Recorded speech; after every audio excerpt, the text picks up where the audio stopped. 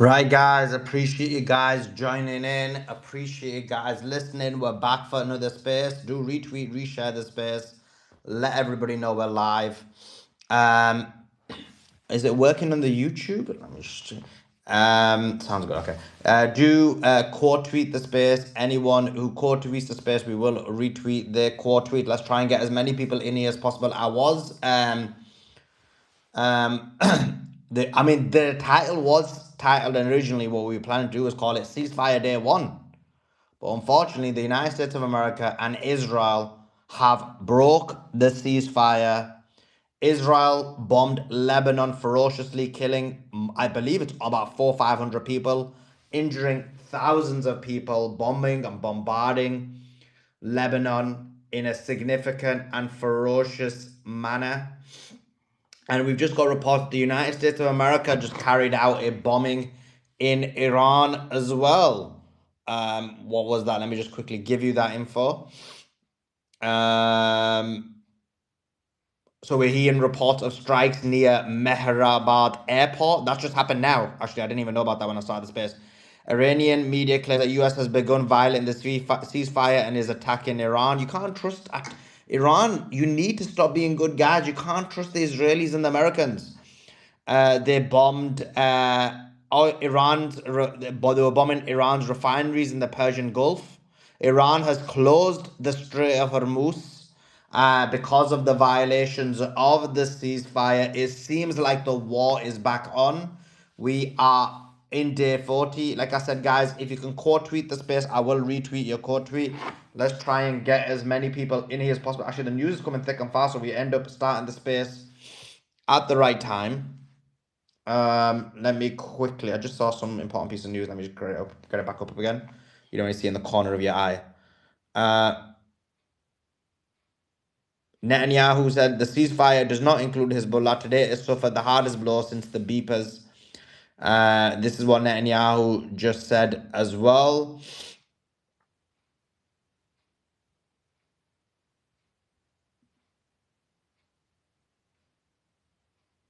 This is the latest news. Yeah, Netanyahu is saying that this is a huge news. Obviously, we'll give you as and when we're receiving. There's a lot of news coming out, so I am actually tweeting it out at the same time. But I need to tweet the space as well, don't I? Okay, let me tweet this one out and then I'll do that. But yeah, guys, if you can quote tweet the space, retweet the space, let everybody know we are live. Beatrix, do you want to jump in with the news while we're setting up? Okay. Absolutely.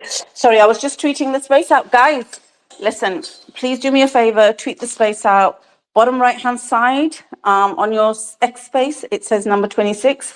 From that purple pill, you can, if you click that purple pill, you can retweet it. And if you quote tweet it on top of that, after retweeting it, Suleiman will retweet your tweet. Also, you can put it out in a post, which is what I've just done. The little symbol to the left of the purple pill, the half a triangle with three dots, if you use that, you can share it on a post from there. And I'm just sending the link out to a few people as well. So just bear with me really quickly. Let me send it out to some people. And you can copy the link from there, guys, and send it out to people as well. That little symbol to the left of the purple pearl, you can just copy the link and invite people, which is what I'm doing as we speak. Give me a second. Let me just finish this off really quickly. Robert's here already. Well done, Robert. I don't even have to send it to you, but I'll send it to you just in case. I know sometimes it doesn't work, but other times you can just use it to come straight up. I'll send it to Jonah, but I'll only send it to Jonah because he's comedy relief from time to time. I'll send it to Simon as well. So just huge breaking news. It seems like the US and Israel, we don't know who is bombing Mehrabad airport in Iran. This is directly breaking the ceasefire. The war is unfortunately back on. Iran did say earlier that they would be responding to Israel in a significant and ferocious manner for the devastation they've caused in Lebanon. They've killed, it's shocking. Like, I was tweeting it as I was falling asleep, and it was like it happened and continued throughout the night. It's like Gaza, what they were doing. Disgusting people, disgusting behavior. um Hundreds are dead. I believe it's like 500 people are dead. Thousands upon thousands have severe injuries. Civilian apartments were just targeted. So Lebanon has been hit hard. After that, Iran said we will be responding to that attack, and the response will be significant. And now we're hearing Mehrabad is being we hit. There was a refinery that was hit a few hours ago, and they found out it was the Americans, but they did that secretly. But right now, the Mehrabad airport attack is more obvious, is to say the least, and direct. But that's the latest. Sorry, back to you, Beatrix. Just giving it the news to the audience. Well, really, I'm just giving it to my boy Simon because he's here. But go ahead, Sir Beatrix.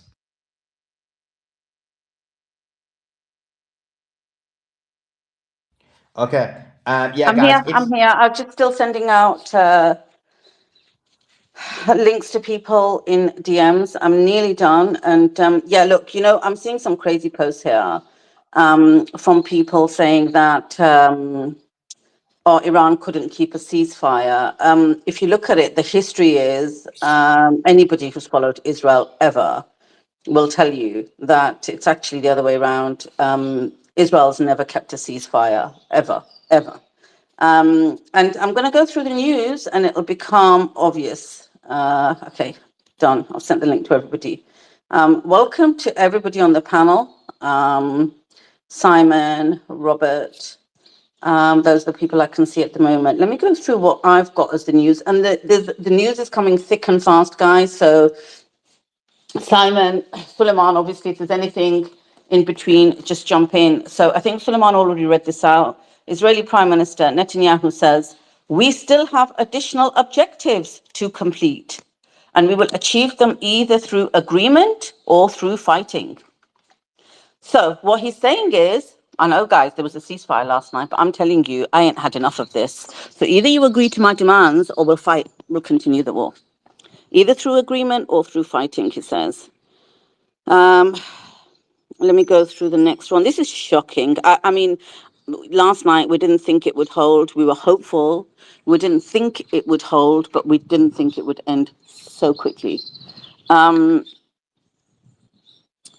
Iranian response against Hezbollah, if you haven't seen what's been happening in Lebanon, please go and have a look on Suleiman's profile. Absolutely astonishing what Israel has done to Lebanon today. It looks like Gaza.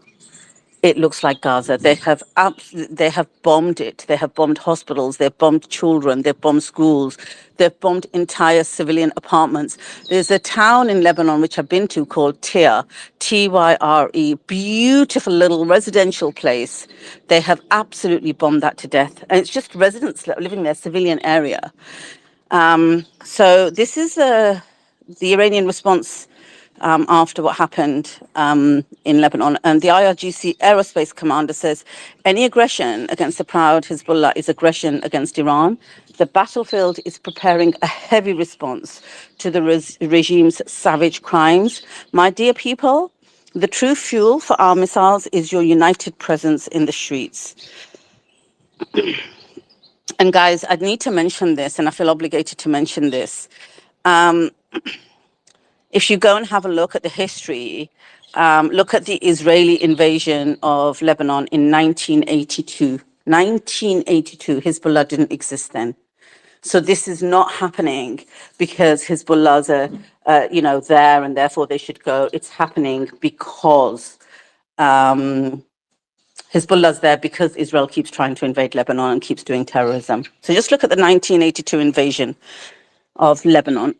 Let's have a look what else. breaking news. Breaking news. We have a statement from the Foreign Minister of Iran, Abbas Araghchi. He says the following. He quote tweeted the Pakistani leader's tweet because the Pakistani leader's tweet said, along with the allies, have agreed to a ceasefire everywhere, including Lebanon. So he highlighted that. He quote tweeted it and said the following: the Iran-US ceasefire terms are clear and explicit. The US must choose ceasefire or continued war via Israel. It cannot have both. It cannot have both. The world sees the massacres in Lebanon. The ball is in the US court, and the world is watching whether it will act on its commitments. Back to you, Beatrix.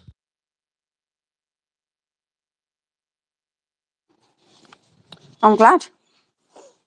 That statement came out. Iraqi officially said to the Pakistani side, Iran is considering the Breaking violations news. of the Breaking cease. news. I keep interrupting you as soon as you're about to start. Don't worry. Boss, I'm not worried, blood. Blood, why would I be worried? Multiple United States Air Force Stratotankers are airborne are now airborne from Israel. It seems the US is bombing Iran at the moment, possibly in coordination with Israel. Multiple US Air Force Stratotankers are airborne. That's it. So that's the latest. Yeah, the multiples are heading to Iran. Okay.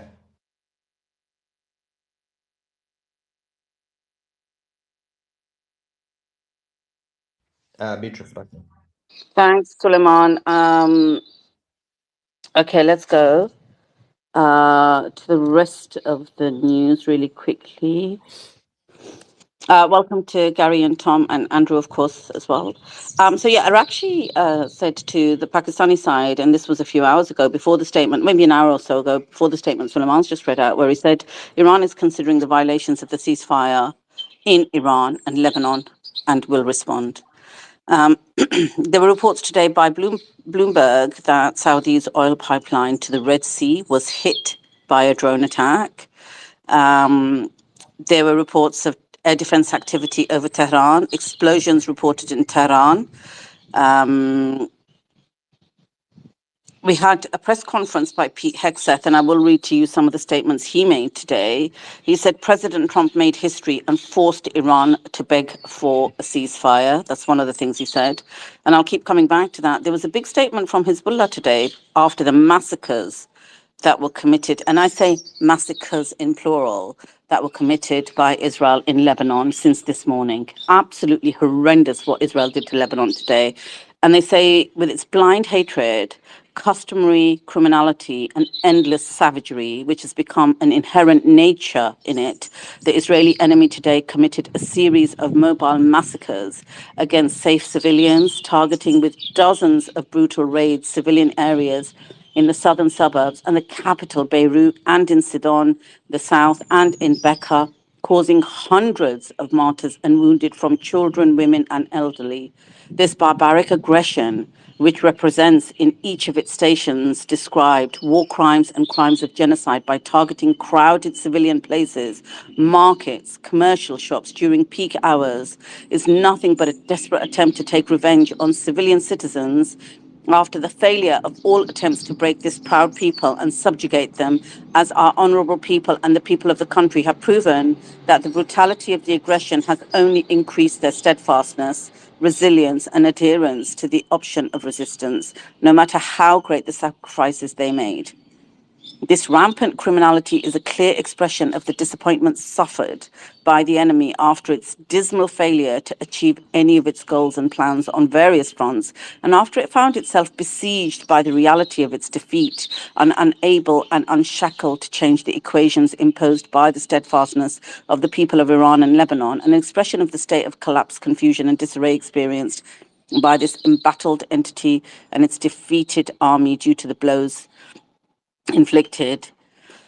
It's a long statement, guys, but you get the gist of it. Today, they committed brutal attacks and crimes and massacres, and Hezbollah confirmed their legal right to resist the occupation. This is the end of their statement. Respond to the aggression, and this has only increased their determination to resist and confront and curb Israel and defend their people and their homeland. So some more. Oh, And sorry, like, go ahead.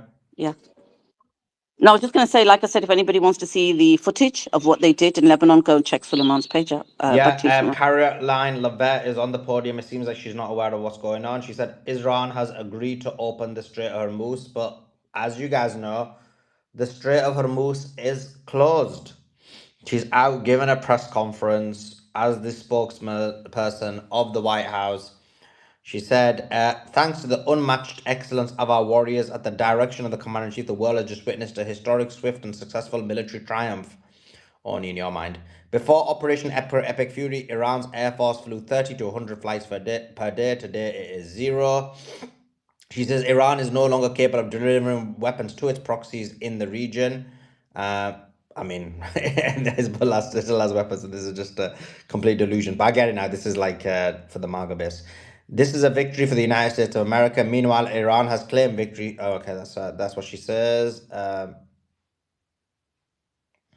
The Iranian Israeli cabinet is also meeting to discuss preemptive attacks on Iran. Israel believes that Iran is considering launching a missile towards it due to its ongoing strike on Lebanon. Levis says Iran's. Oh, this is what she said. She said Iran's original 10-point plan was thrown in the garbage. A second condensed plan was submitted and accepted as a basis for talks. Trump's red line hasn't changed. No Iranian enrichment on Iranian soil. So that's that. That's the latest coming out from Caroline Levet.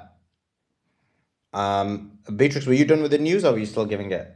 Because I was still giving it, but I can pause if you want to go to discussions quickly, because this is obviously unprecedented. Well, it's not unprecedented in Israel's history, but it's unprecedented in this war. So you can go to talk if you yeah, want. let's do it. Let's get into the conversation, and then what we'll do is after an hour or so we'll jump in to give the news. We have got Captain Josephine is it Guilbeau coming in at 3:30 p.m. Eastern, and then we've got Dawson at 8 p.m. Eastern. So it's not many interviews today, so just two, and they're kind of a bit spread out. The Simon, welcome. Hope you're doing well. How are things? It seems like the ceasefire is broken, although Caroline Levette's press conference seems to be oblivious to a lot of the things that are happening. What's your thoughts on what's going on? Yeah, hey everybody. I guess for those that weren't here for the whole, there's a lot more eyeballs on the Iran side than there were on the Gaza side, I guess. Or there's new people because it's been so, more impactful, I guess, in terms of impact on the US people because of prices. So I think that, this one brought a lot more people out than when the Gaza side. So if you're new to it, this is something we've seen throughout. So it's you get a ceasefire deal, and then immediately there's either someone trying to coax the breaking of it, and then sometimes it goes back, or it leads to a full blown escalation and another round, and then you keep going. We saw this throughout the Lebanon side. We saw this throughout. The Gaza side, like I can't even remember. Beatrix, can you remember how many ceasefires, they're not ceasefires, there were like from October the 7th, maybe 5 or 6 times? Do you think we saw this? What I can tell you, Simon, is every single ceasefire was not a ceasefire. Even the one that Trump did, the very next day they were bombing Gaza, and they're still bombing Gaza to this day. Yeah, exactly. And Lebanon as well. This is the Lebanon one was a ceasefire on a ceasefire. So this was already the ceasefire, and this was the ceasefire of the ceasefire. Um, and it looks like the ceasefire of the ceasefire has broken.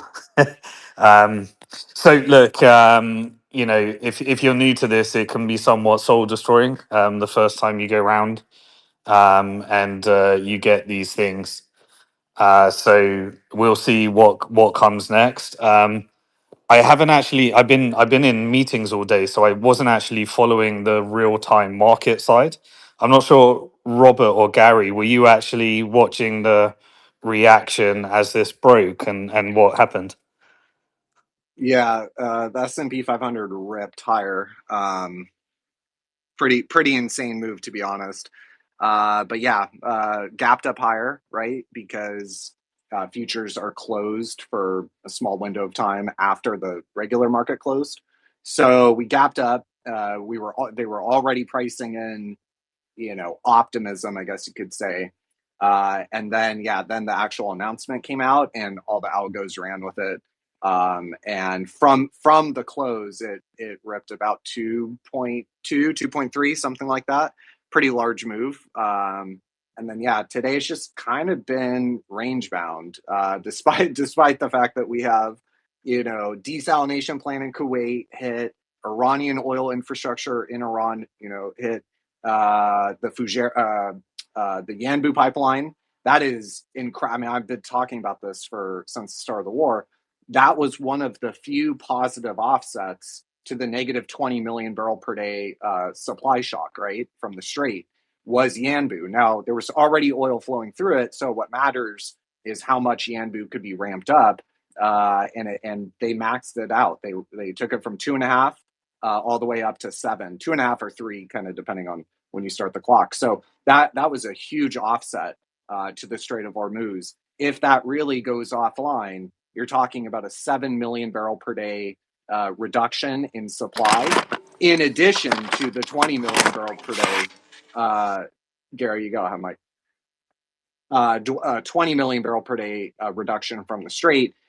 That's about 27 million. And then with the SPR releases from the IEA, that's about 2 million barrels per day. So you get back to 25 million.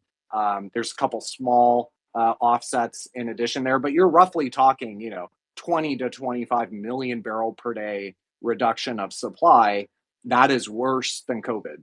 That is, the world would have to look worse than Q2 of 2020. And I'm not even sure how that's possible. I lived in LA and there was no one on the street. Every shop was closed. It was like a ghost town. LA, I mean, I would drive down Sunset Boulevard, downtown, all the, Melrose, all the like traditionally just packed kind of areas, ghost town. And during that period of time, oil demand fell by 23 million barrels per day. That sort of world that we inhabited back then, that's what it looks like when you have to destroy that much oil consumption. And again, since you can't print oil, that is what is going to happen. Every barrel of oil that is not making it to Asia, not making it to Europe, not making it out of the Middle East, every barrel, that means that is one less barrel of energy. And of course, it's true not just with oil, which sold off, I think we're down 17%, 14%. It's true not just with oil, but natural gas, aluminum, helium, urea, right? It's very wide ranging. So everything I'm seeing, the ceasefire is in name only. It's all complete BS. And so, I think probably. Robert, were there you were going to be. watching the real time ticker? Because it looks like ceasefire, not ceasefire, hasn't seemed to have too much real time impact, is it? Correct. Today, correct. Yeah. Today it's weird. It's like, all these reports keep coming out of new, bombing in Lebanon, statements about, look, we're going to attack, we're going to retaliate because you guys broke the cease. All these things are just dropping, and the S&P 500 is doing nothing. It's kind of really bizarre. So, just kind of range bound today. But oil's down. You got WTI front month at 95. And dated Brent, which I think is arguably the most important. That is physical oil. We need it today, kind of thing. Dated Brent, that was 134 yesterday. So it'll be interesting to see if there's a continued, if that spread actually gets wider, right? Because it is possible for WTI, the price you guys see, when you search Yahoo Finance or whatever, it is possible for that price to go down and dated Brent to go up, and the spread to actually widen. So I think that's probably what we're going to see, or maybe dated Brent goes sideways and paper oil goes down. But at the end of the day, you just can't print oil. And that is really, I think, the major constraint here. Iran has the leverage through the Strait of Hormuz. They have the global economy by its throat. Just some breaking news. Caroline Levitt is on the presser. She says two things. One is she says that Lebanon is not part of the deal. Lebanon is not part of the deal. Iran is saying something totally different, and they're going to be responding. So I'm not sure where we go with this because they're both saying the opposite things. Someone's going to have to yield on this, so it's going to be interesting what happens there. But they're saying Lebanon is not part of the deal. In addition to that, Netanyahu came out and said this. Oh, and she also said the strait is open. So I guess we need to check, is the tankers going through or not on the strait. I've not had a chance to look yet. If somebody else can while we're doing this, that'd be awesome. Netanyahu also said this is not the end of the campaign. The negotiations are a stage on a way to achieving our goals.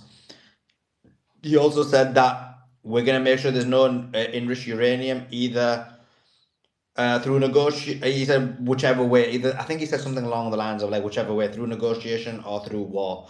So that is the latest. It is looking like the ceasefire is going to be over unless Iran bends the knee or Israel bends the knee. But Lebanon is being bombed. America and Israel are saying Lebanon is not part of it. The Pakistani Prime Minister, who basically in his tweet he said Lebanon was part of it yesterday. So that leaves them in a quandary what they're going to do. And Iran says Lebanon is part of it as well. So this is a huge conflict and news. And also we're hearing Iran is being bombed as well. Is that Israel carrying out false flags? What is going on? What we know is that one of the bombings earlier on today, it was by a United States plane. We also have US strato tankers in the air. But back to you, Simon. Was there anything you wanted to add on what Robert was saying? Yeah, sure. No, I was just going to say, look, the markets is not really pricing in the change in sentiment right now. I mean, maybe that something changes in a bit, but I guess that girl, you've been through this journey. I don't think you thought this was going to hold, did you? So this whole it maybe explain what it's like. This whole thing we went through: ceasefire, not ceasefire, ceasefire, not ceasefire thing. In the Gaza side, for people where this is their first rodeo, it can be pretty soul destroying, and it's just an emotional roller coaster. So that girl, maybe you want to chime in. Oh, well, yeah, thanks, Simon. I appreciate that. And I'll make it quick. And before I do, guys, please retweet, reshare the space. Obviously, news is coming in fast. And also on the YouTube, if you're on the stream, please hit the like button on the stream. Let's get it moving throughout the algorithm. And please subscribe to Suleiman's channels, hit the notification bells. We need the real truth seriously going out around, everywhere in this algorithm, because I'm speaking to people today who seriously think that Iran just woke up and decided to start just close the strait for no reason. And it always starts with the middle of the story, never the beginning. Lebanon is being massacred, and it's not right. And yeah, this is how it is when you're dealing with Israel, when you talk about Israel and America, because America's certainly involved by allowing this to even happen and trying to act like, oh, Lebanon was not part of the deal. Me personally, I think that they were part of the deal, and now America's trying to backtrack so that they can allow Israel to have free reign to do whatever. Yeah, this is what it is. The back and forth all the time, the back and forth, and you just have to stay strong, meditate, pray however you pray, because we are in for a journey. We really are. But right here is where you're going to get the truth about that journey. So stay locked in. Thank you, Simon. Appreciate that girl. I want to go to. I'll go ahead, Beatrix, and I'll go to Hassan. I just want to add one thing. You remember, guys, over the last week when they were talking about ceasefire, we kept trying to kind of, just for our listeners, explain why Iran was saying we don't want a ceasefire, we want a permanent cessation to all war across the region, all killings across the region. And we kept saying that's not a bad thing. Iran's not being unreasonable by saying we don't want a ceasefire, because ceasefires do not last. Ceasefires, and I repeated this time and time again on the space, that ceasefire is basically Israel's way of saying everybody stops and we continue. And so what Iran's saying is everybody should stop. And you can see now, right in front of you, this is how a ceasefire looks, which is why Iran has said from day one of this war, we don't want your temporary ceasefires, we want a cessation. It's not a bad thing. It's not a bad thing to want everybody across the region to stop killing each other. But Israel was always the loose cannon. Israel is always the one that cannot be controlled, cannot be contained, and cannot be actually held to account. And this is a tragedy that's happening right now. Sorry, Suleiman, let's Yeah, go. just before you go to Or did you want to go Hassan, further? oh crap, I forgot I wasn't saying that. When I comes back to me, I'll say it. Go ahead, Hassan. Hi guys, hope you're all well. Yeah, I mean, look, everything I said at the start of this, I'm sorry to say I told you so, and I don't like it. But the reason is that how many times are people going to fall for their lies? How many times are people going to realize that you can't coexist with this group of people, and their history is that you cannot coexist with them. They are by their very design, their very psychology, their very ideology, incapable of coexistence.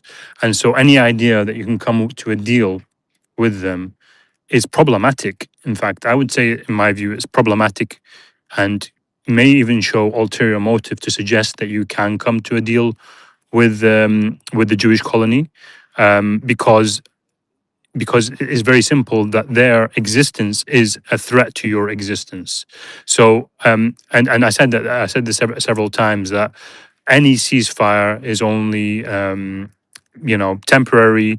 In this case, it lasted what, 50 minutes, an hour, maybe less, maybe didn't even start at all. You're dealing with a group of people who want your annihilation, and they won't stop until they get your annihilation. So it's a zero sum game. I hope people are finally getting this now and finally realizing who these people are. Because if you're not, either you are mentally deranged or you have an ulterior motive at this stage if you think that you can coexist and come to a deal on arrangement with these people. Because I've said it many times, and this is a war to the end. This is a war to the very end, or one side surrenders. We thought they surrendered yesterday, but it was a pretend surrender.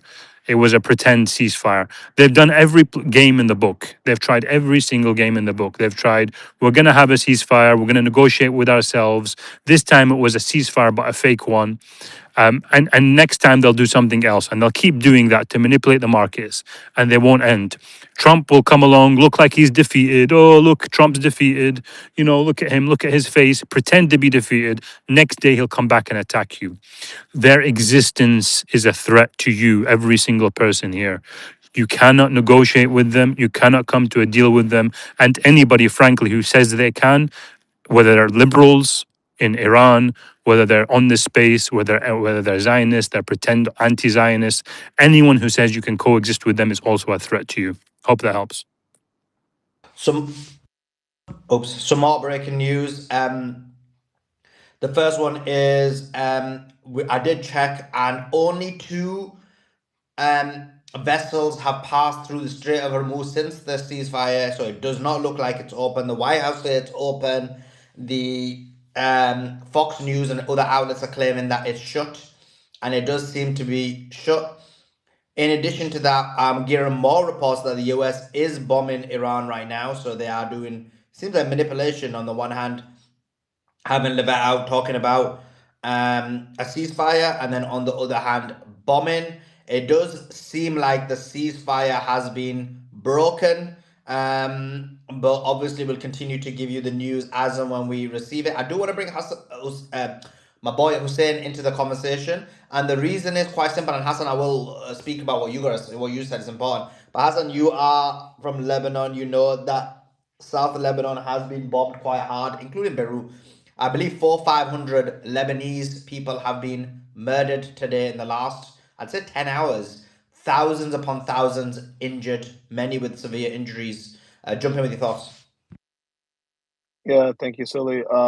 Can you hear me all right? I'm on the road. I don't know if my connection's bad. Yeah, it's clear. Okay, thank you.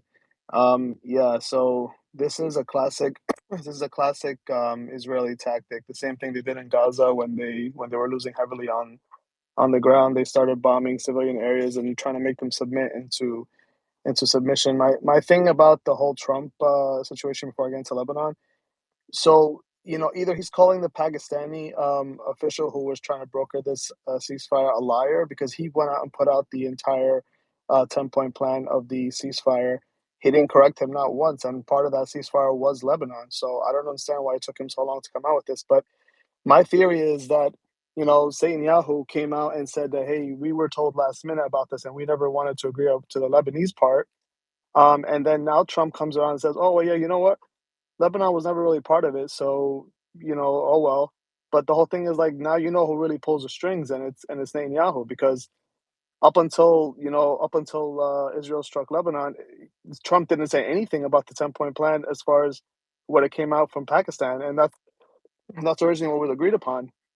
But as far as like the Lebanon situation, it is a massacre beyond massacres. I mean, you're talking about 300 up northward of 400 martyrs that have been confirmed. Still, they're digging under the rubbles. Over 1,000 people have been injured and hospitalized. There are hospitals that are full and cannot get people administered. There are people asking for blood donations because obviously the casualties are really, really severe. You have Mario claiming that he was messaged by a Lebanese person that said, "We are running out of whatever the post he said, running out of blood." That came out to be a lie because nobody messaged him. That was already circulating way before he even put that post up, saying that it was, "Oh, somebody messaged me from Lebanon. I have a source in Lebanon that said we're running out of blood." He's such a liar. That was circulating way before he made that post. But the situation is definitely dire in Beirut. They have started striking civilian targets. These are residential buildings. Remember, Sully, over 1 million people were displaced from the south, and they had nowhere to go up but north towards Beirut. So all these residents, all these buildings, the apartment buildings they're hitting, are all displaced Lebanese from the south. There's no combatants in there whatsoever. And even if there was, they're supposed to uphold the ceasefire. But at the end of the day, they're just having a tantrum because they cannot advance in the south. They're getting pummeled on the ground from the resistance. The resistance is still striking the north. There are still vacancy in Kiryat Shimona and all these places in the north, and this is just a classic tactic of Netanyahu not wanting to end the war because he's up on trial after the war is over. It's just this is what they do. They just start creating havoc and massacring innocent people to further their agenda, and I'll leave it at that. Thanks for that, Hussein. Horrifying situation indeed. So many people massacred in the last 12 hours. It is shocking. Let's go to Thomas. Thomas, jump in. Yeah, so Suleiman, I was responding to your thing about is the straits closed. I mean, I have the screen up and I'm tracking the ships. Only a couple of ships have gone through, as best I can tell, and they're bulk carriers. They're not oil, and you can look it up yourself on marine traffic and just trace the ships and their names, where they're flagged out of, where they originated, and how long they've been sitting around. I was looking at Yambu as well, and there's a couple of oil tankers loading up, but Yambu can only load 3 or 4 vessels a day because of their throughput. So there's a couple of big tankers that have been sitting there loading up for the last 12, 14 hours. My guess is it probably takes that's about how long it takes to load. So I imagine they'll be leaving port soon. But there's all these people just waiting in line just to get it. Yambu's putting out, I think, 5 to 7 million barrels, assuming that there's no damage on the system. But nothing's going through the straits, and as best I can tell, people are sitting back and they're waiting. Now, if you rode the ceasefire and you're in one of these ship captains, you don't have the freedom to ascertain whether that's a real ceasefire or not. You've got to go back to your owners, your charters. There's insurance involved. The insurance riders need to be updated. They need to assess the validity of the ceasefire. There's a whole risk management thing. So nothing's moving right now. And it's not surprising that nothing's moving because they do have to do that assessment.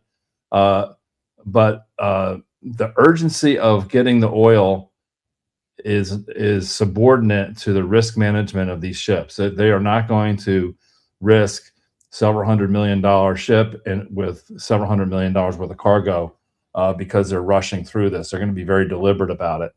But to me, if we don't start seeing the flow out of here, the effects of a supply shock are going to be felt in the economy. And I don't think there's any way around that.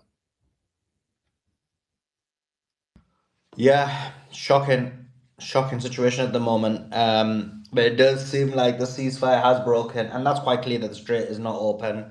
So Caroline Levitt has been proven to be wrong about that. Tom, jump in. Hey, Suleiman, happy to be up here, man. Appreciate the opportunity. Look, I don't like what I'm seeing, but I kind of anticipated that things would head in this direction because if you take into account all of the things that we understand, that we know about some of the people that are around Trump, that are advising Trump, if you want to use that term, I'd use the term instructing. You kind of only see one direction that this is likely to head in, and that is the direction that will lead to one of the two countries I'm about to mention, Iran or Israel, ending up enjoying a complete and total victory over the other. And at this point, I think it's pretty clear that due to Iran's advantage based on their hypersonic missile technology and a lot of other things that they have at their disposal right now, in all likelihood, they're going to be the victor in this conflict, no matter whether it, you know, kicks up again or not. But a couple of things I wanted to share. So this morning I was trying to catch up on everything that's going on, and a few things really struck me as being pretty indicative of where this is probably going. So number one, we have apparently Netanyahu and Hegseth. I don't know if this is true or not, but I tend to believe it might be, were duping Trump or pushing Trump to believe that there was a high likelihood that some of these operations would pan out in a way that would reflect positively on him and his administration. And obviously, we've all seen that, well, we all knew that wasn't going to be the case before this operation began. And, you know, it was apparently only due to requests from the Chinese or Chinese officials that Iran agreed to this 2 week ceasefire in the first place. Obviously, with what the Israelis are doing, I don't see any way that this ceasefire is going to last more than a few more hours. But here's the thing about the Iranians. They've really surprised me with respect to being individuals that stick to their word. And I don't believe there's any chance that Iran is going to yield. In fact, I'm 90 something percent sure that I'm 99.9% sure that they're not going to yield when it comes to not continuing in this mode of ceased hostilities or frozen hostilities if the Israelis are pummeling the Lebanese in the way that they are. And remember, as you know better than I do, the Iranians clearly stated that any attacks, any continuation of attacks, whether by the Israelis or by US forces in the region against resistance factions, whether the Houthis in Yemen, Hezbollah in Lebanon, Hamas in Gaza or in other parts of Palestine, and whatever other, and I think that's about it. If any of those groups are attacked, that this cessation of hostilities would immediately come to an end. So, with that, I think that we've already seen this ceasefire come to an end. It just hasn't been covered that way by the extremely dishonest press that we have in the United States. Another thing that I found kind of interesting was that apparently 10 out of the 13 US military bases in the region are no longer housing US military forces. And it looks like new US bases in the region are likely going to be established or built in Israel, Turkey, Jordan, or they might use Incirlik and other bases that they already have in Turkey, Jordan, and maybe Saudi Arabia as well. It looks like US military leaders have also been saying behind the scenes to people they know that this offensive or this war could easily go on or continue until 2028. And a couple of thoughts I wanted to share really quickly, listening to the conversation and wanting to chime in, but certainly don't want to With the interrupt you strait guys. So closed, you think it could go? You think it could go to 2028 with the strait closed? The economy wouldn't that's an interesting, exist. no, that's a very interesting question. Simon, I have no idea at this point. We're kind of in uncharted waters when it comes to the way that this war has been prosecuted. I wouldn't be entirely surprised to see some kind of hybrid arrangement take place where some countries are allowed safe passage and the United States continues to be denied passage. But either way, this is obstructing the flow of energy I to don't. countries I like don't think China. that's the game. The game is not. The game is to launch an economic war that draws this to a conclusion. If you let it go to 2028, and just restrict US, that's a weak strategy. Exactly. You gotta go while the economy is in ruins. That's where you have to do it. Yeah, that's your own leverage. Hassan, I want to ask you something quickly. In terms of this current situation, I mean, why did the Iranians even agree to this deal? It seems like this was just, and I guess we were kind of alluding to this yesterday, that the Americans never had any real movement towards actually having a ceasefire. The Israelis would never ever do it. This looks like this was just his out so that he didn't cause, the threat. He couldn't fulfill the threat, and this was his out, and now they're back to bombing again. So why give him that out? Well, I mean, I hope materially it doesn't make much difference because at the end of the day, I don't think the IRGC for a minute stopped preparing for a response, right? We saw as soon as they hit the oil facilities. I can't remember where it was, but they hit some it's an important refinery somewhere in the Republic. They responded by striking, certain Gulf nations. I think it was Kuwait and UAE. So they did it immediately. So it's not like they're waiting around and thinking, oh, we ceasefire, we're going to go back home now. They're in a state of war. But you have the IRGC and you have the liberals, and the liberals, like I think the most kind of known one is obviously Zarif, another one's Rouhani. These two, and then there's quite a few of them, unfortunately, who have this view that you can somehow negotiate with America, even though basically now America and this Jewish colony are inseparable and they're one entity now. But they somehow think that you can negotiate with them, and those people I believe actually pose an existential threat to the Republic. And I've spoken to Iranians, some Iranian friends of mine. They agree with me on this, that these group of individuals can't be trusted. They may have ulterior motives. For years and years they've been talking about negotiations, and they've taken the Republic down a path where after just 30 days of war, they managed to remove the sanctions from themselves, and they've had the capability to do that for many years. So people have to realize now that the discussion of having some kind of settlement or end of war with the continued existence of the Jewish colony remains an existential threat. So long as that colony exists, we will be under existential threat. We will not be under a threat. We will be under existential threat. So it's like the war now, but continuously. That's what people have to come to the realization of. At that point, enough people will wake up, back the Republic, and do what's necessary, which is to end this cancer, this cancer that's been plaguing the region for 80 years, and only then can you have peace. So long So as it exists. Hassan, do you put it down to disjointed communication within Iran and different factions of acceptance without getting sign off from other people that would never have accepted? Do you think that's what it is? Or I think the issue is you've got diplomats speaking to, trying to keep the diplomatic channels open, like with Pakistan, for example.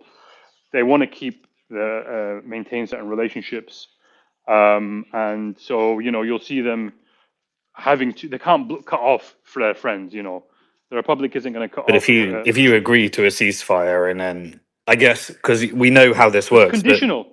It was conditional. So even Arakchi, yeah. even though a lot of people criticize Arakchi, if you look what he said, if they stop, then we will stop. He knew Arakchi isn't stupid. He's a very smart guy. He knew that they wouldn't stop. So he put the condition to. It's like an insurance policy that he probably knew he'd have to activate straight away. He would But know they would I guess continue to the attack. problem is we saw this time and time again, right? Because Israel and the West control the media, they then kick up the PR machine and say, "Oh, Iran broke the ceasefire, or Gaza broke the ceasefire, or Hamas broke the ceasefire." So you give them tools when you do these things, right? Because the PR machine's going to hit now, saying how we wanted peace, but Iran's committed to I mean, look, terrorism and all that shit. the media's propaganda machine's always been there. All you can do at this stage, it doesn't matter. What matters is that you're under existential threat, and you have to try to destroy this existential threat. By all means. Now, the diplomats will continue to do the smart thing. Maybe people will say the right thing, which is to show that they are rational actors, which they are, that they will give peace every chance, while knowing that it actually has no chance. I think that's a stage that people like Arakchi and the martyred Laranjani would be at, where they knew that, okay, here's a peace deal, we accept it, but really they knew they weren't going to accept it. That happened when this war started. If you saw the response, it was straight away, without hesitation, because they all knew it was coming. Nobody had a doubt that it was coming, despite all the bravado. So the Americans and the colony think that they are smart people, that they can outwit the Islamic Republic, that they don't know what they're doing.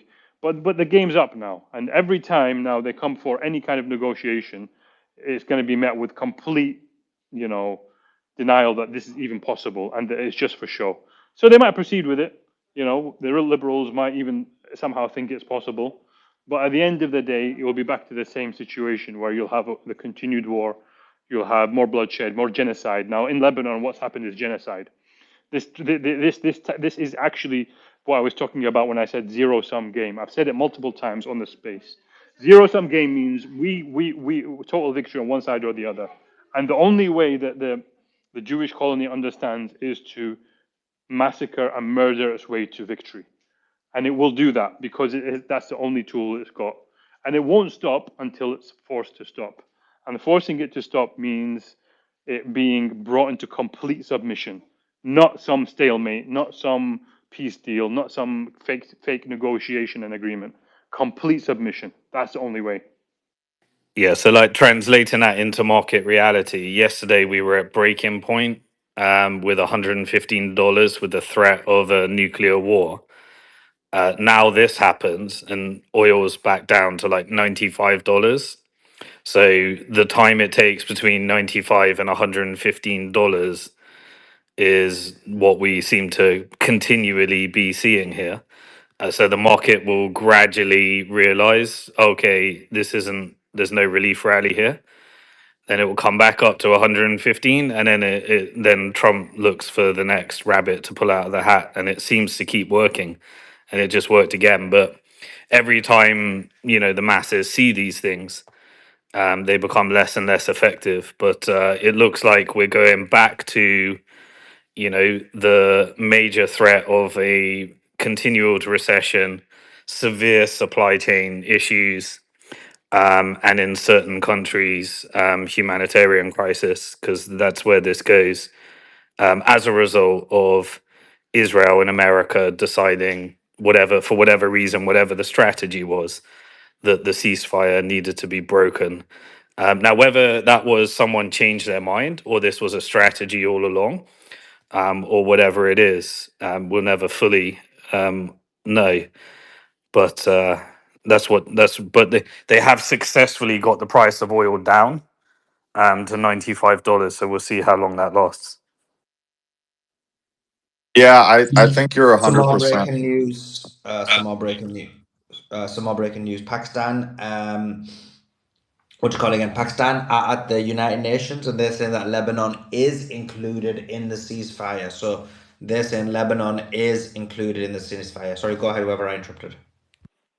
Yeah, no, I was just saying I think Simon's completely correct. And it's funny actually because I've really been following these little market manipulations closely, and if you pay attention, the psyop gets more complex every time.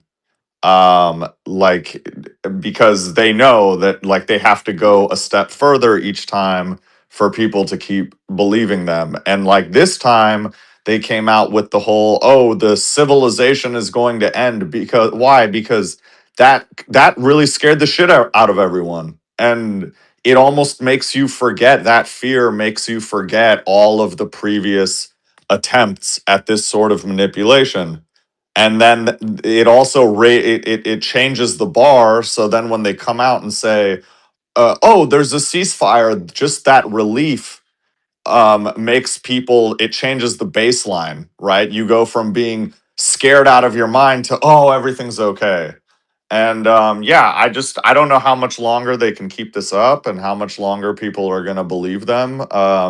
Every time this happens, people are getting in with leverage, and then when they get the price to go down, they're wiping a bunch of bulls out of the market. So you can get like a pretty massive move and kind of scare people from getting back in or ruining their ability to get back in the market. But it's going to come to an end eventually. I don't know how much this affects the real price of oil, like physical barrels.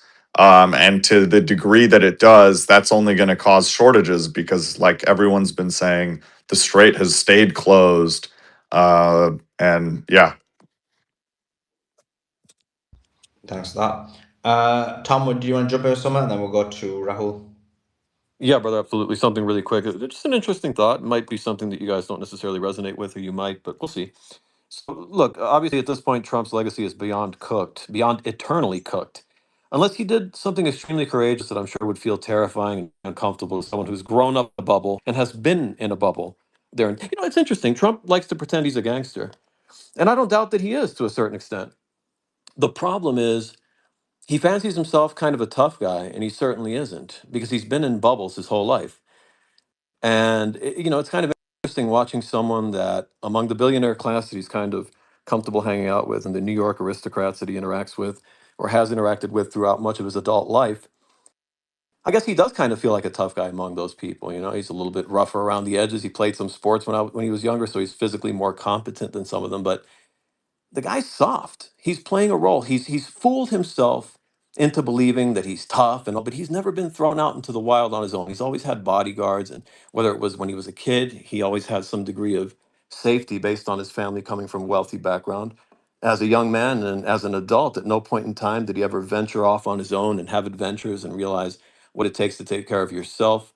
And so the guy's he's a paper tiger. He's a clown. But anyway, getting back to what I was saying, I would love either way. Everybody can redeem themselves, and I know this isn't gonna. I know this is extremely unrealistic. It's like there's less than a 1% chance that this would happen, less than a fraction of a 1% chance that this would happen. But what I would love to see would be for Trump to do the courageous and frankly the only thing that he could do at this point, to go from eternal zero back to, among a lot of people, being a beloved hero, at least to some, and salvage his legacy from the jaws of defeat. And the only way at this point that he could do that is by doing this, announcing some kind of extraordinary and historic emergency action address where he just levels with people. Look, guys, there are things that might come out that are not convenient, that might make it so that I'm reviled and seen as a sick son of a whatever for the rest of eternity. But I'm now in a position where I could do something that could truly change world history. And what I'm going to do is I'm going to level with the American people and tell them that the situation is as cooked as you all believe it is. The Israelis are running my administration, and I need you guys to step out and protest. Of course, this is never going to happen. But were he to, not necessarily that, but some kind of message where he levels with people. Look, half of the reason these things are happening is because I'm compromised. And the reason events are taking place is the amount of control that I'm allowing these people to have over me, Tom, because I'm Tom, terrified that they're. Yeah, go ahead, brother, please. you're asking for a mass murderer, child rapist, child mass murderer, terrorist, No, I know he's never going to do it, brother. warmonger, He's never going to do it. But if we had warmongerer, a decent, if somebody we who, had wait, someone that hold on, was hold on. even moderately, yeah, This go ahead. is who you're talking about. You want him to, at the age of 80 years old, repent publicly. Somebody who's I wish he built his would. whole life on lies, on cheat, on deception. His very existence is evil. Even Nick Fuentes the other day, he came out and said, actually, this guy is pure evil. When you look at the definition of evil, Trump is a manifestation of that. You want Satan himself to come out and repent. This is delusional. It's not even worth discussing. The only thing you can talk about is how to remove him, how to regime change America. To talk about him changing, like he has some kind of legacy, this guy who's literally murdered children and little girls and raped them, you want him to come out and repent? No, no. You need to talk about regime change. You have Satan you need to remove. That's what you need to be concerned about. Yeah, I was No, pretty Hassan, here's the supportive point of I'm trying to Trump. make really I was quickly. pretty Yeah, supportive of him, but Robert, let me go ahead, brother, this is because a I was bridge too addressed. far. Robert, I appreciate it, brother, but I was addressed. Allow me to respond. Thank you. Hassan, there's zero chance on earth he would ever do that. I only did that to illustrate a point that's But Tom, if you can make it concise as well. Where's Robert gone? I yeah, want him back bro. because I want to If I hear. were in that position, that's what I would do. Had I been compromised in the way that Trump has. It's just absolutely ridiculous that someone trying to protect their legacy is risking a situation that could cost potentially billions of people their lives if this Trump's primary spirals concern, out of control. his primary concern is his life. He wants to get every day of his life that he's got, and he knows if he does that, he'll get killed. So he won't do it. This is true. Yep. Okay, let's go to Raul. Raul, jump in. Hi guys, hi Suleiman and Simon and Beatrix and the rest of the crew. Thanks again for a fantastic space. Okay, look, I'm very clear on this. From the time that the so-called ceasefire was announced or pronounced, it's again just another ruse. It is absolutely just another ruse, false flag. It's a lie, whatever you want to call it. And that is from the experiences that we've had from the Zionist entity for time immemorial. Most recently, of course, and we've discussed this on your space before, Suleiman, if you recall, During the Gaza genocide, there was a so-called ceasefire that was called. It didn't even last one day. The Zionist entity just continued with their genocide. Then the next so-called ceasefire, all of the hostages were handed back, all of the Zionist hostages were handed back, and they just continued with their genocide. They're still doing it now as we speak. And because they have murdered, assassinated all of the journalists in Gaza, we are unable to even get any news that's coming out of there. So in this case, it was just a huge ruse. It enabled, in fact, Trump to manage the price of oil. I mean, there was I don't know what the exact figure was, but as soon as the ceasefire was announced, there was a drop in the price of the oil. So it allowed that. It also allowed the USA and Israel, who were losing horribly to Iran in every respect, it allows them to regroup militarily, firstly. It allows them to regroup strategically, because strategically they had underestimated Iran, obviously. Their intel wasn't as good as they thought it was. So it allows them to strategically regroup and reset and have a discussion about it to decide how they're going to move forward. It allows them to politically also reshuffle their cards, make, more overtures to Western Europe, because they did not expect Western Europe to leave them in the lurch, but all of them, including France and Germany and the UK, who had always stood by them, was not standing by them this time around. And then, of course, the double veto that happened at the United Nations. So all of those things put together, they just played this card of a ceasefire. The second point that I want to make is about Pakistan. Remember, Pakistan, they're different to Oman. Pakistan are not facilitators. In fact, Pakistan is in competition with India to be in the good favors of the United States. That's the role of Pakistan. So they are not brokers of a peace deal. They are merely nothing more than messengers. They are just conduits, conveyances of a message from one side to the other. So whilst the role of carrying those messages is appreciated, it's nothing more than that. They are not brokers of peace. The third and last point about it is that, I see now, I don't know if this was brought up on your space earlier, the White House is saying that they are dispatching a team being led by Vice President J.D. Vance for talks with Iran in Pakistan on Saturday. At the same time, the White House is also saying that Lebanon was never part of the deal, you see? Now, remember what I'm saying is that there were messages that were being carried forward via Pakistan. So they Say never that last actually bit. spoke. Say that last bit again. So the White House is now saying that Lebanon was never part of the deal. Yeah, we know that. And Iran is saying that Lebanon was always part of the deal. But remember the fact, Suleiman, that they never spoke directly to one another. They were just messages that were carried via Pakistan.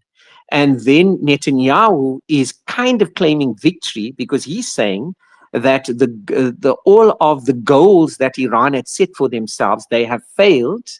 And Lebanon was never ever part of the Okay, just a equation. breaking You see? news. I'm gonna give it straight back to you, and I'm not interrupting, but just a very Sure, sure, it's not going through. no problem. Sorry, it's gone through. Okay. Remember Galibaf, the one would maybe describe him as the chief negotiator. He's made the following statement: statement on the violation of the three key clauses of the 10-point agreed framework before the start of the negotiations. He says, "quote." The deep historical distrust we hold towards the United States stems from the repeated violations for all forms of commitment, a pattern that has regrettably been repeated once again. As the President of the United States has clearly stated in his truth, the Islamic Republic of Iran's 10-point proposal is a workable basis on which to negotiate and the main framework for these talks. So remember, because Caroline Levitt said, we've thrown that 10 points in the bin, but Trump tweeted it out. He says, however, 3 clauses of this proposal have already been violated so far. 1. Non-compliance with the first clause of the 10-point proposal regarding the ceasefire in Lebanon, a commitment that President Sharif has also explicitly referred to and declared as an immediate ceasefire everywhere, including Lebanon and other regions, effective immediately. 2.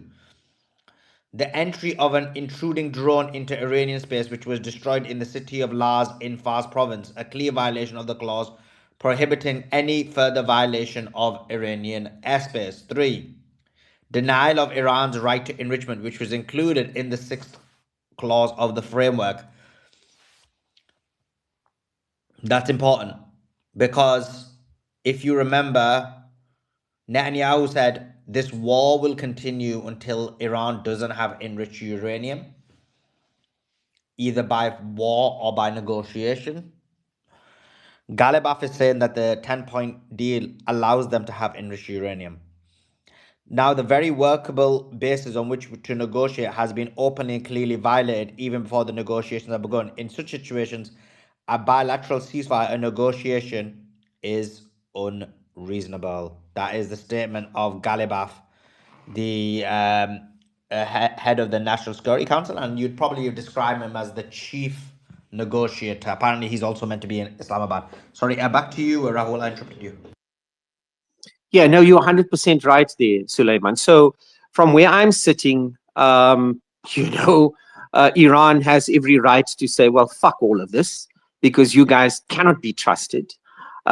Even though, as you quite rightly say, Trump's written statement, White House written statement, officially on the letterhead of the White House said that the 10-point plan is the premise of the discussions that we will have, and sit around the table and discuss it from there. So already, just on day one, they've already violated, well, more than 3 from where I'm sitting, most certainly. So this thing is, it can never, ever, ever work. The point of the matter is that the Zionist agenda, it's a colonial agenda. It is about the theft of land. It will always be about the theft of land. The creation of the illegitimate state of Israel in any event is premised upon that. It's premised upon subjugation, ethnic cleansing, land theft, lies, and everything evil that you want to attach to it. And I'm not saying so sentimentally or emotionally. That's just what it is. So even if America and Iran come up with whatever agreement, make absolutely no mistake about it, Israel will reserve their prerogative and continue with their Greater Israel project.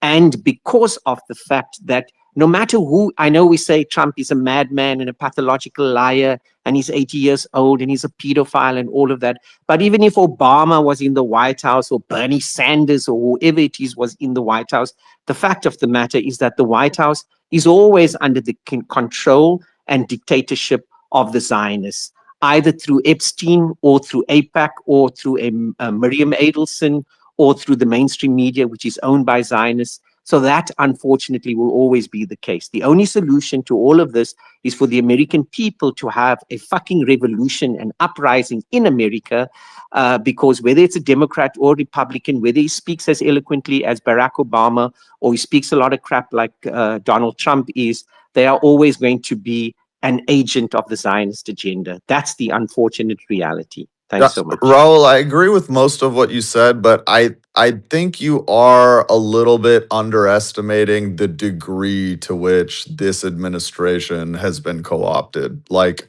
I actually don't think prior administrations were subject to the influence to this degree. This is like on a whole different level. Yeah, no, I do agree with you in that respect. I think the trigger for that kind of acceleration and overtness was, of course, October the 7th of 2023, because it made them believe, the Zionist agenda together with the White House believe, okay, this is our opportunity. That coupled with the year before that, the special military operation of Russia into the Ukraine, where again, their intel underestimated Russia, made America and the Zionists believe that, okay, look, this is our opportunity to take over the world. And they went with the full guns blazing. So, yeah, I do agree with you, 100%. It has gone up like 1,000 notches since then. Thanks for that. Let me just quickly read these super chats. Appreciate your support of the space. The only way we're able to do this spaces is with your support. First of all, Dennis and Kieran with the level 1 membership. Thank you for joining the membership and becoming an important members of the community. You don't beat our community, it's the best in the world. Philo says, why is Starmer in the Middle East? Why are Yvette Cooper, von der Leyen, Kaja Kallas silent about Israel murdering Christians in Lebanon?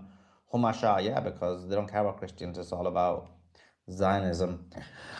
And then in the website, which is the tweet in the nest, people are supporting as well. And says, I wish I would have known about your site on October the 7th. As soon as I caught the news, I said Gaza is effed. I've been wearing a Gaza bracket for almost 2 years, or bracelet, I believe. Never take it off. Love the channel, and especially Beatrix, Girls Rule. Okay, you're doing so well onto the last comment, but really appreciate your support of the space. We also have another super chat. Appreciate it with no comment, but appreciate your support. Suleiman and Beatrix, thank you for your awesome work. You're making a major impact on all generations, races, and religions, cultures, and nationalities. Appreciate your support of the space as well, Andrew. Appreciate your support of the space. I want to go to Andrew as well in a second, but just before I do, I just forgot that Andrew's on the space and I forgot to go to him. Hi, Suleiman. This is a Tunisian girl. It says, thank you for your war coverage. You and Beatrix did a great job. Let's hope Iran doesn't continue with its terrorist and false flag activities. I'm hoping that you address the planned execution of thousands of Palestinian hostages by Israel. Something needs to be done about such an evil crime against humanity. Yeah, we have addressed it. We've talked about it quite a bit, but we'll never stop talking about that. We got a very big super chat. Thank you so much, and thank you for all you do. Appreciate it. Another super chat saying, great space, and thank you for your updates and truth. God bless you. Appreciate your support of the space as well. Appreciate each and every single one of you. By the way, guys, we have got an interview after an hour, I think it is, with Josephine, is it Guilbeau, the captain, who spoke out against the US and Israeli aggression against Palestine. Andrew, thanks for joining us. Hope you're doing well. Give us your thoughts. It seems like possibly the ceasefire is broken. At least it's a tenuous situation. Yeah, Suleiman, and no surprise, no shock. We talked about that extensively last night, actually, and although we were in joy. And joy meaning we're seeing this deal being brokered, but I think we're most happy to see America literally surrender. Now, when I say surrender, we know clearly, and I'm using the past tense here, not future, not present, the past tense, America lost. Simple past tense, the war, Iran won. Iran is still winning and America is still losing. The biggest L is America, who is now in open shame, and National Zionist, the rabid dog, is National Zionist Israel. They're losing. They have the big L. But of course, they continue in open shame. They will not stop. Hassan, my brother, I agree 150%. This is, you said, a zero-sum game. Of course, we understand that. Now, what you're saying, Hassan, and let's be honest here, we all understand that the world hates with a passion. I say the majority, vast world, hates with a passion what these evil Zionists have done. And I can't even begin to bring myself. I was in Beirut, Lebanon in 1982-83. I spent almost a year of my life in the United States Navy, active duty as a boat officer, watching the complete, unimaginable.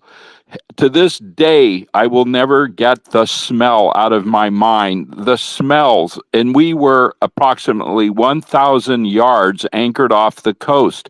But when the wind would shift, the smell would hit us. And when I walked out on the weather deck one morning, I almost started to gag. It was a combined horrific smell of burning, I can't describe, like burning garbage and petroleum. And when I went ashore ashore, I hated getting an order. I was a lieutenant. And when I got the command to go ashore to either supply, resupply, or bring in security for our Marines, the Marines were given the duty, the worst duty, and that was to keep the airport open at Beirut. I hated it because I couldn't stand bringing myself ashore. When I walked there, I saw the people suffering and the destruction that you cannot even begin to imagine. And we would not be able to even talk about the most evil IDF, because guess what? They did not have ROE. We had no ROE with them in our nightly briefings and security watch. That means rules of engagement. We were always told, nah, don't worry about the IDF. They have their own ROE. Like, what the hell? So I just want to. Now, I know I'm going to get some pushback on this, but we used the H word. We knew in 1982 that Hezbollah was in existence. Yes, in our briefings, we were told that Hezbollah was in check. They would not be engaged, but we had to be more concerned about possible IDF strafes from artillery. And I hated the thought of having a 555, an Israeli jet coming in at 500 feet AGL doing a 5G egress route, right? Meaning they're going to drop some ordnance. The fear was there. We knew about the USS Liberty. And that's when I began to hate with a deep passion the IDF. But this was only the beginning. And so we have to stand. And we know that unless Israel is completely annihilated and destroyed, this will never end. And we're not allowed, and we're not going to go into the eschatological stuff, but we know eventually 2/3 of them, according to Islamic and Christian eschatology, they're going to get it. They're going to get it like never before. Worse than the first temple, worse than the second temple. That will even make the Holocaust look like child's play, what's coming to Israel very soon. But we're not, let's talk now. Let's stay in the realm of geopolitics. Let's stay in the realm of finance, economics, and military. We will be doing a deal. I know people get upset about that. Simon has been right. The deal's been working. It'll be back and forth. Ceasefire broke, ceasefire on, ceasefire. This insanity will keep continuing. The game will continue.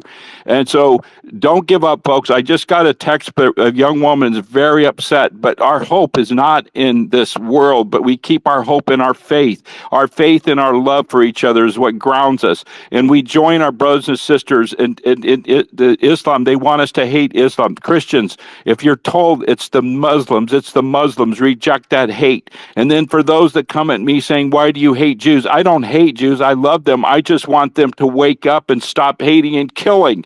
And we know our Muslim brothers and they're suffering. My dear, it hurts.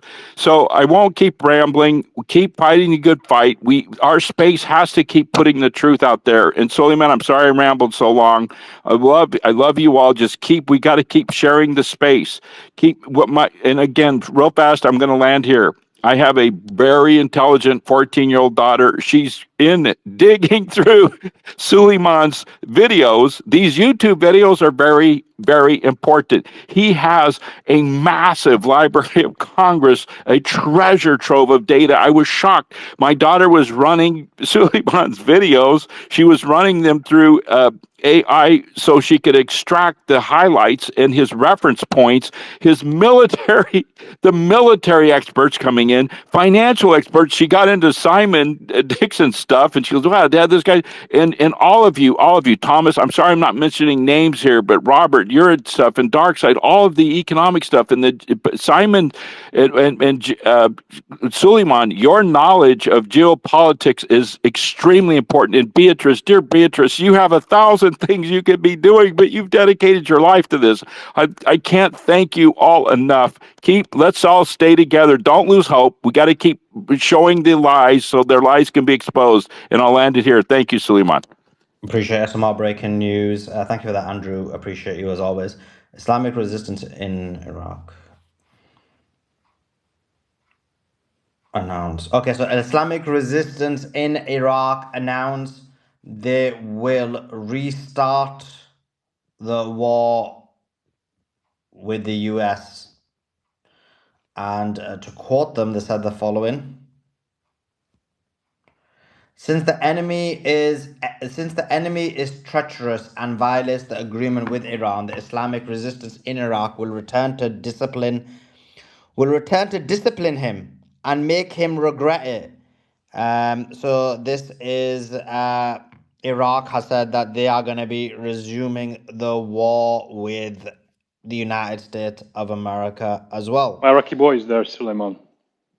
They are your Iraqi boys, fam. Actually, I'm going to go to you in a second to give you your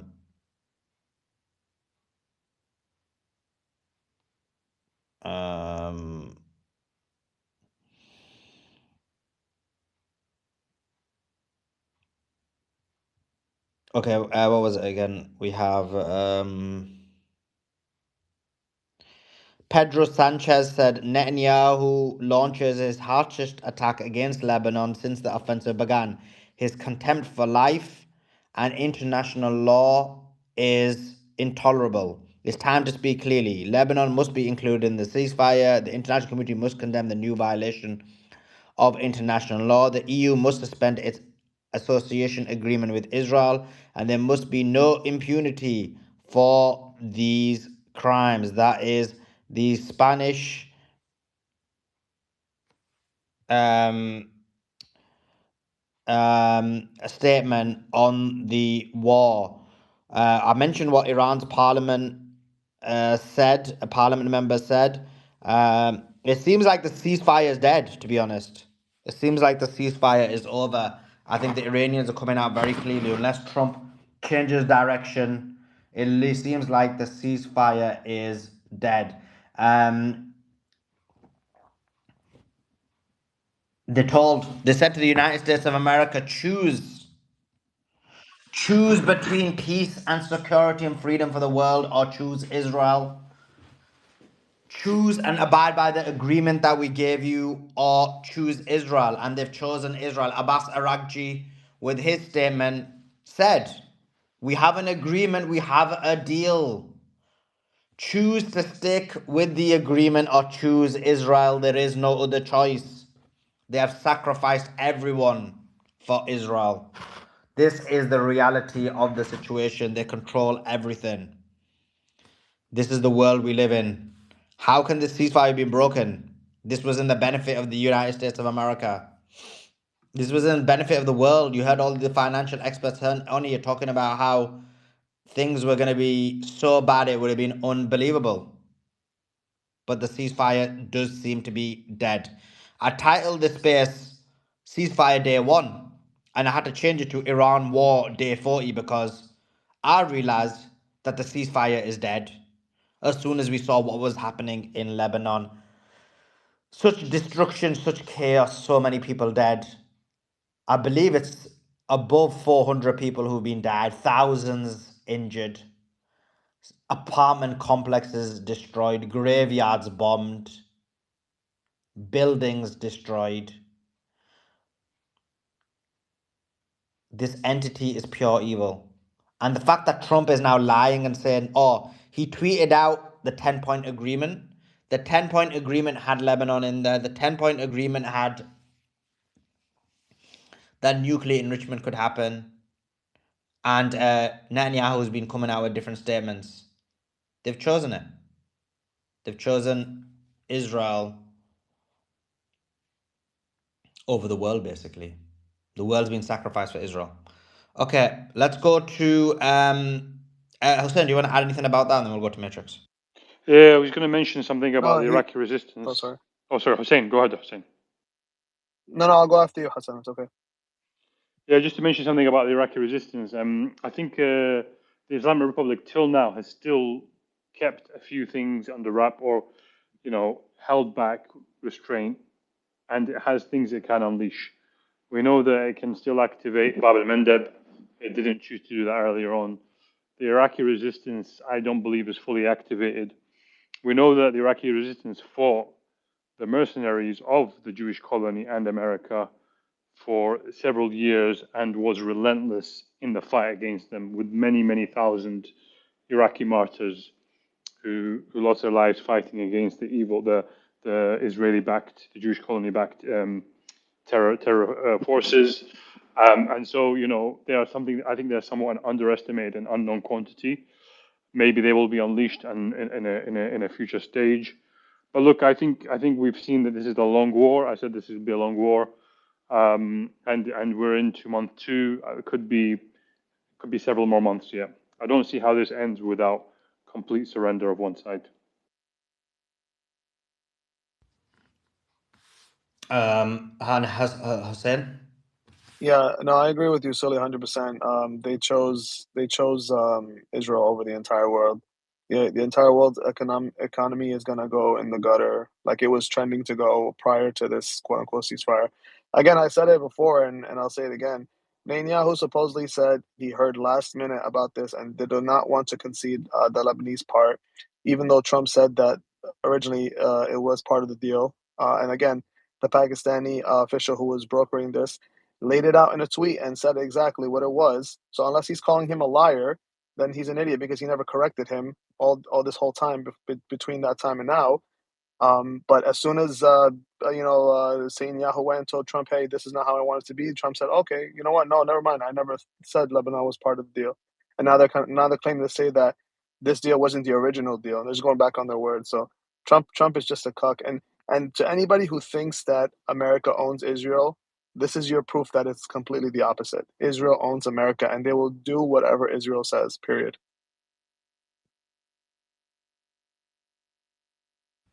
Yeah. I mean, it's looking more and more like that. Trump gave the demands. He said that these were the demands. Sorry, what am I talking about? Yeah, the deadline. Sorry, I'm talking about, yeah, the deadline. Trump gave the deadline. The deadline was about to run out. He had no way or what to do. The Arab nations who, General Ken came out today and said that they were helping them throughout the wars. Everything I've been saying, the Americans are admitting now. Um, and he had to pull out. He was forced to pull out because he knew that those countries would have ceased to exist. And I think this was his way of getting out.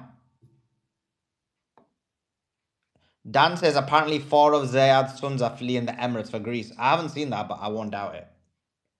I told you. Suleiman, quick question. Yep. Whoever's asking, yeah, go Are ahead. you aware there was a threat that was made apparently by the Iranian leadership pertaining to talking about potentially attacking, sorry guys, I was exercising, talking about potentially attacking some of these major data centers that belong to a lot of these, you know, AI bubble associated companies, Amazon, etc.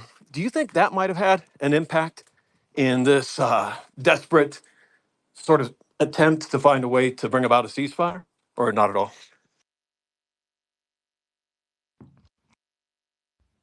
Yeah, highly. Yeah, I think that was definitely a factor. A lot of those offices' locations were worth billions of dollars. Uh,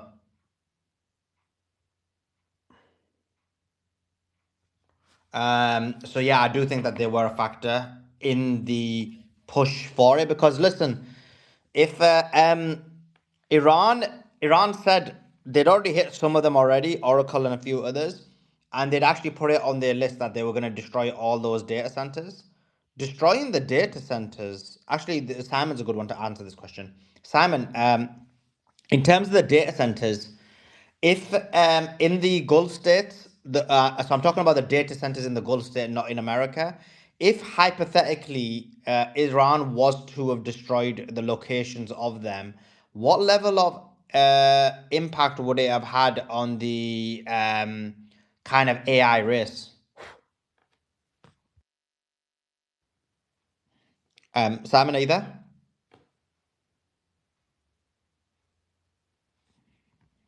Okay, Simon's not there, but anyway. He's not there, Suleiman. I can, not that question, we'll wait for him to come back for that question, but I just want to say something really quickly.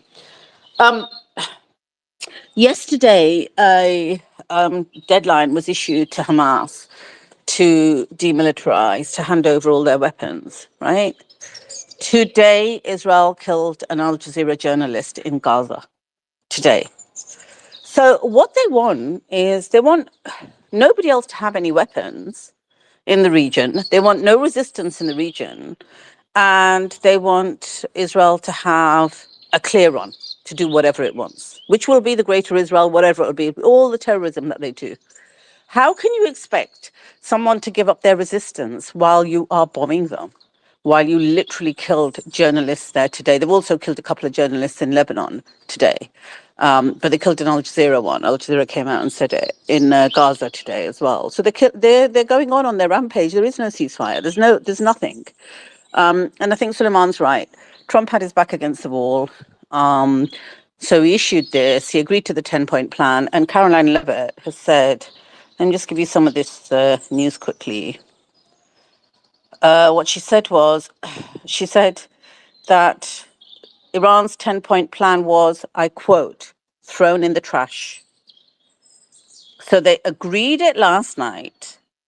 And now she stood on the podium saying, Trump, throw it in the trash. Would you trust them again? I just think it was stupid that Iran even went there. They've been bombed during negotiations before, or hoping that they went there prepared for this. That's what I'm hoping, that they didn't actually trust America and or Israel. This is crazy that this is happening. Let me just give you some other real quick news, then we'll go to Uncommon, who's just joined us. Where is he? Oh, I thought he was there. He's dropped. I don't know. Maybe he's still... Oh, there he is. He's got his hand up. Yeah, we'll come to you straight away. Let me just give a little bit of news, Uncommon, then we'll come to you. What Trump called it, right? This is disgraceful language they're using as well. So Trump was asked about Lebanon being included in the Iran ceasefire, and he says, no, it's a separate skirmish. They have killed hundreds of civilians in Lebanon today. They have gone right up to Beirut and bombed hundreds of civilians. That's not a separate skirmish. When you've gone into markets and town squares and bombed relentlessly, you cannot call it a separate skirmish. That's disgusting, insensitive language coming out from him. I need to tell you something else as well. The genocide that Israel's committing in some of the historic places of Lebanon, right? They hold the highest Christian percentage population in the Middle East. The highest Christian percentage population in the Middle East. 2 days ago, Israel bombed a synagogue. The highest Jewish population lives in Iran, in the Middle East, believe it or not. And Israel bombed their synagogue. Today, Israel has killed hundreds of Christians in Lebanon. And I know, I've been to Lebanon. They've got this beautiful kind of holy place at the top of a mountain where you have to go with a cable car, where they've got a statue of Mother Mary. You can't even talk when you go up there. All you can do is light a candle and pray. Like, it's such, for Christians, that whole southern Lebanon region is so sacred, so sacred. And there are hundreds dead today. Hospitals are full. The country's in a panic. They're asking for blood for anybody who can do it. And yet we have the White House siding with Netanyahu by saying, yeah, Lebanon's fine, it's a separate skirmish. So it's okay to kill the Christians there. They're not part of the ceasefire. They can be bombed by Israel. And Christian Zionists are supporting this. So you know they don't care for the Christianity. They don't even care for... It's not a Muslim thing, as Andrew said. They literally hit a synagogue 2 days ago and they killed hundreds of Christians today. This is about Israel's bloodlust and Israel wanting complete occupation of that territory. And it's about the fact that America just cannot say no to Israel. It just cannot say no to Israel. I don't know, I'm lost for words. Let's go to Just Uncommon and before I'll you come back to do, the news in a let me minute. just So, read, yeah. just before you go to Uncommon, let me read one of these super chats. It says, you keep shouting about ground invasion and urging UAE to evacuate. Will you take responsibility for the panic you may be causing unnecessarily? Okay, so let me answer both of those questions. Two elements by this Muslim Zionist. This is why they always say to me, why do you say Zionist, not Jew? Because we have Muslim Zionists, like these shills of the Gulf. We have Christian Zionists, like Hegseth. And then we have Jewish Zionists, like Kushner and Netanyahu and all the rest of them. Now, and the Muslim Zionists, I find them to be extremely annoying, I'll be honest with you. Because I feel like they should at least have some sense of... Because what it is they talk about ummah, like the whole nation, and really they are the biggest betrayers. And today, Kane came out, didn't he? And what did he say? Desmond Kane, I think his name is. What's his name again? He came out today anyway, and he said what? He said that those countries that I mentioned have been helping and facilitating this war against Iran. They've not been helping and facilitating, just helping and facilitating, but they've actually been helping hit Iran as well. He said, this is what he said. This is Dan Kane. He said, I want to thank our Gulf partners who fought alongside each and every one of us every day. Saudi Arabia, UAE, Bahrain, Qatar, Kuwait, Jordan, all of whom joined us to protect and defend and protect our assets. So your countries are responsible. Now, let me speak to you about both of those points you said. The first one is ground invasion. Well, the ground invasion did happen. They tried to do it. I believe I was the first. Well, I know I was the first one to mention it on the spaces and report it. And now there's so much evidence coming out that I was right. It's not my fault. Your boys, your daddies, United States of America failed in their mission for the ground invasion. They tried to go to south of Isfahan, set up a base there, procure the nuclear enrichment, and do a day-long ground invasion. Your boys failed. They got destroyed and decimated. This is why Trump had to bend the knee, put his tail between his legs, and leave. If there had been a ground invasion, or Trump had carried out his threat, your UAE would not exist anymore. It would not exist anymore. Yesterday, 8 p.m., 1 hour before Trump had to bend the knee and cede, because your country, the UAE, would not exist anymore, you Zionist shill. And now that your daddies, Israel and the United States of America, have broken the ceasefire, yes, they are your daddies. They're the daddies of the UAE. They're your daddies. Now that they're bombing Lebanon, killing hundreds upon hundreds of innocent Lebanese people, the war's likely back on. And I would say that I would be so happy that Israel gets bombed and second your country. For you guys have facilitated this war against Iran. You guys are complicit in this war against Iran. The ground invasion, someone asked because there's low IQ. I already explained it. The pilot rescue wasn't the real mission. The real mission was to go to the south of Isfahan, and all the military experts agree with me now, to go to the south of Isfahan, to set up base there, and to retrieve the nuclear enriched uranium. That's why the guy who went missing was a very high-ranking colonel. Your boys failed. So now he needs to think, look, we failed in this. What are we going to do? Pull out or pull in? He decided to pull out, but now we don't know. We might go back in. We'll have to see. But that's where a UAE. And let me tell you about the UAE. You guys are as demonic as the Israelis.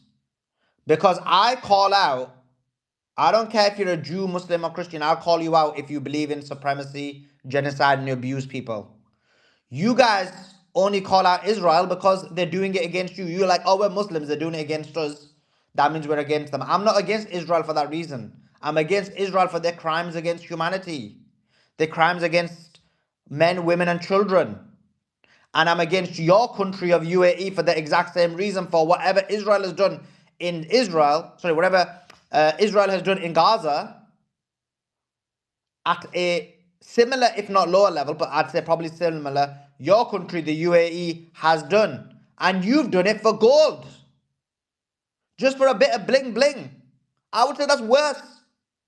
You've done it for materialism. At least these guys, although evil they are, in their demented mind, they think it's because of religious reasons. You guys did it for gold. You murdered the people of Sudan. You murdered the people of Somalia. You murdered the people of Yemen.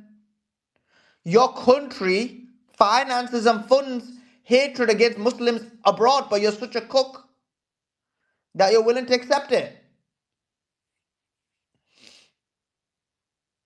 That's the reality of the situation of you Zayo cooks. So I'll continue calling out your fraudulent country of the UAE. And you shills are getting exposed. And don't cry because your daddy, the United States of America, failed in their ground mission. 2 of their MC-130s were taken out. I believe 1 or 2 of their little birds were taken out. The Black Hawks went down. You all tried the ground invasion. It just didn't work.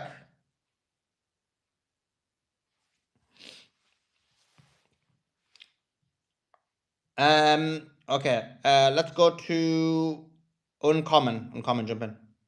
Hey, what's going on, everybody? Well, I guess as we discussed, the biggest risk to the deal falling apart was Israel, and obviously that seems to be holding true. Now, the thing that I find interesting, I guess the question to ask here, to a certain degree, it's irrelevant, but it is maybe an important question: is did the United States is it a show, or did the United States really want a deal and it's being wrecked after the fact? I'm not sure. I don't think we can tell just yet which it is. The thing that's concerning to me is that if, from what Larry Johnson was reporting this morning, 2 ships have made it through the Strait of Hormuz today before they reclosed it. But if you look at the price of oil, it's still proceeding like there's a ceasefire or a deal. Now, there's 2 possibilities. Either the market is thinking that it's going to take a day or 2 of hostilities to calm it all down, or the market's being manipulated. And Sully made the great point yesterday that the biggest leverage point that Iran has is the Strait of Hormuz. They know that, you know that, I know that, America certainly knows. Everyone knows that. But that is why Trump has been so specific in how he's been timing when he says what he says, because he has to watch what the price of oil is. So my concern is that it could be a possibility that it's all fake. It was all fake in order to re-escalate. I don't know, but the other thing about it is normally I can smell these things out. It did seem very legitimate, like Mark Levin, Laura Loomer, and all the right people were pissed last night, which makes me, on the other hand, it didn't seem like an act to me, which makes me think America was really looking for an off ramp. They did cut out the Israelis because the Israelis were pissed and announced they left us out in the dark. And then when they woke up this morning, the Israelis came back in and said, Trump will release more on you, or we'll shoot you in the head, or we'll blow you up with a pager, or whatever they say to him.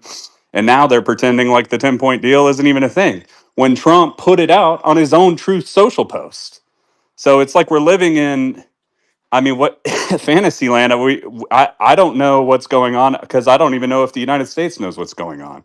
So, the thing that is scary, though, is, like I've said before, if they can keep the price of oil lower, then I think they will continue the war, because that is the thing, that is the biggest weapon that Iran has. And I'm a little surprised that it hasn't responded more to the fact that only 2 ships are through, and it's basically still down 15%, and the markets are still ripping. So we'll have to see. It's still fog of war. But yeah, Iran is not going to accept Lebanon getting mowed down. And it looks like Israel is not going to accept that they can't mow down women and children in Lebanon.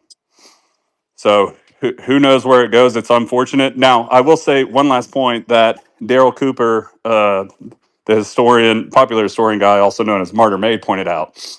One of the best case scenarios here is actually that if the United States could remove itself and let Iran, Hezbollah, and Israel fight it out, and maybe Iran can do something that America cannot, because America does not seem that it can separate itself from Israel. If America can successfully not fund Israel, then Iran will put Israel in its place, because apparently America cannot do that. But it could be wishful thinking. I think we all agree that's probably wishful thinking. But that is probably the best case scenario, because on the one hand, let's assume America wants to try to go back into this war. Why they had a press conference today that already said we won. So how are they going to sell it to the American people? Maybe they can sell it as that's the other thing that leads me to believe that America really does want out of it, and the Israelis are trying to drag them back in. Because how are they going to sell it? They're going to say, well, Israel's bombing Lebanon, so we have to go attack Iran again. The only sales pitch is going to be, well, Iran's closing the strait, but everybody knows that the reason they closed the strait is because we attacked them first. And I don't even think, as good of a con man Trump is, he can sell it and win. So I think they're going to have to I don't know where something's going to break somewhere, but I don't know where it's going to be. Either the control of the United States from Israel will be broken, or it's going to be an energy war and it's going to continue to drag out. We'll have to wait and see. Well, he's gonna sell it. He's gonna sell it by lying and saying that wasn't the original plan that he agreed to. That's what he's doing right now, technically. He posted it on his own True Social account. No, I know exactly. He's an idiot, but he's going around saying this wasn't the original 10-point plan. When he posted it out, and so did the person from Pakistan as well. I will say that. Okay. It was. I will say that Laura Loomer, which I don't believe anything she says, but every now and again she slips up and tells the truth of something we don't know because she is inside the administration. Unfortunately, she said Trump wasn't in on the negotiations, and who knows if he's even running his own social account? Probably not, right? So he might be thinking he's agreed to something that he doesn't even know what he's agreed to. So it's so hard to tell, or he's just in on the con the whole time because they lie so much. We can't disseminate truth from fiction. Yeah, you're uncommon. You're 100% right there. I mean, even the language that was used on the tweet about the ceasefire is not the normal Donald Trump. You can't make out exactly what he's saying. But having said that, it was more than just a tweet on his what is he call it? Truth Social account. It was definitely on the official White House feed. I personally saved the statement from the White House feed. That's where I got the statement from, not from Donald Trump's Truth Social, you see. But anyway, just two quick points. The one thing, in answer of your question is that let's also remember the fact that even though we know that this White House cabinet, government, and their advisors are all far right-wingers, even within that far right-wing group, it's not entirely homogenous. There are those who perhaps believe that a different approach should be taken at different times, and also about timing and whatever else. So that's the one thing. The second thing, of course, is that at the end of the day, the Zionists do call the shots, and for sure, perhaps initially they had left Donald Trump out of it. And as I was saying previously, remember, America and Iran were not speaking directly. They were just speaking via a conveyancer, a messenger in Pakistan. So it wasn't as if that there were any parameters that were set initially between the two of them. And you're quite right to say that, so Trump and others must have thought that, okay, we are agreeing to this. He did put the thing out. He said in the statement on the official White House feed that the 10-point proposal, we believe, is a workable solution and a premise upon which we can talk around. That was what was said yesterday. But obviously, for sure, Netanyahu must have picked up the phone and said, fuck you, Donald Trump and the other assholes. If you do not do exactly as we say, if you do not listen to your master's voice, then we're going to release more things about Jeffrey Epstein and other pedophilia evidence that we have against you, and all of the other shady deals that we have done on your behalf and whatever else. So they have them by the balls, quite literally. So again, Donald Trump and whoever else, they don't have a choice. And I'm sure, if anything, it's becoming a lot clearer now to the American public that the White House is merely an agency of Zionist Tel Aviv and their agenda. There's no other way to look at it, unfortunately. And, remember yes, it was about managing the price of the oil. But further than that, I mean, people already started talking about the petro yuan as opposed to the petrodollar because that was becoming a thing. So, you know, this ceasefire was partly a ruse and partly due to the fact that there must have been a little bit of confusion among the Donald Trump team, only to be brought back on track by their masters who sit in Tel Yeah, Aviv. I need to jump in on this real quick. We saw the exact same playbook, but I know different players. I understand that, but during the Paris Peace Accords and the end of the Vietnam War, thousands, hundreds, probably into the thousands of people were still dying. But the peace negotiations were ongoing back and forth in Paris secretly with Henry Kissinger. Deals are brokered, and it came out to where the United States left as the winners, but we really lost. And we all know we lost that. And the Vietnamese call it the American War. And in history knows America lost. We walked away from it. And the same thing is happening right now. I see it clearly. I know no one wants to hear it, but the truth is we cannot, unless we are really at the very end here, when we're going to go into the apocalyptic eschatological time, Israel is going to be put in check for a time, but there will be some brokering because the global impact on the world will be cataclysmic. It'll be seismic. All of our financial experts have made that clear. But also, Andrew, I'd add to that. Look, if you look at what happened during the Panama negotiation, that was between China, some Hong Kong companies, and some portfolio companies at BlackRock. And they were negotiating over 40 different port routes. And what you can do in these negotiations is you can use this as a tactic to try and just leverage additional terms. But they did announce there was talk this morning, like in Trump's interview, around the US getting a cut of all of the stuff that goes through the strait. And obviously, America doesn't have a sovereign wealth fund, so you're talking about the same institutions that would look to have a cut as part of a security agreement. So what you can do publicly when you're negotiating these things is you can just publicly make it look deal on, deal off, get everyone to apply leverage, use the markets, and then just try and squeeze out better terms in your service. So there's the possibility that. But I also think the Lebanon stuff being left open created these strategic additional leverage points because his original post was very non-committal. It was like the 10-point plan to talk about, but he didn't actually list the 10 points. And you know the first rule of announcing a contract is that you have a letter of intent signed out where there's no ambiguity and you agree on all the press releases. So by opening these things and just tweeting them out and then making it non-committal, you know, this is exactly how you're just playing a game as opposed to actually getting a deal done. You're trying to get to a deal, but you're playing games. Simon, I got a question for you, but just before I give you the question, some more breaking news. The UAE has come out with a statement.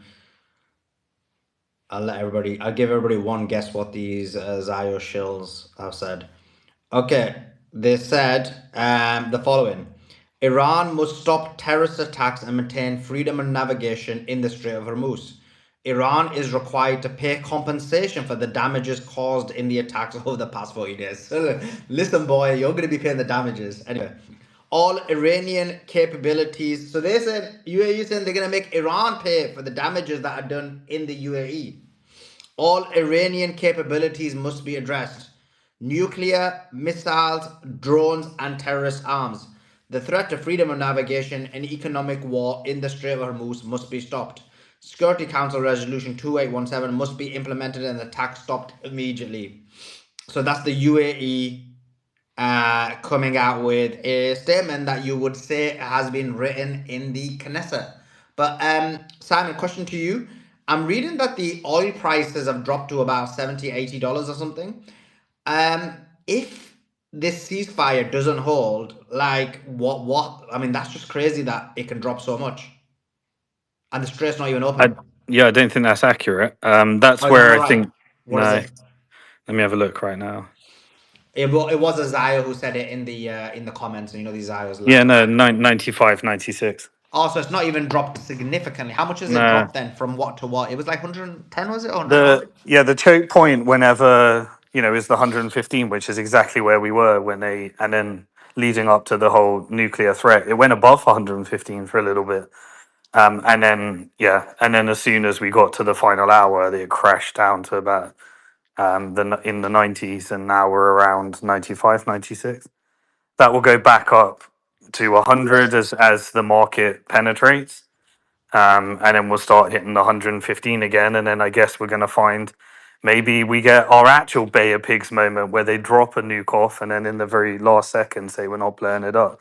But every time it has to get more extreme for the market to fall for it again. And that was extreme. Like, that was like a ceasefire. We all thought the ceasefire is um, the we all thought the ceasefire was implemented in the sense of we all had question marks over it, but that would be something that news yesterday was big enough that it would cause impact, right?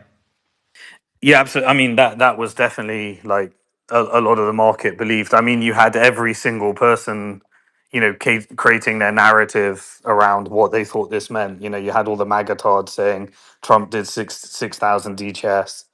Everyone was doing their little interpretation based upon their narrative of how they were right. um, and so the majority of the market, a lot of people were skeptical because anyone, especially when we've been through all this experience, but in hindsight, a deal's a deal when you can see a real legal term sheet and a letter of intent, and it's very clear confirmation from both sides. These are the 10 terms.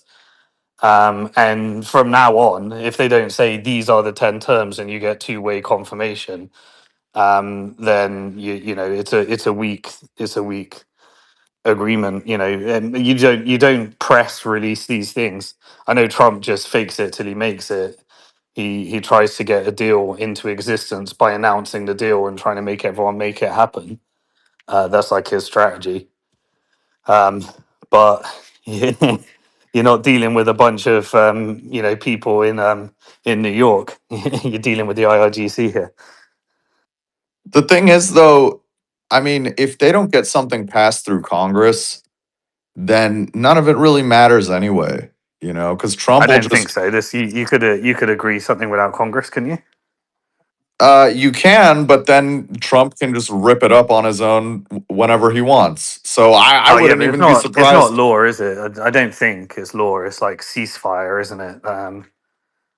You can, Yeah, I mean, it's basically like if you want something that's out of the president's unilateral control, you basically have to pass a treaty through Congress. And until they do that, I mean, I wouldn't even be surprised if that's the next ruse. Trump actually does make an agreement and everything, and then he just rips it up like he did with the JCPOA. I will say one thing that Andrew hinted at earlier that I think is an important point. And he's obviously harkening it back to Vietnam, but it's basic. And Simon has hinted at this too. It's about negotiations happening behind the scenes. And I will say, I think it's a good point to make because what was Iran when leading up to the deal last night? How much posturing did Iran do to say, "Yeah, we're talking to the U.S. and we're interested in a ceasefire"? And I would say the answer is basically none. So, but the fact that I was actually surprised. I maybe a little bit surprised. I was that because when the deal was first announced, the United States announced it, or CNN announced it, or whoever. And I was like, I'll believe it when Iran says it, and then Iran said it. But what it does tell us is that partially there were behind the scenes negotiations, and clearly that does go on. That is part of war. I but it mean, was lying. this is why it's a game. It was deliberately ambiguous.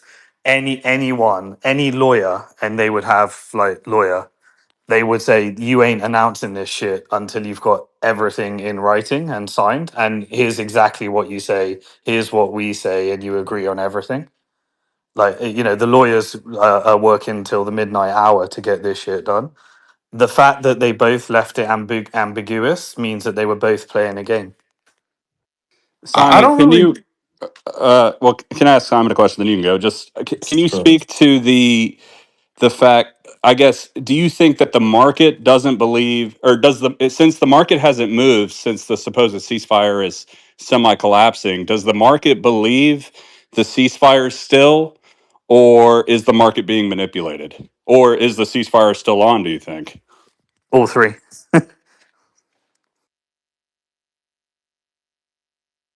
So I think there's a little bit of confusion when we use terms like negotiations. You know, to me, negotiations is like when parties are communicating in depth, really going through various terms. But I don't think that that's really what happened here. Iran put out that 10-point plan days ago. And I think all that happened was that the US came around and said, okay, we're willing to work with that plan, just give us a 2-week ceasefire. And I think Iran didn't want to, and China basically just came in and said, like, look, like we got your back on this. They're agreeing to give you all these points, so just give them that 2-week ceasefire. I think that's all that happened. I don't think there was really any behind the scenes negotiations in any material way. Yeah, so you tend like with any Yeah, deal like yes, this, you tend to have three phases to it. You do first you do a letter of intent where two people agree what can publicly be said. Then you do an agreement for the actual terms, which takes significantly longer, and then you get the final deal settlement. And that can take, I mean, that takes months, like just to get through all of that. But you would have thought that this would normally be like a letter of intent or memorandum of understanding, and it normally consists of here's what you say, here's what we say, and here's the basic understanding. Are we on the same page before we actually go out and communicate? And that's Yeah, like but an easy. if there was like serious negotiations, I wouldn't have expected to see them just go along with Iran's 10-point plan. You know, there would have been some changes, something between the 15-point plan and the 10-point plan. But the fact that they just went with the 10-point plan tells me like there weren't even any real discussions. It was like they just put that out there and the US was just bullshitting and came out and said, "Oh yeah, we'll go with that." But they reacted yeah, to it, which that's is my the point, interesting Tom. thing.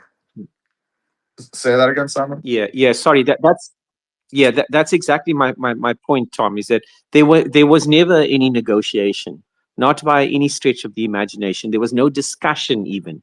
There were simply messages that went back and forth via Pakistan, and that was it. And because Trump and crew were under pressure because of the price of oil, and because they needed to regroup. Remember, Trump was calling for a ceasefire a few days ago, a week ago, if I'm not mistaken, you see. And Iran said, no, fuck you, we can't trust you.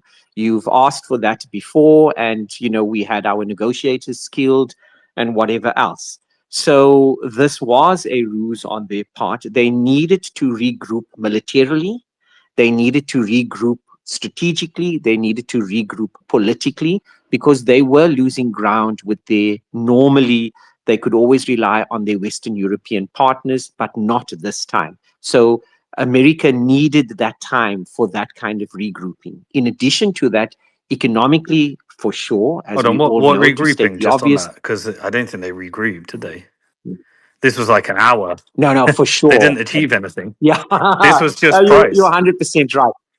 This was just Yeah, oil yeah, price. Oil price was blowing 1,000. out above $115, and Trump did a fake 48-hour deadline, and he had a failed mission, and now he realized, okay, Hmm. we're 1 hour away. Um, Yeah. let's announce a ceasefire. Yeah, yeah, yeah. You're quite right. But remember, Simon, that Trump has been calling for a ceasefire, not just since yesterday, for a few days already, because they needed to regroup. In fact, they perhaps still do. And yes, I'm not saying Was that he they calling for can a regroup ceasefire or within a deal? I 24 think he hours. was calling for a deal up to this, wasn't he? He asked for a 45-day ceasefire, I think last week or something. Okay, yeah. Yeah, you did. Yeah, he did. But okay, never mind the semantics of it. But the point is just that they were losing in all respects. And I reckon that, yeah, for sure, the double veto at the United Nations with Russia and China, because everybody thought, prior to the vote taking place, everybody thought that Bahrain had a deal. Remember, Bahrain and the others, our old hats at this, and they went around the room and they were pretty sure up until an hour before the vote took place. Most pundits and commentators were pretty sure that this deal was going to go through. And China and Russia said no, because of that one line that said that, oh gosh, I can't remember now exactly what it was, but there was one particular sticky point there. So that was that, and coupled with the fact that, yes, the price of oil, as well as the other NATO and Western European members not supporting them. So all of those things put together forced Trump's hand in that respect, until Big Brother Master Zionist Netanyahu came along and said, no, sorry, you cannot do this. We're going to continue this. And if you don't, you know what we have on you. So please be like a good little dog and just obey what we say, as you always have. Yeah, I mean, but there was never any discussion. when you have if you go look at kind of like philosophers and speak on this and just history, when you have these like long time adversaries like Iran and the US, there's like this whole concept of perpetual peace, and basically the only time you really get like a conclusive peace between adversaries like this is after a long, tiresome, painful war, where both sides are basically just like, neither of us want this anymore. And that's kind of what you saw with the US and Vietnam. You know, we were there for, I think, almost 20 years. Millions of Vietnamese people died, tens, like 58, I think, thousand American soldiers died. And now we're cool with Vietnam, even though we didn't regime change them. And it's because it's just like, all right, we just can't do this anymore. And to be honest, I think that we're going in the same direction with Iran. It's going to either be severe economic pain, or it's going to be a ground invasion with a lot of troops dying, or a combination of the two. I mean, you can't have the ground invasion without the first point. And I think that's the only way you really get this leveling out at this point. Yeah, the dynamic is very different, though. America does not need to fight Iran. There's no reason for America to fight Iran or any other country in the Middle East. They are simply doing Israel's bidding. That's all. Whereas in the case of Vietnam or Korea or the Philippines or Hawaii or Central America, wherever it is, there were reasons for the advancement of the agenda of America for them to have fought those But that doesn't wars, really bad as matter. they were. No, that does. Rule, you're missing a point here. You're totally missing it. Please study that history about Vietnam. No, and there's no. Yeah, I really push back against that, sir. Not even close. And the reason why I study the Paris Peace Accords, again, a lot of people talk about it, but they really don't understand what was happening. I was watching it as a young man, watching that happen back and forth. Yeah, it doesn't really matter either. Like in the case of Vietnam, it was a bullshit war, and it was in someone's interest, but it's not like the people of America wanted it. And in this case, even if it's Israel's war, it's the same thing. It's Trump's interest because of Israel or because of the military industrial complex, whatever. But the people don't want it.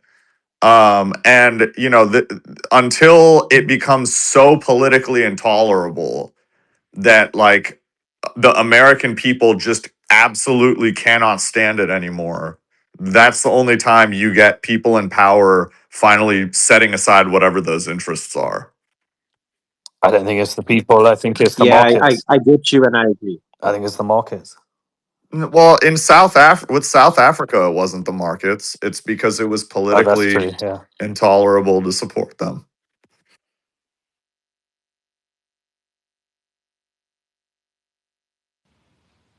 Yeah, we're seeing extreme horrors in Lebanon. I'm just seeing. Oh, go ahead, Beatrix. We're seeing No, another it's fine. bridge I was being just gonna hit. go to.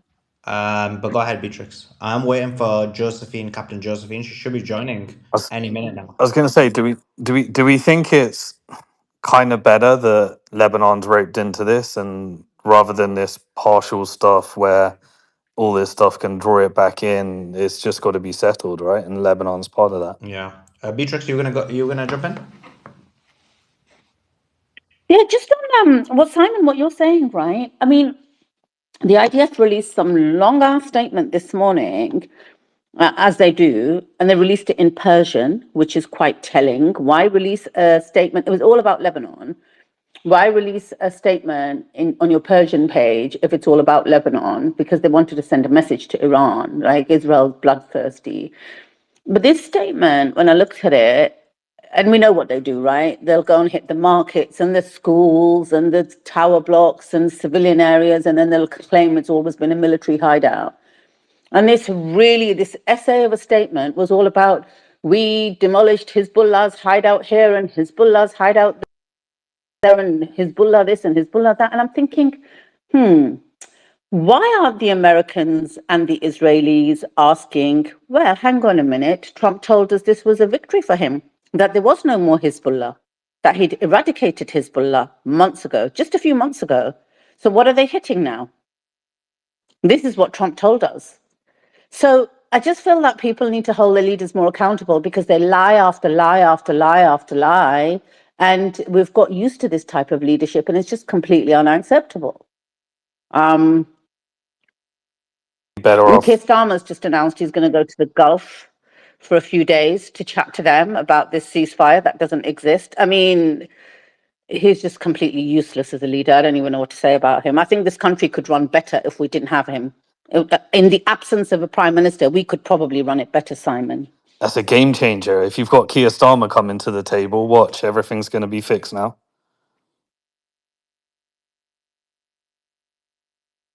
That's so painful. Don't even say it. You know, it's so painful. So, Gonna Sully, say, honestly, what combination of words is he going to say that makes any difference? Like, what the hell? But yeah, with the politicians now, I mean, you're better off trying to find something that is the truth. You won't find one truth in a day. Like, if you wanted to point out everything, the lies, and that's everything. I can't find one thing that's true. on that note, do you think that the ceasefire is a ploy to come back and fight more, and Trump and the U.S. has been lying the whole time, or is the I think it ceasefire? was. I think it coincided with the $115, and this was the latest version of pull a rabbit out of a bag. So you think it Yeah, but was? I guess So you think it was what purely I'm market asking you. Oh, go ahead. manipulation, and you don't think there's a real ceasefire, Simon?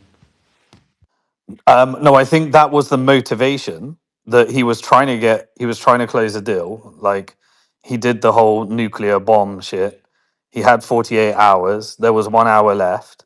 The market was ripping, and so he pulled out his next trick. I think that was all a trick. I don't think it was just about making money. I think it's about, like, yeah, I think it was just a way of containing the market because just watch it. Every time we get to $115, you get a new theater, a new Hollywood movie. I guess what I'm It's going getting to have to to. be. Oh, It's going to what have to I'm. be a Oh, real God. blockbuster the next time.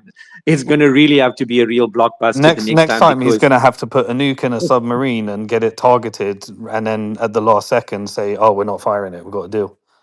yeah. Unless they send people to the moon again, or I don't know, try to get to Mars or something. But really, I mean, no one's gonna put up with this shit anymore. But to answer your question, Uncommon, in my opinion, I reckon that there is not going to be overall a stop to this conflict.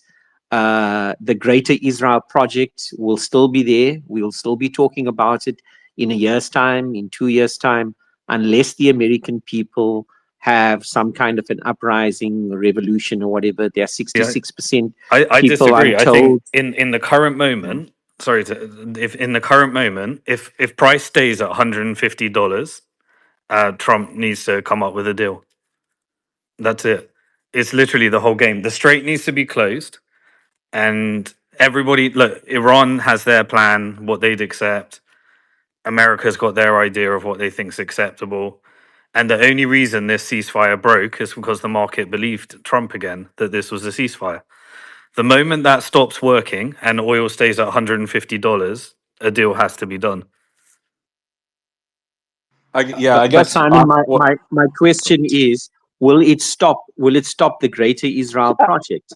Will Israel stop its occupation of Palestine? Will it stop its excursions and incursions? My personal You know, belief is there's ways of achieving all of that, but they're not being pulled. So it's a question of what does it take to get them pulled.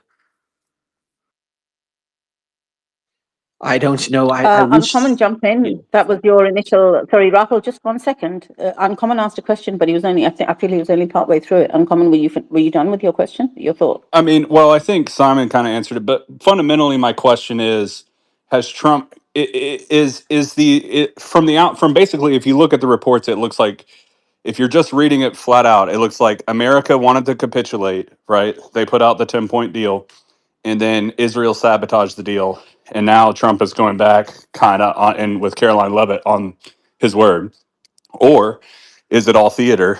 And has he been in on it the whole time? I think I think he would have. Rahul I think was. he would have done the deal if the market didn't crash. If the market stayed up there, he would have done the deal and he would have inked it and he would have made it real. But because the market crashed, he thought, okay, let's have another rodeo. Let's get better terms. That's crazy. Let me just quickly give some more breaking news. A really good conversation, important conversation. This is why the financial aspect is so important when we're talking about geopolitics. Okay, so we've got the Fox News say Trump did not achieve any of his objectives in Iran. Also, I mean, the visuals coming out of Lebanon are horrific. Children getting pulled from buildings. These people are pure evil.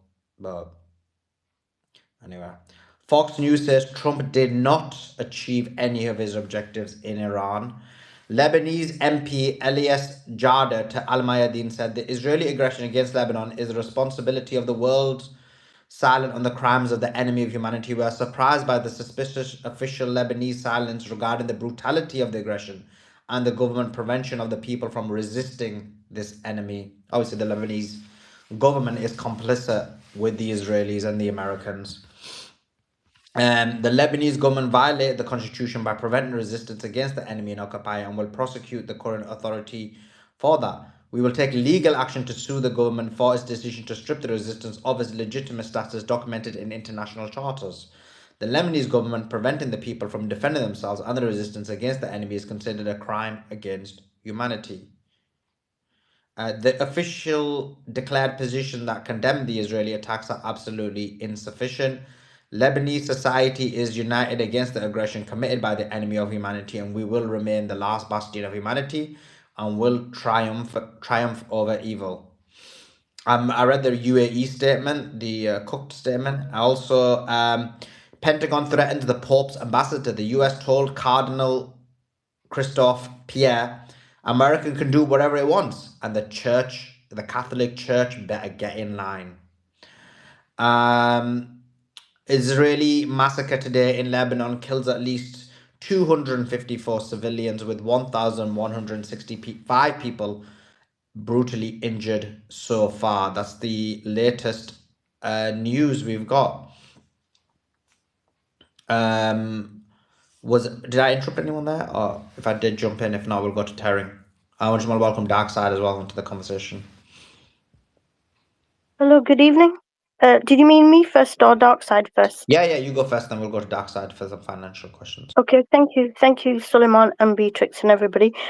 Is it okay if I just quickly change the subject to what was revealed today about the attendees to the Bilderberg Group's meeting, 4-day meeting starting tomorrow, 9th of April to the 12th of April, in Washington, D.C. So from the UK, 2 members of parliament, so that they are funded from the public purse, David Lammy and Rishi Sunak are going, as well as Google DeepMind's Demis Hassabis, the Nobel Prize winner. When you look at the agenda, one of the points on the agenda of Bilderberg Group's meeting is depopulation and migration. Now, one of my contacts, Charlie Skelton, who is a journalist and he also writes for the BBC's Have I Got News for You, He tried to report on the Bilderberg group a few years ago, and they have private security. With 2 UK members of parliament being there and David Lammy in government, why should it be confidential? They should report on it. What do you think? Why should they be attending a private meeting? I mean, there are other people there, like Mira Murati, who used to be OpenAI, which is interesting that Sam Altman isn't invited. Also, Google CEO is not invited, but Microsoft's is.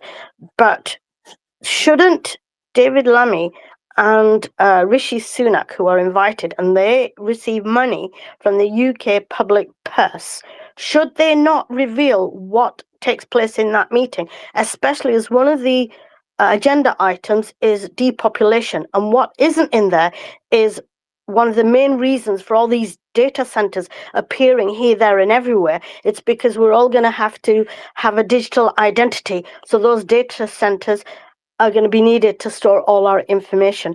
Okay, so before I sign off and say thank you again, may I just say a quick thank you to the wonderful people on YT, on YouTube. So that's Helena, Claire, Deborah, Goose, Danasha, Phantom. Apologies if Thanks. I forgot others. Thank you. Thanks for that, guys. Just some more breaking news. Thanks for that, Terring. Let me just read it out. JD Vance says Lebanon was not supposed to be in the 2-week ceasefire, but believes the Iranians thought it was in there. So I'm not sure why he would think that the Iranians would be misinformed about it.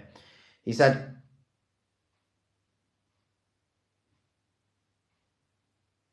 okay, 1 second. That's it. Okay, so he said, first of all, I actually think there is a lot of bad faith negotiation and a lot of bad faith propaganda going on. I think this comes from a legitimate misunderstanding.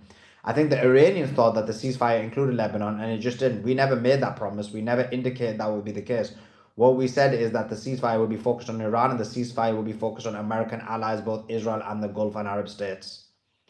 So he's saying Lebanon was never included, but the Iranians got confused. But if that's the case in negotiations, you're meant to make these things clear. What's our thoughts on that, Simon?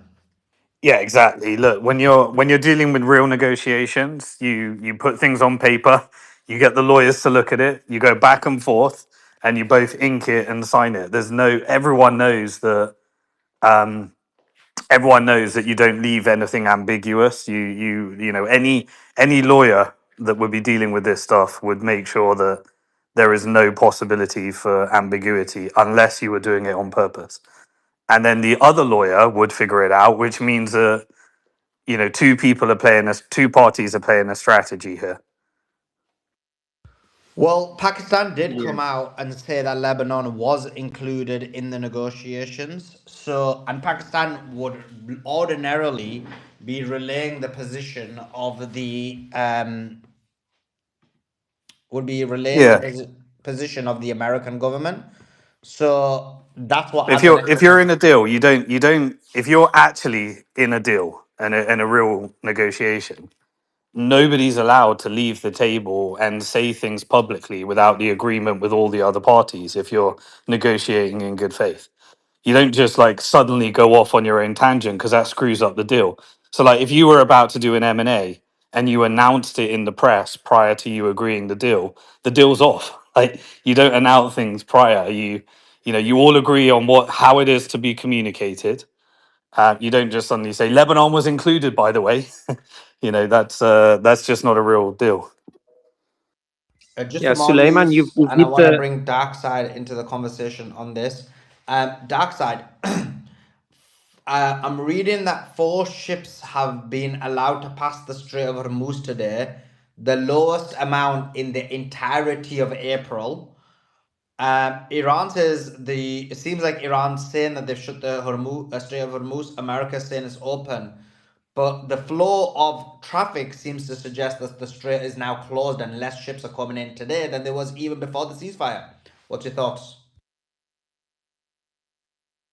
I think the strait's closed, and Iran will let through who they want to let through, and we're nowhere. We're nowhere from last night, other than they got oil price down. I agree with Simon.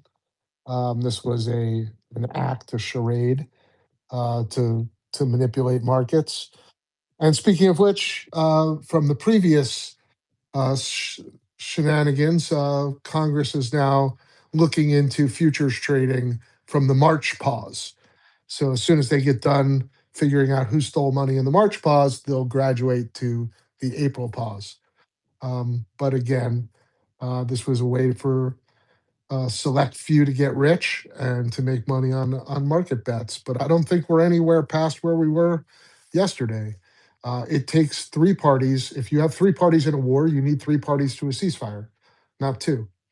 I was stressing all along. I didn't think Israel would buy into this for 10 seconds, and they haven't. So I'm sure we're right back where we started. Um, it'll be interesting to see where we go from here. But I expect to see some serious damage going on in the GCC. And let me read the super chat, and then we've got some more questions. It says Trump gets out of this and saves face not throwing anyone under the bus, by telling Congress to bring back the war powers and have Republicans vote on it. It will seem like his hands are tied. I'm not sure what you're saying there, Captain. Do you want to just elaborate on what you brought there? That'd be brilliant. So I mean, dark side, how do you see this going? We just spoke to Simon about this. I believe he said that the oil prices went all the way up to 115. They were at breaking point. Everyone thought it was the end of the world. We had 1 hour deadline. And then immediately Trump comes out with this deal. The prices dropped to, I believe, 96, Simon was saying. And then now we're seeing there's a big drama about whether Lebanon is included in the deal. The Iranians are saying they're included. The Americans and the Israelis are saying they're not. Pakistan's original statement said that they are. And they have been destroying Lebanon. Lebanon has been hit very hard. They've killed about 300-400 people. They've injured thousands of people, destroyed buildings. It's crazy. So what's your thoughts on this whole thing? Well, Trump quoted the 10-point plan that said Lebanon was included in his social media post. So he can back up, he can backtrack, he can lie, whatever, just par for the course. But certainly, Iran is going to reinitiate at the time of their choosing, and we'll just see the general escalation ladder kick back in again. This is not going to be easy to solve, and we've talked on here for weeks now that Iran really does hold the cards, and the cards are the strait, and the strait's not open, and oil's not flowing, and that's going to cause tremendous repercussions around the world. So short-term euphoria from some BS ceasefire, but really euphoria meant to boost the markets. I think there were a lot of short sellers in the markets. Everybody was betting on the end of the world, and now we're into a protracted war. So I'm sure we will see this euphoria die out. Markets will turn lower again, and that will force the next taco. But I really do believe in my heart of hearts that Trump's behind the eight ball right now, because I think he's being told by his cabinet, and more specifically by the military, that there is no option. There is no option for an invasion. There is no option for any type of special operation to get the nuclear material. And whatever they did try failed. So where are we? Where do we go from here? I don't know. I don't know the answers. But in the end, there's no more atoms available in the market today than there were yesterday. So these price declines are nothing more than paper prices. They don't mean much, and they can be heavily manipulated by governments and institutions around the world. So it doesn't really matter what the futures say. What it matters is, can I get oil, and what price do I have to pay for it? So you can buy molecules or you can buy paper. But in the end, you can't burn paper. Well, you can't burn paper to make significant amounts of fuel. So this is where we are. We're going into a two-tiered world: the false futures markets and the real market for atoms. On that point, I want to add that I believe the average tanker takes 45 days to get from the Gulf to Europe. So, given that we're what 40 days into the war, or 38, or whatever, or I guess day 40. Sorry, it's in the title. Should read it. Um, Europe's got to be looking, is basically staring down the barrel. The longer this goes on, obviously, the more damaging it's going to be. And I also want to report one other thing that Scott Ritter was saying this morning. He thought China, I think it's been reported that China was helpful as well, but he basically said that China probably put a little bit more pressure on the Iranians, mostly because, they want the economic, because obviously if the economic energy crisis occurs, they're going to be affected as well because of the entire, like Simon has said, it's all interconnected. So that is something to think about. I never thought of it that way, but because obviously explicitly they're supporting Iran, but behind the scenes, I'm sure they're concerned about their interests, like every country. Simon, can you jump in on that and elaborate? And just before you do, let me read the super chat. John Richard says, "Did I miss the news? Have Iran retaliated and hit Israel GCC, or have they fallen into the trap of ceasefire, which is done?" Yeah, look, I'm very, very honest. I'm not like a shill for Iran in the sense of if they do something wrong, I'll call it out. I think they're making a grave error by not responding. I think this is demonstrating weakness. I think they've been doing really well in this war, and it seems like they're flopping really hard now. They shouldn't have agreed to the ceasefire, in my view. Okay, they've agreed to it. To me, it made no sense. This was just helping Trump with the market. And if the aim is to control, if your leverage is the market and you literally just give up that leverage, I think that wasn't a great decision. And now the fact that they're actually destroying and killing so many people in Lebanon, it's very clear Lebanon was included. They're just all backtracking. Trump retweeted the 10-point plan. Someone mentioned it on the space quite accurately. You're going to have to bombard Lebanon, Israel very hard with missiles and hit them very, very hard and hit the GCC. It is what it is.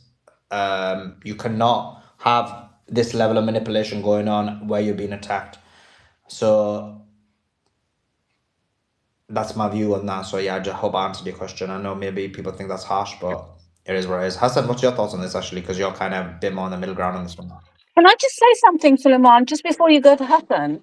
On that last point you made about Lebanon being included, when the Prime Minister of Pakistan did his post last night on X, he said, with the greatest of humility, blah, blah, blah, pleased to announce, blah, blah, blah, USA, along with their allies, have agreed to an immediate ceasefire everywhere, including Lebanon and elsewhere, effective immediately. He put in capital letters. He tagged in J.D. Vance, Donald Trump, Marco Rubio, Steve Witkoff. Like, do we have a comprehension problem here? Do these people not know how to read? If you get tagged in by the person that's mediating your deal with that written in it, and you think that is incorrect, you would address it immediately. You wouldn't start bombarding the next day and then say, oh, we had a misunderstanding.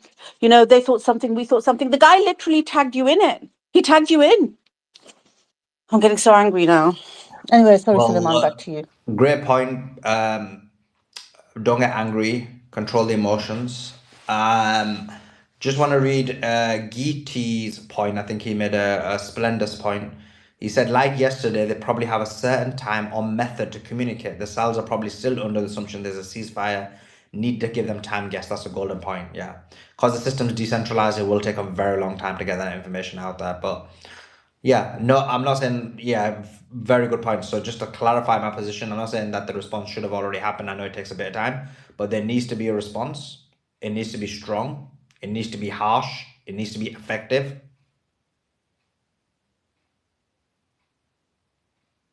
And it needs to be hard. Like, this is it. You can't allow this to happen. But Hassan, you're going to jump in, and then I got that question for Simon.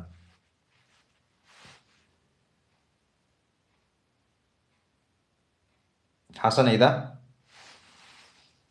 Nope. Okay. You guys I can hear me? don't see him on the panel. Okay. That's fine. Simon, to you. What's called Uncommon mentioned the Chinese. Would it be in the Chinese interest to end this war right now, or would it have been in their interest to keep it going for a bit more longer from a financial perspective? Yeah, look, so as with my experience of Chinese people, they have a short-term plan, a medium-term plan, and a long-term plan, and they'll have a plan for all of them. So if you think about it, if Iran could do significant damage to all of the US presence in the Middle East, and they can close the strait and push the petro yuan, and they're very successful in that mission, and they can negotiate America into submission, and the deal holds, then great. That works in China's favor. They've they have the relationship with Iran. There is a relationship where finances come from China by selling oil, and China needs oil.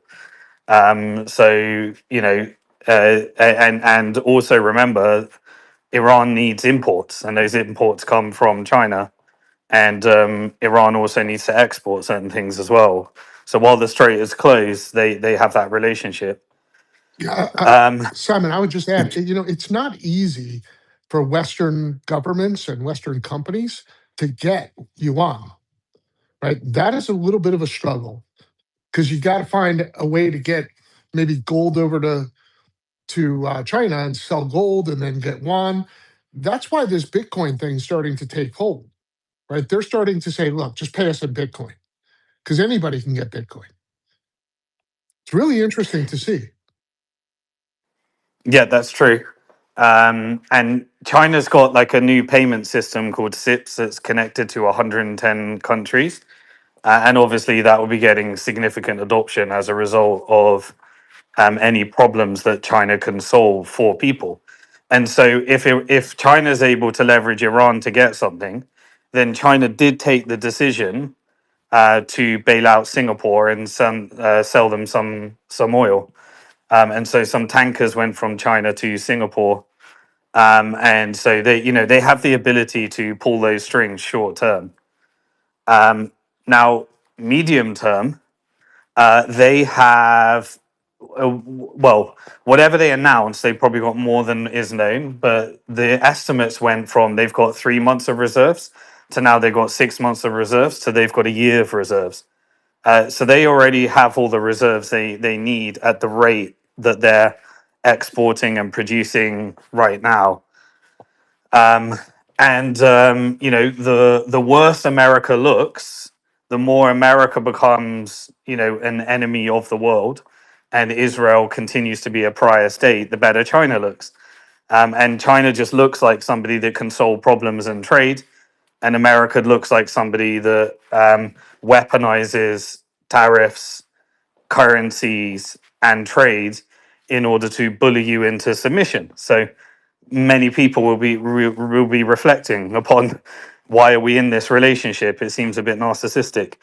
But then long term, once China gets through its reserves and we're in a genuine crisis across Asia and across Europe, and then America goes into some kind of financial crisis and recession or depression, then the entire globe is impacted by that. So they will have a significant impact from global GDP going down.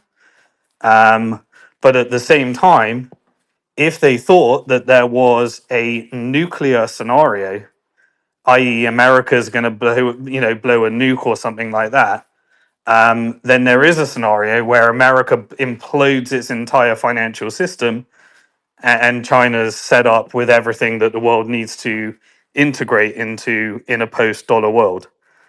So whatever happens, whatever destruction there is, it's going to be painful for China, but I think it's the least painful for China than anyone in the world, the way that I look at it. And so, will they have a partnership with? My personal belief is that I think they're aligned more with the pragmatic government part of Iran, and they may not be in tight communication with the highest level of IRGC. And so I think there would be disjointed communication potentially. And from listening to the military people, like Scott Ritter would know more than me on this one, but it appears that everything that Iran has is a partnership between Iran, Russia, and China And so when you're dealing with Iran and IRGC in terms of manufacturing capacity, intelligence, and military equipment, it appears that you're dealing with Russia, China, and Iran. It is from what I can tell. Just some more breaking news. Just want to welcome Gary onto the stage as well. Apparently, a vessel did try and traverse the Strait of Hormuz and was denied entry and had to be turned back. I've put that tweet in on my page, but basically, there was a vessel that tried to traverse the Strait of Hormuz and it was denied entry. So the Strait of Hormuz is actually closed. That is confirmation. The Strait of Hormuz is actually closed. We also have a statement from JD Vance. He claims Iran's agreed to a different 10-point plan. He says, I've seen various organizations like the New York Times, CNN, and others pick up and run the original 10-point proposal based on little more than a random Yahoo in Iran submitted it to the public access television in the country and then saying that somehow represents the negotiation position of the government. Is the equivalent of somebody, let's say a Democrat councilman in Boise, Idaho, saying something crazy, the local public access TV picking up that crazy statement, and then the New York Times running that position as the position of the United States of America. It doesn't make an ounce of sense. Okay, that wasn't actually the statement. There was a different one. I actually ended up getting the wrong one. Okay, I'm gonna get the other statement. Suleiman, yeah, Suleiman, you're quite right. The Trumpists are now saying this is their new kind of saving face narrative now, is that, and you'll see it on some of the tweets of some of these Trumpists, that they are saying that there were two versions of this 10-point plan, and Iran had one version and Trump had another version. But that makes no sense because Caroline Levitt just said a couple of hours ago that Trump did have this 10-point plan and he took it and he threw it in the garbage. Gary. So, you know, they can't have it both ways. Yeah. Gary, you there? Yeah. Gary, you done an M&A deal, right? 3 parties are about to merge companies, do something really important. The lawyers write it down on paper. You agree on It everything, is right? it's exactly the way I was thinking about it. I mean, even Vance's response, like, you misunderstood. Come on, dude. You guys are professional deal guys. No, nobody agreed to that. Hey, let's agree to it 2 weeks, and I mean, and we're gonna keep bombing Iran. They're losing so much credibility. This thing's unraveling by the moment. I mean, I actually like this now. This is awesome. This is awesome. It's going to show how insane these people are. I'm seeing, I tell you what, y'all, I don't know what y'all are seeing, but I'm seeing America, you know, start to turn on this. They're waking up. People are waking up, most certainly. Yeah, Simon, I agree with you, dude. It's the most ludicrous thing in the world. Yeah, you know, I'm a postgrad in conflict management at a reputed university, and you know, we studied this, the theory of it, and case studies and whatever else. There is no precedence for the current manner in which this was done. Again, that's why I was saying is that Pakistan was simply a messenger between the two. It literally carried messages to say this. And then, yes, they did clinch an arrangement. You know, I'm trying to look for the most apt word here. That said that, okay, fine. In principle, we agree to a ceasefire. And in principle, we agree that we'll get together to work out the details thereof. But as a premise, let's use this 10-point plan.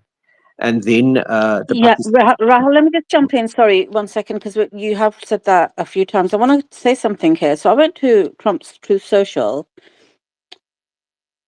on the 30th of October, 2024. He'd done some long essay about during my administration, we had peace in the Middle East, blah, blah, blah. He says, and the pain and suffering caused by Kamala Harris and Joe Biden and the destruction in Lebanon was caused by them. I want to see the Middle East return to a real peace, a lasting peace. I will preserve the equal partnership amongst all the Lebanese communities. Your friends and family in Lebanon deserve to live in peace, prosperity, and harmony with their neighbors. And that can only happen with peace and stability in the Middle East. Can you believe this guy? I look forward to working with the Lebanese community living in the United States of America to ensure the safety and security of the great people of Lebanon. And that is, I'm reading it straight. Oh, I've actually logged into the old Truth Social account I had because I haven't used it for a long time. And this is what he said less than 18 months ago.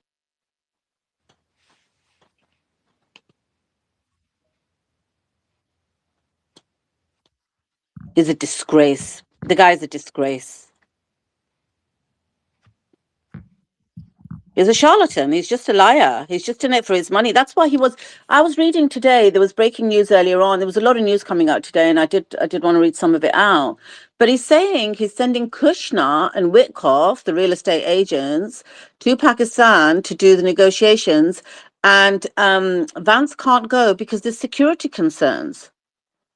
And I'm thinking, oh, okay, so there's only security concerns for Vance, not for anybody else that's going, just for him. This is all about him making sure he's okay out of it. He doesn't give a damn about America, the Middle East, the people, the human beings in Lebanon or Iran. It is the Christian communities that have been killed in their hundreds today in Lebanon. He doesn't care about them. He doesn't care about anybody. Him and Netanyahu, I'm beginning to think now they're two peas in a pod, both of them. They're a disgrace. Sorry, Beatrix, are you saying that JD Vance is no longer going to Islamabad? He said this morning that he was probably not going to send him because there's security concerns.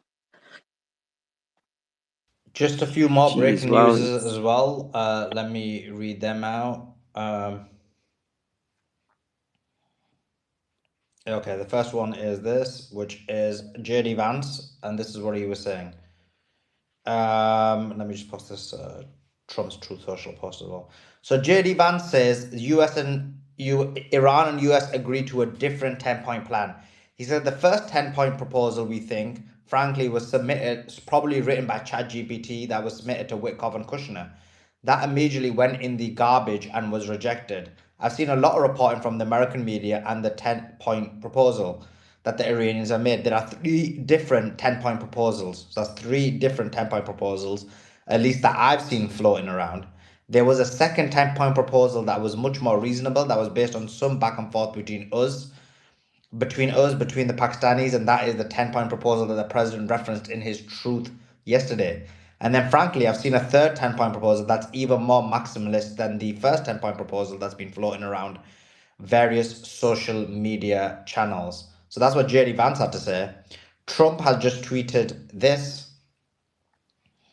He said, during my administration, we had peace in the Middle East and we will have peace again very soon. I will fix the problems caused by Kamala and Joe Biden and stop the suffering and destruction in Lebanon. I want to see the Middle East return to real peace, a lasting peace, and we will get it done properly so it doesn't repeat itself every 5 to 10 years, and will preserve the equal partnership among all Lebanese communities. Your friends and family in Lebanon deserve to live in peace and prosperity and harmony with their neighbors. That can only happen with peace and stability in the Middle East. I will look forward to working with the Lebanese community living in the US of United States of America to ensure the safety and security of the great people of Lebanon. Vote Trump for peace. Is this old or something? Why would it say vote Trump for peace? That makes sense. Let me see. Oh, this is an old statement. That's the one I read out where he's talking all about Lebanon and bringing him in and peace and prosperity for the people of Lebanese and the Lebanon and stuff, and the Lebanese people, his heart's with them and they deserve a better quality. And today, the Lebanese Christians are being bombed and he's fine. I'll get you now. Trump's old statement on Lebanon. Okay. Okay, back to you, Beatrice. That's shocking. Shocking. Oh, do you know what, Andrew? I didn't even look for anything else on his Truth Social because I was so annoyed just finding that one. And I actually just went to see I'll tell you why I went to his Truth Social. because I wanted to see if he'd quote tweeted or shared directly that statement from Shehbaz Sharif last night that includes Lebanon. So I went to Truth Social, I went to Trump's profile, and I just put Lebanon in the search, and this is what came up. And I just thought I'm leaving, because if I carry on here, I'm probably going to be pulling my hair out. I'm not joking. It was a day on his Truth Social. So I just found that. I read it out and I left. It's just the guy's a joke. I can't even see half the panel. I need to reconnect in a second, Suleiman, because everyone's just showing connecting for me. But just before I do, let me read this. JD Vance has said, and Suleiman might have already read this. I was just driving for a little bit. He says, if Iran wants to let this negotiation fall apart over Lebanon, which has nothing to do with them, that's ultimately their choice. We think that would be dumb, but it's their choice. So he's saying basically Iran should let Israel do whatever it wants to everywhere else in the region and stay out of it. What else is there?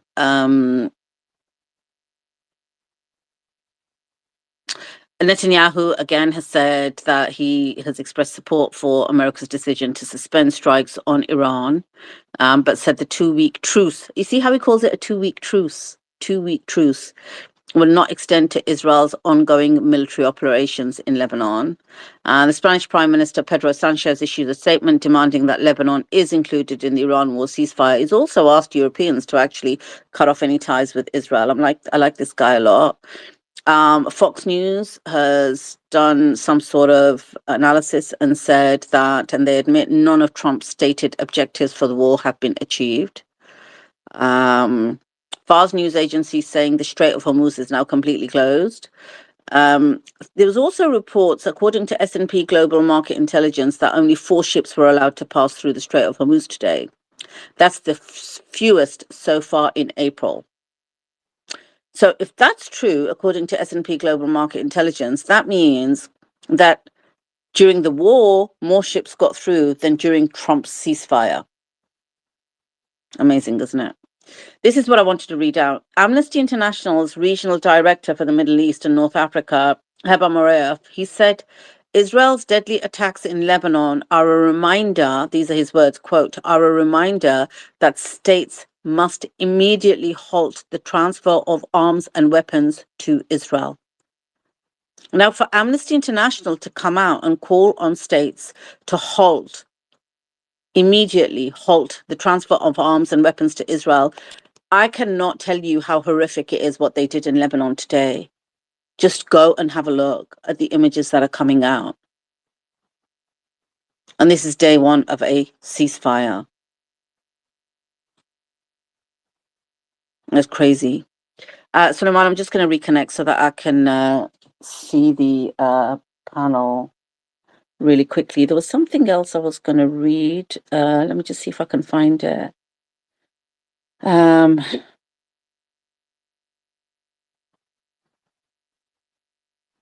said that Israel killed another journalist, an Al Jazeera journalist, in Gaza today. And Netanyahu said this just short of an hour ago. He said the enriched uranium will come out of Iran either by agreement or by the resumption of fighting.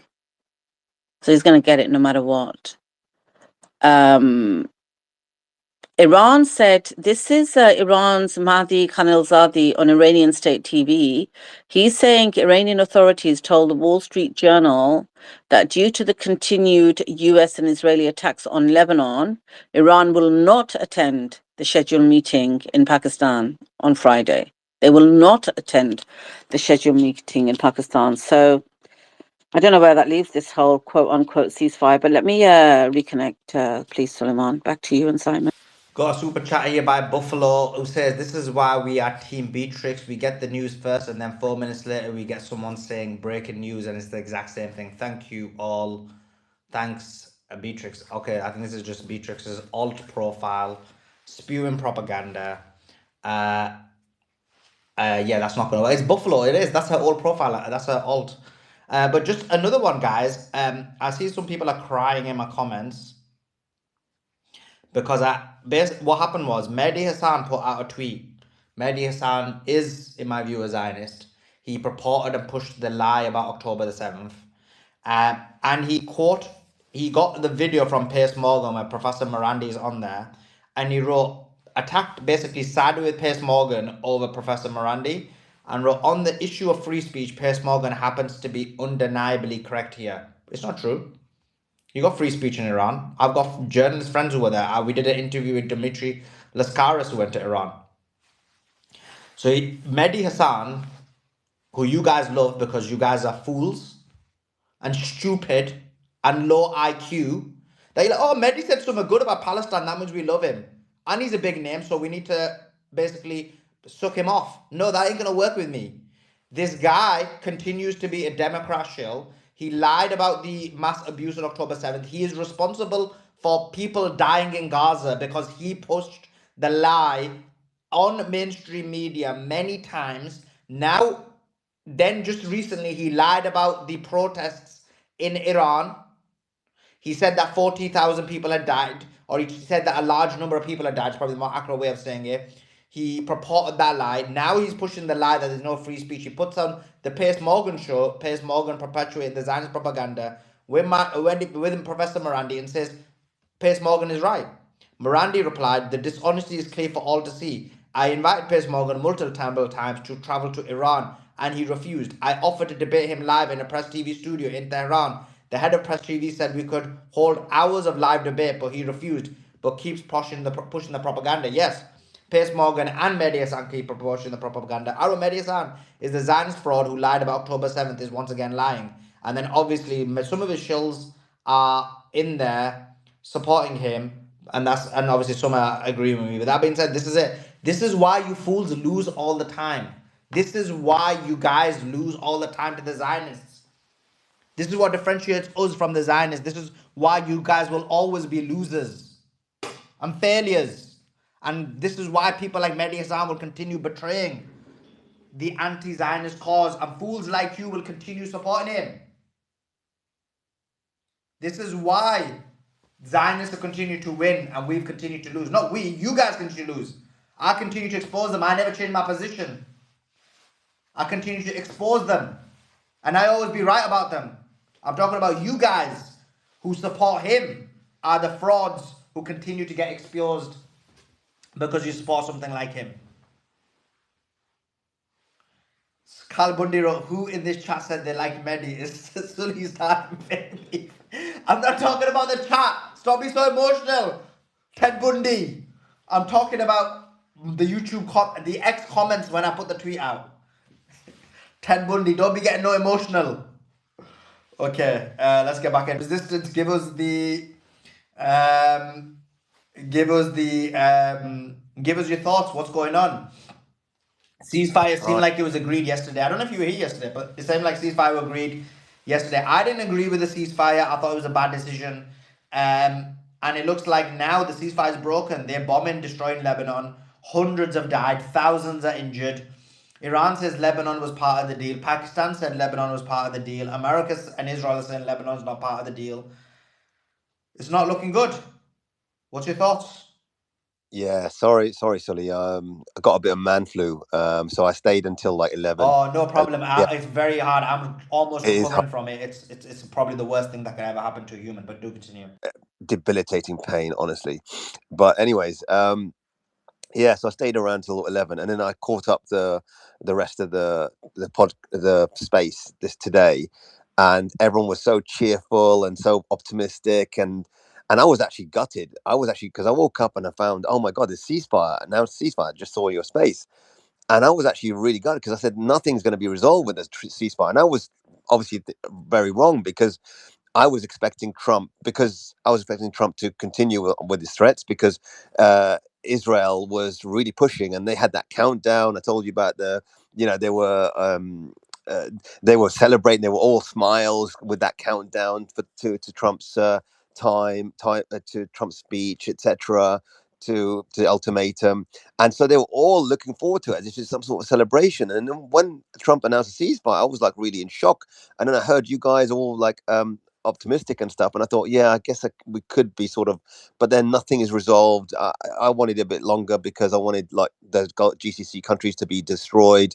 You know, Bahrain is still an open chapter, so is Kuwait, UAE, blah blah. I think, and Lebanon as well. But then Lebanon, oh God, man, they were going hard on Lebanon today, and it's just, it gives me PTSD because obviously living through Gaza is really bad. But yeah, I'm just glad that the ceasefire is broken. And it's not because I'm selfish and I'm, pro-Palestinian. I just think that nothing. I agree with Hassan. Nothing can be resolved with these people. These people, they will lie. America is agreement incapable. They cannot. They are just backtracking. They're not. They don't have a choice. Everyone says they got a choice and they made a choice. They chose Israel. They didn't choose. Israel is choosing for them. Israel does everything, and then they have to backtrack to appear that they have got some power.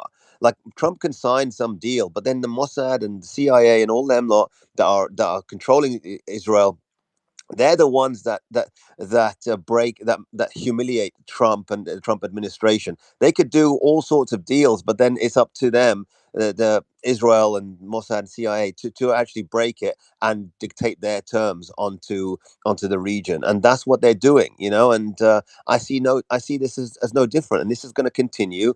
I don't believe they. How can Iran? And again, Iran is so fucking sorry. Excuse my language. So naive. The Iranian government is so naive. Like, how many times do we have to tell them? Like, why do you keep? This is definition of insanity. Why do you keep agreeing with them, going on with this deception? It's just ridiculous. And so obviously I just don't believe that anything will be resolved now. The US's word is down the crapper, and I would not. It's going to be very difficult to make any sort of agreement now going forwards. I mean, look at Caroline Levitt. She said, "Oh, that's not the one that the 10-point plan wasn't the one we agreed on. There's different. We threw it in the bin, like you said."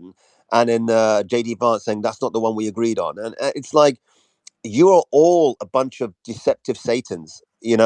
Just all of you are cruel, evil, child-killing, rapists, satanist people. Whether you're from the U.S. administration or the Israeli administration and the Israeli people, that's all you guys are. That's what you. So how can you deal with that? How can you deal with devils? You can't. You can't deal with the devil, and that's the problem. You have to defeat the devil. I agree with Hassan. You have to defeat the devil until the devil is defeated, until the devil is out of the picture, really, and he can't control anything, or he can't have any sort of leverage. So Iran will just have to learn the hard way. I just don't. I mean, did you see Iran's statement just a few hours ago? They said, "Oh well, we're not going to agree to the ceasefire if Israel keeps bombing Lebanon." It's like, are you flipping crazy, guys? They don't really give a shit what you think, right? They don't care. Sorry, excuse my language. They don't care what you think. They are just gonna continue killing as many people as possible and destroying as many things in their region as possible, because they cannot stand it. You saw the frothing of the mouth. You saw the anger of the Zionists today and last night, with all these Zios actually screaming, saying this is not a deal. How dare Trump betray us? All sorts. It's, of course, they're going to see that, and that's, the Israeli government are going to follow the crowd, and of course they're going to go in. We don't want to be humiliated, so that's what they're doing. And Well, US. resistance. I mean, and anyone, please correct me if I'm wrong. I don't actually think Iran stopped doing anything. I don't think they really let any more ships through. I don't think they ever really stopped shooting missiles or drones. Like I was up pretty late last night, and even after the ceasefire, they were still attacking the Gulf countries. They were still shooting missiles at Israel. So I don't know that anything actually changed. Yeah, of course. No, but the mere fact that they've agreed, and it was such a bad look. Like, Trump basically threatened annihilation of a civilization, right? And then what? You go to scurry and make a deal? It makes you look so bad and weak. That's not how you deal with these genociders. That's not how you deal with it. You say no. You're going to have to do that. We are a 5,000-year-old civilization, 7,000-year-old civilization. We will not be defeated. We defeated six Roman emperors. You Well, know, but the deal was all of I mean, of course it was a lie, but the deal was all of the 10 points that they asked for. So it wasn't like they were capitulating to that pressure. Like the only reason the well, don't deal okay, came. well, don't make that deal by that deadline then. If you don't appear that you're doing it because Trump is given an ultimatum to destroy everything, right? Do the deal afterwards. Do the deal in your own time. We say no. We're going to do the deal in our own time. We don't want to be pushed by Trump for 48 hours and by the Pakistani PM. We don't want to be. We're going to take our own ass time and we're going to do it that way. You know, we're going to because we're the ones in control. We got the leverage, not Trump. So it's the opposite. They should not give. Breaking news, two breaking news. I'm going to give it straight back to your resistance. The first one is JD Vance on Iran's Ghalibaf. He says, I actually wonder how good he is at understanding English because there are things that he said that frankly do not make sense in the context of the negotiations we had. Also, Rezai, the senior Iranian official, Mohsen Rezai, said this, quote, we stand with all our might alongside the Hezbollah Mujahideen and will punish the Zionist enemy. The responsibility for the collapse of the ceasefire lies with America, which either does not want to or cannot leash its rabid dog. Violations of the ceasefire by America will also not be tolerated. Sorry, back to your resistance. Yeah, look, nothing can be done with these treacherous people. And to be honest, you haven't really we haven't seen China and Russia really be proactive and step in because they're just doing things silently and passively in terms of this disagreement, right? They haven't really been showing their hand. If if they were serious, they would be really front and center, inviting Iran and inviting United States into Beijing or something. That's real and genuine, and that they could broker and they can do things. But actually, nothing. It just goes through back channels of some U.S. cuck in Pakistan, who's obviously the U.S. is writing his tweets for him. It's just ridiculous. How can Iran even pander to such idiocy? It's just so it's so beneath. It should be so beneath them. Like they're dealing with little like devils that are also acting like children.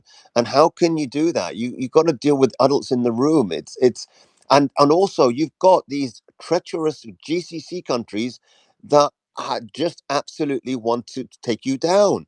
How could you make agreements with these people? How could you make agreements with these, knowing them? Look what UAE just did. They bombed Iran. They actually actively bombed Iran today, their oil field, their oil refinery. They bombed them, and then you've got Kuwait and Bahrain. They are not happy. And I know that Iran was retaliating during the ceasefire, after the ceasefire announcement, etc.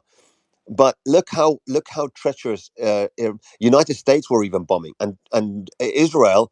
Just even the thought that China was behind coaching Pakistan into this agreement. They bombed the railway line that belongs to the Belt and Road project, China's Belt and Road project. I've just actually asked Inevitable China, what does he think of this? I linked him into a tweet because it was just I'm wondering whether China's going to get involved or not, or they're going to be happy with this. But there's no sort of proactiveness from China and Russia. I think that you have to look back at what Lavrov said. America are agreement incapable, and the reason because Israel dictates all their foreign policy. They control them. They control Israel, and always you see Trump back the JD Vance backtracking, saying, "Oh, that's the wrong 10-point agreement," as if we're all stupid, as if we're all stupid that no one can read the 10-point agreement that was sent between the Iran to the Pakistani PM and to Trump himself or the administration themselves.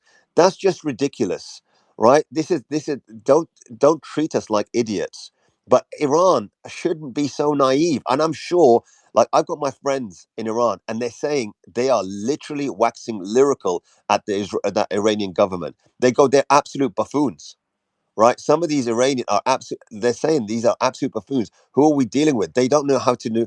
They don't know how to deal with people like them. So they're not getting a great reputation right now.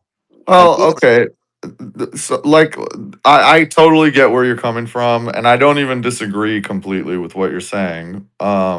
But I do think we should also keep in mind, like, it's very easy to get upset by these little bumps in the road.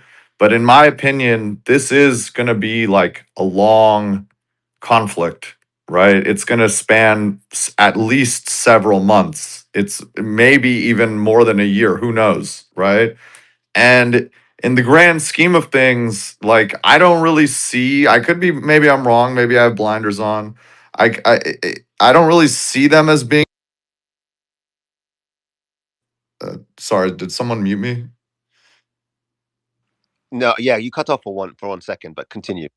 Yeah, I don't really see them as being naive because they kept up all the attacks. They kept the strait closed. And it kind of just seems like this is just sort of going through the diplomatic motions. I mean, you got to also remember we're very much more involved in these issues than like the average person across the globe. And so by going through these diplomatic motions, it's just a constant reminder to the masses in America, everywhere, that, yeah, see, we're constantly being reasonable and they're constantly just being aggressive and violating ceasefires. Sure, does the price of oil go down by $10 or whatever it was for a few days or a week? Sure. But at the end of the day, remember this, they tried to come in and as soon as they entered the airspace, a bunch of the aircraft got taken out. They tried to do some kind of weird uranium grab. All of their shit got blown up, right? Like, and I can't say that this is all 100% Iran alone. Like, some of this is because of the Russians and the Chinese and their satellites and even some of their air defense technology. Like this is we're in for a long haul, in my opinion. I've said yesterday I was skeptical about the deal. I really wished it would come true.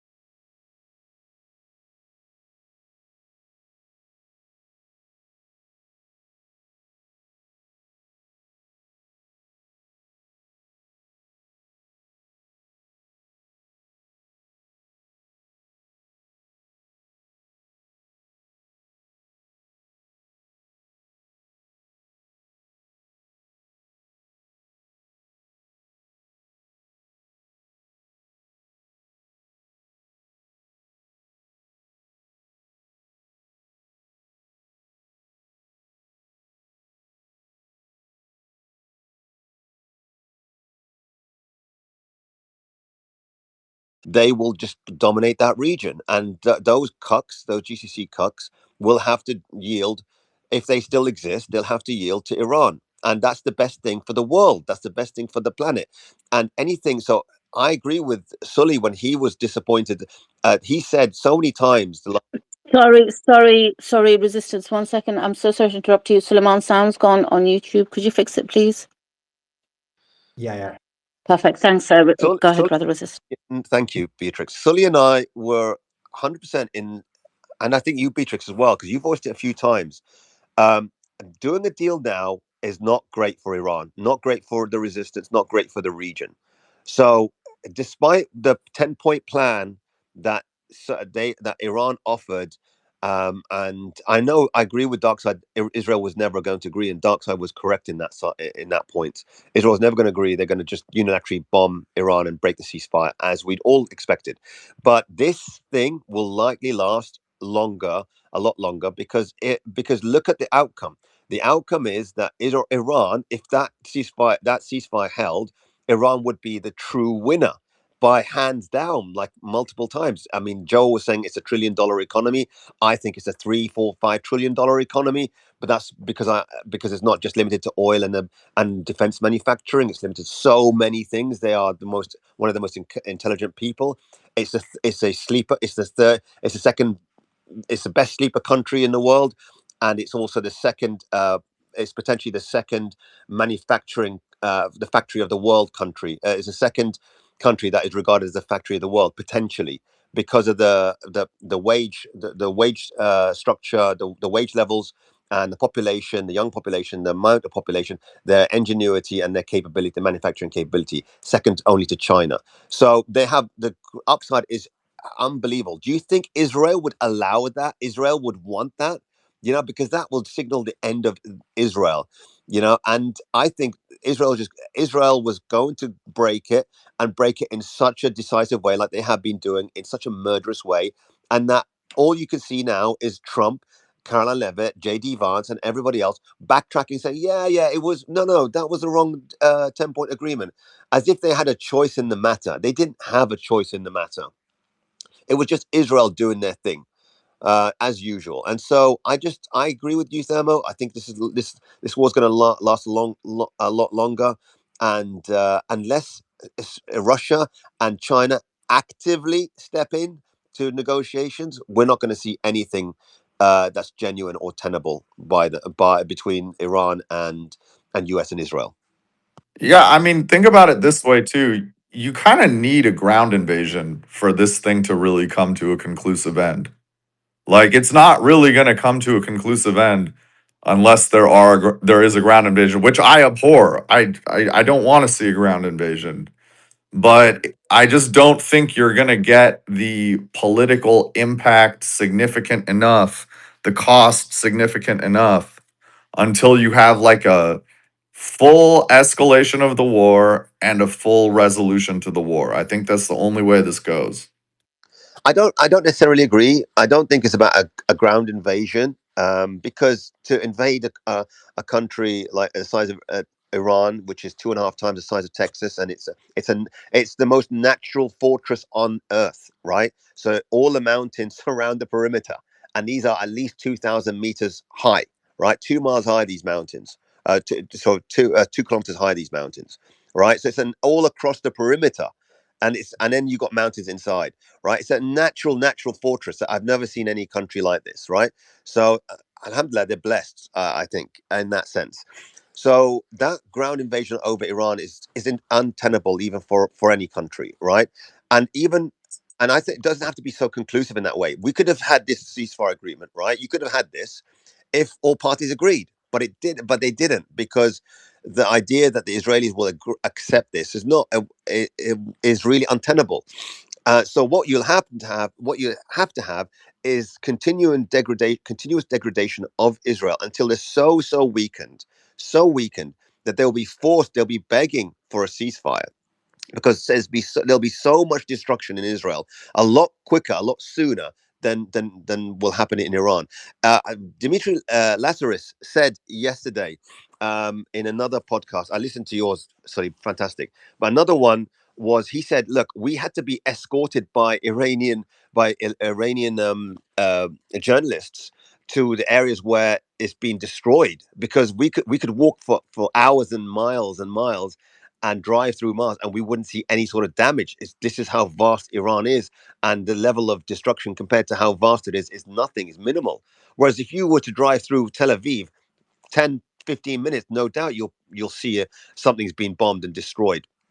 You don't have to go that far in Israel and you see something destroyed, right? It doesn't take that long to destroy a country the size of is it New Jersey or something. It's really not. Especially, but the thing is, though, Iran is not really it's conducting this war in a very restrained way, just firing 20, 30 missiles and a few drones, and that's it. So they're allowing the respite for Israelis, and I think that's why I think myself and a few others, and Sully, we've been vocal, and Iran needs to step up now. This ceasefire is broken. It should be ignored now completely, after especially what Vance and Levitt said, and threw it in the bin.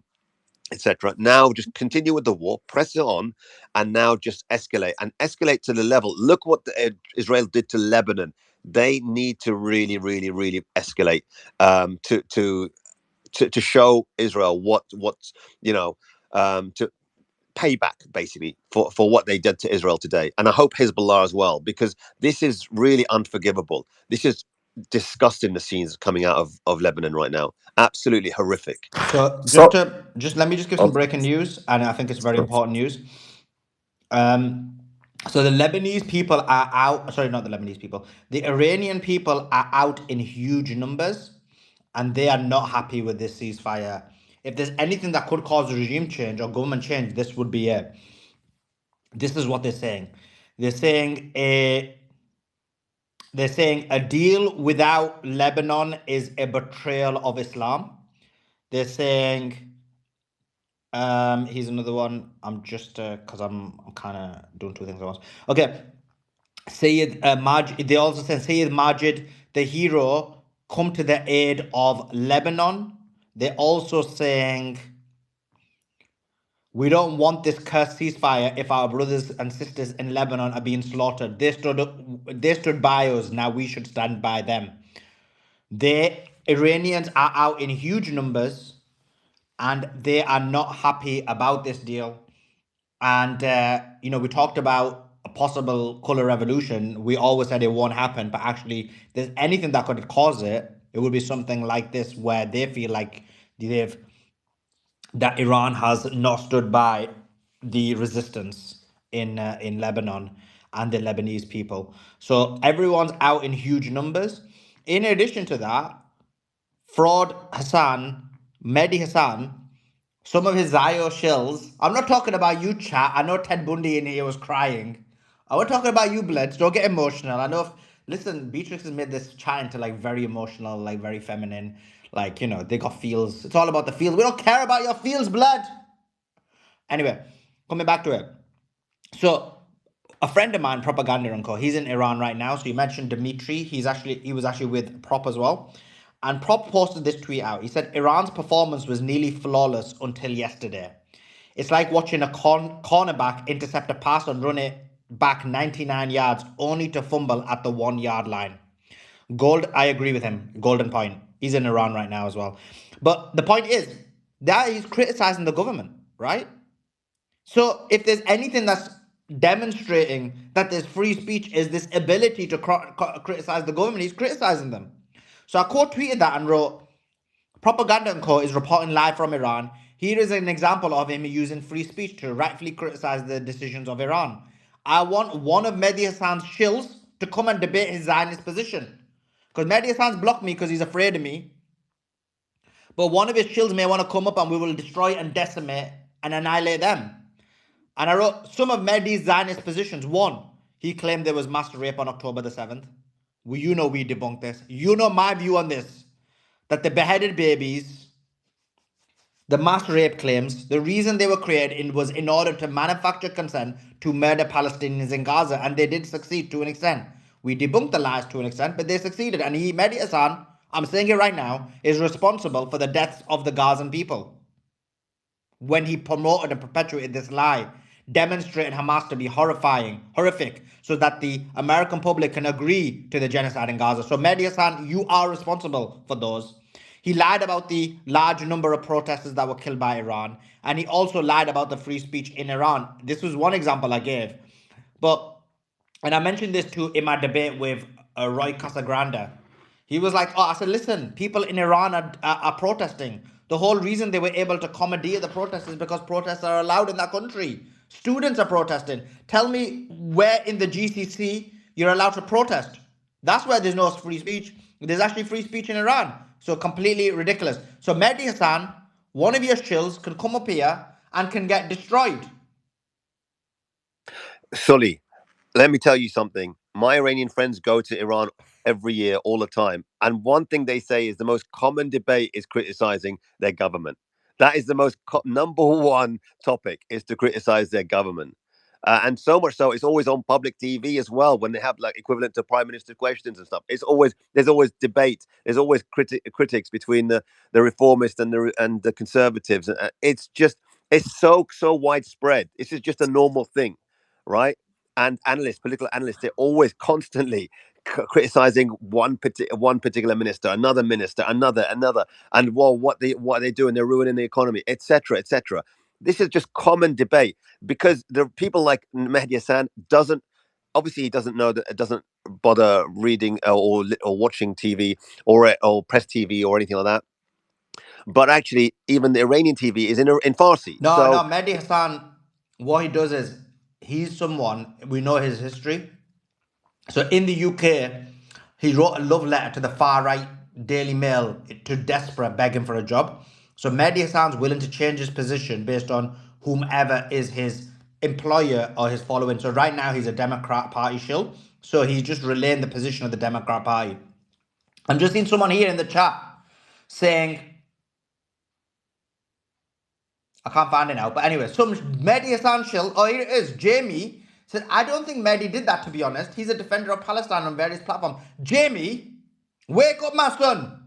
You're in the real chat now. You're in the real space, the real YouTube. Mehdi Hassan put out a tweet, which he's now deleted, after he realized that what he said was wrong. But he didn't delete it immediately. Many months, even I think it was a year later, he tweeted about the mass abuse, the mass rape in Palestine, which was a lie. Mr. Ted, not Ted Bundy. Ted Bundy's all right on this one. It's Jamie. Jamie, I don't feel like you would, bruv. It don't matter what you feel or what you think, blood. It matters what the evidence is. And the evidence is there. His tweet's there. Well, he deleted it, but we've got images of his tweet. When he said that, you think that's okay, Jamie? To lie about Gaza? To help with the genocide, Jamie? Of course, a lot of these Zionists, especially on the left wing, what they'll be is like, yeah, Hamas is evil. Yes, mass rape happened. Yes, all these things happen. We just don't agree with the way Israel responded. Yeah, that don't work on me. That don't work on me. Jamie says he's not a shill. I've just seen about Piers Morgan and stuff. Jamie, you got to research. Wake up, Jamie. As Fanto just said. All right, I don't want to bully Jamie. But anyway, just check it out. Check it out. Jamie seems like a nice guy. Just check it out. Anyway, listen, I get it. The chat's a bit. Exactly. We dropped Mehdi H years ago. That's so 2012. We're the new age of the media right now, bloods. Okay, let's bring it back to the conversation. Okay, I was getting a bit hyped. Okay, Yeah, Resistance, go ahead, and then we'll go to yeah, I was Joa. gonna say the Syed So just Arakshi. quickly, resistance. When you talk about, in Iran they can criticize their government. I'm at that stage where I'm like, who gives a damn? It's their country. Let them get on with it. Because I tell you what, in our country, we can't even criticize a foreign government, Israel, without being freaking arrested or banned.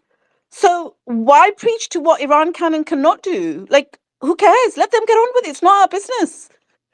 In our country, 5-year-olds can legally have gender changes without their parents even knowing about it. Let's fix that filth out of our country before we go and preach to another country. Anyway, sorry, resistance. I wasn't having a go at you, but I'm at that stage where I'm just Wasn't your like, boy for God's supporting that, sake. Beatrix? Wasn't your boy supporting that though? Oh my God, who are you talking about? Was my boy? Piers Morgan. I know, Suleiman, you're so bad. He's not my boy. Listen, let's move on. Resistance, back to you. Yeah, so look, he's a very dishonest person, Mehdi Hassan, really dishonest, a Zionist. Look, I don't even want to waste my breath on someone like him. Anyways, stuff him. I mean, going back to Arakshi's under pressure right now because he posted like 3 hours ago. The Iran-US ceasefire terms are clear and explicit. The US must choose. Ceasefire, continued war via Israel cannot have both. The world sees the massacres, and he highlighted Lebanon in his link to Shabazz Sharif, right? Where Shabazz Sharif it says immediate ceasefire everywhere, including Lebanon, and he highlights that because he's getting lynched literally by his people in Iran and anyone that's supportive of Iranians that are supportive of Iran and the Iranian government even. So they're really not happy about this, the way they handled this whole agreement episode, and now they're on the back foot, and so expect to see more of these back foot posts saying that we did include Lebanon. We did. I mean, you can't deal with treacherous people. They are agreement incapable. They cannot be trusted. They'll twist your words and spit them out and accuse you of lying. This is just naivety, like 101. Like, how many times do we have to do we have to sort of explain it to this government? Soft, naive, and just they trust too. They are too trusting. It's just ridiculous. So I'm a bit frustrated, but I'm relieved at the same time that this war can continue until the right, the right evil regimes are removed, which is the GCC and Israel, and hopefully the United States from the region. I look, resistance. I'm just gonna say I think that this is gonna happen multiple times before this thing is over. And I think every time all these guys in the Iranian government are gonna know it's all BS. But for one reason or another, they'll play along. And I think, and one No, thing but I'll we're say saying they about shouldn't play along. That's the point, Thermo. We're saying they shouldn't. Like, who has this benefited? In these 12 hours, who's benefited? Has Iran benefited? Can we? Baron, Baron, well, look, So let's see what's happening in these last 12 hours of the ceasefire. What's Iran sure. doing? 400 Lebanese are dead. 1,000 plus are injured. The entire Lebanon is being decimated. Iranians are out in their numbers saying we don't want a ceasefire now. We have Americans have managed to get the oil prices down. Can you tell me what's the benefit in playing along? Well, look, I'm not saying that Iran directly benefited in like some material way, but what I am saying is that there are a lot of forces in the background. Sometimes you have to play along in certain ways. If China gets involved and says, hey, look, just go along with this one, let's see what happens. To some degree, they do have to play ball. It's not always like you don't understand. We can't see exactly what's going on behind the scenes, is all I'm saying. But I don't think that this is going to have any material impact on the outcome of the war. There is no respite. Israel can't reload on anything in 24 hours. Like, if Israel wants to bomb Lebanon, unfortunately, they can bomb Lebanon. Iran can't really do anything to stop them other than to just keep doing what it's doing and firing missiles at Israel. And I think it's also easy to get blackpilled because we can't really see what's happening in Israel. We don't have a good idea of the type of damage that they are suffering. But they have had missiles raining down upon them for 40 days, and we saw them quit after 12 days last year. So I just I don't think it's like as big. Like, I don't think we should doom and gloom about it as much as a lot of people might want to be. I get that it's like not great for the day to day morale and but emotions. doom and glooming. We're just criticizing. This is not. We're just saying, look, it's just naivety.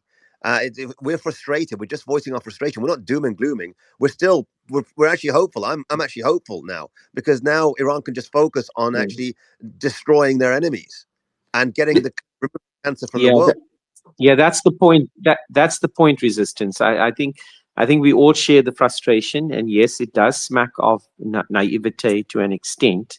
However, it has been 24 hours. There have only been 2 ships, or I think the latest report now says 4 vessels that have passed. I don't understand them to be tankers necessarily.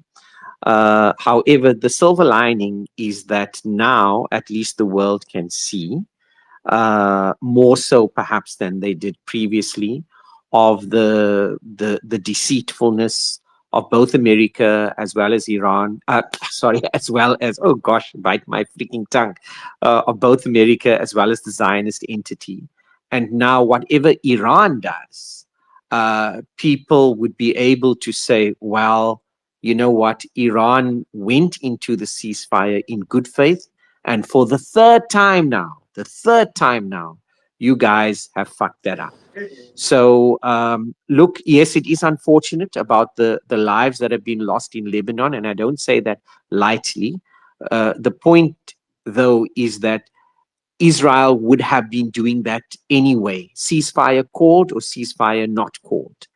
So now, if tonight, my time tonight, somehow Iran's time, Middle Eastern time tonight, if Iran does strike Israel, no one's going to come down on Iran to say that you were wrong. So yes, we are all frustrated, but at least now, whatever Iran does is justifiable. Can I just want to add to that really quick. No, I 100% agree. I think that we also have to consider the PR war here because Iran has been doing the PR game really good.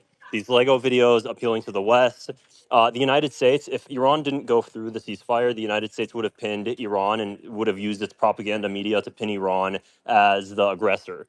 And so far, Iran is not seen as the aggressor. I mean, that's why the whole world, you're seeing a massive support for Iran.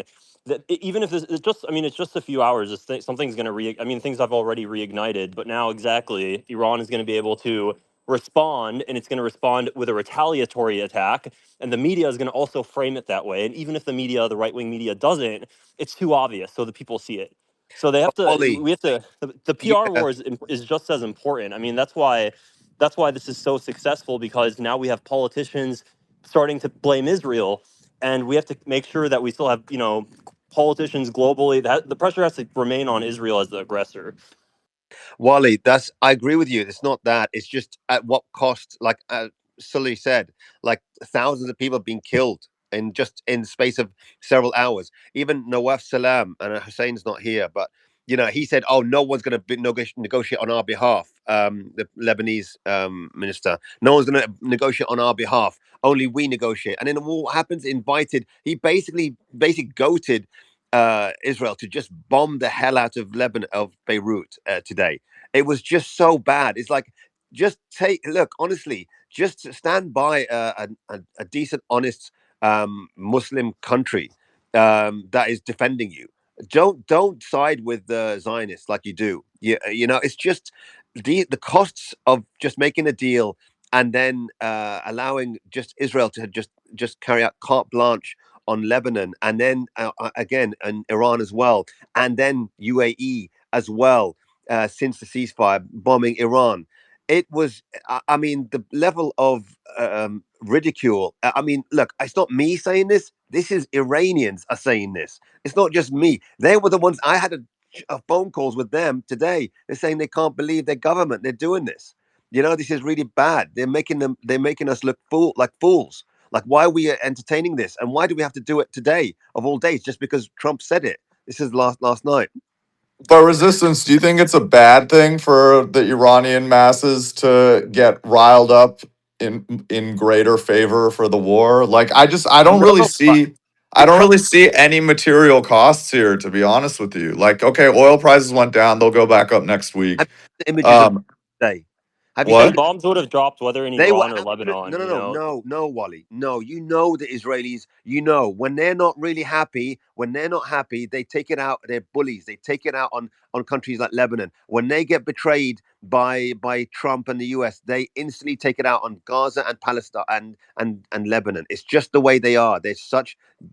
Yeah, They but they're gonna do that But the anyway. but They've the been but the blowing up higher No, entire they're not though. villages This is for the where I last week. disagree. So I disagree on a few elements. So first thing is, in terms of the propaganda war, did the propaganda war change even an iota towards Iran's favor by agreeing? No, I don't think so. I think those who were with Iran were already with it. Everyone was so aggressively against Trump yesterday in terms of his vocal statement that he was going to commit genocide and massacre in Iran, that if Iran had stood firm and said, look, we've got our deal, we've got an agreement, you need to follow it, if not, it's over. It was very simple. So how many people did it shift? I don't think anyone shifted just by Iran agreeing to a deal and then today going back and fighting. If anything, it might be the other way around. They might think maybe the Iranians should kind of just let the Lebanon thing go and just agree. I think there will be more people who are probably more on that side as opposed to now being like, actually, now that Israel's broken the ceasefire, I think I'm going to be on Iran's side. I don't think there's anybody who's thinking that. So I don't think that actually shifts the propaganda game. The second thing is in terms of Lebanon, the argument that this would have happened irrespective, I totally disagree with. This specific attack, the volume of it, of course, they've been bombing Lebanon, but this specific directed, voluminous attack killing those people is specifically been done because Netanyahu wanted to appease his public to say, this war's not over for us. We're going to continue it. And he's such a big devastation we're causing just to highlight that that's occurring. So the actual material negative is murder in Lebanon. People in Iran aren't happy. The oil prices have dropped. You're saying it's minor, but that's actually major.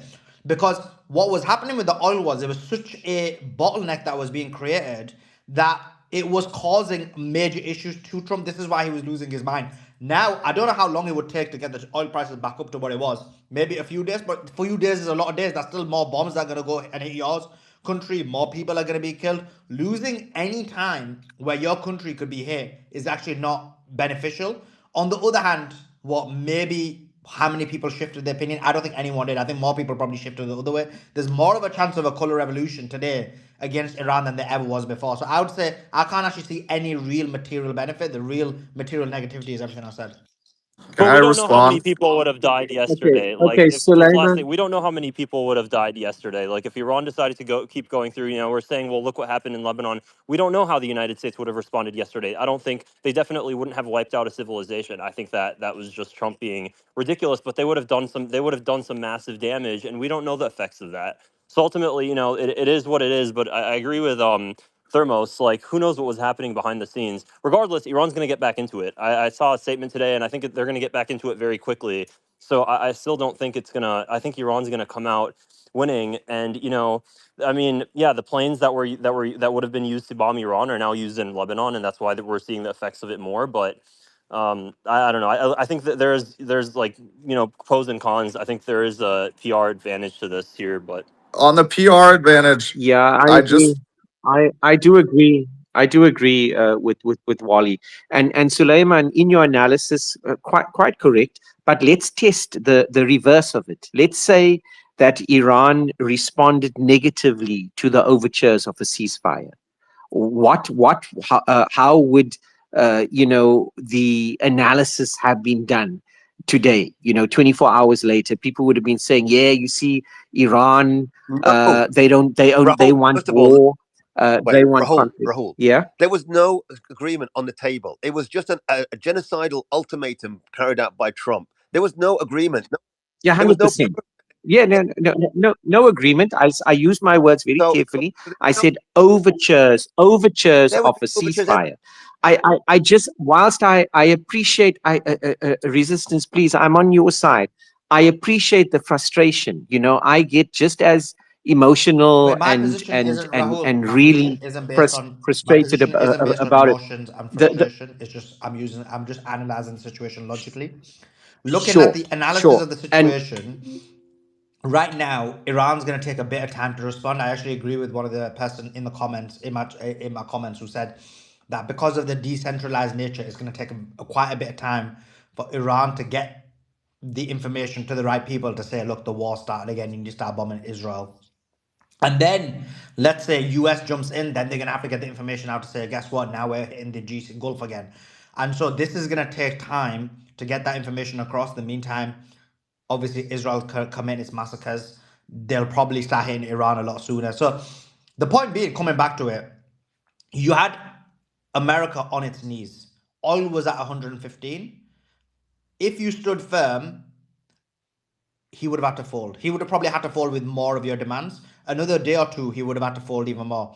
The problem is that what you've got is because you bent the knee in the sense of you've allowed the oil prices to drop, you've allowed the market to kind of recover a little bit, quite a lot. I believe the stock market's up quite a bit as well.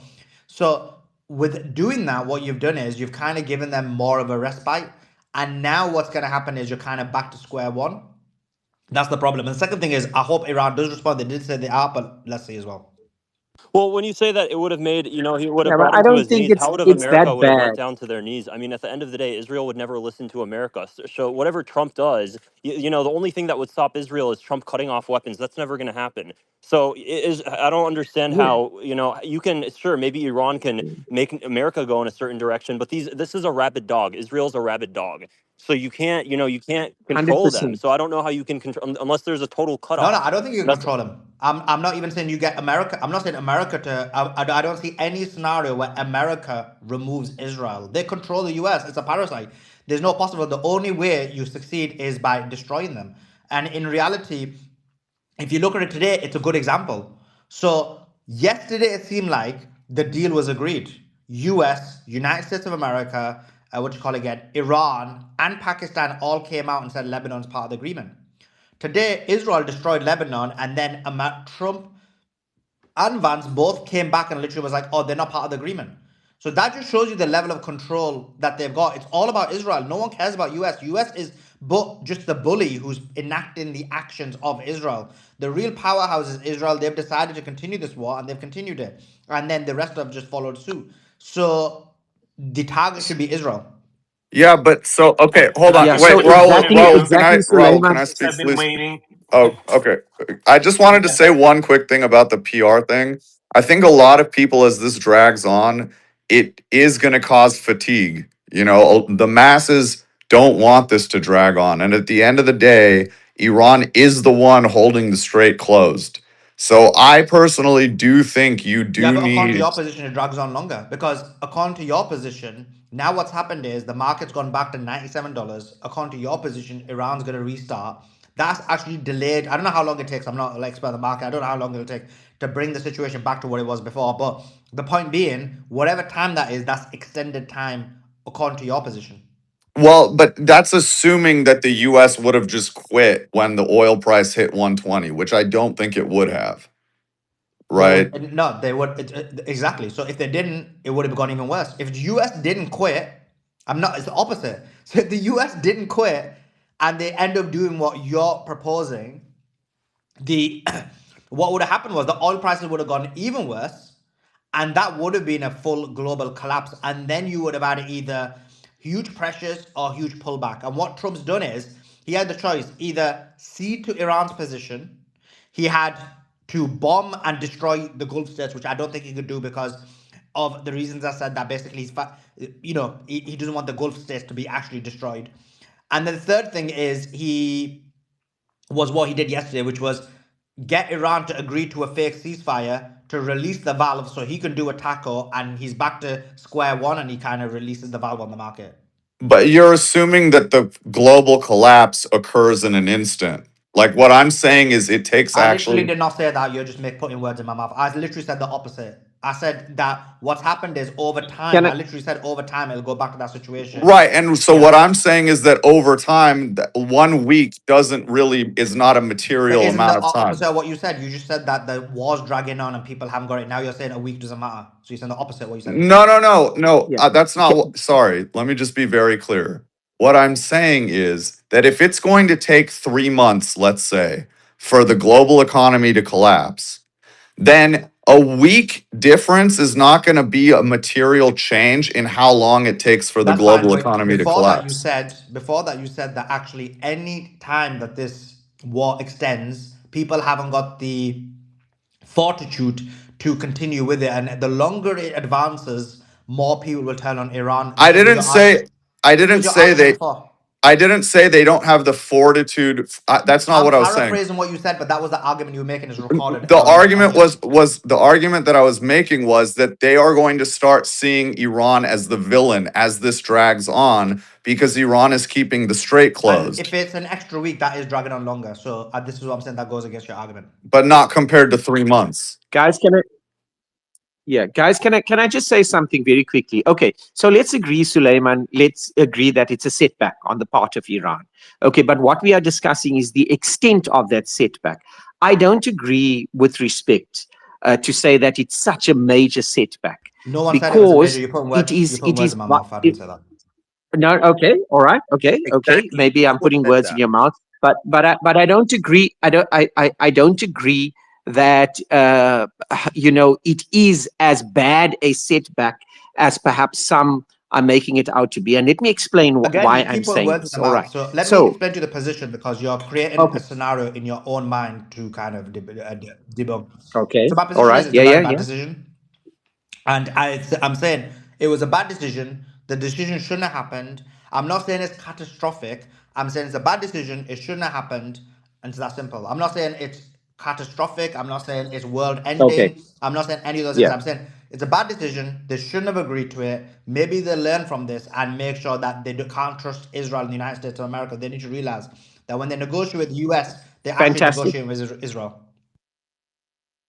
Fantastic. Then we're saying the same things. And then just let me add then to what you are saying. Okay, so firstly, let's talk about the GCC traitors, as I call them. So now, whereas before, 48 hours ago, they were clearly, overtly, publicly on the side of America. Now they would have to dilute their public statements in that respect, because they can very easily say, well, you know what? Iran did respond favorably to the overtures of a ceasefire, but Israel broke that ceasefire. That's number one. Number two, But yes, for sure, but it that's did not the provide. language that's coming out. This is why you need to be on a bridge with the news. So the Americans are stating the opposite Yeah, of what you're saying. So what they're saying, and America's, yeah. actually a reasonable person Mm, would come to the conclusion that maybe that makes sense. They're saying the Iranians misunderstood the conversations. Maybe it's because of a lack of skills mm. in English because they're foreigners. But Lebanon was Yes, never included in the yeah. deal. And actually, we obviously know they're lying. Americans think the Iranians are Mm, lying. But an average person would be like, okay, maybe they did misunderstand. So I actually don't agree that even that you achieved what you're saying. mm. I think the average person would be able to see now more so Okay, than, and that was the point that I was Rahul, about to make, let me just is say that one more thing. is Can that someone else get in just to besides you land on two this guys very going quickly. back One and piece forth and all the that's it, time? and then you can Resistance. speak. I know, Joel, please, honestly, All right. So, Rahul. Come on, bro. I've been here for yeah, like yeah. a half I hour with know, my I know. hand up, and you keep going back about the Joe, just same jump in, subject. Joel, bro. Listen, we believe in Yeah, this is UAE getting supremacy. ridiculous, I thought dude. you Can we believe no, in get a no. different supremacy. opinion?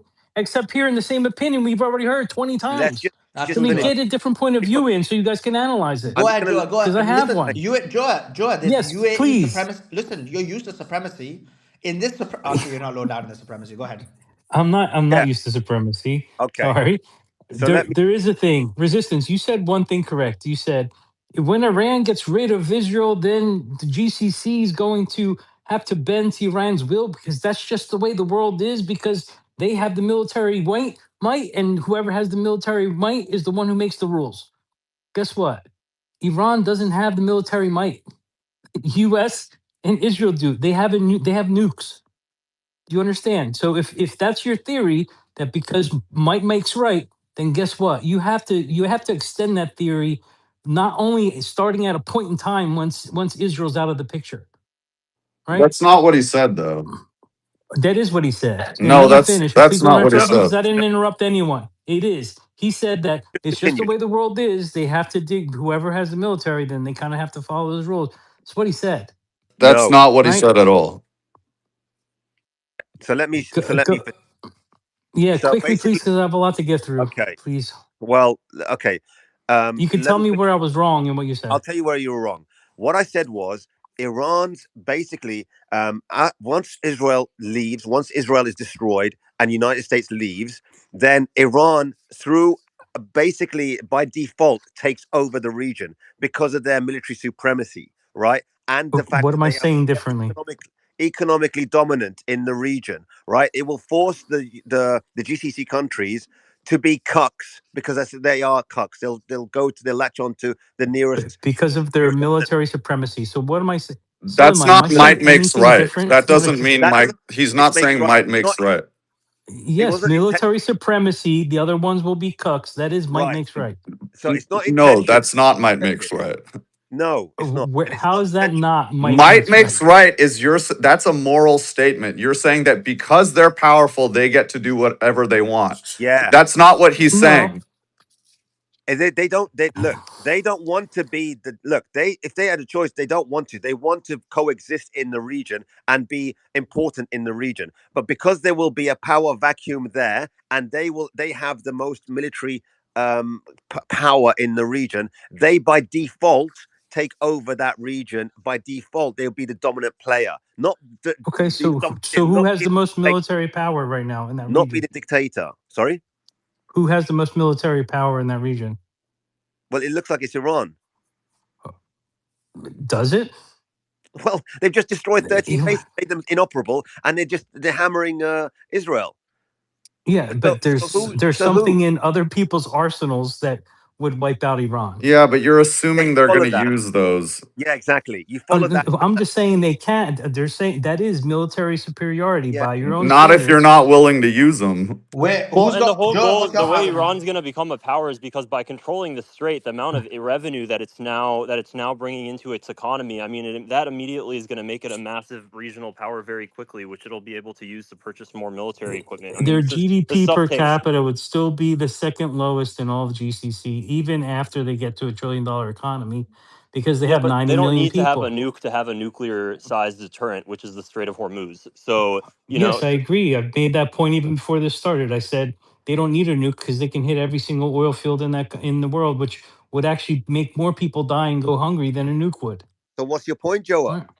Okay, so let They me don't finish need before I got to. interrupted by everyone. The thing is I don't think you're ever going to wipe out Israel, although I know a lot of people on here would love to do that. Israel has nukes.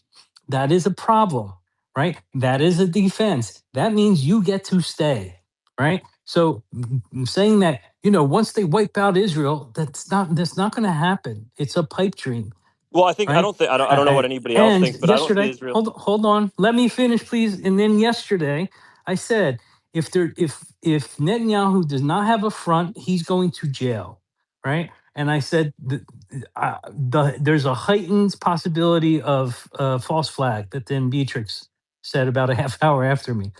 But look, I think what just happened was not a bad thing because you heard Carolyn Levitt for the Fake first time. news, fake news. Andrew will even tell you because he even said it to you himself. I was proud of Andrew that time. I think the big problem is not the big problem. What I'm actually happy is happening, but we'll see what happens. Okay.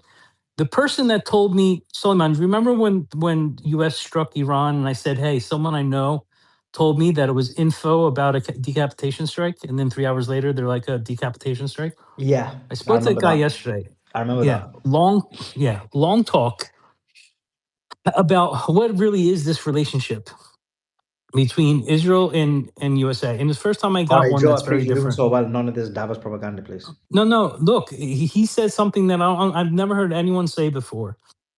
And he's like, it's like a little brother and a big brother. They both have influence on each other. US does need Israel for certain things. Israel definitely needs US for a lot of things. US is definitely the big brother. That's What crazy, happened? Joe. Yeah, what happened a few hours ago or yesterday was Netanyahu does not want to go to jail. He's going to keep a front open. He did that attack to kind of checkmate US that look, we're going to keep going and you're going to and you're going to come back because I'm not going to let this thing go. Right. It's kind of like if you had a little brother, he goes in the bar and punches out the biggest guy. Now you get involved because it's your little brother. Except Carolyn Levitt said in the press conference, she said, we're done with this deal. We reached our objectives. It's already finished. That's what she said today in the press conference. Right. So what does that mean for Israel? I think there's heavy tension, the most tension I've seen since probably Kennedy of US and Israel.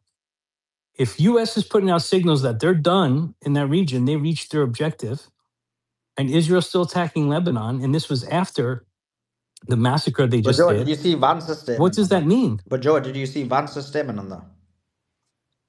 Vance is Well, I don't look at Vance. I don't know what No, Vance they said, but not I just actually don't Vance. care what Vance said. Vance, Lever, everyone, the entire Trump administration is not doing what you're saying. Yeah. They're going with what Israel said and saying yes, Lebanon is not part of the agreement. They are saying that, and I believe it was Vance, who is the vice president of the United States of America. I'm pretty sure he said something along the lines of, "Well, if they're not gonna, if they're not gonna be happy with the Lebanon thing, then I guess we're gonna go back to war." Something along those lines. Who said that? Vance uh, said that? Something along those lines, yeah, Vance. Well, it's listen, I really just want to say, important I if don't it's think along those lines it. or not, because Carolyn Levitt said in the press conference today that I watched that we reached our objectives. We're done. Yeah, they've said that all the time. They've always said that they've achieved the objectives. But the Lebanon thing is the bit that, and I agree with you. By the way, I don't think anyone's disagreeing with you on that element of it. that from America's perspective, they want out. They know they've got smashed. They know they can't do the ground invasion anymore. They're stuck. We don't disagree on that. We all agree on that. We also agree with you that Israel needs another front. We agree with you on that as well. That's a golden point. But and also, but I think where maybe the point of disagreement maybe is, and we'll have to see, is that because of the other front, as you said though, you said they checkmated America, and basically by bombing Lebanon, they clearly went against the agreement. Now America's lying and saying, oh, guess what? Lebanon was not part of the agreement. Iran's saying, and this is actually the breaking news now, there's more breaking news coming out. They keep saying they're going to respond, and if they don't, they're going to look really weak. But they said Iran's statement on the war response, head of the Iran's National Security Committee said, quote, wait for the fire. Only fire will bring you back to your knees. But sorry, bring you back to your senses. So it could be Iran lying about all these things. Maybe, I don't know if that's your position, but the point is, this looks like the war's going to restart again. America's saying that Lebanon wasn't part of the agreement. So I even forgot the point I was making. But anyway, go ahead, Joe. What's good stuff? You know when you teach your little brother. I don't know if you have a little brother, but you know if you need to teach got your too little many, brother bro. a They're right lesson. headache, I'll tell you. If he started a fight, you're like, hey, this one you're on your own. I'm hoping that's what happens. I mean, and that's yes, the point. You never said that to your brother. In the end, you're like, flip, and I'll shit at the fan. We're gonna have to back this guy up. He's so annoying.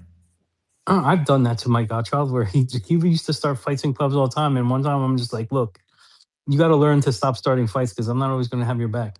And then, but then, let's say your godson was there in the bar, and then now he's getting smashed up and he's about to die. Would you be like, yeah, I stop it. I don't get in a fight. I stop You'd it. go help him, wouldn't you?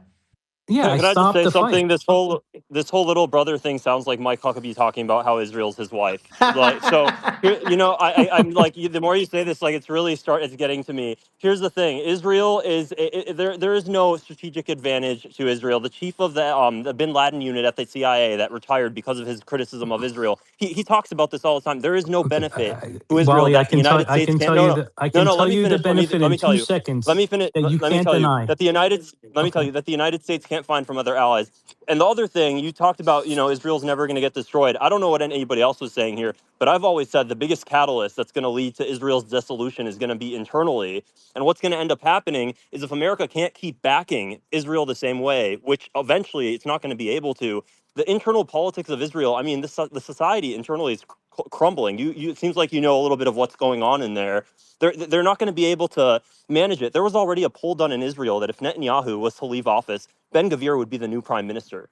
He's all like that's. I mean, this is going to be the new dynamic of Israel. Super radical. I get that. The world's not gonna. So how do you see it? You think that if there was a Ben-Gvir prime minister right now, things would be going the same way? There would be the same sort of backing. It's not going to work. They're having a brain drain. I think Israel's going to dissolve. Ben-Gvir is not a Netanyahu. Netanyahu was educated in America, grew up in America, and he understands the American system. He's always said, I know how to manipulate the American people. Ben-Gvir couldn't manipulate his way out of a paperback. Exactly. So how do you think Israel's going to survive when the polls are heading in that direction for them? I mean, they're only becoming more legitimately fascist. Has there ever been a nuclear power that's been, you know, like taken out? South Africa. Weren't they nuclearized and they dismantled their nuclear arsenal? Yeah, and it was they also had to we did it voluntarily. We did it voluntarily. South Africa is a perfect example of a magical, like, they're of a still created. There. No, they got regime change, Joe. Come on, that's disingenuous. Don't let's not play this game. They got regime their change, entire but it's still apartheid South Africa. And they lost their nukes. Guys, I am South African. So did Ukraine. We did it voluntarily. But it was done as part of the pre-negotiations agreement before we had democracy, and that it was done. It was the apartheid regime who were distrustful of the democratic government that would come in, and because the democratic government had previously stated that we are in terms of peace and whatever, so we dismantled it ourselves. The dynamic is vastly different. Yes, and to Raul, Israel. Did that happen because of BDS? Different. Yeah, essentially, if you cut off a country economically, there were sanctions. It happened because there were sanctions against South Africa. But remember that the UK and the USA, the UK and the USA still supported the apartheid regime right until the end. Yes, they did. But because the public doing BDS, and this is documented, that Israel studied what happened there and started to pass and started to create lobbies in America to make sure that what happened to South Africa could never happen to them. It took them 15 years to get it done, but they got it done. Yes, but if And there's people yeah, but who if studied Israel, it and actually even wrote books on it from Israel that said, okay, what took down South Africa was BDS. So we need to make sure that BDS can't happen to America. So what did they do? They got lobbies and they paid off the congressman or whatever it needed to do I think and it's got it into the laws I, that they could not do BDS in yeah, America with against respect. Israel. Yeah, with respect, I think it's far too simplistic to surmise that it was just BDS. There were many fronts of the struggle, one of which was international isolation and boycotts and sanctions. There were many other parts to the struggle. But again, I dare say that That's the like saying dynamics that's are like very different. Raul, with all due respect, that's like saying it's far too simplistic to say the war with Japan and America stopped because of a nuke. Because I'm missing everything else that happened in No, between them. It's ridiculous. it's a different, no, it's a different analogy, Joa. It's What you were really not. saying, and I just want It to. was the nuclear bomb of South Africa was the BDS movement globally against South Africa. No, I was part of the struggle in South Africa, an activist, a leader of the ANC. I've been with Nelson Mandela and Walter Sisulu and all of them, and sanctions against South Africa was one of the contributory factors, but not the contributory I'm not even factor. talking about the It was one sanctions. of I'm many talking about the factors. BDS. I'm not talking about the sanctions. I'm talking about the BDS. The public refused to buy So anything from just Joe, South one Africa. second. One second. I want to ask Rahul. Rahul, if you're dismissing this and saying it was just one of them, but it wasn't the, then what was the, according to you? No, there was no the. There were many fronts of Okay, the struggle, and many books have been written. yeah. So when you say it was one, it wasn't the. The reason I'm asking you that is because I spent some time with Ronnie Casseroles in Lebanon. One of the times I was in Lebanon, Ronnie Casseroles served in Nelson Mandela's first cabinet, and Ronnie Casseroles Yeah, told me I that it know was him the quite well. financial. Sorry, I Rahul. said I know him quite well. Yeah, I know, but I'm not asking if you know him. I was just trying to speak. I've been listening to you guys for like ages. Please just let me speak without interrupting. I also know him quite well because I spent time with him in Lebanon, but that's not the point, is it? We're not here to write down who we know and who we don't know. And he told me, because I did, I spent some time looking into what happened in South Africa. It was actually, Joe, it's not just that they studied it. It was the ANC, the African National Congress, who directly advised Hamas to adopt, and they advised the Palestinians to adopt the BDS strategy. It came straight as a line from South Africa, right? I know. Ronnie Casseroles confirmed this to me, obviously, when I've been to Gaza. They've confirmed it. So we know this. So it was the South African strategy that was adopted for a reason, because the financial implications of that strategy was so severe that even military action alone didn't do what the financial implications did of the boycott movement. If you read Long Walk to Freedom, which I'm assuming, Rahul, since you knew Nelson Mandela and you'll have read it back to front, he actually says that in there. He actually says that in his autobiography, that without the BDS movement, it would have been impossible. These concerts that happened, he writes about them in his autobiography in London. The biggest superstars at the time took to the stage for free to say, you know what, free Nelson Mandela. The reason why they did that was because South African companies were caving under financial duress. People were not buying. It wasn't even because of the military thing. That's what happened. Just some more breaking news. Yeah, Rahul, I can Rahul, respond here. Rahul. So I'm gonna give it straight to yeah, you. Just a sure. quick news. Israel just bombed. Israel just bombed Qasemiya Bridge in Lebanon again. So they just bombed that bridge again. So significant bombing by them. The Turkish ministry says we condemn in the strongest terms Israel's escalation of its attacks on Lebanon, which have resulted in the heavy loss of life. The attacks further exacerbate the humanitarian situation in the country. Despite the recent ceasefire reached in the region, the Netanyahu government continues to undermine international efforts to establish peace and stability. We reiterate our absolute support for the preservation of Lebanon's sovereignty and territorial integrity. The international community must act immediately to end the Israeli occupation of Lebanon and ensure the protection of civilians. Sorry, back to you, Rahul. Yeah. So Beatrix, you're 100% correct in that it did have a major, it was a major contributory factor, and it was over years. But also, it's again, I want to make the point. It's far too simplistic to say that the sanctions, and it wasn't called BDS, it was called something else, but that the sanctions was the major contributory factor. It was definitely a factor, a very telling factor for sure. Bear in mind, though, that the United States and the UK and many other companies through Israel and what was Taiwan at the time, there were many sanctions busters, and that was happening. For sure, the business community, the white business community themselves in South Africa, made overtures to the ANC. I was an ANC leader. So I'm not at the level of Ronnie Castrol's, I could never be. I'm not that smart, and I haven't been, at the forefront as much as he and others have. But all that I'm saying is that, yes, for sure, in terms of Israel, that's one of the fronts of the struggle for the Palestinian people.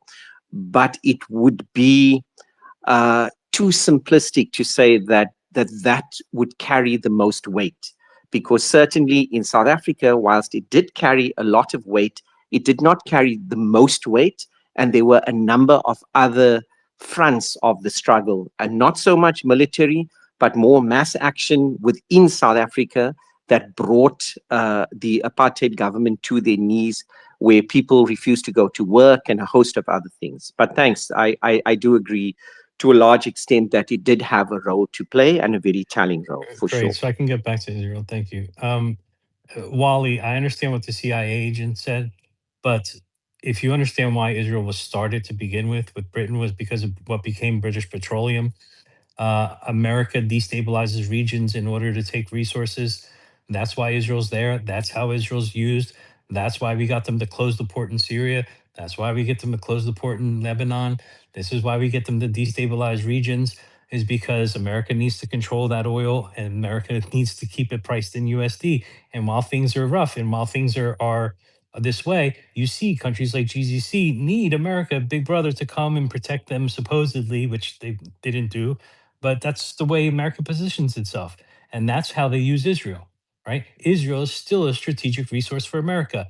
And it is a strategic resource for the biggest source of fuel on the planet, But that's not right? true, And Joe. that's how it's used. How That's is that not not true. true? Because the way you see it happen, right, is like this whole oil thing, it's really a farce.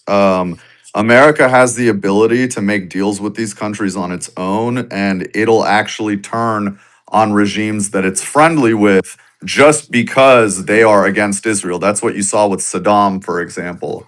So it actually starts with Israel, and then the oil becomes a problem. It's the same thing with Iran right now. The US could have made a deal with Iran and had good relations with Iran, but and it has an interest in doing so and controlling that area of the region. The reason they have to go to war, though, is because Iran has a bad relationship with Israel. Thermo, why did we go to Libya? Well, hold on, I'll put it this way.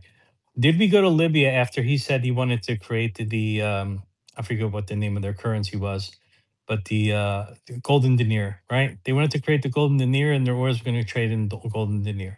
Saddam also, just so happens, also 6 months, just like Gaddafi, 6 months after he said he's going to stop trading in the dollar, also gets attacked. Why Yeah, is but he that? And did why is that. that He did so often? because he did So that. often. Yeah, because he did that to piss us off because we had already pissed him off.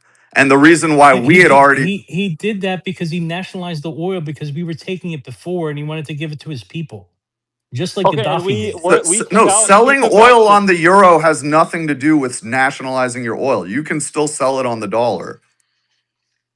and Yeah, what's I the point of understand, but Israel in all people of this? If nationalize it. Saddam had to be overthrown for U.S. interest when it came to oil, how does Israel?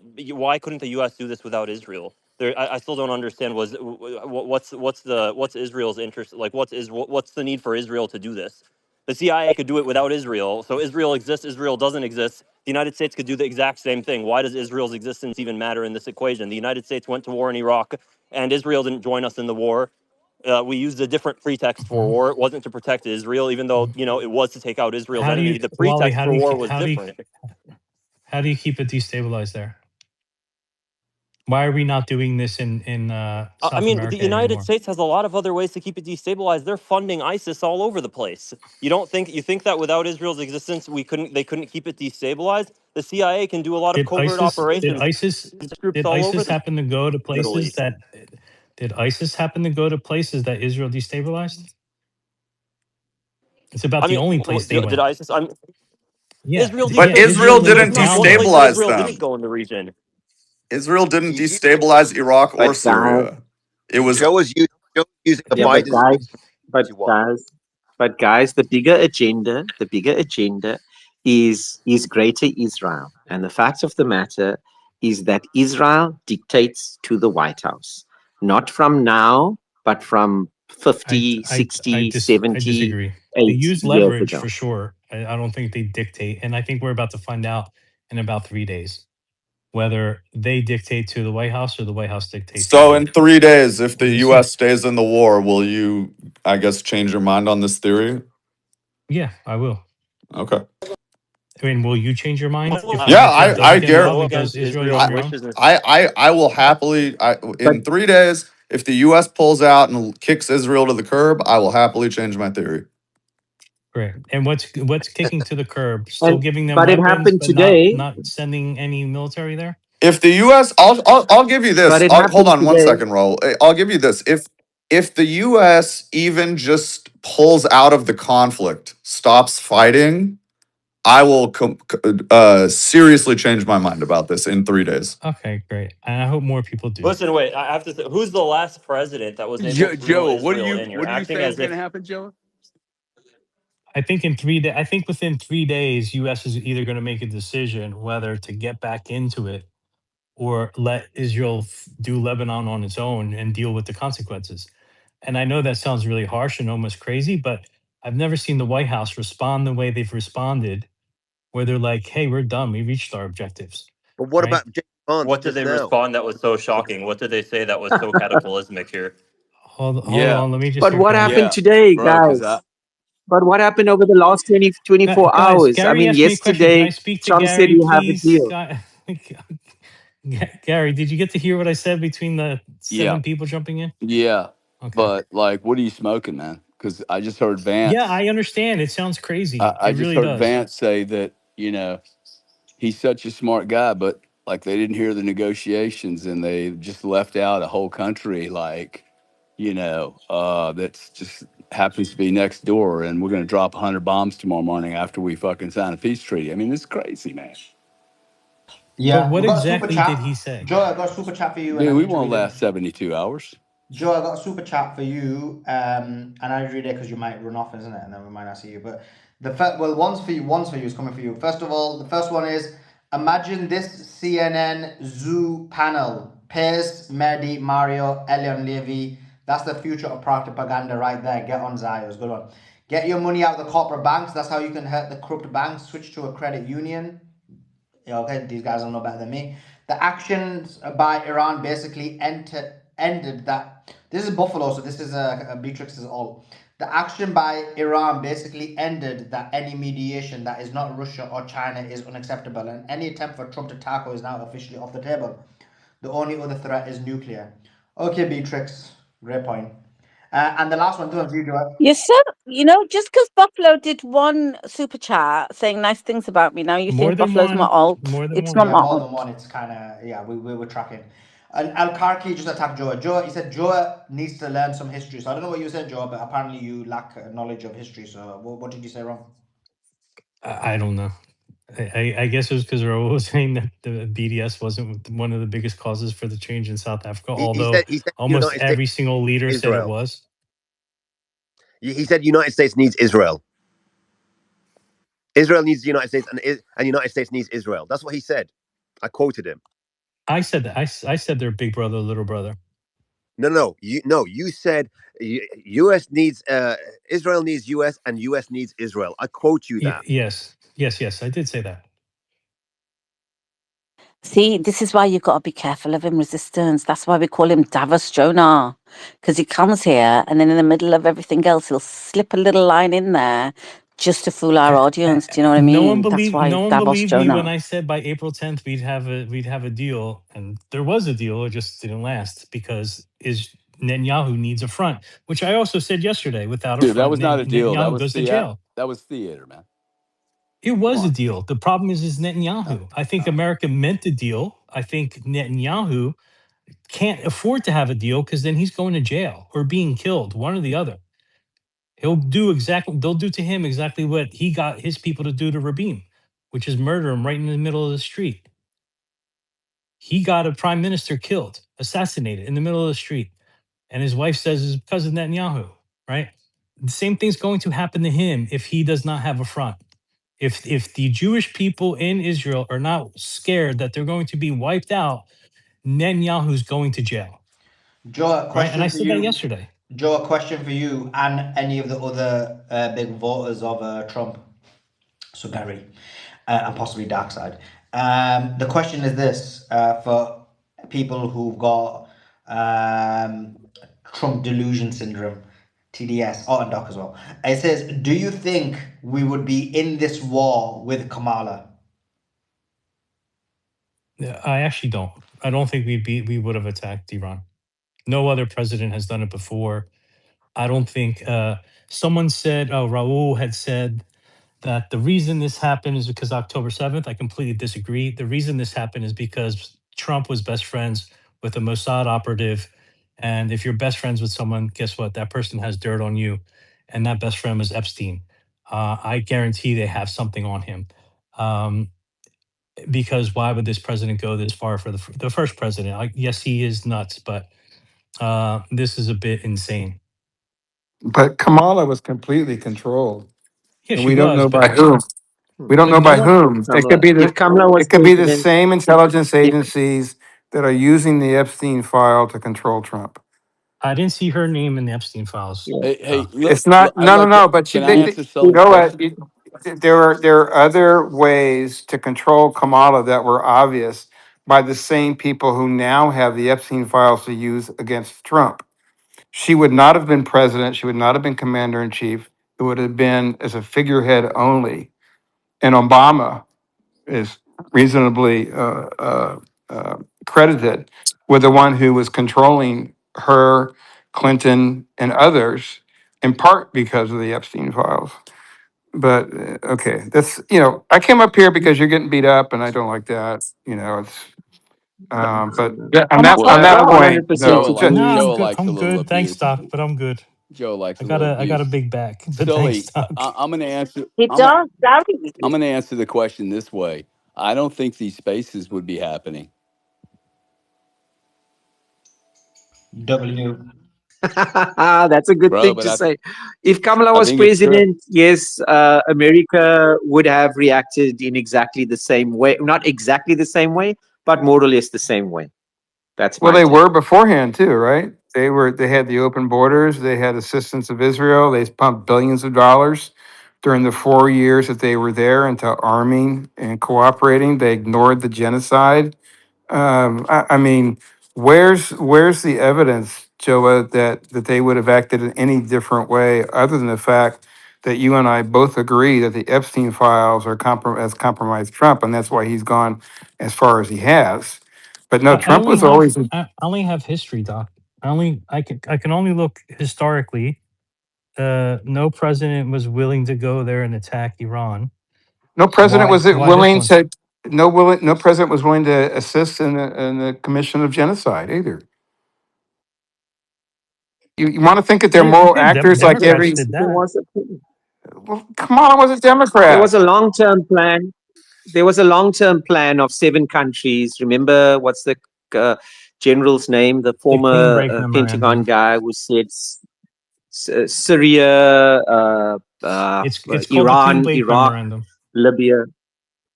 Yeah. So whoever, whether there was a Democrat or a Republican in the White House, that was going to happen. It was just the timing that may have changed and the time frames that may have changed, but that was always the agenda, and it's taking place in I front of agree. our Look, eyes. I've always said Bush went after Iraq.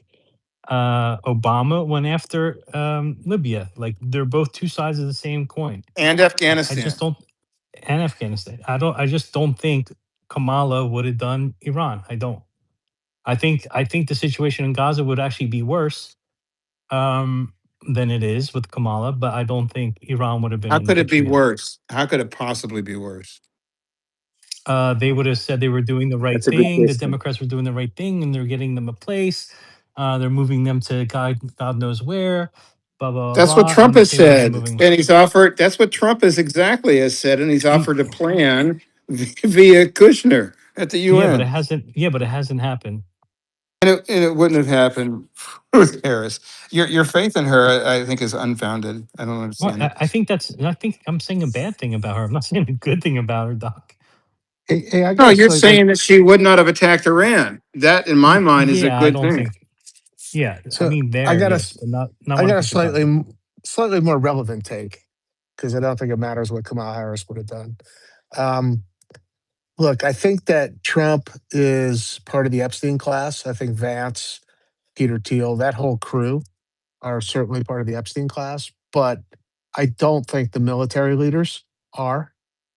And I think that they would have gone full bore yesterday had they had the military on board. I just suspect that the reason why they didn't go is because the military didn't want to go. And they probably suffered a pretty hard beatdown on that rescue mission or whatever you want to call it, whatever joke that was. And I just don't think they have the military support. I think that's a real problem for Trump and Vance, right? Certainly, Israel wanted to go, Trump wanted to go, Vance definitely wanted to go, Pete Hegseth wanted to go, Rubio probably not as much. But I think when you get into the military, I don't think they wanted to go. I don't think they want any part of this. I Vance think, is on the record You know, you know, Vance is on the record of initially not agreeing to this and later being convinced of it. yeah, Yeah, yeah, I saw exactly. that. But He he was also very said, against it.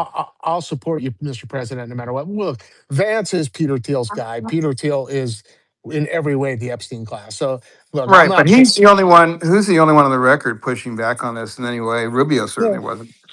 yeah, I get Is it. this Dark that's talking? Yes, sir. Yeah. Okay, you because I don't can't. think that I can't see your name. in addition to Dark. that, yeah, Don't you think you don't Trump? think that in Rahul, addition in a Rahul, Rahul, 1 second. The co-host Joe was speaking to Doc. Let them just finish, and then I've Yeah. got a question for Doc. Go ahead, Dark, Joe. don't you think, like, look, I made a crazy prediction up here. I don't know if you were up here because I can't see you on the panel, but I said within 3 days we'll find out if America's cutting ties or not Yeah. and letting Israel deal with it on their own. Trump normally creates scapegoats, right? He always blames someone for something that goes wrong.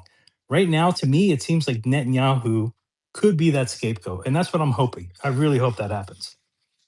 Yeah, me Well, he too. But blamed Kushner and Whitner and Pete Hegseth at one point early on when it was clear that it was not going to be over with a quote unquote regime change attack.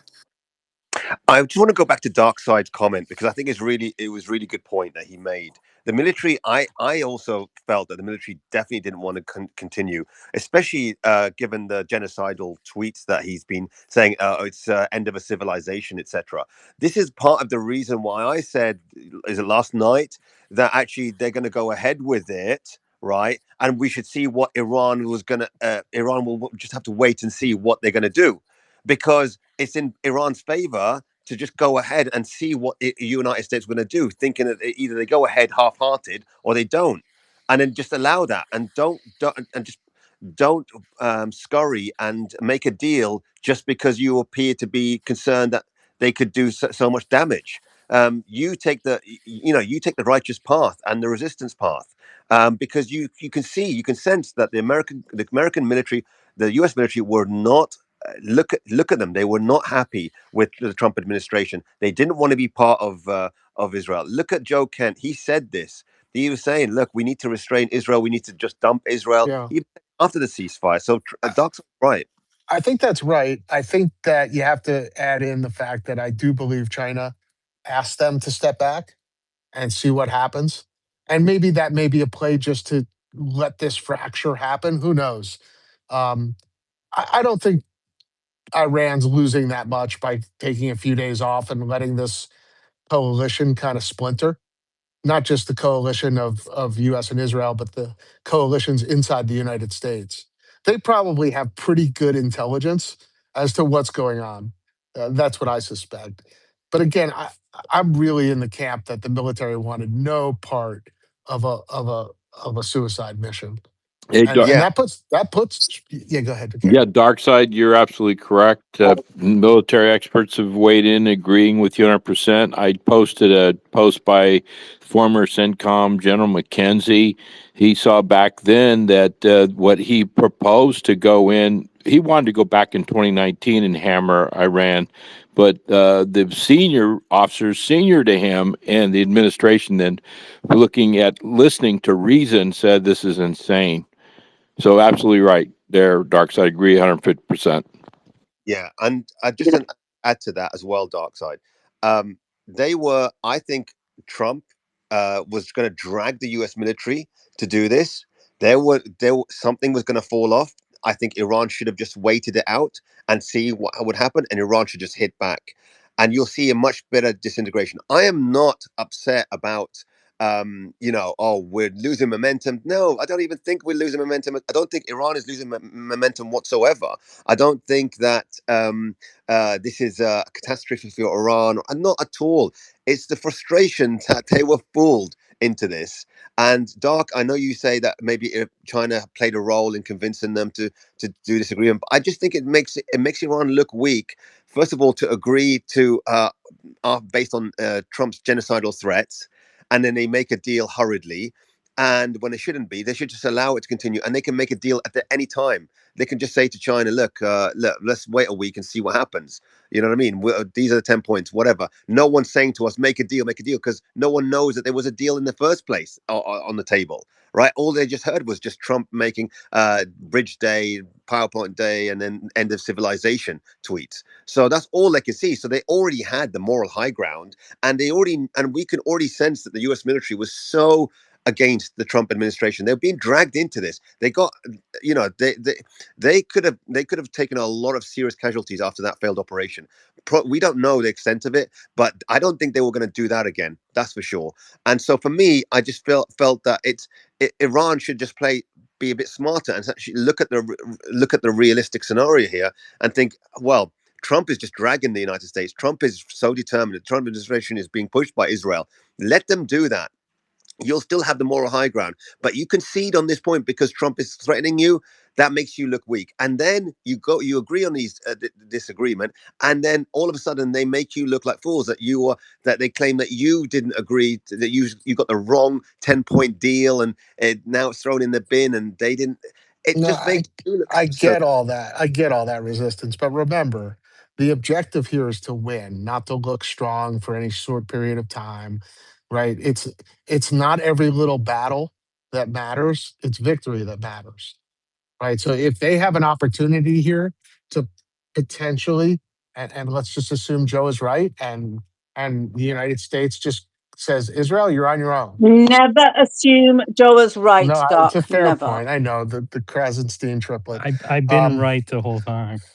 But Dark, this whole thing was telegraphed. It was telegraphed by anyone with sort of half a, I you know, get it. I get it. I just think if you have the opportunity to divide the alliance between the United States and Israel, even if it's a 10% chance, and you got to take a few days off and you got to look small and maybe lose a little battle, you take that opportunity, right? So like it's strategy, right? Like this is a long term. Iran's in this is it's existential to Iran, so they're fighting this to win, ultimately to win. And I think there's a real chance if the military tells Trump, go pound sand, he does, basically leave Netanyahu on his own, and then you got a real shot. I mean, then now you're on kinetically somewhat even keels, and on top of which, remember, it's not so easy for Israel to pound Iran without the U.S.'s tankers and bridges and everything that gets built in order to make that long flight. So all of a sudden, your missiles begin to almost hold 1-to-1 because kinetically, if the United States is involved, this isn't a fair fight. Yes, they can So launch missiles. Yes, they can damage things. But come on, like the United States is a I think you've superpower. got to look at it from the Iranian point of view. So Iran's Iranian government, the IRGC, has been lauded for playing a really blinding strategy of controlled and sustained attacks over their enemies, etc. And so they had the people on their side, but then they make a misstep like this. It does, in terms of momentum, that is where momentum falls. Is the support amongst its own people that they're saying, well, what are we doing here? We thought they're clever. We thought they're going back to the original Iranian government that we always thought, the incompetent stuff, soft ones, that naive, that don't really want to fight back, that they didn't fight back after Raisi was killed by Israel. They didn't fight back what Ismail Haniyeh was killed in inauguration. They didn't. So all these things come back into the psyche of the Iranian people. This is why they go out in the street to protest, is so that they can give the confidence to the Iranian government to continue the defensive war. And so things like this doesn't have a detrimental effect to the overall war. No one is saying that. It does sort of paint a different picture with regards to the Iranian people when it comes to the intelligence of the government and how they are perceived amongst the Iranian people. And that's the thing that they could lose momentum over, right? And that could splinter. And that's not what you want to be doing during a war. You want your people to support you continuously. Forget about outside in terms of the outside. We look at it from the Western point of view, the Western lens to some degree, as well as Iran's lens. But we look at it like that. But actually, this is where momentum could fall. And there is a prescient sort of risk there. Suleiman, Kalisi, Joa, and the rest of you guys, thank you very much. It's Thanks a midnight lot. No here. problem, Love you Raul. Raul, you guys. never need Thanks to, for and keeping the appreciate you fires coming, but you never burning. need to announce Cheers. your exit. Bye, You bye, can just bye. leave. Appreciate it. Just quick one, guys. Joa, you were asking for this, right? Let me just quickly play this for you. This is what JD Vance had to say about the negotiations. This is in the midst of them killing 250 Lebanese as well. Well, that said, the Israelis, as I understand it, again, I'm supposed to get a full report when I get on the plane, have actually offered to be, frankly, to check themselves a little bit in Lebanon because they want to make sure that our negotiation is successful. That's not because that is part of the ceasefire. I think that's the Israelis trying to set us up for success, and we'll, of course, see how that unfolds in the next few days. But look, if Iran wants to let this negotiation fall apart in a conflict where they were getting hammered over Lebanon, which has nothing to do with them and which the United States never once said was part of the ceasefire, that's ultimately their choice. We think that would be dumb, but that's their choice. That's it. So what's your thoughts on that, Joe? Yeah, he never says that America's going to go help Israel. Huh? Right, which is my point. He never Sorry? says that America's going to go help them. No, that wasn't the point. He said that if Iran allows Lebanon to be the reason for the deal to fall apart, that's their problem. But that was never part of the deal. Yeah, but he never states anything about America getting involved, America doing anything. Right? I'm just going by what Carolyn Levitt said, which literally said, "Hey, we're done. We hit all our targets. We're done." And that's why it's worthwhile and just to see where this goes over the next 3 or 4 days. Does the U.S. pull their refueling tankers out of the region? Because that would signal that we're done and we're not going to help Israel. But Joe, just to quickly, because I had to open the door, but I don't get your point, because if Vance is saying that Lebanon is not part of the deal, Israel can continue bombing them. If Iran thinks that putting Lebanon now as part of the deal is gonna and for saying that or trying to protect Lebanon, that the deal falls apart, then they're gonna be dumb.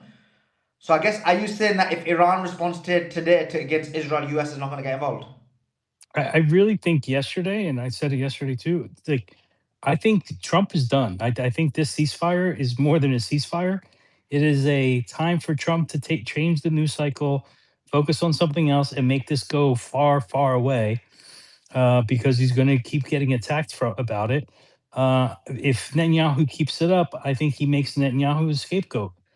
So He's I he's am got to get saying, the he's got to get the party and his base in line as much as possible for the vote in November, because it's going to keep him from being impeached, which he almost certainly will be anyway. But that's, I think, explains the effort at this point to disengage. okay, but the question, I guess, to both of you then is, um, so obviously you know the disagreement about Lebanon being involved or not. Iran is claiming that they're gonna respond and hit Israel for what they did to Lebanon. I hope they follow through, but let's see if they do or not. Let's assume that they do follow through. Are you saying the United States of America is not going to help out both in a defensive or even in an offensive position? If we don't hear communication from U.S. after Iran does that, I think that's a telltale sign. Yeah, no, but that's not what I'm asking you. Of course, if they don't respond, if they don't help out, then they've not helped out. I'm saying based on your current position, that it would mean that the US doesn't help out. You're saying the US won't help Yeah, out. yeah, I don't think they're going to. Interesting. So you think now Iran's response has just, I mean, this is, if that was the case, this has become an ideal situation where what you're basically claiming, I think Doc may be claiming the same thing, which is now US is completely out, Iran can obliterate Israel.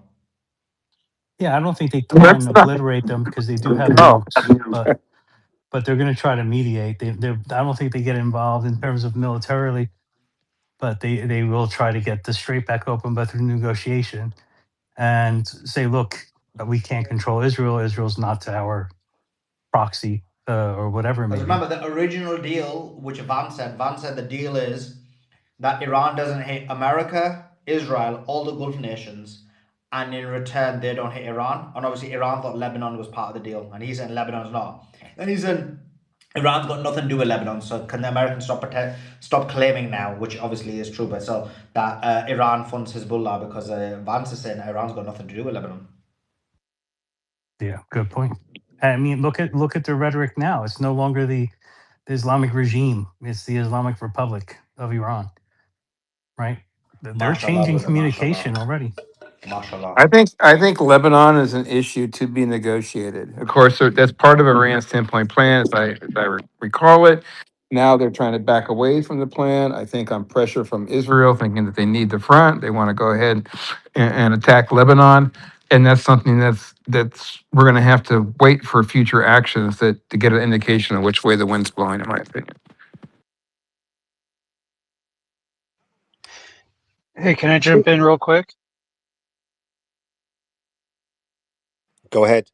Yeah, sure, jump in. So after you played that clip of JD Vance, it just clicked into my head, and it's so clear what they're doing right now. What they're trying to do. So they're trying to now go after Iran's proxies. They're trying to isolate them. Listen, we're trying, so they're planting the seed into the Iranian people's heads, saying like, "Oh, look, your leaders are going to throw away a deal because of these proxies." They're trying to isolate Iran. They're trying to isolate them from the proxies. It's like you got to choose. You want peace, or you're going to continue supporting your proxies, and that's what Vance just said, right? Is Iran going to throw away this deal over Lebanon? Like, who cares about Lebanon, right? And that's what he's doing, is planting the seed into the minds of the people to say, like, you guys are so close to a deal. You want to keep getting bombed, or are you going to go against your government? So their only options now, the U.S., is to buy time, right? Because Iran's already planned for a long-term war. These guys wanted a 3-day operation. They have no time. They got to buy time in any way that they can right now. So then, and we know how they operate, right? They always try to find some Costa, just one strategy quick out of point. I'm going to give it chaos. straight back to you. If that's what they're attempting to do at the moment, it's failing because I'm just seeing a message from someone. Because because the Iranian public have come out in huge numbers saying the opposite.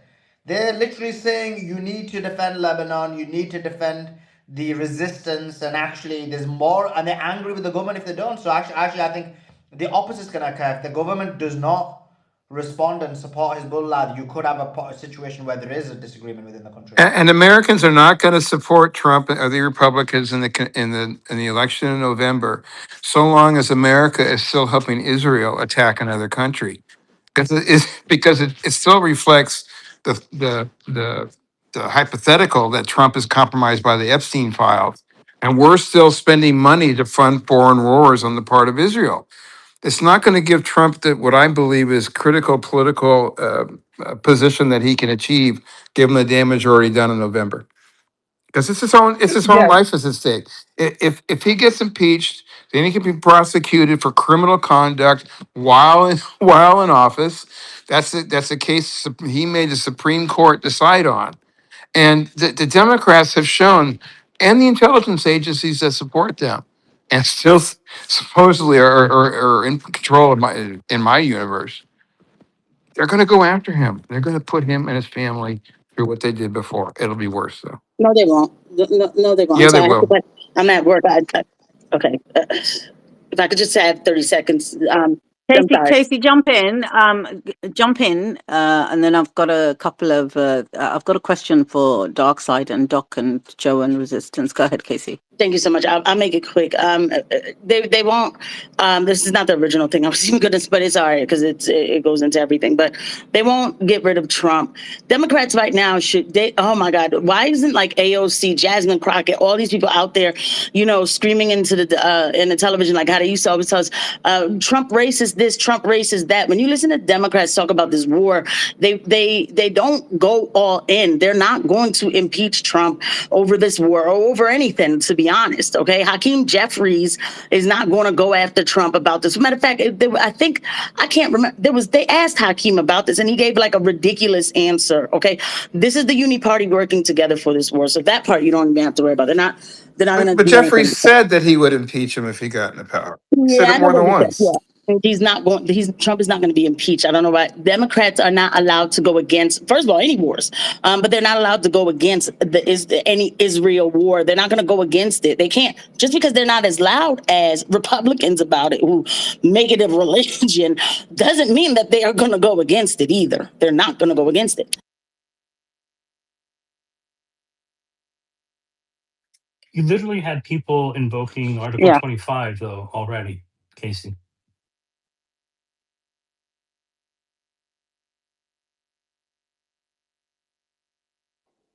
Hey guys, can you see my hand or? Yeah, go ahead, Oh my Simon. God, Simon, Jump you in. don't have to put your hand up. But no, we couldn't see it. I couldn't see it. But jump in.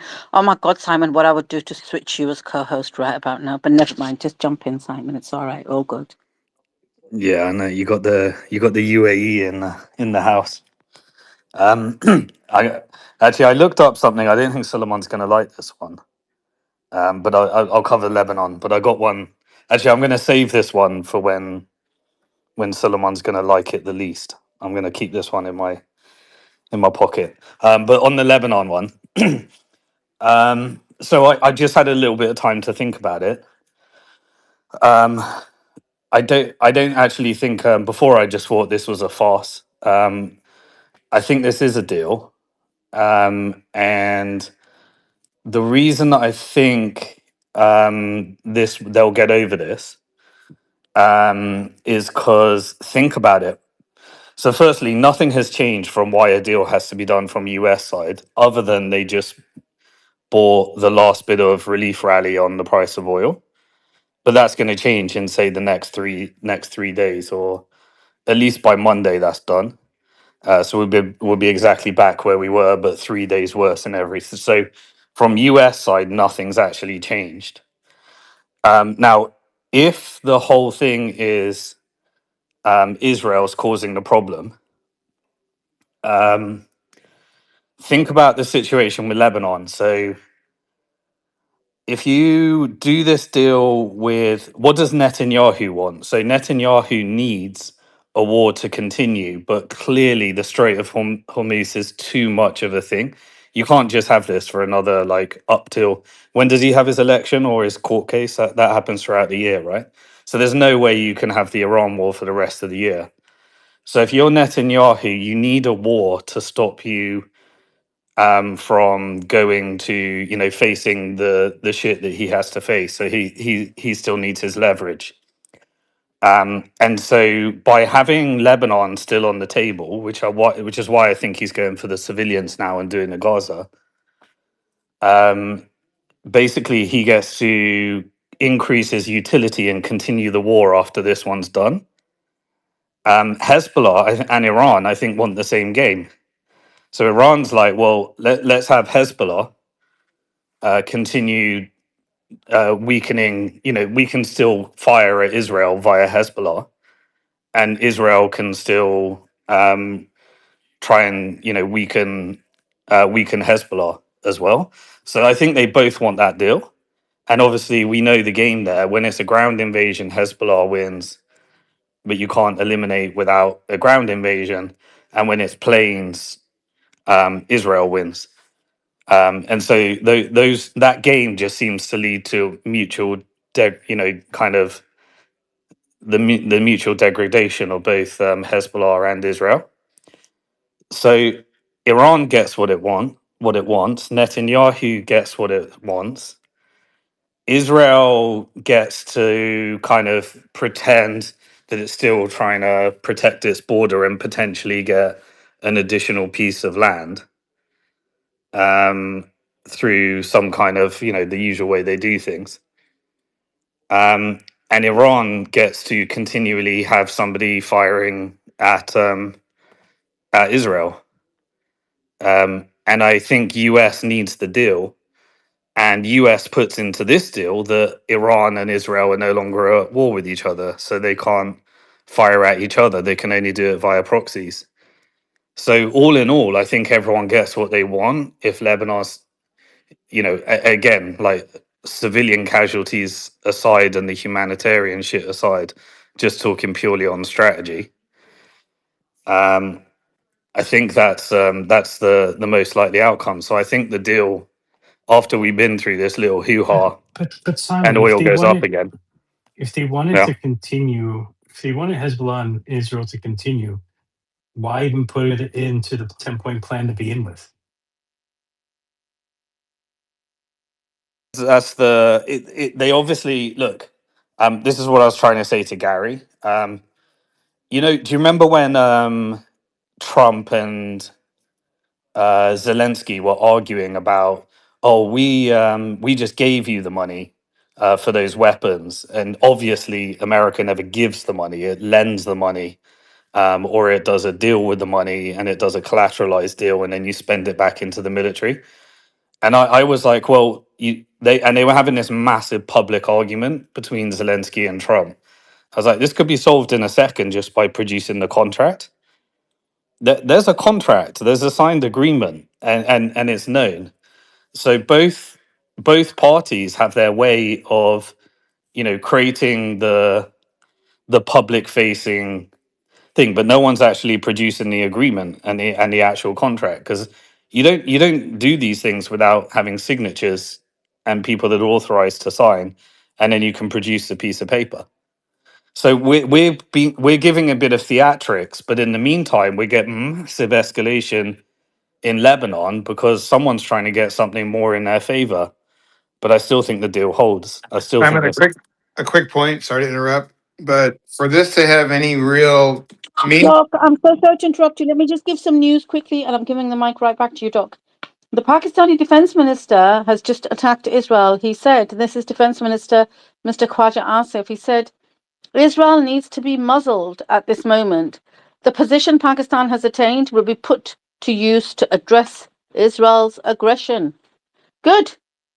I'm glad. Well done. Doc, back to you. yeah, just a question really quick for Simon. If this deal, if I'm Iran, the deal that needs to be signed or the contract that needs to be agreed to needs to be part of a treaty with America, recognizing Iran's sovereignty, number one, and then probably be another 10 issues. And that would have to be approved by the Senate for it to become law. And that becomes very difficult to overturn. So if I'm Iran, I'm looking for that piece of paper. Yeah, exactly. There's got to be more to come.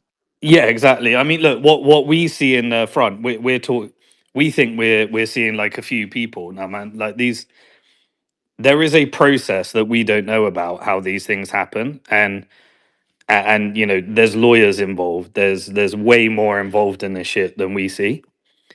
So to get these things to hold, you don't just ceasefire and potentially ruin a whole game without real guarantees, contracts, and of course China's there and in the background, providing their leverage over America to try and make sure these things hold.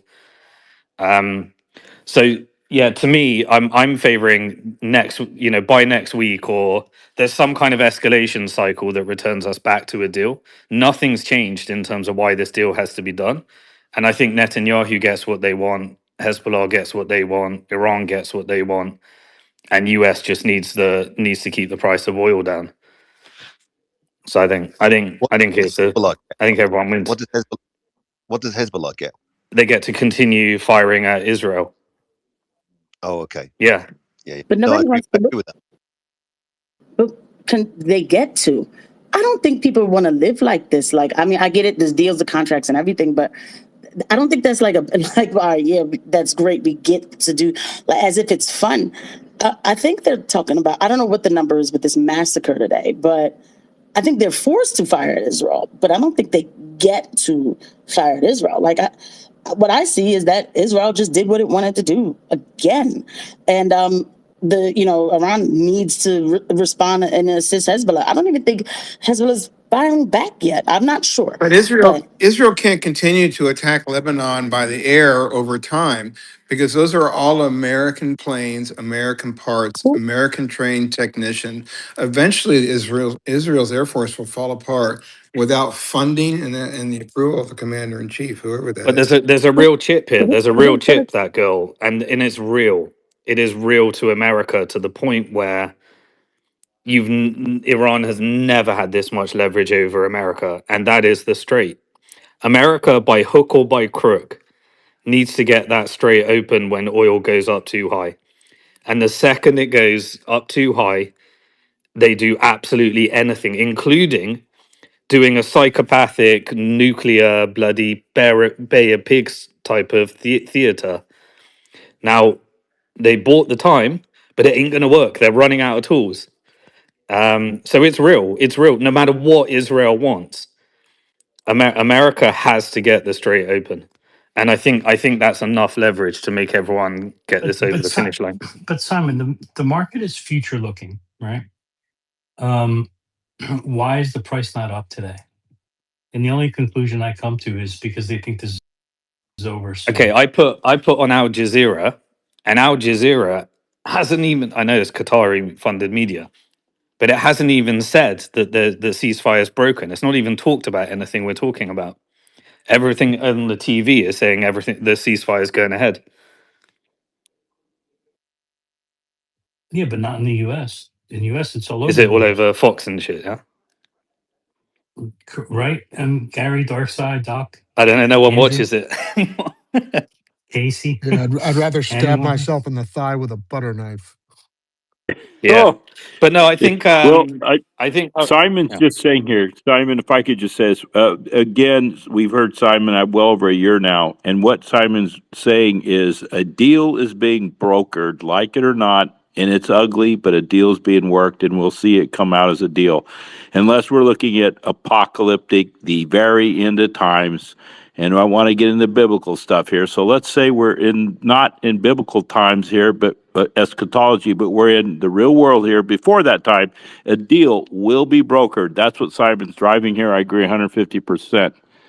And Joe, to answer your question, the market agrees for whatever reason.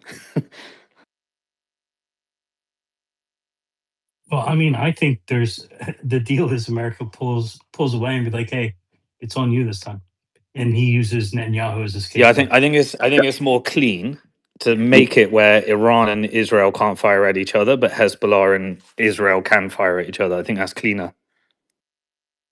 So he did Vietnam. I have a dear friend of mine. He said, I went to work one morning. My American friend said, adios, hasta la vista. He said, hey, whoa, whoa, whoa, where you guys going? Hey, don't worry about it, bro. They were gone. We had tens of thousands. After the millions of Vietnamese were killed in the war, the American war, guess what? Tens of thousands were murdered because, hey, you helped the Americans. We hauled ass. Yep. Let's talk about Vietnam. And I know people don't want to hear about Vietnam again, but that's a Vietnam 2.0 Paris Peace Accords. I'm telling you, a deal's being worked out. But look, and then the reason I think this holds is because Netanyahu wants it.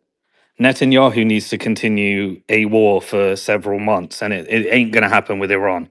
That's done. That ship sailed. So they need Lebanon. Yeah, but again, I don't understand. I don't see how Iran can be like, all right, we'll just let Hezbollah be the proxy and keep fighting Israel. It's not the same. They are dropping bombs on. Even if that was the plan, right? It sounds like a good plan, right? But they're dropping bombs on Lebanese citizens in Beirut. I mean, just random people. You can't even do that kind of But deal. that's why I think it's going to happen But because but Netanyahu's doing his old tactic, kill civilians when you need to get more leverage, yeah, but and so he's Simon, pulling did you hear leverage by about the killing Iranian people civilians. today? The Iranian people are mad that the ceasefire didn't include Lebanon. If Iran makes a deal where it doesn't include Lebanon, then you can get a color revolution. More than likely. Potentially, but I think Iran knows how to control its people. No, no, that's not a I cut. don't know. No, but they would want hard, like people to like go in even harder. Like I don't think that would be like some 5D chess there. You know what I mean? So Kelly, the hardest thing, or I'm sorry, Casey, the hardest thing you can do in these type of things is to put heart and reason into it. It's cold hearted. It's evil as hell.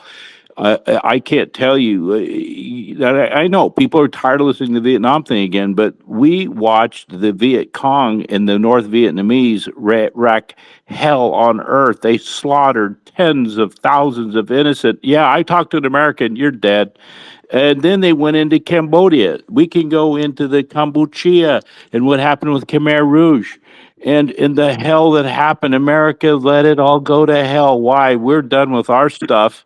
I can't stress this enough. You can't bring your heart into this when you're dealing with. That's why I get cyber. that, and that's Yeah. not what I'm doing. Because I'm Haitian, so I know when to put my emotions at the door. Okay, that's not what I'm doing.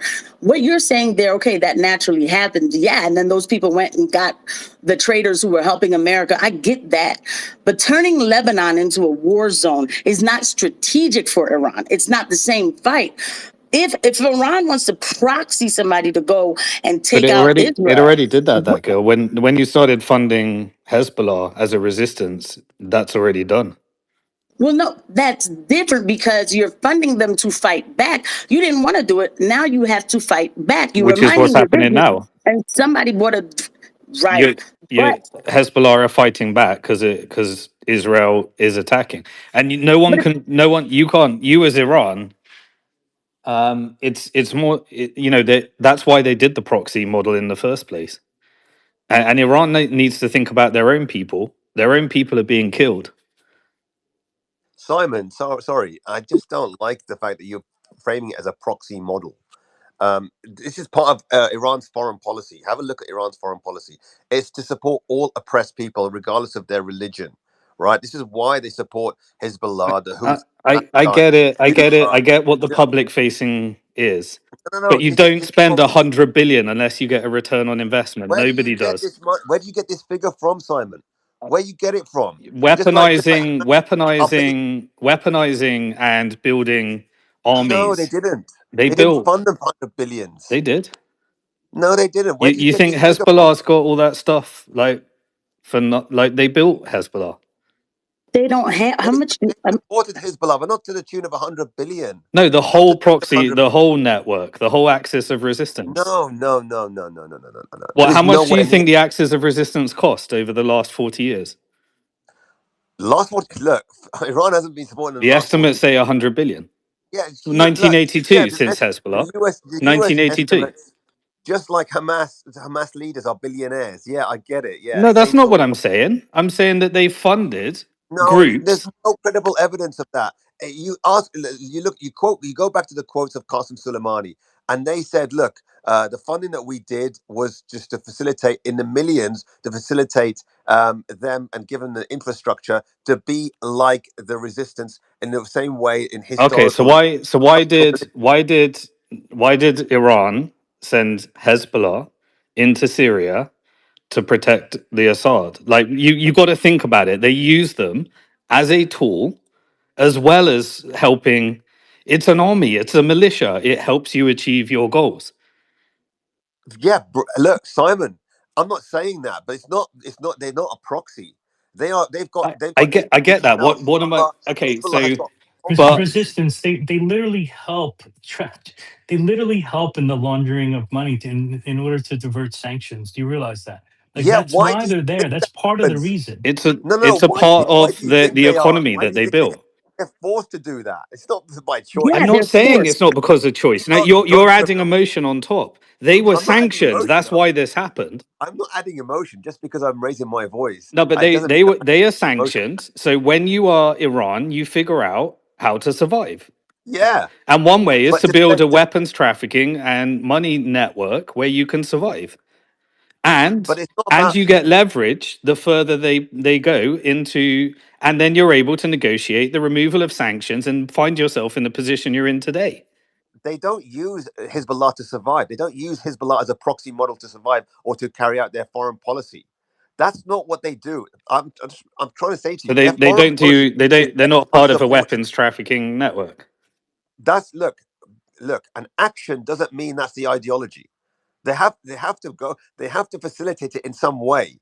But the ideology is to support the oppressed, not to support to further their Okay, interests. so they're supporting And the oppressed, slowly and through their support, the it's a bit like you invest, you create a foundation to help charity. You're genuinely helping that yeah, charity, and you create a foundation, but it just so yeah. happens to give you billions of dollars of tax relief in it, and it's a win-win situation. I'm just saying No, it is a win-win it's not situation. helping them. How does it? How does Hezbollah? How does Hezbollah fighting the resistance help Iran? Because it makes them more of a How do target. you find yourself in a position to have leverage over America so you can negotiate the removal of your sanctions? No, they got leverage over America because of the Strait of Hormuz, But how not did they because of have it before that? Hezbollah. How did they survive before The the same closure of the thing. straits? What do you mean? What do you Do, mean? do you Look, not see the business model? I'm Hezbollah just saying is it's a smart supporting. it's a smart It's not a business. proxy model. It's not a proxy model. Proxy model implies that they're doing this to further their interests. A proxy, no, their foreign policy means that they Can two support the things not oppressed. be true? You can help a good cause and No, further your own no, interest, and everyone does no, it all the time. Everybody does no. it. A proxy model means that it's designed that way. That's what you are implying, I'm not right? what I'm They're saying. You are they're fighting sanctioned, and the oppressed. you build a methodology to survive. No, that's not. And no, they're sanctions. Look, Hezbollah didn't have to be there. They happen to be there, and so they are supporting the oppressed, right? But it's not because they're there. Oh, we'll support them because it furthers our interests to survive. I That's think not what. destroying. That's not what it I is. think getting rid of Israel serves Iran's interest. What's wrong with that? That's the same thing. It's two different things. It's a dual purpose No, strategy. yeah, it's by coincidence that it serves their Okay, interest, so not by you're design. adding intent on top. I'm just saying what it is. No, it's not a proxy because a proxy is your adding intent. What do You're we framing call it as it a then? What proxy. do you call it? So you're saying that I'm adding intent, and I can't say that you're adding intent by saying it's a proxy model. And I'm I'm not saying saying it. I I'm saying totally their foreign get how policy. helping the oppressed is something you want to do, but So I why are they also helping? get why you would spend $100 billion on something that furthers your You're pulling national this out interest from as well. Zionist sources. You're pulling Okay, all that all right. Well, how much did they? from. Are you not saying that Hezbollah is not a serious force and with a serious cost network in order to build the strength that Hezbollah has? I mean, pick your own number, 5 billion. Then it costs a lot of money, right? But Simon, what you're saying basically, for this to be true, it would mean that the very first time that Iran, let's just say Hezbollah, 1982, right? Let's say but all the way back in 1982, when Iran decided to help, because that was the Israeli invasion and massacres in Lebanon that occurred, horrific, what Israel did in Lebanon. After that, Hezbollah was created, after that, not before, as a result of Israel's war crimes and massacres and genocides in Lebanon. So that would be saying that the first time Israel did help the Lebanese people, and then remember they came together and said, we're going to be called Hezbollah. They're just normal Lebanese people who want to resist and protect their land. So the first time Iran helped them, it was with the calculation that they would be years later, decades later, useful for leverage in negotiations.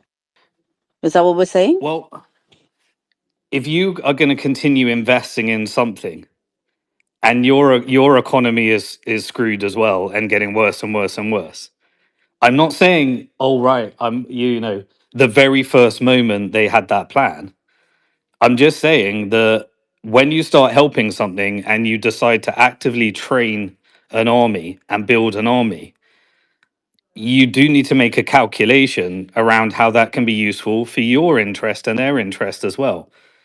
And it's just maths. It's like, okay, are you going to spend that much money and put your country at severe risk unless there's some kind of calculation how you can both get something from it? But like Beatrix said, but there's a part of this that's missing, Simon. And I have to respect the Lebanese people. I don't want to tell their story, but one of the forefathers, creators of what is known today as Hezbollah is Imad Nea. And when he was coming, when all of this was being put together, he was reaching out and he was close to Qasem Soleimani. And this is how, this network was built out of resistance. Like this wasn't around like, oh yeah, I see some people over there trying to do something. Let me fund them for my So when reasons. when Like when China we helps, discussed it, you know what I when mean? China has a Belt and Road Initiative and they help countries with building their bridges and building their infrastructure, don't you think that they like helping those countries, but at the same time they're thinking, how do we utilize this as a country? Otherwise we can't do it. I mean, Like that's yeah, what countries do. And right, that's right. But the reason why, for That, me, that, this is yeah, so- unique is because, let's keep it real. The region had been trying to resist. Israel keeps expanding, occupying. The wars that have been fought with Israel have been because they were trying to expand, on their neighbors and everything else. And so this is why this network has to be built. And now you have to, and then you have America that's trying to sanction and do everything else. Yeah, people come together. Yes, you call it weapons trafficking. I'm not saying like, oh, they're just good people. Of course, it benefits them because we're all fighting together. Because at the end of the day, they knew that they were going to be a target as well. So, fighting for what though? Like, do you think it's just all right? Anyway, so, look, so no, if we want to, yeah, we can continue. Look, I like and that it you asked also that benefits a question. country to have a bit of a romanticized view around what you're doing as well. That's But it's just so, the not reality. so I, romantic. But But there's Simon, hold something on, wrong with because what he asked me Beatrix fighting said for though, what? And if because I could just they say they did what they're start. fighting for is to not die on their knees. Like, I mean, I think every human would Yeah, fight but to don't you not think be the taken over. IDF? But don't you think the IDF believe that they're resisting for a worthy cause? They actually believe that shit. Yeah, no, but the thing is, though, we have the proof and history to show that Israel started to attack its neighbors, and you know what I Americans mean. So think it's that like they're now you got actually to fight back. Americans and Brits do terrorism every day, thinking that they're fighting for God and their country. Absolutely, you're right. They don't know who they're fighting for. That's You're it. They right. don't know what the boss is. You're right. But right, again, in this situation, these people have been attacked. And so they fought back like any one of us would do. And they built a network. I mean, when he Absolutely, they started did from the it. But beginning. when you invest, like I come with a mission of a company, and I'm saying, hey, I need this $1 million because I want to do this and bring this to the world. And an investor just makes a calculation and just says, well, I love the mission. I really want to be a part of it, but I also need some kind of return here. And countries do the same. I promise you, they do that. Simon, yeah, can I just not jump in as an Iranian and just say that what you're saying is so heartless, so emotionless, and so mathematical, and so logical, and so un-Iranian, and so un-Shia, and so un-Hezbollah, and so far away from this region that your brain is fixed on mathematics. I promise you, there is a massive difference between the kind of people that Iranians are, the Shia people in Iraq, and if you, I mean, just want to tell you, the word Ansar Allah means the army of God. Hezbollah means the army of God. In Iran, we're called, the IRGC is called Hezbollah. Hezbollah is the same in Iraq. It's the same as it is in Lebanon. It's exactly the same in Yemen. It's called the resistance. They don't do anything for money. They do all that they do because they believe in the resistance against the tyranny Huz, of other people. I'm not talking about the soldiers. What, are you saying Iran's going to abandon Lebanon and Hezbollah? I didn't say that. I All said, right. Okay. If you didn't yeah. say that, I apologize. What I I thought you were said, saying that Iran is basically going to walk away from Lebanon, make a deal, and Lebanon's going to be on its own fighting against Israel. Is that what you're saying, or you're not saying that? I think that whenever you look at all the different parts of the equation right now, No, no, but answer that yeah, question. Do you think I Iran think will abandon Hezbollah. Hezbollah? What do you mean by abandon? Leave it. Let Israel beat the shit out of it. But they're beating. They could beat the shit out of each other, right? Okay, no, no, no, they can't. They cannot. It's not the same. Because Iran has turned around and said that we're closing the Straits of Hormuz because you've not stopped attacking Lebanon. That is as simple as Okay. it Well, gets. let's just see It's if they done it. sign a It's deal that closed.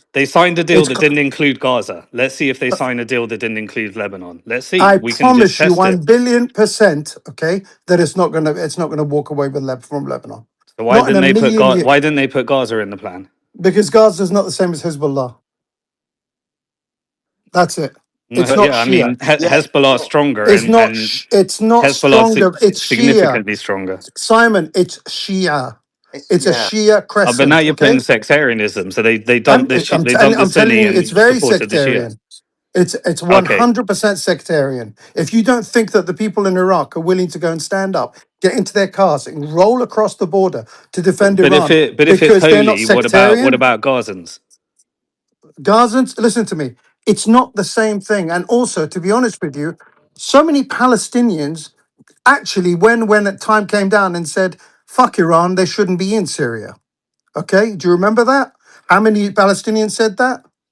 But the Hezbollah people never ever turned around and said, screw Iran, because they're all made of the same blood.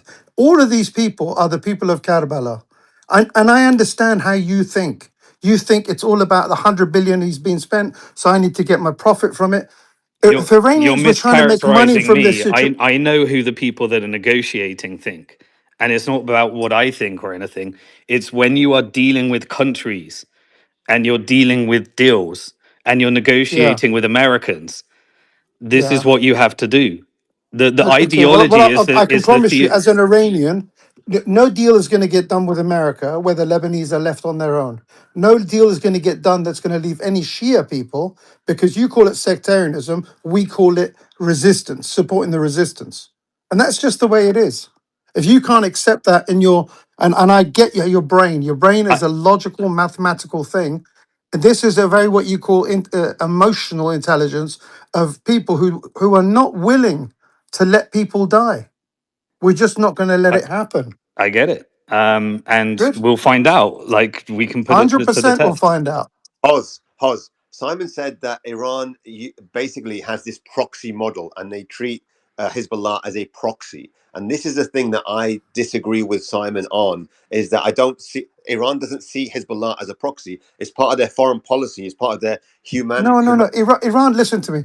Iran looks at these people as people that are trying to stand up for themselves, and Iran provides them with the training, the on-ground military training for their troops. They all came to Iran. They all came to IRGC. Qasem Americans feel the Soleimani. same. Americans feel the same about their It's not about veterans. feeling. I'm trying to explain. I'm trying Americans to feel the explain. same about their veterans, but there's a CIA level of information that thinks very What's that got differently. to do with the training of people in Iran? I'm trying to say.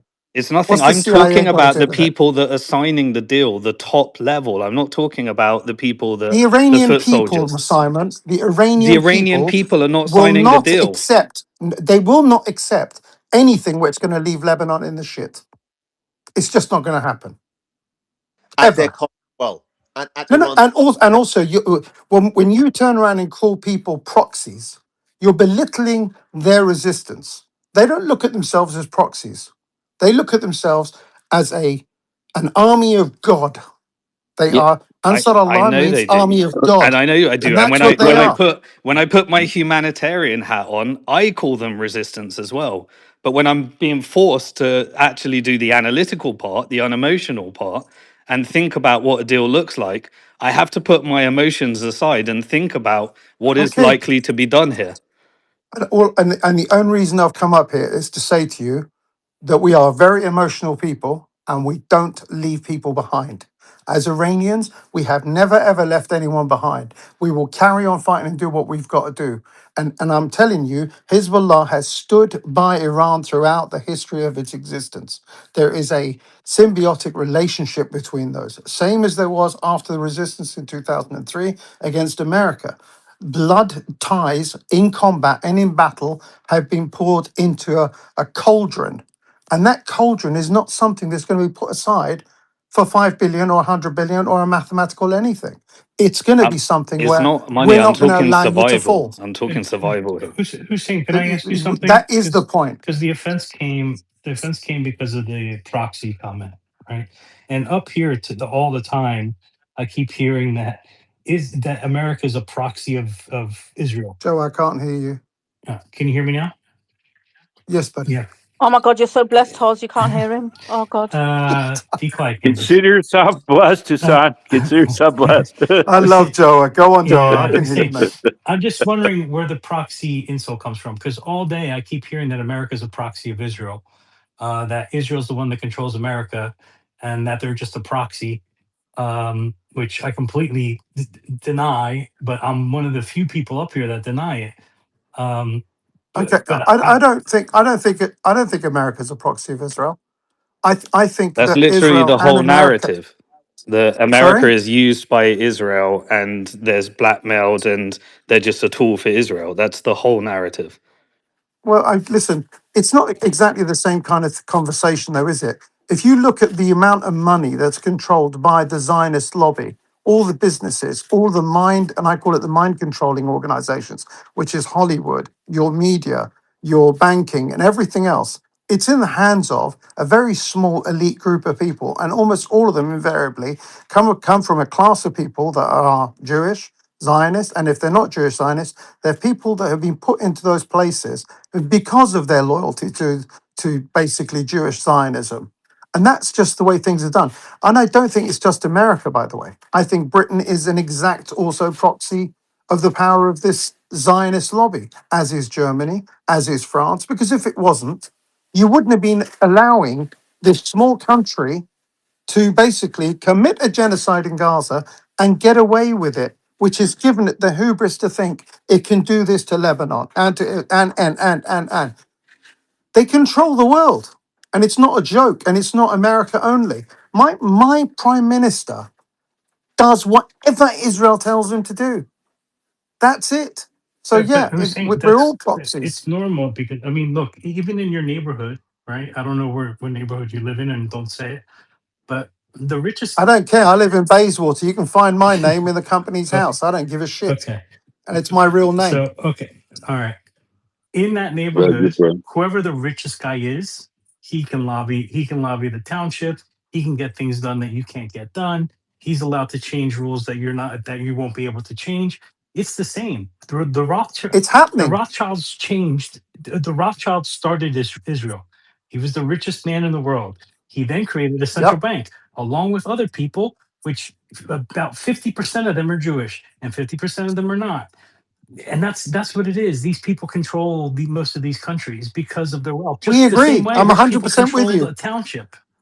It's no different. I agree. Yeah. We're in absolute and full alignment, mate. I don't disagree with the word you've said, but all of those people have got an agenda, and that agenda is the agenda of Zionism, and it's the agenda of the chosen people. It's the agenda of we are superior to But other Hus, people. let's look at it. Okay, next step, right?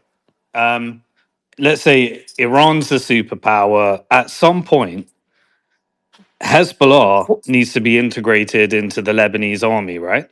Because they're Lebanese. Listen, no, it doesn't need to do anything. So you have an army. You have an Hezbollah, army within Simon. a country that is funded by an external country. How does What I that can work? promise you, what I can promise you No, this is, seriously. first of all, What would you like? let me What let me imagine in speak. I'll tell America, you. right? Or imagine in Okay. America or Britain, you had a group that was funded by China within Britain. This is the whole thing about Israel and APAC, right? You have a group within America that's funded by Israel and APAC. And people don't like that because you want them to be America first, right? At Okay, can we get sometimes back that to the dynamic. conversation? I I am. get what That's you're saying. Lebanon. But that's You can use the Okay, what Savak. I'm You can saying to use you is, Savak, but listen, Simon, which was funded by Hezbollah has America. come into sorry, Hezbollah has come into effect because of a cause. The cause was the invasion by Israel in the 1980s, or in fact before 1980s. They formed in 1982, but the invasions took place before then, and it was when the U.S. Marines got bombed and whatever else. So the thing is this: once the Israel stops being a warmonger and it's a peaceful person to the people next door, what is the point of having Hezbollah?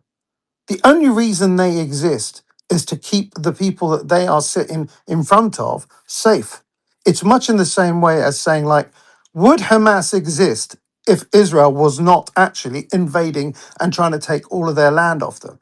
If people can stop killing each other and try to live with each other, then none of these resistances need to exist because I get people that. But just here's naturally where it gets coexist. funky, right? Now, you then form a group, and that group then needs weapons and money in order to become We more didn't form powerful. a group. I'm talking It about formed Hezbollah. itself, I'm talking Simon. about Hezbollah. Y- Iran Hezbollah. didn't form it.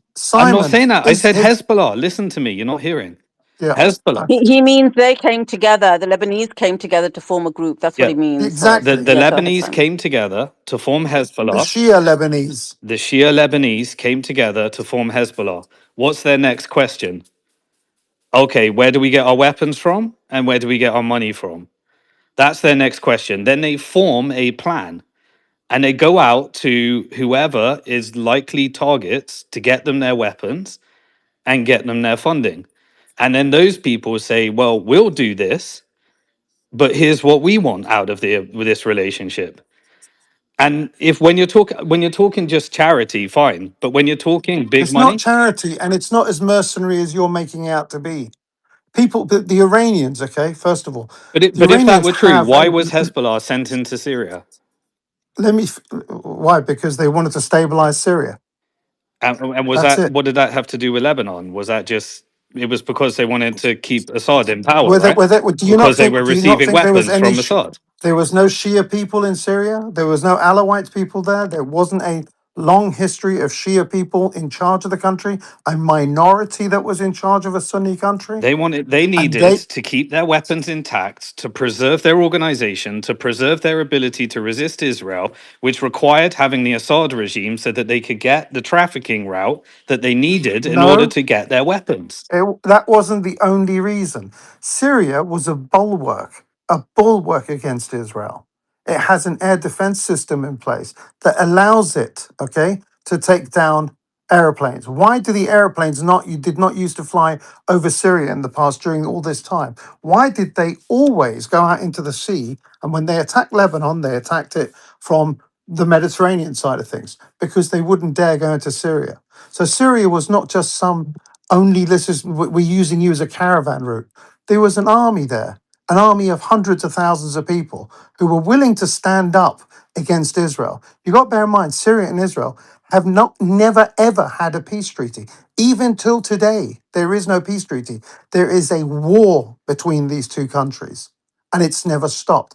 Even though they are, the guy is working for them, kissing his ass. Syria is still in a state of war with Israel. So don't think that Syria was just like a caravan route. No, it was a nation that was at war. It's got its land being occupied by the Israelis. The Golan Heights have been taken over by them. Those things belong to Syria. To Syria, they don't belong to Israel just because Donald Trump said it. And the thing is this: when you turn around and say they went looking for this and the other, they didn't have to go looking for anyone because all they had to do was turn around and go, who is our cousin? Who is our blood relative? And you got to understand when there is a line in the ground put in by Sykes-Picot, all right, and it's a line that goes from Lebanon to Syria to Iraq, all of these straight lines. This area was called the Levant. All of this area is one group of people. All it was Shia and Sunnah. That was the distinction. And most of these Alawites and whatever else, they're all the same ethnic, genetically DNA the same of things. All of these divisions that we see are things that have been implanted into people and implanted in them to start hating each other. The Well, reality of I the agree with matter, that. That's a fundamental Muslim belief. We're all humans. whether It's Muslims or not just a not, Muslim whether belief. sectarianism. It's a real life thing. The genetic difference between me and a Chinese person is non-existent. Do you understand me? Well, and an African, it's Yeah, non-existent. that's what I'm saying. It's a fundamental. That's why we say we're It's an fighting abs. Yeah, oppression and serving humanity. We don't see a exactly. And difference. what I'm saying to you is, listen, the story of Karbala, Karbala is not in Iran. Even though the center of Shia and everything else feels like it's Iran, it's actually Iraq. The Shia people that are in Lebanon, all of them used to go to Karbala. And when you go there for those 40 days, when you go for that march, you become, you got to bear in mind, a lot of Iranians, a lot of Lebanese, when they went to Karbala, they stayed there, they lived there, they formed cousins, they formed blood relations. And when you turn around and you know, Simon, you know the people from that area, you're an incredibly intelligent person. When the Shia people get attacked, they come together. And that is why they are being targeted and hated, because they don't accept boundaries or borders. Because the attitude of Iranians and Iraqi Shia and Lebanese Shia, the Alawites and all the other Shia is, we're one nation. And all they try and do is find ways to get us to kill each other. And we're not doing it anymore. And Iranians haven't anyway. And that's basically the story. All I'm saying to you is I love you, and I really do love you for your analytics and for your brain power. And you are one of the smartest human beings I know. You really are. But you've got to not be so mathematical when it comes to the emotions and the feelings that people have towards each other as human beings, and the level of defense that people have towards, we are all common cousins in that area. We are all common cousins. There is hardly any difference. There is a difference between the Khaliji Arabs, for instance, and the Persians and whatever else. But realistically speaking, Shia Islam has combined all of these people together.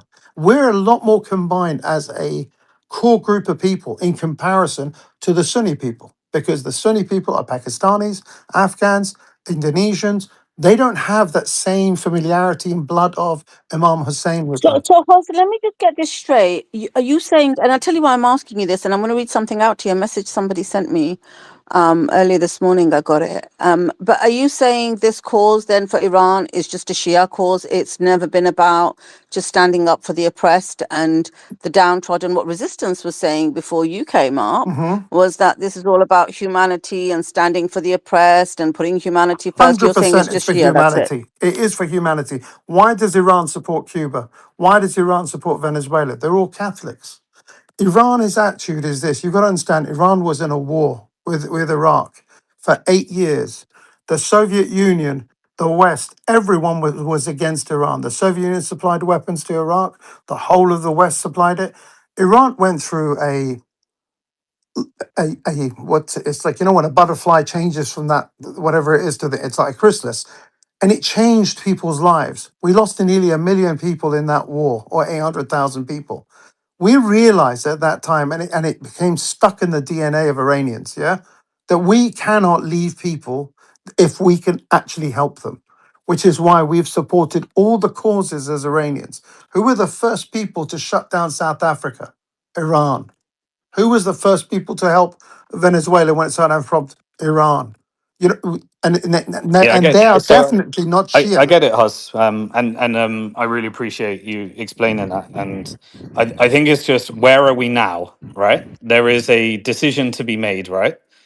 We're either going to get this war continues over the Lebanon issue, or Has it the stopped, Lebanon. Simon? No, Okay, that's it. There but is no but stopping. I'm just talking about the players. US has to stop this by the next time oil goes up again, right? So they're gonna hit that every point. Israel has suddenly started committing a humanitarian crisis again in Lebanon and doing Gaza. Why? Because Netanyahu needs for more war to survive, knowing that this Iran one might stop in his calculation. Whether he's wrong or right, I don't know. It's not the only thing, though. Yeah. What's the other part?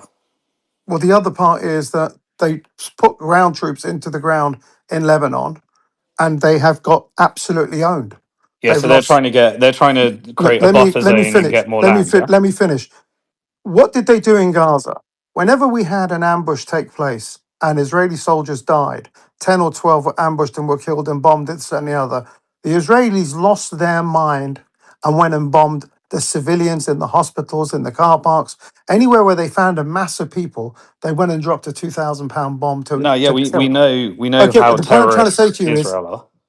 yep, the point is, it's exactly the same thing. They've tried to do the land thing. They've tried to go into the land, and the resistance that's come up against them has caused them hundreds of deaths, not 10, hundreds of deaths. And now, because they're unable, because of Americans' ceasefire that they've got with Iran, all of that firepower is now being directed at Lebanon. The whole of the southern Beirut, which is Dahia, has already been leveled. They've run out of things for them to lash out at. So what they've done now, they've just gone into Beirut, Yeah, but the whole of I Beirut. think the equation is, personally, I think the equation is Israel. I'm trying to guess motives here. I think Netanyahu wants continued war. 100%. Yeah. He also wants to get a buffer zone and take over some land. He ain't going to get any of that. Okay, understood. Which is why Iran is probably saying, well, if we sign this agreement, we can't fire at Israel as per the agreement. Iran is not signing any agreement if Israel is attacking Lebanon. Okay, but if they do sign the agreement, they're not They allowed to won't. fight. Okay, They won't. They won't. okay. There will be no But let's signatures talk in on any. theoreticals. Let's say they do sign an agreement that means they can't fire at Israel unless Israel fires at them or But are US you fires at aware of the them. people, Simon, if you're Simon? my brother and we're out on the street in Brixton, yeah, and you start getting attacked and you're my brother, do you think I'm going to make a deal with that guy who's trying to smash your face in? If you think you have a strategy to stop them smashing your I, face in, then you might have I a have no different. strategy that's What going to allow you to get one is to harmed. take them on and get killed. If you think you're going to get killed, the Iran other will is to not come get up killed with by another Israel or strategy. America. No, no. Iran is not in a position where it even Okay, looks at I defeat at yeah. the hands of America or Okay, Israel as a possibility for us. I get it, but you've also it's not that simple, right? You have 90 million people you have to look after and they are being at the end of the day, thousands of Iranians have been killed by terrorists. Okay, the And American and and and Israeli do terrorists. you see less people in the streets of Iran? Can I just say something as a third party here that I witnessed, Simon? Look, I've never seen a people who know that an atomic bomb's on the way line up on a bridge and say, "Hey, if you're going to take our bridge, kill me first." Right? And Iranians flew back home to do this. Okay, What I was going to and say as and well. and on Thank you, top Joa. of it, Simon, right now the conversation in Iran is they're mad because Lebanon wasn't included in the ceasefire, right? So It was and included. it's Yeah, the people who are mad. It's like more so than the but I get government. that. I get the people and the army and the motivations, all of that. I get. I'm talking about the people who have the potential to sign or not sign a deal. I'm not talking about the people. Simon, forget those people making the deal. I'll tell you what. I'll tell you something that I'm going to tell you 100%. I 50% of the people in Iran didn't even want ceasefire. We wanted, and I'm telling you from my I get personal it, experience, but a bunch of people didn't want Trump to go to war, but Trump still went to 50% of war. the people, 50% of the people did not want the war to stop on the 12th day. 50% of the people right now who are getting bombed into the Stone Age accordingly, yeah, are turning around saying it's a price worth paying to get our liberty and our freedom from these people. And the attitude is, you're not going to be able to kill us. You're not going to defeat us. And that is the mentality of martyrdom. That is the mentality of someone flying back with their 9-month-old kid and saying, I'm coming back to Iran. I get the psychology of That's the it. I get the psychology of the soldiers and the fighters. I'm talking No, about the no, people that I'm talking about the people. That's the Civilian. people flying back. If you listen to what Dimitri Lazarus said, who came back from Iran, he was staggered by the number of people just talking about martyrdom. This is as if this is a very realistic scenario for them in Iran. So Resistance, yeah. But look, all the resistance factions have that, right? People in Gaza have that as well. This is somebody else, I don't know who that guy was, Gabriel or whatever his name is, who always comes up here trying to make things sectarian. And he was like, oh, Shias have martyrdom. And I was like, well, when I went to Palestine, they had it because they have nothing left to live for. When you deprive and terrorize people to that degree, the way Israel does, they're ready to die for their cause. But I want to read something out here, Hoz, right? Because I see what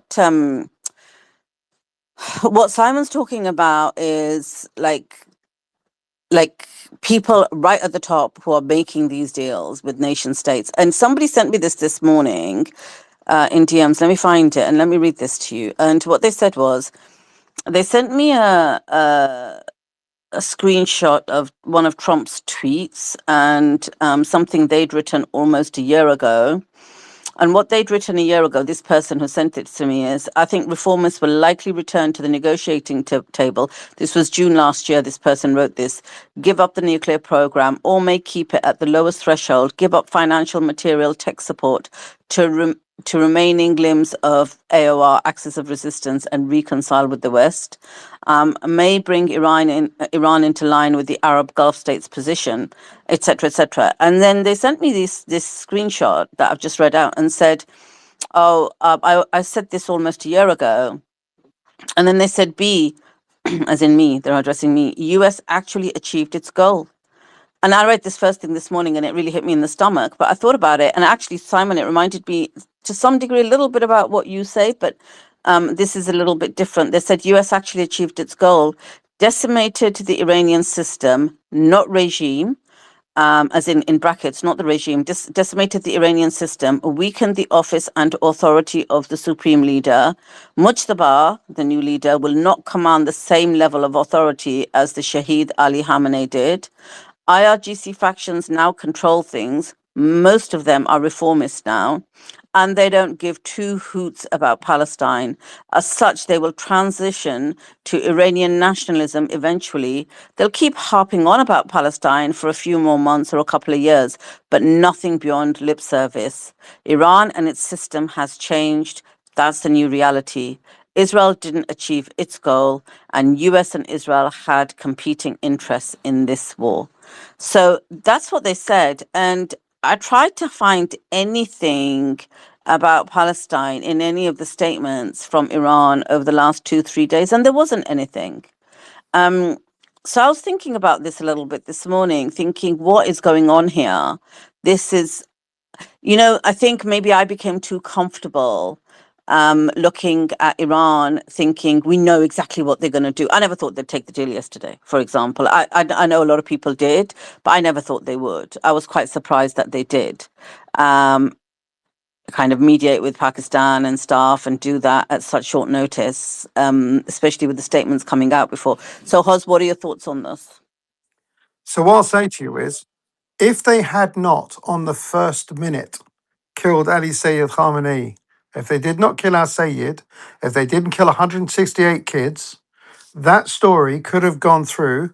Maybe in a year or 2 years, the reformist hands would have got stronger, improvements would have taken place, and it would have weakened the conservative side. It's a possibility. However, the day that they attacked the Sayyid, there is no more reformist, there's no more conservative, there's only Iranian nationalists. And Iranian nationalists pouring in from all over the world to come back to Iran. As soon as I've had my operation, I'm able to walk, I'm going back to Iran. And I'm an Englishman. That's what I'm doing. I'm going to go back and try and rebuild my country as well. So, and let me get something else as well for you.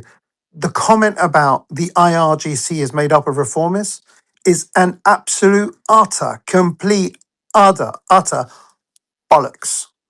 Those people are the sons of, trained by Haj Qasim Soleimani.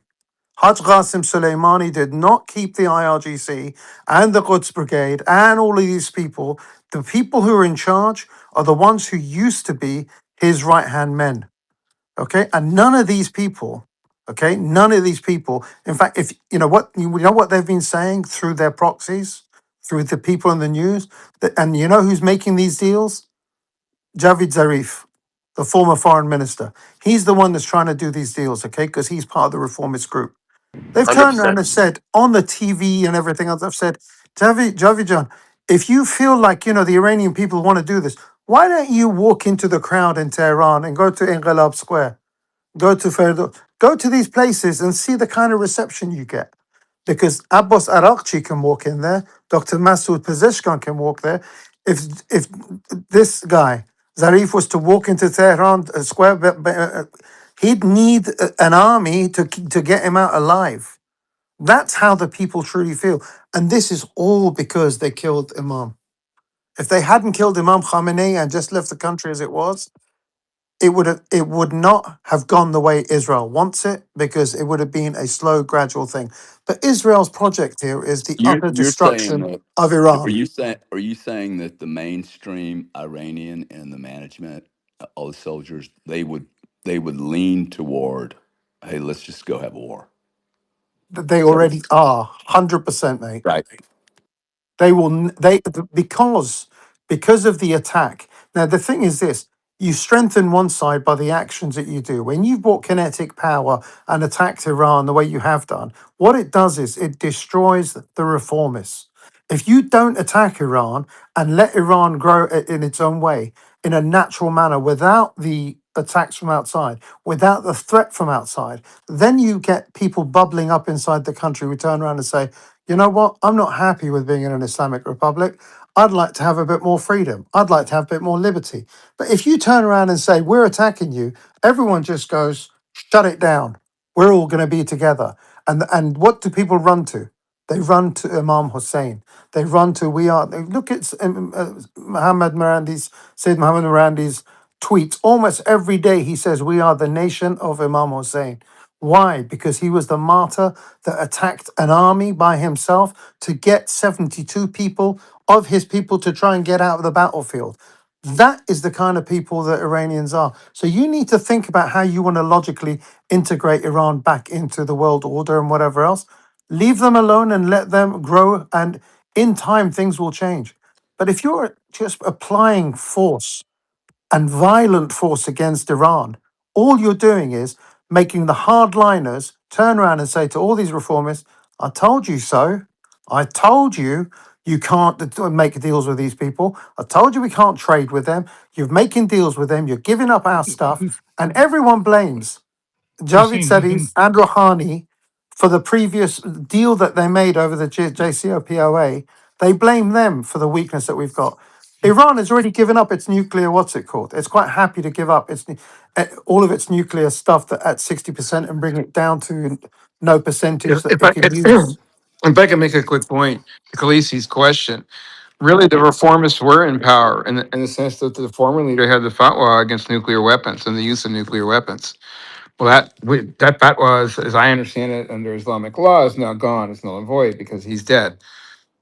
So now his son's there, who has a background in the ROGC with the basis, justifiably, from an ethical and probably even a religious standpoint, the right of retribution.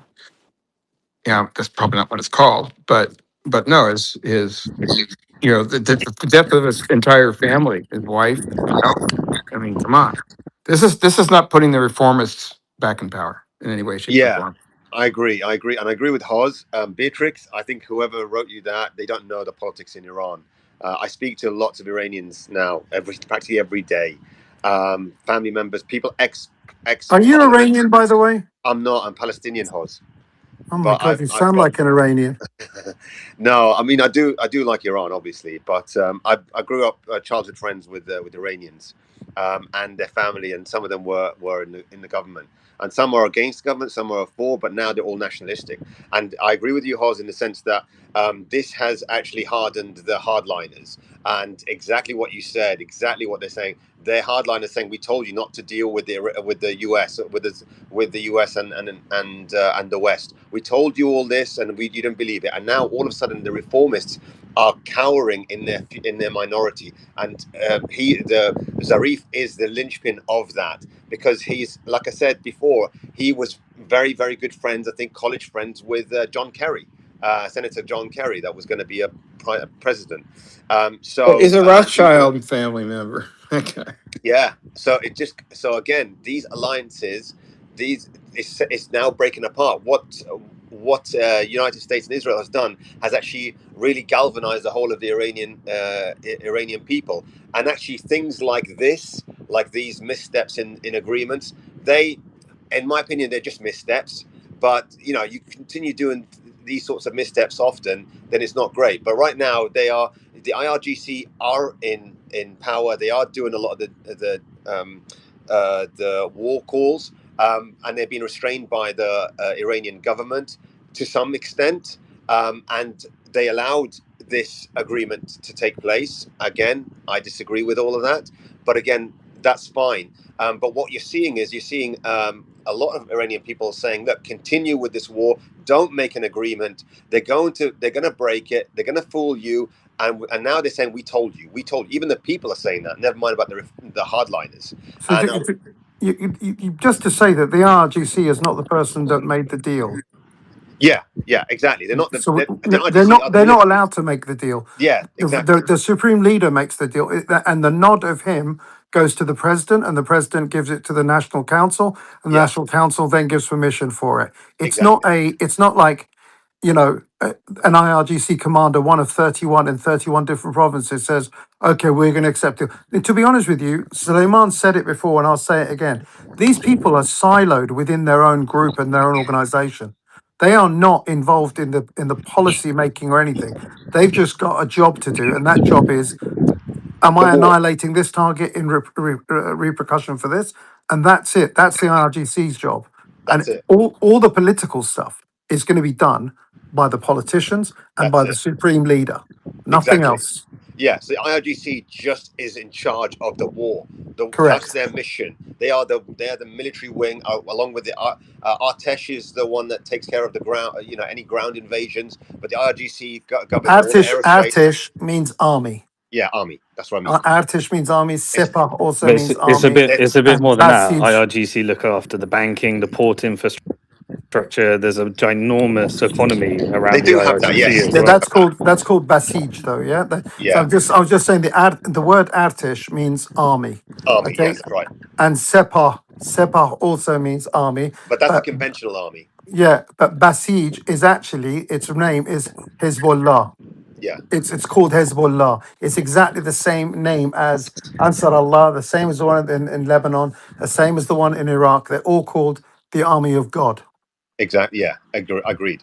And also, Beatrix, one other point I just wanted to clarify, and all total love here, is that it's our martyrdom it exists everywhere, especially in Gaza. But Gaza is because they're so helpless. Of course, it's just that's the most common thing ever. Whereas in Iran, they're not. It's like vast, and there are certain areas of Iran that's been bombed, but it's still like if you look at this, look at so many towns and cities, they're pretty unscathed by comparison. Whereas Gaza, no, everything is bombed, and anyone could die at any moment. But this is, I Tehran think is it's not. Resistance, it Tehran is exists in not. America too. Look, American soldiers, they're like, I've died for this country, and then they're like our brave men and women.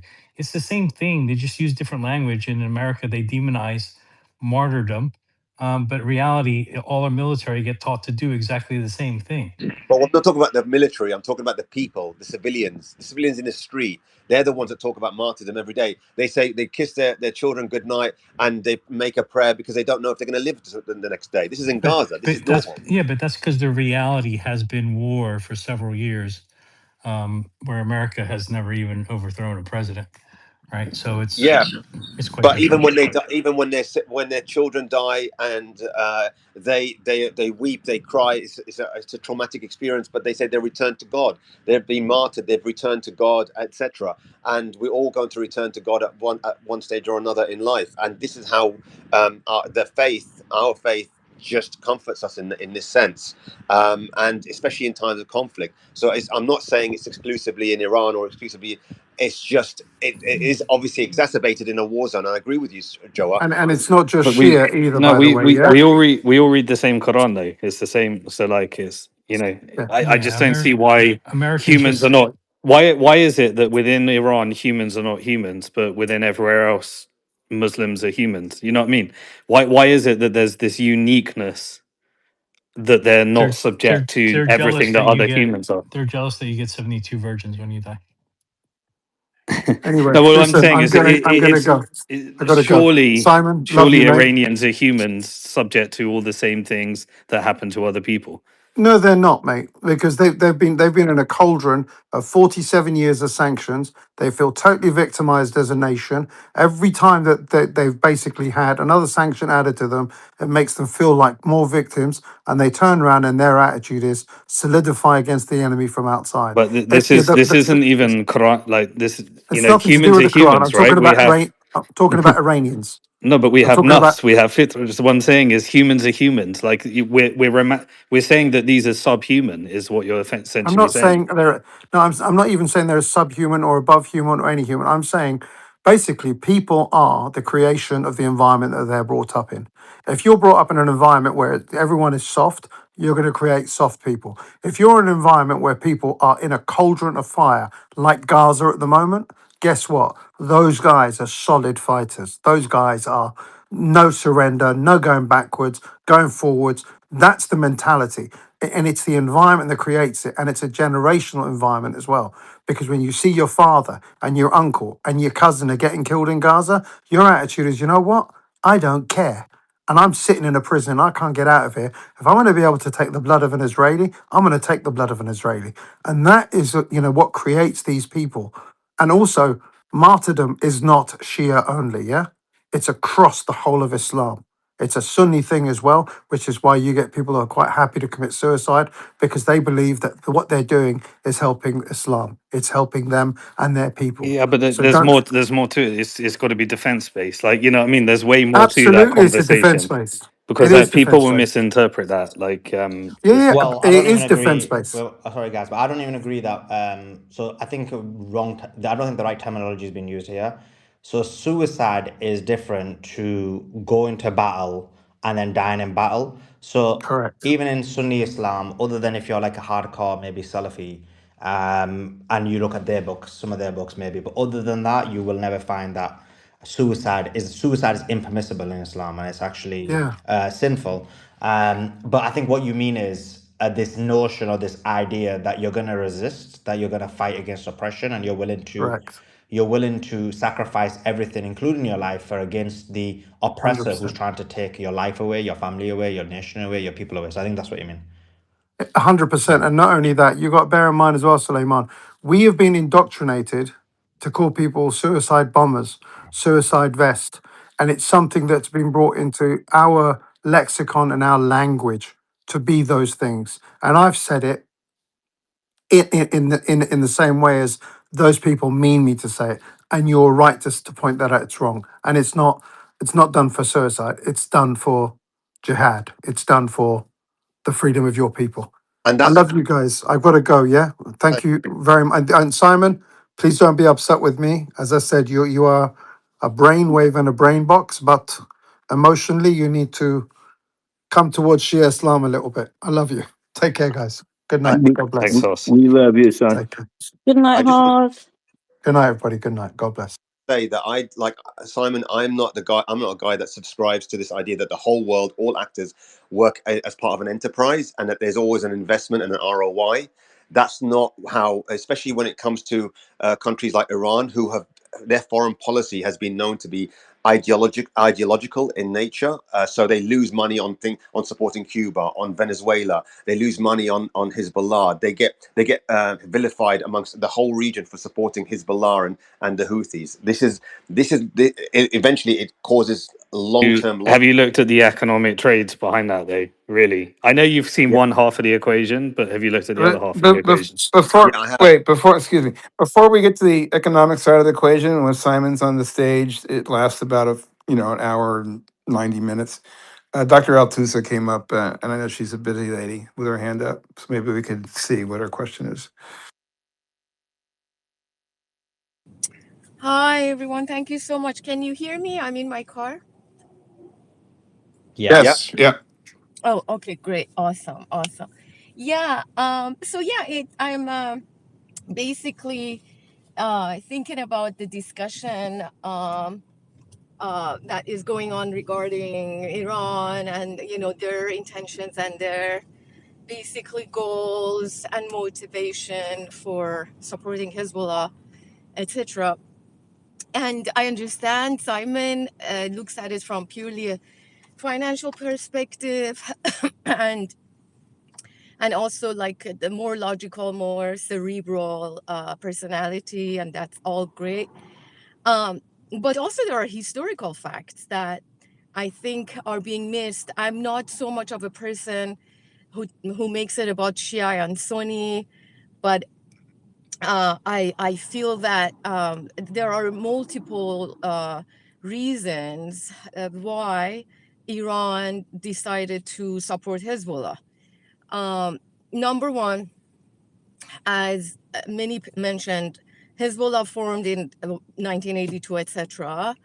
Iran couldn't have purely a motivation of self-serving or dual, motivation of, okay, we'll, serve our own goals, but let's also support Hezbollah to be a force against Israel because Israel had basically invaded Lebanon, etc. There are multiple reasons for that. One, in 1982, Iran was in the middle of Iran-Iraq war. The last thing that they would have in mind is to create a faction in Lebanon and fund an army in Lebanon, namely Hezbollah, because they thought that that would save their territorial integrity. They had more important things to think about. That was to win the war against Iraq. And also, I mean, this is a known fact, even amongst the think tanks of IRGC. It's not to say anything good about Israel, absolutely or whatsoever, but because Iraq at the time and for many, many years prior to Iran-Iraq war, Iraq was the staunch enemy, like before Iran was the enemy of Israel, Iraq was the staunch enemy of Israel. And so Israel saw that war between Iran and Iraq an opportunity to weaken, at the time, their staunch enemy, namely Iraq. So they even helped during Reagan, etc., with sending some arms, selling arms, etc., to Iran so they can fight Iraq. It wasn't a lot, but everybody knows at that time, if Israel had to take anybody's side, it would have been Iran in that war. So it is totally illogical. It goes against any, because Simon is a logical person, totally illogical. As far as the timing is concerned, we were under sanctions already. And during that war, the last thing leaders of Iran were thinking was, okay, let's out of pocket all this money to form, so it was purely ideological, and it was from the perspective of the fact that at the time the whole ideology of Ayatollah Khomeini and the government was for the freedom of the Palestinians, and they knew that Israel is the force that is against a Palestinian state and sovereignty, and the patterns of them bringing more settlers, you know the whole history. So that's one thing. At the same time, this false equivalency that if Iran is helping Hezbollah or funding them, it is the same as America, US, arming Israel or sending arms and selling arms to Israel, like it's the same. To me, that's totally a false equivalency being made here, because we know who's on the right side of the history and who's on the wrong side of the history. Otherwise, why are we even on this space if we are making that argument that it's the same? So the leaders of Iran always have secondary motivations. And if there is a secondary motivation, is to engage with diplomacy, with supporting the forces that are against expansion of the state of Israel. So this argument that, there is this, like, what are they getting back? What is the return on their investment? If you say 100,000 billion or whatever, I don't know if that number is accurate, but I feel that these are the same arguments that are made by the Zios. Like, okay, so it's the same as Britain, England and France, arming this and that. I mean, we're talking about colonizing countries here. And it kind of is baffling to me that we can actually make that argument and Well, create I that, completely false agree, but sense of where do you? So if your goal, right? I'm just saying this is everyone has an optimum goal, right? Like most countries, they have to optimize. They're meant to optimize the outcome for their people, right? And so if you look at, for example, if you do the equation, right, under one form of analysis, you could say, why the hell aren't the Arab countries helping Gaza? Now, one thing we could come up with all the unethical reasons and all the other things, but one part of the equation is just simply they're optimizing so that their own people don't get blown up and then they're not at war, right? And so everyone has a goal. Like when you join a board, when you become a leader, you are set a very specific set of tasks of what you're trying to achieve and whose interest you're meant to be representing. And so if you're saying that the goal of IRGC is to optimize for Shia wherever they are with no I borders. actually made the argument. I'm sorry, but I actually gave the disclaimer that I'm not one of those people that make the Shia Sunni argument. Yeah, That sure. is at all But are not. they optimizing? Are they Absolutely not. optimizing for the Iranian people? Are they optimizing to fight oppression? They're optimizing. They're optimizing their territorial integrity, and their due So earned you can make an argument, right? You can legitimacy. make an argument that What? optimizing for your own territorial integrity would mean don't get involved in And other they people's know stuff. that their territorial, yeah, but their territorial integrity is threatened by the expansionist goals of the Israeli government. And so I when agree. So there's an Israel argument, right? goes and puts their own puppet in Syria, creates ISIS, I don't believe anybody touched on this. But when they create ISIS in Syria, and then argued with I think Hussein Hose that why did Iran go to Syria? I mean, Simon, it's simple because Iran helped even the U.S. to fight ISIS in Iraq because they're not clueless like me. Like I'm not a politician, but we study things. We listen to accurate sources of news, etc.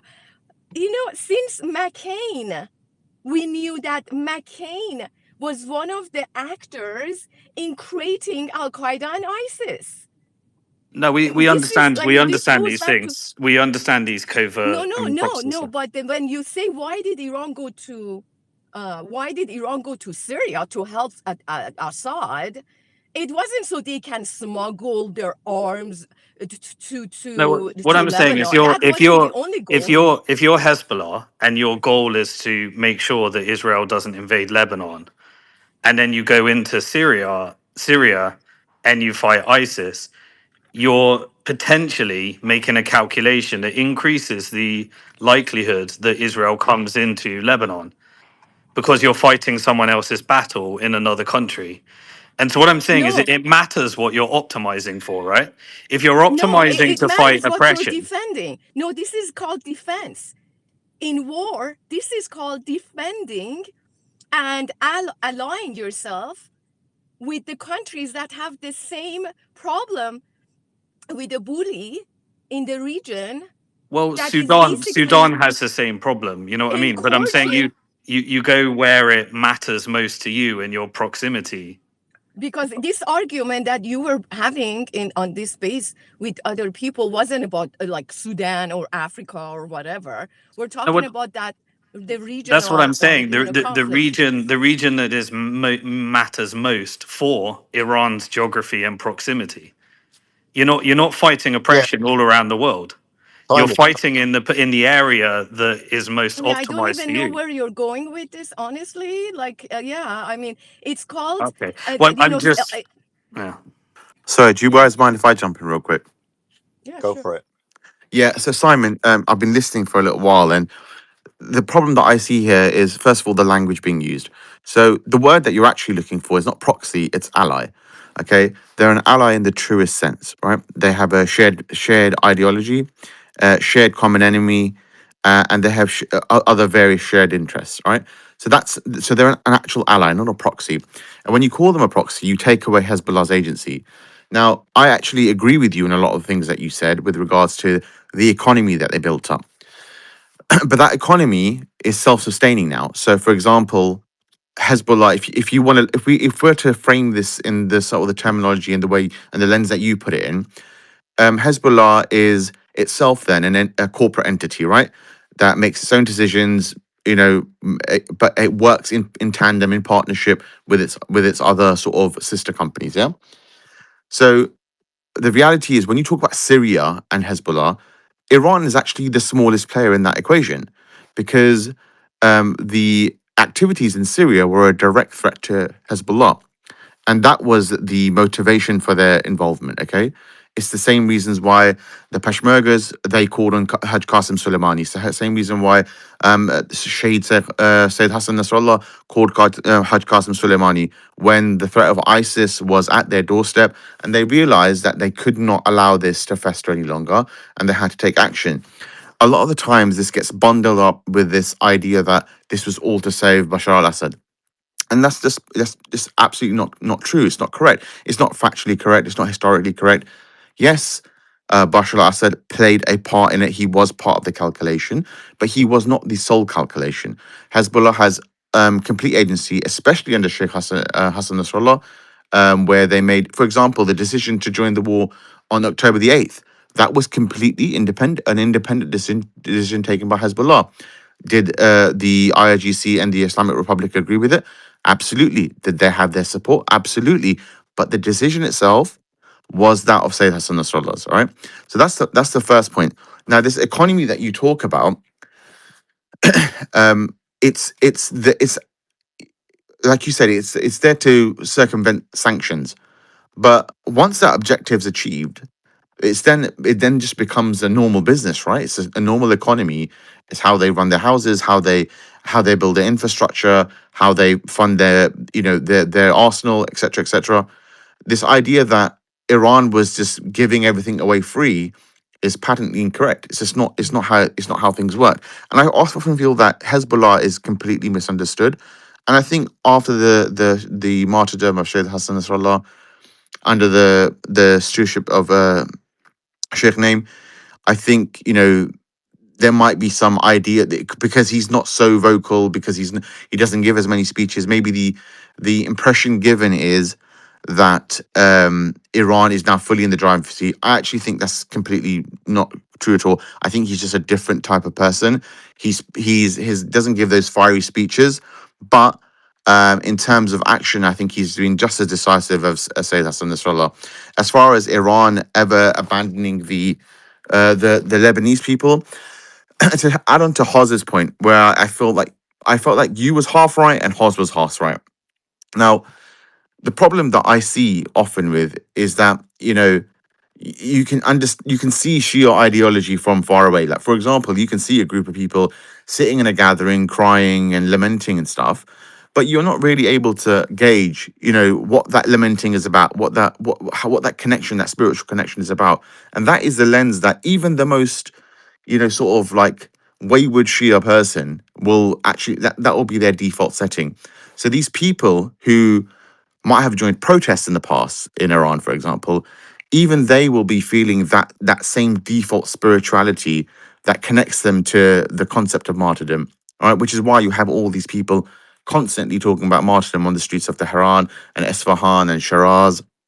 Now, ultimately, the most important point I want to make here is that I think everyone perhaps maybe not Suleiman or Beatrix, and maybe not even you, Simon. But I think a lot of us have been guilty of one thing, is that we've often questioned Iran's decisions, how what their strategic patience, or why they're not doing this, why they're not doing that, and I think they've earned the benefit of the doubt now, if I'm being completely honest.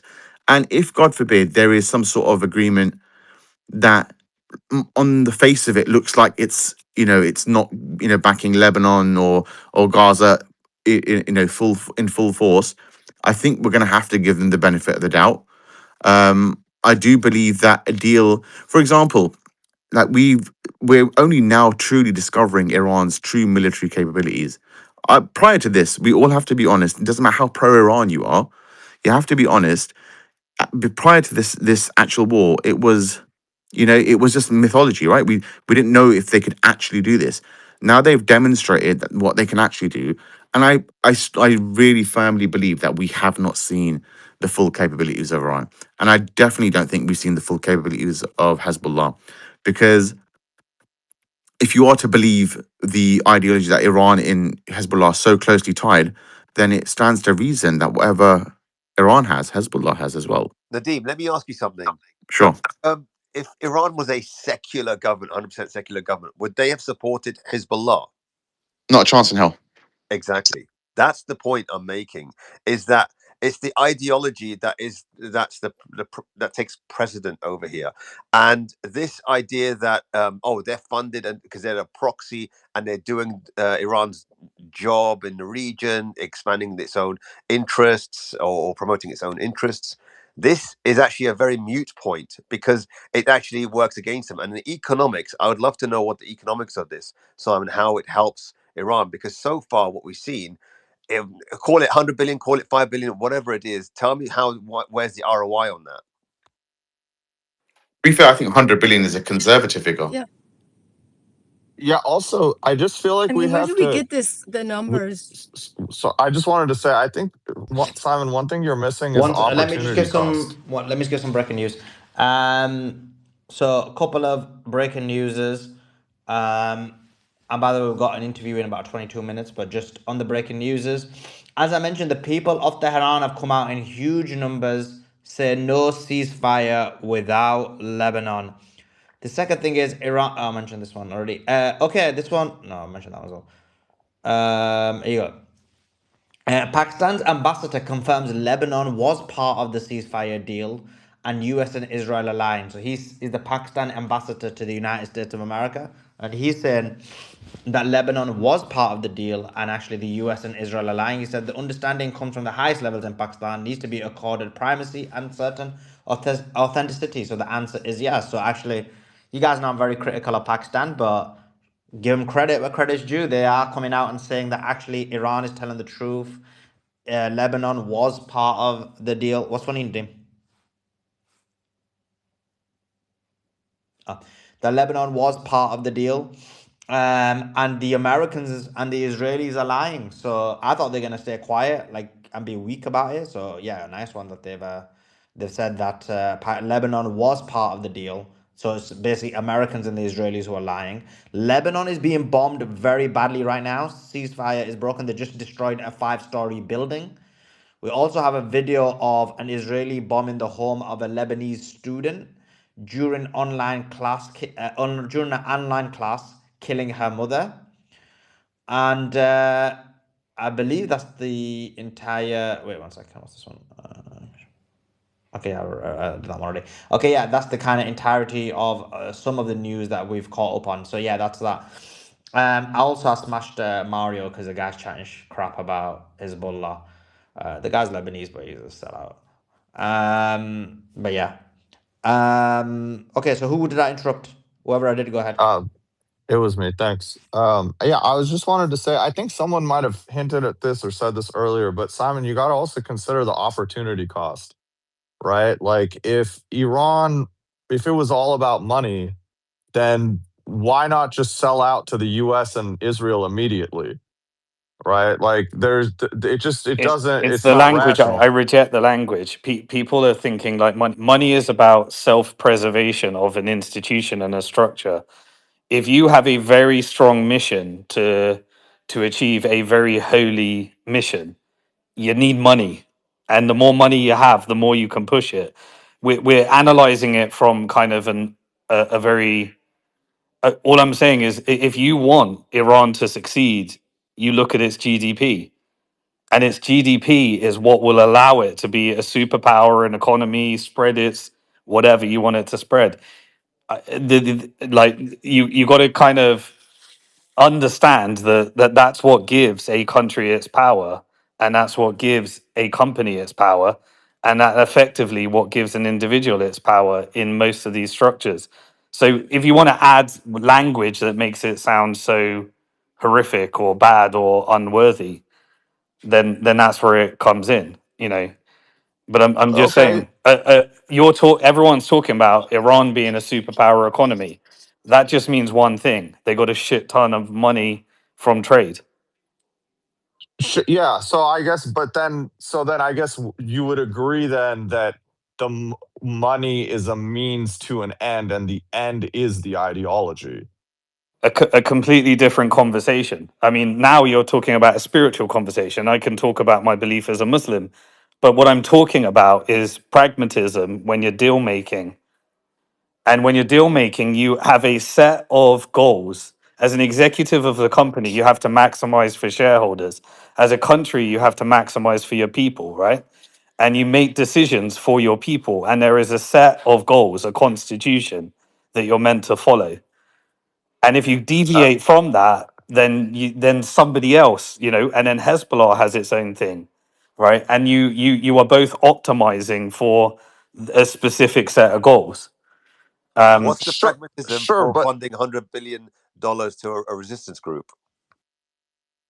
Well, one strategy you could come up with as a country is to build armies in other places, and by funding them and providing weapons for them, you create a sphere of influence that allows you to achieve certain goals, and that is a like what? strategy. A But strategy yeah, like the West is sanctioning us, and Israel is part of of their power. And if we can corner Israel in a situation, then eventually we can find ourselves where we're actually sat around a table and we can close the Strait of Hormuz. And now we've got it where we've got maximum leverage over America. And now But we can right, get what we but What's then want. got nothing to do with the but Strait of then Hormuz. the question becomes which goals here are taking priority, right? Like that's what I'm trying to ask you. Is if your claim is that the primary goal is to get the sanctions off, which I'm not saying you're necessarily saying that, but it just as a hypothetical, then I would go back to saying that Iran, the path of least resistance for that would have just been to leave Israel alone, stop funding these resistance groups. So I'm just wondering, like, what is the actual primary goal that you believe they're trying to achieve Well, here? I believe any country should be optimizing the outcome for their people within their borders, and they make decisions in order to maximize the lifestyle of their people. Now, there's different ways of achieving that. In America, they have a constitution, and now corporate are able to capture that, and therefore they no longer optimize for their people. Sorry, Simon, Yeah, who's their people? Iranians within the country, within the borders, with the jurisdiction called Iran. But then wouldn't the goal be to maximize GDP? Because I see what I hear you saying that that's what a country should do. And I think that that's what a lot of these Gulf countries are doing. But I just don't No, see it is what Iran. they are doing. Every country now, when it becomes corrupt, then they start maximizing for their own individual value or their own personal network of connected individuals. That's the definition of a corruption, right? Where you're no But longer I don't servicing see. the people. But I don't see Iran doing either of those things because if you want to if the people at the I- top want to Iran, maximize, Iran, through this strategy, because it has been targeted, and I want to get the the right. America targeted Iran, Britain targeted Iran, Israel targeted Iran. They are the ones that created this situation, and Iran developed a strategy of how to combat that. but And this couldn't is a Iran very have? smart strategy. But couldn't But again, Iran have just done away with all that targeting if they had just played ball to begin with? No, because the British Empire wanted their oil, and the American Empire used Israel in order to try and annihilate any progress in the region. And so they came up with a strategy of how to deal with that. You either normalize, you either do economic ties, or you fight and resist. And So why Iran, not the former? sorry, Why I that's what I'm saying. Why wouldn't they do the former like all the Gulf states rather than the that latter? was their strategy of how to optimize for their country, and everyone is responsible for those decisions. You know, But you that as a so leader, but you're responsible for the decisions that you made, and that was the strategy. The strategy was to fight and resist, and to create a set of circumstances where Israel is contained and America has to do a deal. but that would negate the fact again of the history. So the thing is like with the where sorry, Thermal, just but like again, Hezbollah was created by these like in Lebanon, okay, these Lebanese people who were being occupied by Israel, and they came together and formed a group called Israel Today. And again, Imad Mughniyeh, who had connections with Qasem Soleimani and talking to Iran and was able to get that, you know what I mean, that network, that assistance. This makes it sound like Iran created the network, and then No, that's the no. part So that this is not how it doesn't seem works. right. You create an organization, which the Lebanese created an organization called Hezbollah, and then that organization has its own set of goals, and that own set of goals says, right, we don't have any resources, we don't have access. What do? We use our land, we use our resources, and we go and find external investors to support us. And but then Simon, that comes with terms and conditions. Once you do. Simon, th- th- can I give an example of something that doesn't have to do with the Middle East, where the U.S. used the same type of thing, right? There's the Contras in Nicaragua, which a lot of people aren't old enough to know. But basically, there's the Dole. You guys probably know Dole, right? The fruit company. It's one of the biggest companies in the U.S. They were going to lose their factories because the government there wanted to kick them out, wanted to nationalize a lot of things. What happened is America went and funded the Contras. They sold it to the Americans as we didn't want the Soviets to take over the country, and that's why we were going to go and help these Contras. But there was a law passed by Congress that didn't allow us to fund rebel groups. So what did they do? The CIA went and sold weapons to Iran, and then with the money, the proceeds from the weapons they sold to Iran, they were giving to the Contras. And that's the Iran Contra scandal that you guys can look up. But basically, once the Contras got into power, they basically created more murder, which is what normally happens when US does regime change. I'm not I'm not pro Iranian. I'm anti-America getting involved in regime change. Why? Because our history constantly uses proxies. If you speak to most American people, they'll tell you, "Oh no, we were just there to stop communism," and that's complete BS. We weren't there because of communism. We were there to save Dole, which is a fruit company, and it was one of the biggest fruit companies in America, and that's why we were there. Same reason why Britain was in Palestine. They were there because that's how they transported the oil. Um, and constantly you will find when you look for what was the real reason, what was the reason, a lot of times it is because of a company, it is because of a strategic asset. So as much as I do believe that there's a lot of people that believe this, and 100% and heartfelt, like what Haas came up and said, there's strategic reasons that countries do things that you won't know right now. You will know years from now when people start to write about it and research it. No one knew it was because of Dole at the time. That came out way after, even though they got caught illegally selling weapons to Iran in order to fund this rebel group. but there's just And Right? such a there's a reason big why gap. Iran doesn't support the Rohingyas, for example, because there's no strategy in it. And I'm not criticizing that. I'm just saying it is what it is. But there are Sure, a yeah. bunch I of look, Muslims that are being completely persecuted, that are being chucked out of Myanmar and Bangladesh, and it's a massive humanitarian crisis. And yeah. the reason no one's doing anything for them is because they rely purely on charity, And everyone's saying there's no strategic value in help. That's just reality. So no country's helping them, and they're Well, there. So okay. I that's a mean, bad example. There's no armed resistance with the Rohingyas. They're not fighting back. They're displaced people. They're not an armed Exactly. There's resistance. no one gave them an armed resistance because there's no strategic value in doing it. So But but nobody no one gave gave anyone armed Hezbollah. resistance. Again, you're Yeah, falling back on the same argument. Look, for example, we've already established that Hezbollah wasn't created by Iran. It wasn't. They were created. They created themselves. They like it's like I a agree with you. startup. They looked for Tesla yeah. Tesla was Like I a agree with you, Tesla Simon. was They're a like a startup. startup. And then No, you no, I you agree come with you. along I and you agree with you. finance it, you co-opt it, you turn it into a product, and then it becomes yours because you Yeah, no, no, Simon, I don't disagree. I actually agree. Yeah, but the point is they created an armed resistance, and they sought help from other possible allies. The Rohingyas don't have that. They don't have an armed resistance that, for example, Iran could come and say, "Hey, you know what? We're going to back you guys up. We'll help arm you, etc." They don't have that.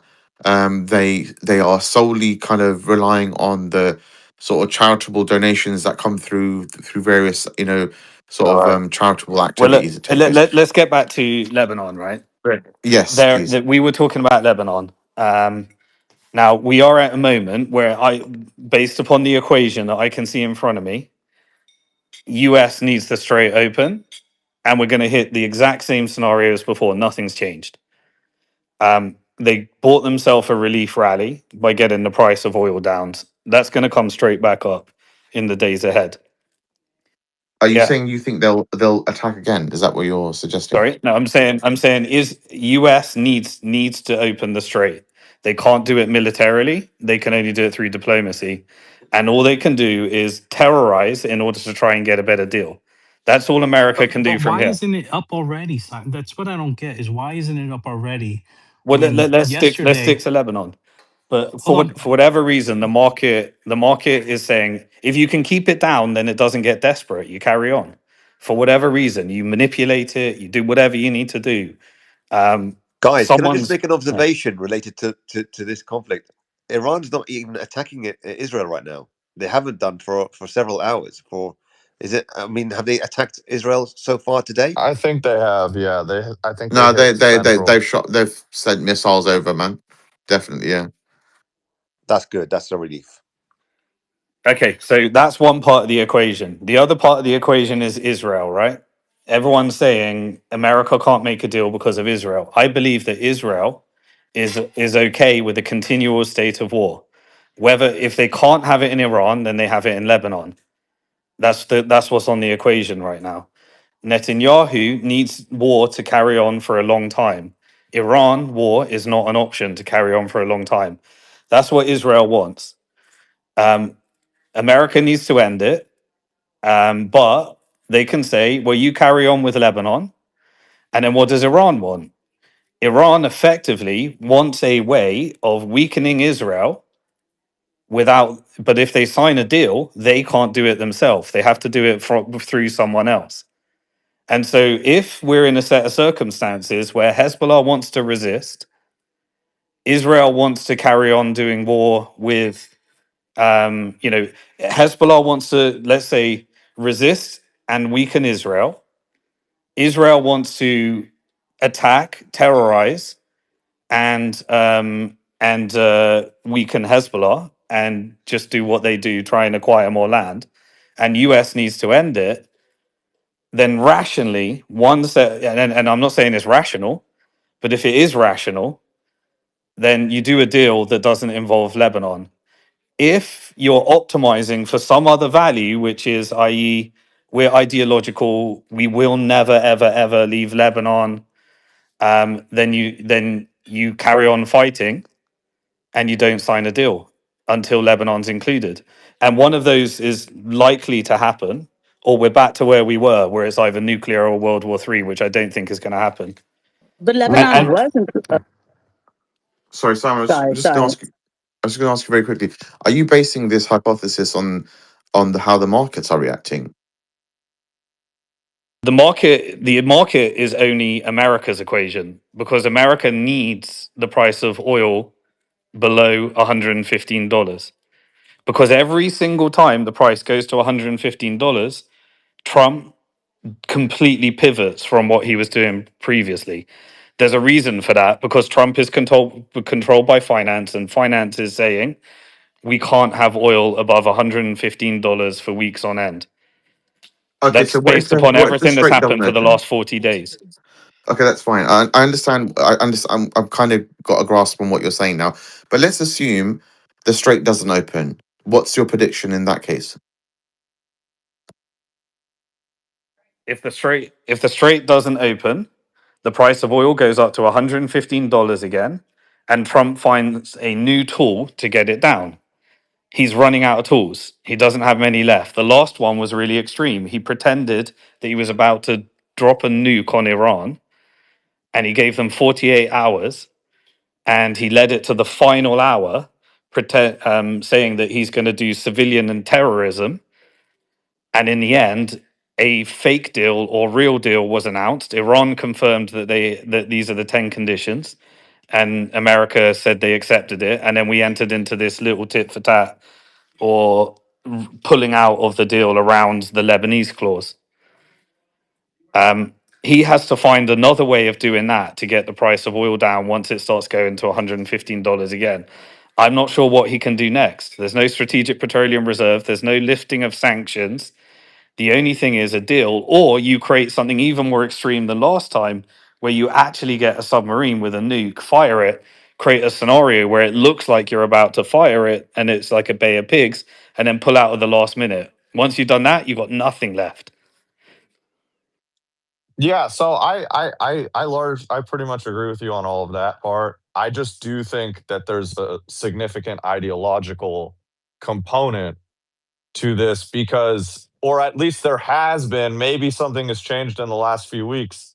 Because I just think that if your primary goal is either the financial benefit of the leaders or the well being, like economic reality for your citizens, then there's just such a massive, obvious gap between, supporting Hezbollah and all this resistance against an American Israeli agenda as opposed to just becoming a vassal state like the Gulf countries. And I just think like there's no way that Iranian leadership 20, 30, 40 years ago was like unable to recognize that. Okay, so based on that ideology, you don't sign a deal, you keep pummeling Israel, and you make this go for as long as possible. If you're optimized by ideology, I think that's what you do. You basically take out Israel, get every single person down, take out those buildings, continue the economic battle against the GCC, and you ride this out for the rest of the year. That's what I think you do if it was just ideology. So guys, we've got Ryan coming on. He's joined the space. We're just waiting for him to join the video, and now we'll be doing the interview with him. It's going to be a golden interview, so be ready for it. Lots of news, lots of information, real talk with Ryan. Yeah, just waiting for Ryan to join. But yeah, guys, just to give you some updates while Ryan is joining, I think I've set everything up. We're just waiting for him to join the video. Let's see what else we got.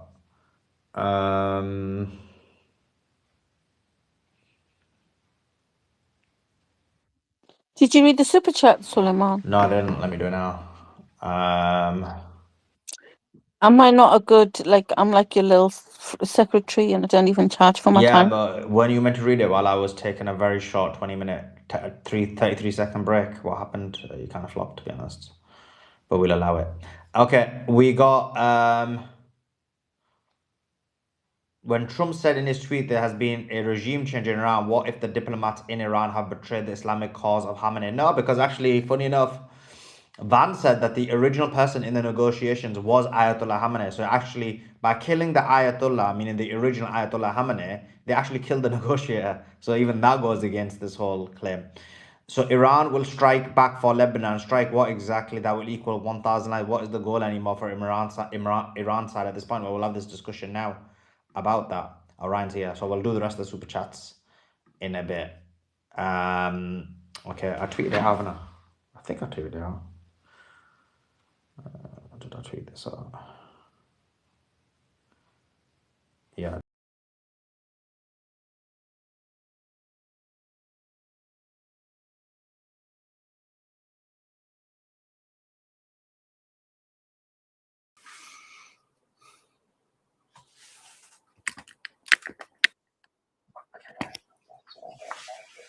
Boom.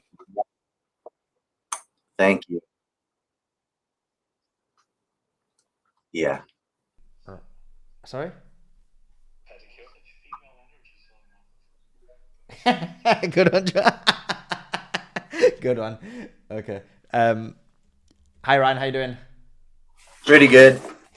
Brilliant. Do we still have people saying that it's not Israel, it's just financial interest? Like, God, the fucking mental gymnastics.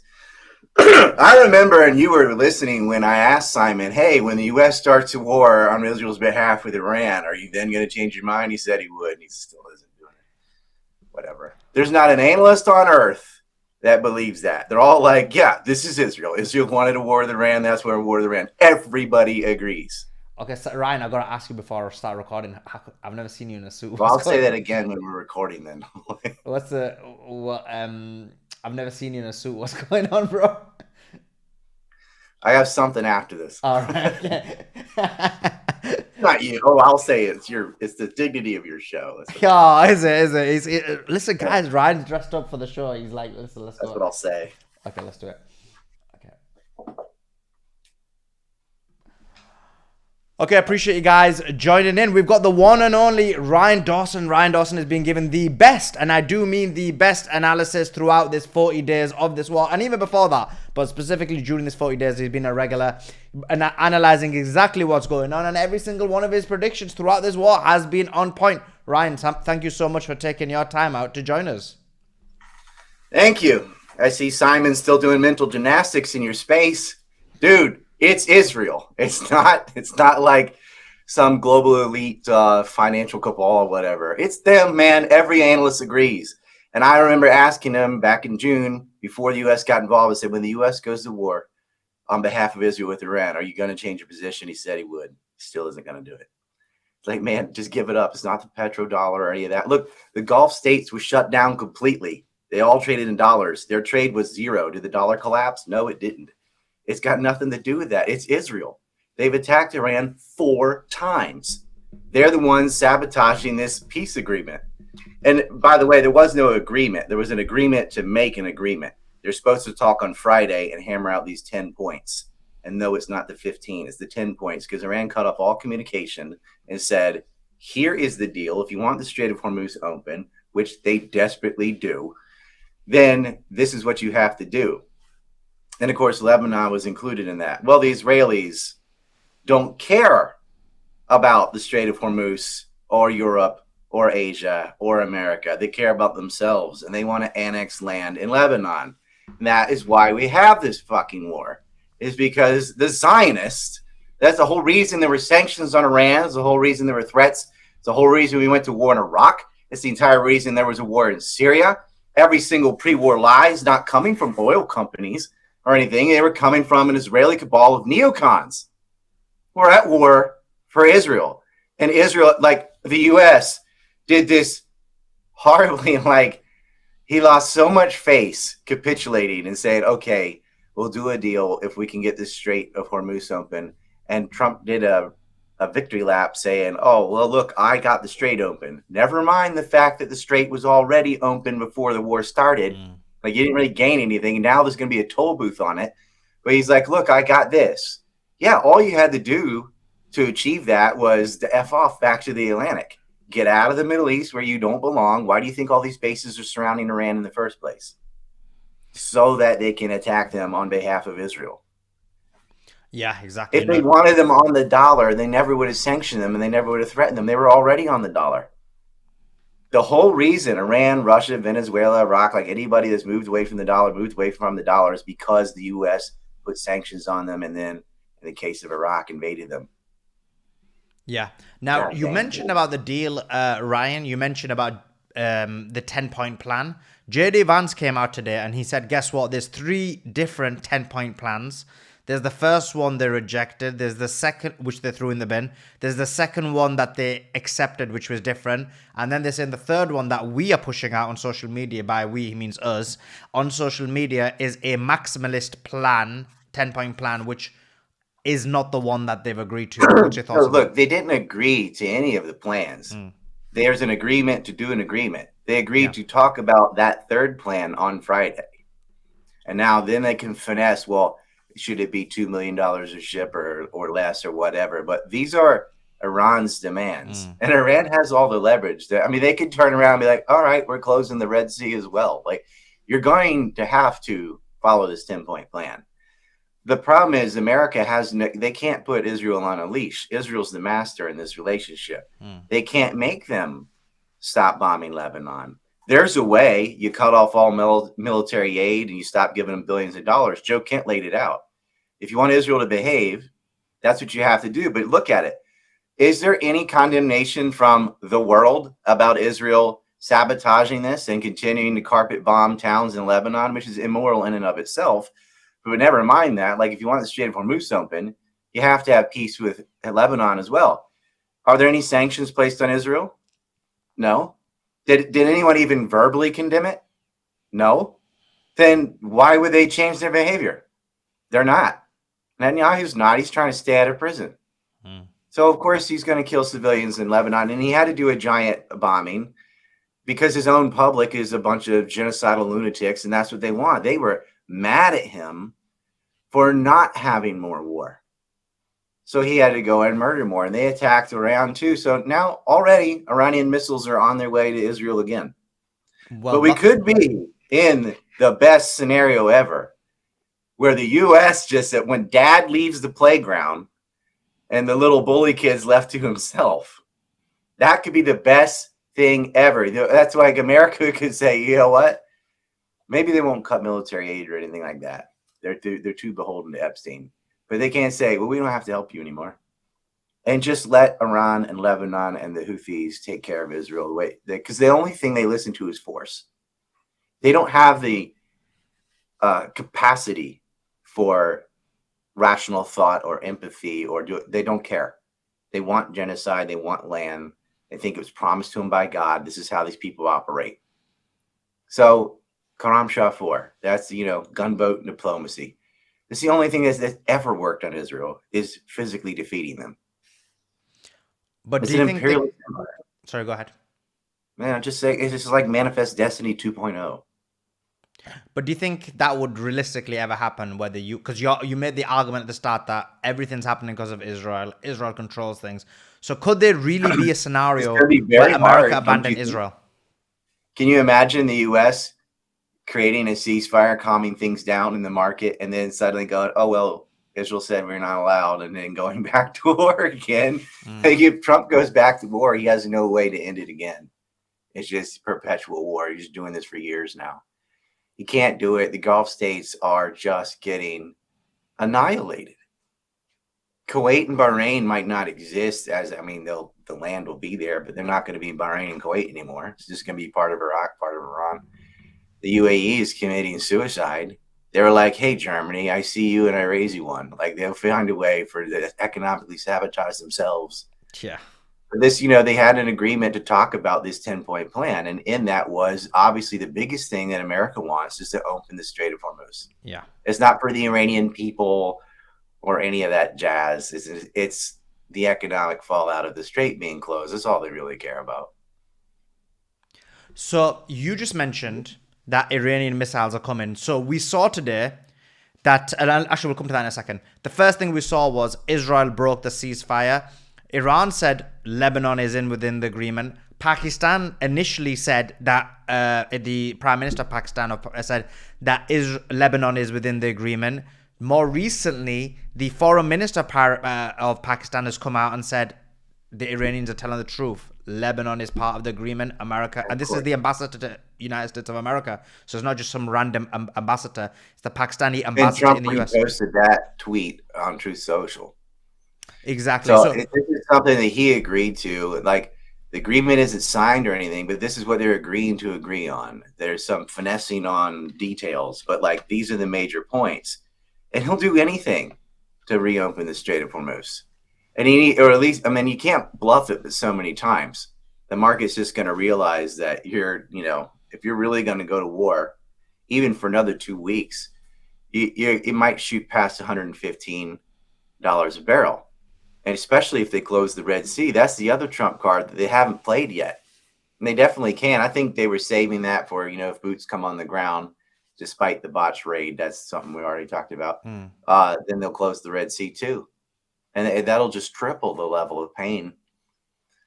Saudi Arabia is getting tagged like they were safe in the beginning of the war. Now no, because they keep housing U.S. aircraft and things. So Prince Sultan Air Base has been hit many times. Their largest petrochemical plant was destroyed, which was like 7% of their GDP. This is not something people want. This is not something, nobody wants this war besides Israel. Yeah. Nobody. No faction in Wall Street, whatever. They're like, no, we hate this. This is horrible. And the U.S. is being exposed. Lockheed Martin's being exposed. Like, oh, look, like these interceptors don't work so well after all. They're overpriced. They don't do it's just, they're all falling apart. You watch the empire crumble. It's beautiful. But it's all for Israel. Yeah. So coming back to the question, we talked about Lebanon being in the deal. The Pakistani said they are part of the deal. So it sounds like obviously that the Americans and the Israelis are lying. Now, do you think that the Americans initially were always planning to lie about this? Or do you think it's that Netanyahu did what Netanyahu does, killed all those people, and then J.D. Vance, Donald Trump, Caroline Levitt had to backtrack and say Lebanon was never part of the agreement? Trump would have liked to had an agreement, but he's never going to turn on Israel. He can't. So he's trying to get this done. And of course, Israel realizes we got to pitch a fit before Friday as much as possible so that they never sit down in Islamabad. And, why are they over there? Because Israel will kill the negotiators, like they've done before. They will do anything to prevent peace because they see this as their last chance. If peace takes hold, they will not get another chance to attack Iran. And they won't be able to go into Lebanon. And I think they should just keep adding to the list. Like, you know what? We're putting Gaza on there too. Okay? Like, Israel has to knock it off. You're already supposed to not be allowed to invade your neighbors and annex territories. Part of the Geneva Conventions, all that. But there's no enforcement. And you can watch, like, how scared Europe and the United States are of Israel. There's no sanctions coming their way. Not even after the genocide in Gaza. Not after just murdering 70. They put sanctions on Iran. And this was prior to the protest killing, even if you believe it or not. They already had sanctions on Iran. They had brutal sanctions on Iraq that killed 100,000 people a year. They're quick to throw out sanctions on people based on accusations. They crippled Syria. But when Israel does it, Israel can kill as many people as they want. They can have people from Boston come in and take someone's house in the West Bank. It doesn't matter. Their settlements are internationally illegal. So they are just flagrantly breaking international law, and it doesn't matter because the worst thing they get is a little bit of finger waving. There's no consequences. No sanctions are ever placed on Israel. It's because they got the politicians by the shorties, by the short hairs, where they're grabbing them from below. And this is why we call it Epstein Fury. These people are compromised. No doubt. Now, you mentioned Iran is going to respond. The response hasn't happened yet, although we're seeing some information and chatter that this is going to happen. Why has the response not happened here? Is this because of the decentralized nature of the response? So, for example, even when the ceasefire happened, if you remember, the bombing continued for another 6 or 12 hours. They still bombed Israel, hit Haifa really hard, hit Dimona really hard, hit UAE really hard, and Saudi Arabia. These were obviously pre-planned attacks. Is it the same thing, or do you think there's other reasons? Yeah, that's part of Jafar's mosaic defense, 31 autonomous zones. And so you can't just like throw the order down. And look, a lot of these people are in their underground cities. And yeah, I mean, it's hard to communicate to them all because those are the same kind of communications U.S. and Israel would tap. So they're doing it old school. You got to send a courier and stuff down there to deliver the message. And so it took a while. But no, that's not it. I mean, they're looking and they're saying, they're giving Europe, U.S., okay, you see what Israel's doing? You going to do anything? You going to condemn them? You're going to threaten to take aid away? Are you going to make any step at all to try and salvage this peace plan, or are you just going to let your rabid dog like run around biting kids? Okay, well, if you're not going to do anything and you're not even going to say anything, then it's back to where we were, and we're lobbing missiles at Israel. But my hope is that the U.S. really wants this deal and go, well, we can't control Israel, but we're staying out of it. If America stops bombing Iran, that's all we need, because Israel has no chance of fighting Iran and Hezbollah at the same time, much less when you throw the Houthis in.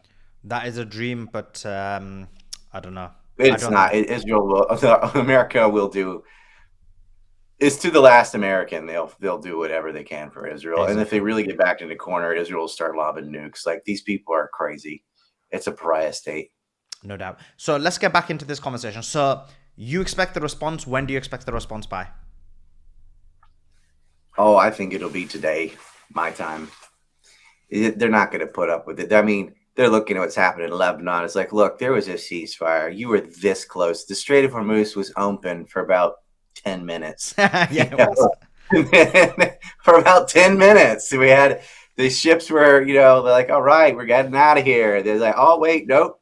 No, the Israelis screwed it up again. Of course, it's the Israelis that started the whole war. They're the one that did the preemptive strike again for the fourth time and dragged the U.S. into it. Like, the whole world is facing this brutal assault on their economies because Israel needs to attack Iran. Why? Because Iran has ballistic missiles that could reach Israel that they never fired at them unless Israel hit them first. Yeah. Well, because Iran backs their proxy forces that prevent Israel from stealing land from their neighbors. It's all it is. No doubt. No doubt. So you think it's going to happen? So let's just go through this. So Iran's going to bomb Israel. Israel's going to continue bombing Lebanon. They may start bombing Iran.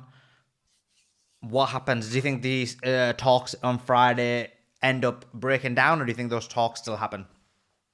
Well, they'll still have the talks. It just took too much to get them to show up even. But the U.S. is going to have a hard time explaining to its public how it had a deal, but then Israel's like, no. And they're like, never mind. Well, that was never the deal. We never said that. Like, it's just like you have Trump. I mean, he's saying, I don't even care about the Strait of Hormuz anymore. And then, all right. And then he wanted International Armada to open it. And he's like, do it now or I'm going to nuke you and I'm going to ruin your civilization. It's going to be Stone Age. Let me point this out. What brought Iran to the table was not those threats. When Trump made those threats, they just said, okay, and cut off communications. The deal that they agreed to discuss on Friday was made 3 days before Trump made those threats. And the deal did not change. Iran did not budge.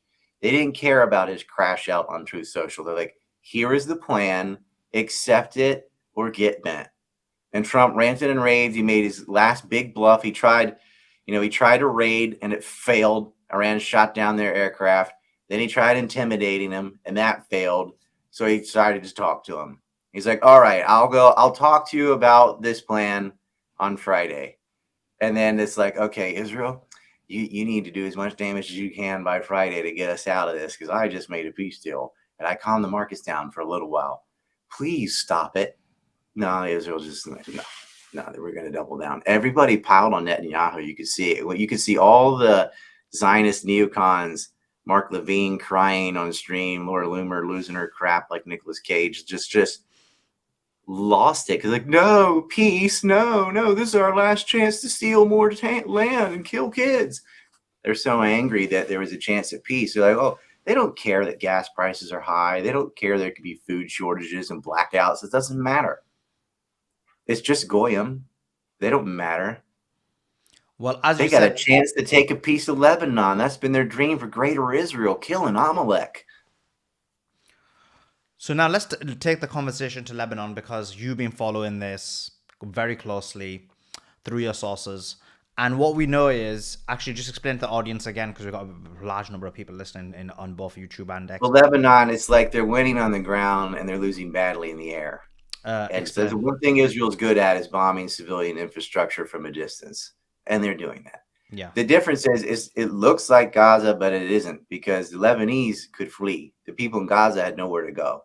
So they were there and they died.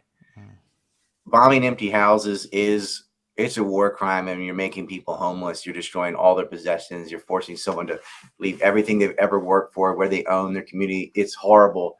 to create a mass exodus. But Gaza was worse because you did all that plus you killed them. True. But Although on they the did kill ground them. in the hills, yeah, I mean, Israel's just been losing tank after tank. They've been getting every time they're within that they have to fight, they lose. The only thing they can do is bomb civilian infrastructure from a distance. That's all America really did either. They didn't really get much in the way of destroying the Iranian army at all. The ballistic missiles keep coming. The air defense is still there. They are able to shoot down aircraft, helicopters, everything. They're just good at blowing up schools, hospitals, things like that. And that's what Israel does. Israel will bomb residential areas. They'll just blow up someone's house. And there's no, where is the condemnation? The world should be against these kind of tactics. If Iran did it, they would condemn it. They'd be all over it. It'd be headlines. If they did it back. But Israel can do whatever it wants. they're the best at it. There's no doubt about that. They are the best at it, best at hurting and harming civilians. But today, Ryan, I know you said it's not as bad as Gaza, and of course we never like to compare, but they killed, I believe, anything from 300 to 500 human beings. They injured 1,200, possibly a lot more from the air. Such was the level of direct targeting of civilians. In the last couple of years, this has been the worst attack on Lebanon that we've seen. And they attacked the West Bank at the same time, just out of spite. You know, you're losing.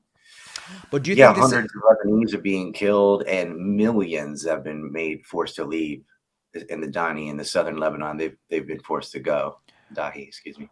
Do you think that this is a decision that's been made by Netanyahu out of anger and frustration? And what I mean by that is he's done it because he lost his mind. Do you think this is calculated in terms of he wants to cause as much destruction as possible in case there is peace on Friday? Or do you think this is a way of just destroying the peace deal? All of the above. He wants to cause as much destruction just in case, and he's hoping to destroy the whole peace deal, period.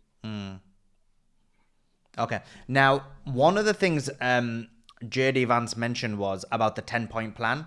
Now, have you got any information on what is the content of the 10-point plan? And the reason I ask you is because we've all seen the 10-point plan. J.D. Vance is saying that's not the 10-point plan. There's a different 10-point plan. Iran has alluded to 2 points within the 10-point plan that has been agreed upon. One was Lebanon needs to be included. The second one is Iran's allowed nuclear enrichment. This was by Guilbeau, said there's 3 things in the 10-point plan that there's 3 things within the 10-point plan that Israel and the United States have immediately violated. And I know that's not the agreement, but I think the understanding was that broadly this is going to be the foundation of the agreement, and you need to kind of why come and discuss it if you're already going to break these 3 points, right? Like, why even bother? Well, he just wants to open this straight. And it's interesting they're having J.D. Vance be the spokesman, because you can't use Kushner, you can't use Witkoff. Their credibility is toilet level. Like, they need to be removed from the whole process. If you want to take this seriously, Vance is one of the only people left with the credentials and like at least a smidgen of credibility to go and do this. I don't know if he'll like going to Pakistan, but yeah, you can't talk to Trump either. He's lost his mind. So, you know, send the eyeliner guy. His bench is very thin. You know, like except the Democrats are moving to impeach him, which, you know, good. I'm not a part. I don't care about parties, but like whatever the opposition party is the one you need to support in a short, like in a crisis like this. Yeah. Where you have some dispensationalist Christian weirdo at the War Department, call it the War Crimes Department. You need to get rid of that. But yeah, I made a song. But yeah, Vance can say, oh, well, there's a different 10-point plan. Like, okay, yeah, different, Abby. Yeah, sure. No, this has always been the plan. Iran has said this is what we need. You need to remove your footprint out of the Gulf. You have to lift sanctions, and that part of the plan sort of happened out of desperation, because since their allies can't get oil from the Gulf, they have to at least be allowed to get it from Iran. And Trump already capitulated on that. Now, that's not sanctions on individuals. That's not like the sanctions, but some of the sanctions, which was on trade on Iran's oil, have been lifted, and they are selling that. and they're not selling it in dollars. But newsflash, they never did. They haven't been doing that since 2006. It doesn't. Oh God, they got off the dollar. Like they're already not on the dollar. They were all the oil they used to sell was already not in dollars. It doesn't affect anything. The dollar didn't go down. It's not going to crash. Please shut the fuck up about that narrative. It is so stupid. Okay.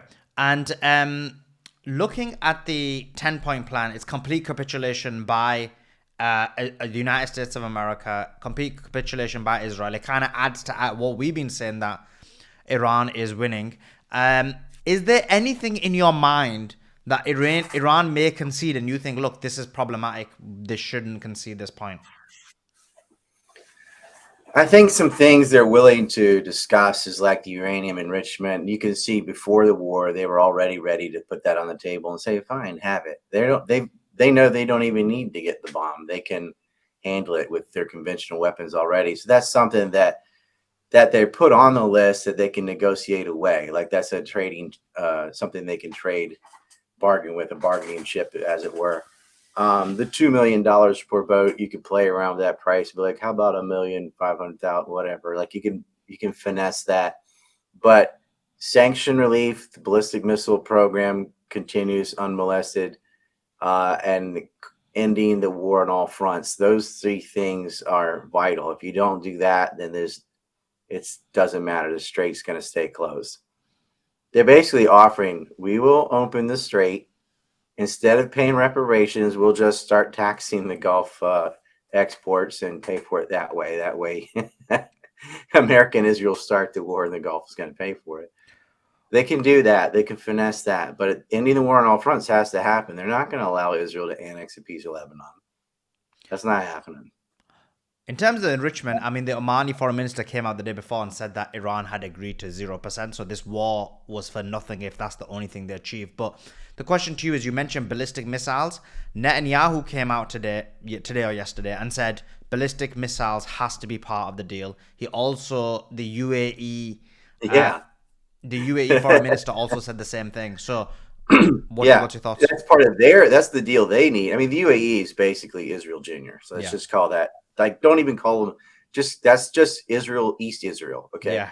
That's the new name. UAE is East Israel. Everyone, I want everyone to this. It's like we have West Taiwan. Just call them East Israel. So Israel and East Israel want to East Israel missiles. Joel loves East Israel. Continue. Everyone in the chat, East Israel. From now on, make it a thing. Like that's the UAE, East Israel. I love it. I used to call it the UAO, the United Arab Oligarchs, but no, I love East Israel. Joe loves East Israel. That's I think I just struck gold. That's gold. That's gold. That's almost diamond level. That is almost diamond level. It's there you go. So East Israel and and occupied Palestine, Israel will agree. They want to get rid of ballistic missiles, and like that's been the reason the whole time. Iran has the ability to resist their aggressive behavior with ballistic missiles. They were never worried about a nuclear bomb or uranium enrichment. It didn't matter. This has been the plan for 40 years. They're on the script. It's in Netanyahu's book. You got to take out all their economic and military rivals so that we can make greater Israel. That's the plan. God. And so, East Israel, I mean, they financed ISIS. They financed Boko Haram, Al-Shabaab, the civil war, the RSF in Sudan. Like East Israel is everything they say about Iran, like the greatest state purveyor of terrorism. Like, no, that's you. You do that. You're a giant money laundering. You're like, this is what happened. 1970, Oman ends slavery. 1971, UAE is created. East Israel is born. And basically reconstituted slavery. Like it's illegal on paper, but they get these Nepalese and Indian workers. They take their passport away. It's slave conditions. So slavery didn't end. They just created another little zone and moved it over there. I completely agree with you. East Israel. I'm gonna say leave it, but far right, leave East Israel. I'm not gonna get it. We need to condition people for a while before they get the joke. But just on that one, coming back to the specific of, well, I had a question for you. Oh, okay, this one. So if I will, before you jump to the next question, I will say Oman and Qatar are on board. Like, they see which way the wind's blowing. And Oman never really, I mean, Oman's kind of known. Qatar is saying, okay, like, we don't want to, we want to exist in the future. So we're going to play ball with Iran. well, But Oman has, Kuwait and I think Bahrain, Qatar just no. keeps sending mixed messages. That's the problem with them. You can't trust them. But Yeah. I'm just saying they are better at the game because they're not as overt as East Israel, who's just asking to get desalinated. No, I agree. Well, I I guess think you could Qatar. say resalinated. Yeah, exactly. But yeah, I agree with you. I think Qatar is much more better, and Oman definitely so is much more better than the rest of them. In terms of ballistic missiles, so Netanyahu saying, as you said, this is always going to be his goal. So why would Netanyahu and East Israel allow this deal to go through? They don't want to. And I could see East Israel being so stupid that they join the fight with their little pathetic military that they have, which would just open them up to get starched. And you can count by crocodile tears if that happens. But they're Israel's whipping boy, so they're gonna do whatever they're told. You think the Epstein file's bad in America? Do you know how bad these little pervert princes are? They're all over it, man. Yeah. They have, I don't know, you're on YouTube, so I can't even say, but it's disgusting. The things they do with human toilets, let's say, on yachts, where they're, two girls, one cupping people, and just humiliating Eastern European girls, like girls that would never talk to them, but because now they're billionaires, they can buy them and abuse them and make them eat bugs and poop on them and all that stuff. They do that. They're totally disgusting, debaucherous, lecherous little perverts. And they got all that on them. They're going to do whatever they're told. I agree with you.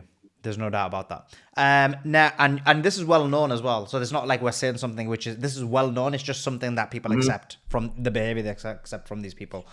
Now, coming back to the specifics of the war, Lebanon, you're quite rightly saying, and you've been telling us for a very long time that Hezbollah is dominating on the ground. What's the situation on the ground? Because we're getting reports from the ground, but it's getting a bit less. Is Israel? Yeah. All right. For example, there's no radar in northern Israel.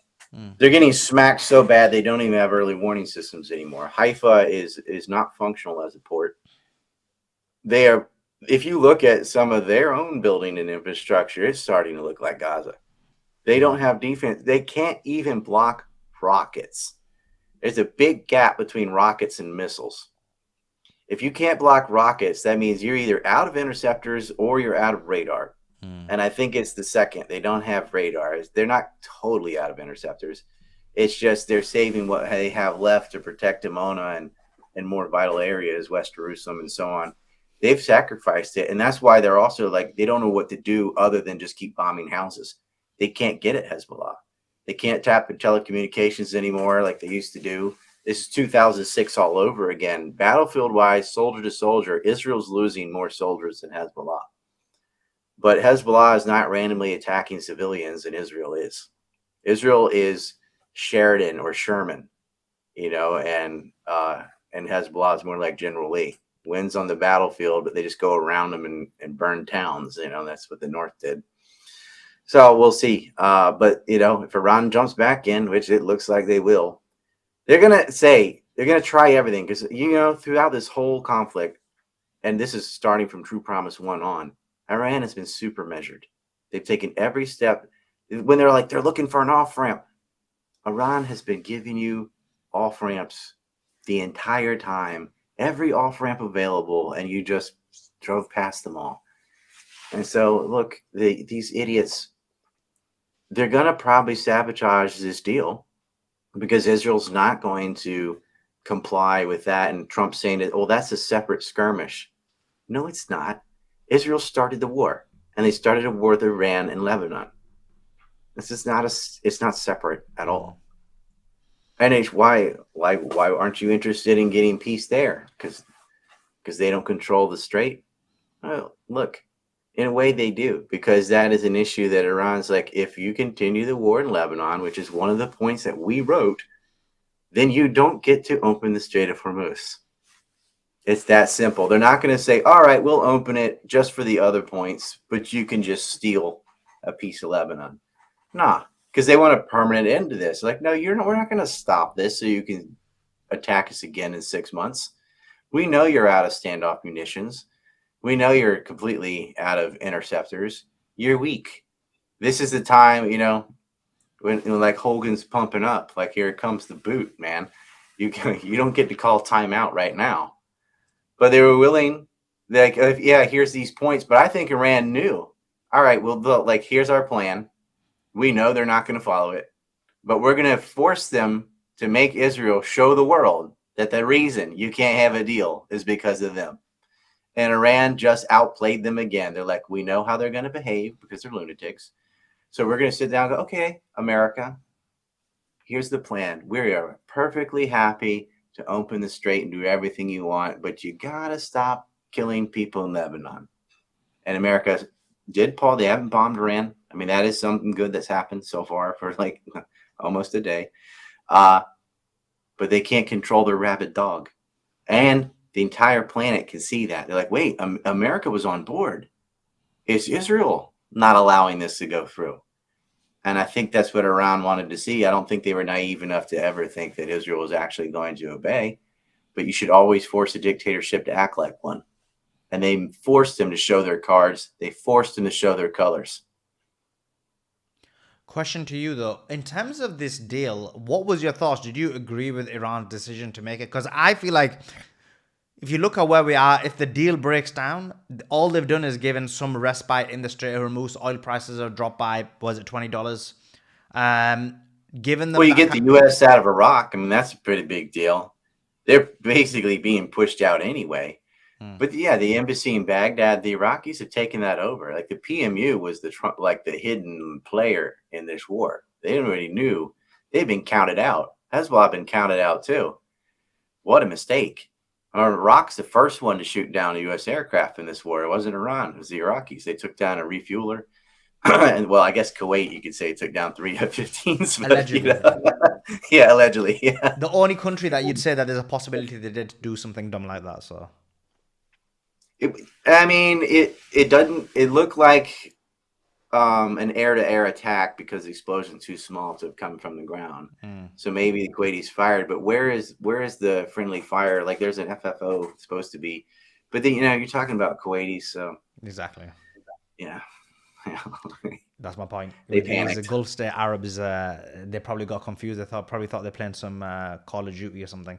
But is there a majority Sunni state with an IQ in triple digits? Is there a majority No. Sunni state? I don't know. I'll have to look. Egypt, maybe. Malaysia. I don't know. Malaysia.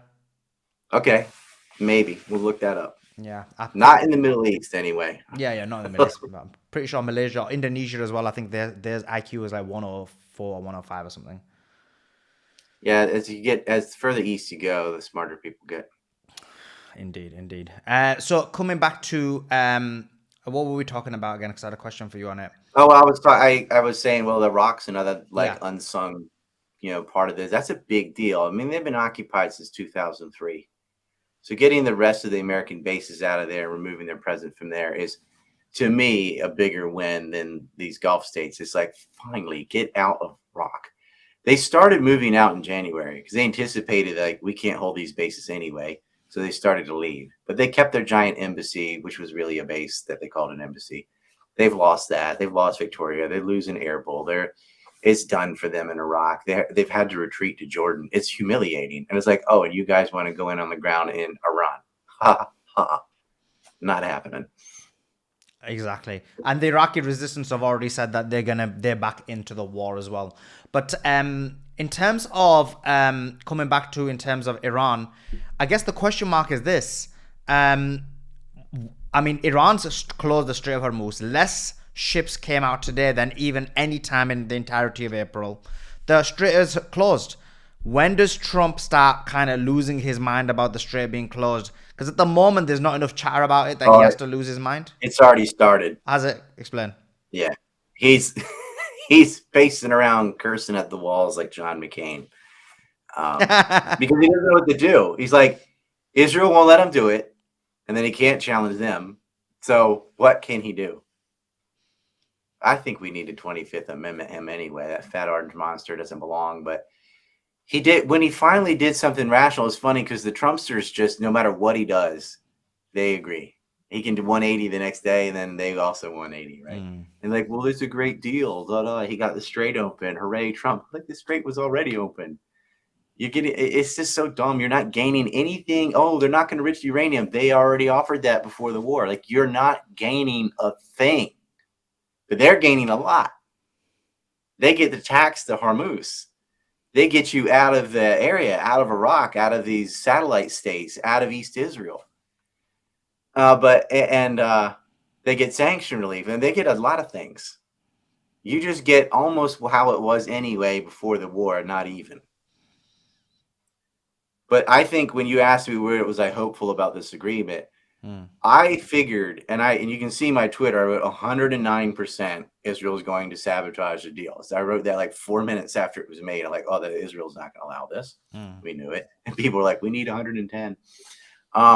We knew, but I saw that. I was like, this is a genius play because Iran makes the deal. It's a very public. American-Iran ceasefire is on the news in Korea and so on. And I'm like, now watch Israel destroy it. And everyone, eyes on Israel. What are you doing? Why are you doing this?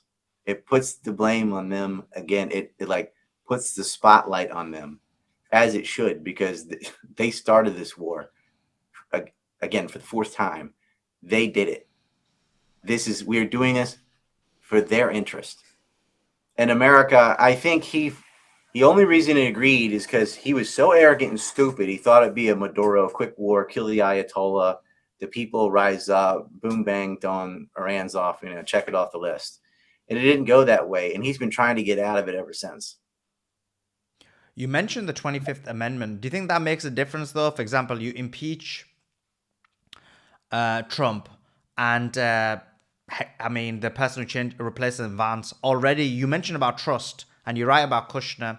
You're right about the rest of the team. Who was the guy? I've got his name now. But Witkoff. Yeah, sorry. You're right about Kushner. You're about Witkoff, the middleman between Eitan Wertheimer and Bernard Kerik on September 11th. Exactly. The richest man in Israel, on the board of governors of the Jewish agency that sent the dancing Israelis to film the event. That guy, yeah. Get rid of him. That guy, yeah. So you're right about them, but Vance now, do you think he's lost credibility because he came out today and he was like, look, Lebanon was never part of the deal. It seems like the Iranians are illiterate. It seems like Galibaf doesn't understand English. It was very clear Lebanon wasn't part. So he's been insulting them quite a lot during these negotiations. Do you think I didn't say he was credible. I just said he's more credible than Witkoff and Kushner. Oh, no, I'm not saying about what you said. I agree with you. I'm saying from Iran's perspective. Other than Vance, who are they? Like the reasonable people like Joe Kent resigned. Some of these generals were fired. I don't know who in his cabinet isn't insane. Who are you going to have negotiate for you? You got some brand new person no one's heard of or something, but that would be better actually than any of the other choices, honestly. They can't broker a deal. But the vice president, he's the vice president. He has standing. He's not as crazy as, Kushner, whose father's a felon for setting up honey traps and doing illegal campaign financing, who says, oh, we're going to make Gaza real estate on the beachfront. Like he's fantasizing about condos in Gaza after they annihilated that place. Like that guy, his son-in-law should not be in politics ever. He ought to be in prison. Witkoff ought to be in prison. Go look up his dealings with Antolia Golubchik and the Russian mafia. Like these people in the Trump administration are thugs, known thugs. They work with Bob Labouty and Tony Salerno and go look. Here you go. It's free. Trump's Zionist Ball and Chain. It's a movie I made about the real estate cabal and the Port Authority and all the corruption there. Like it's utterly disgusting. It's too much to go through. But go to ancreport.com, click on films, click on Trump's Zionist Ball and Chain. There you go. And watch that and go, wow. And you'll see all these familiar names that weren't familiar until Trump's second term. I'm like, no, these guys are in the shadows. And you could go all the way back to Roy Cohen or something if you want to go real far back, but he's dead. But all these people are still there. This Fifth Avenue clique and they're criminals. JD Vance is not in that ring. He's got his own problems, but he is magnitudes better than that crowd, even though he isn't good. If you know what I'm saying. Exactly. No, I agree with you. I'm just saying from Iran's perspective, would they trust to negotiate with a guy who's insulted them in the manner that he's insulted them? Well, today he kind of sabotaged himself. Like, well, we'll have Vance say it. You guys are just making the wrong moves. Exactly. You find it's like you sit there and think, say, what's the dumbest thing we could do? All right, let's do it. Like you had a chance with Vance to talk to him. After this, it's going to be much harder to do. What's so just going back You to think South. Vance thought of that himself? They told him what to say. Oh yeah, for sure. So in terms of South Lebanon, let's go back to that. So what's specifically happening in South Lebanon? How much what's Israel been able to do? Have they been able to take any land? How much have they lost? If you can give us an overview of what's been happening on the ground. They're destroying. They're not taking it. They're destroying it. The plan is to take it later. They forced civilians to evacuate. Over 1 million, and thousands have been killed. Hundreds of children have been killed. But these aren't Hezbollah fighters or anything. They're just killing anyone who stayed. And not everyone can leave. Yeah. And some of them might have thought, oh, there's a ceasefire, and they might have returned, and then they got killed. It's really horrific, and it's nothing new for Israel to bomb residential areas. But what if they did that back? But said, you know what? I mean, there has been some collateral damage anyway. And there have been some residential areas, the side of a building hit with a cluster munition here and there. But they're not purposely just, bombing settlements or something yet. But what if they did? That's what you're asking for it if you back them into a corner. But I feel like Iran knows, stay the course. They were winning this war the way they were conducting it already. They can go right back to the same playbook. It's going to be unfortunate. It's unfortunate for people in Tehran, too. A lot of their civilians are homeless, have been murdered, schools blown up with kids in them. That didn't just happen the first day. They've been bombing schools. Iran might come out with a list. Here's all the civilian stuff the Americans blew up. Because this is how they conduct war. Why aren't you going after ballistic missiles and military? No. They're going to blow up bridges and power plants because they don't know where the ballistic missiles are. They can't get through the mountain. They're afraid to send the army. They did a little test run. Didn't work out at all. Oh, our plane got stuck in the sand. Sure. Right. Maybe. Yeah. Sounds good. Great story. It's going to be a good movie. Our planes ran into each other. That's what happened. It's going to be a good movie in the future, though. Oh yeah. It's going to be Jessica Lynch worthy BS. If people remember that story from the Second Iraq War. Yeah, exactly. Now, just to wrap up, so getting close to wrapping up. In terms of you mentioned about Iran. We're expecting a response today. Iran hits Israel back. What does Israel do? Does Israel start bombing Iran directly? And remember, Israel can't bomb Iran without the U.S. support, the refueling tankers. So how is that going to work logistically? You froze in the middle of asking that. Okay, so I was saying Israel can't attack. So once Iran hits Israel's response requires the United States of America to help out because the refueling tankers and so on and so forth, any kind of deep logistical player needs the US. So how will they be able to respond without the US? This is the dream, and I think they're dumb enough. They will. They're going to activate East Israel and tell them to go into Iran, and then you know what happens. Golden, bro. But honestly, they can't without the U.S. I mean, Israel can fly over Syria and penetrate some targets in Iran. It doesn't seem like they even have clear target packages. They don't even know what to strike. They're just bombing anything with a roof. They cannot stop these ballistic missiles from raining down on them. They can't even stop Hezbollah right next to them. They don't even have armor or any of that. They're not hiding in the mountains. It's nothing like that. They can't get at them because they can't stomach the casualty level you would have to endure in order to succeed. And because the public would just lose it. And they know it's a war of choice. And so this is in a sick way, you can kind of enjoy this, watching Israel paint itself in a corner. And with the U.S., almost out of this war, they can't economically, they cannot sustain a protracted war. Like, guys, we got to have this straight open. It just has to happen. He's destroyed his presidency if he doesn't. He may have destroyed it anyway, even if he can get a deal. But if he's like, oh, I'm the deal maker, and this deal gets ruined by the Israelis, it's a win-win. It's perfect. You're collapsing the American empire. You're destroying Israel's whipping boy. They're going to get desperate and activate the Gulf Arabs, who are going to lose miserably. And then Israel's stuck fighting alone. It's the best thing ever.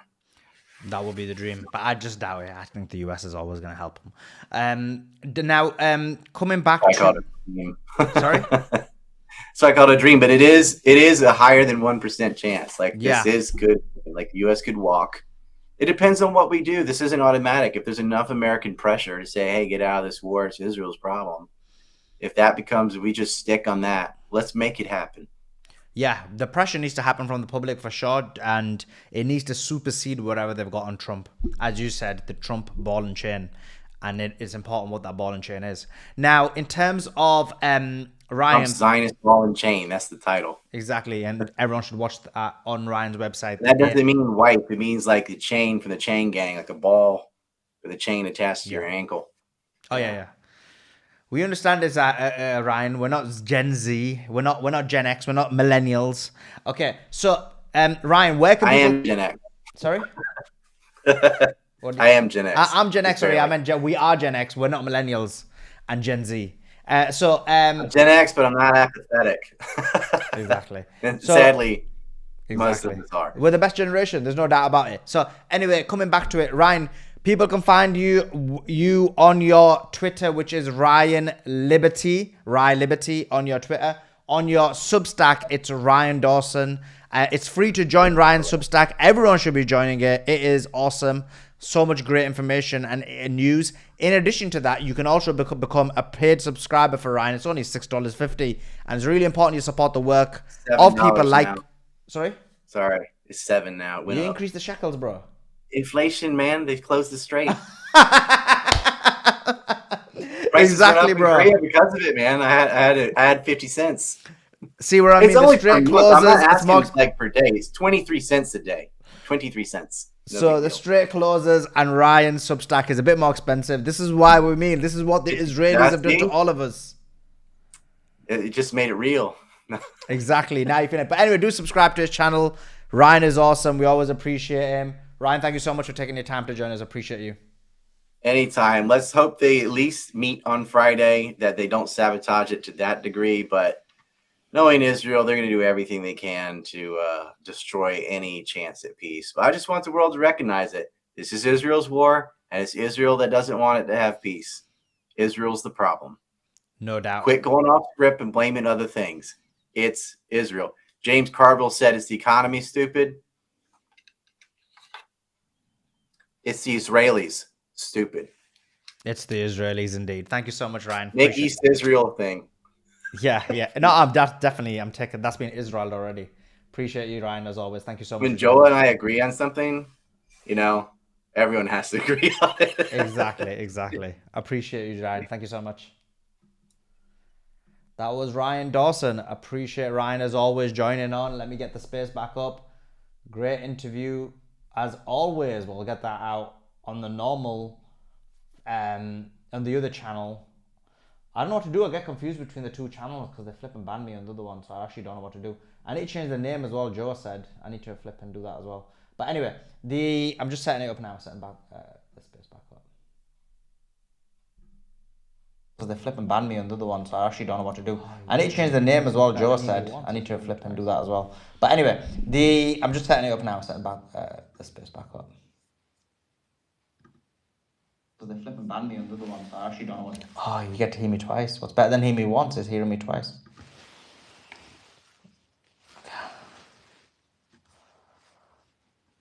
Okay, and then I just need to mute from here. Okay, sorted. We are... Oh, wait, need to... Back on the space, guys. Retweet the space, reshare the space, let everybody know we're live. We're also live on thingy. Guys, if you're on the YouTube, now while everybody's here, make sure you've subscribed to the channel. We've got so many other great interviews coming on. I'll tell you what those are right now. But subscribe to the channel. Subscribe and put your notifications on the YouTube channel. Let me tell you the interviews we have. I haven't updated the thing, but basically tomorrow we got Pepe Escobar. Tomorrow we've got Stanislav. Friday we've got Lieutenant Colonel Daniel Davis, Scott Ritter, Steve Jeremy. Those are the interviews we've already got lined up for this week, and I'm already talking to a few more people. So make sure you are following us. Make sure you are subscribing to the channel. Like this stream. Subscribe to this channel. And make sure you got your notifications on, because that's the only way you're going to know that it's real news, real information. So that says create another channel. I mean, I might have to actually, but it's just so much effort we put in to get 3,000 followers on that one. And we did so many good interviews on it. It's kind of annoying, but maybe I might have to. But like the channel, subscribe to it, and make sure you got your notifications on the YouTube channel, because as you know, X has done it where you don't get the notifications, and we have so many banging interviews. So many banging interviews. We have so many banging information as well. Okay, back to the space. Who wants to jump in? Anybody? I think Ryan's Can, just can I? bang on I've just got about some news I everything. can jump in with really quickly, and then we can go from there. And guys, listen, yeah, you're tagging me in. So, Bake, you're tagging me in that you can't see Suleiman's space, and do spaces get shadow banned? Yes, they do. He is shadow banned. His space gets shadow banned. You've tagged me in a few times that you can't see the purple ring. You have to go to his profile. You do, which is why when you go to his profile, press the bell icon on his profile for all notifications, and then you'll get notifications from his channel. And even more important, as he's just said, follow his YouTube channel and press the bell icon there. It's free to subscribe to him on YouTube, because then if you don't get the notification from X, which is true that you may not do, then at least you can get it from his YouTube. Bye bye, you've tagged me in asking about that old Truth Social post from Trump about Lebanon. I apologize, I've just seen your tag now. If you go to Suleiman's profile and scroll down it, he did post it there. So you can find that old, it was from last year. Trump did a post on Truth Social about Lebanon, how he was going to protect the Lebanese people, how he was concerned about their safety, and all that rubbish that he wrote last year. So yeah, you can find that there. Let me just go to some news quickly as well. Let's have a look what's happened. This is interesting. CNBC says Brent oil prices have risen above $120. A sign, they say, that Iran ceasefire can't solve deep disruption. This is coming out of CNBC in the last 20 minutes. Brent oil above 120, a sign that Iran ceasefire can't solve deep disruption. Even the markets don't believe Trump anymore. Pakistan's ambassador to America, I think Suleiman covered this in his interview with Ryan Dawson just now. Rizwan Saeed Sheikh said to CNN that Lebanon's inclusion in the US-Iran ceasefire is clear and agreed by all parties, despite contrary claims from Trump and Netanyahu.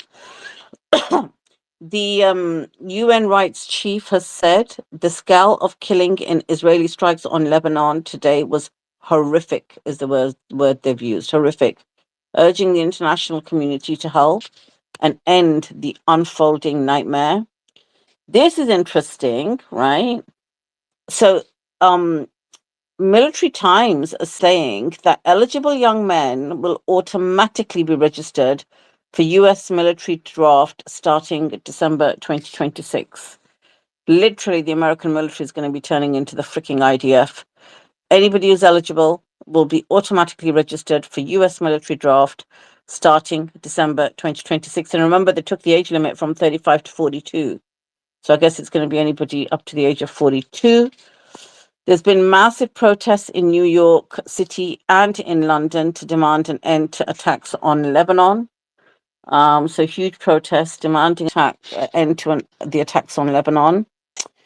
Senior Iranian official Ibrahim Azizi says, once again, this is the Iranian official, senior Iranian official Ibrahim Azizi said, once again, you have shown that you don't understand the concept of a ceasefire, and only fire is what brings you to your senses. You don't understand ceasefire, and only fire will bring you to your senses.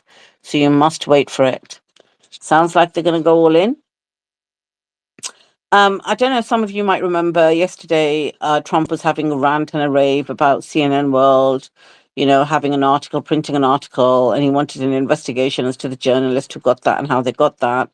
So in relation to that, Kash Patel has announced that the FBI have arrested a former employee of the US Special Operations Command for leaking confidential information to a media member.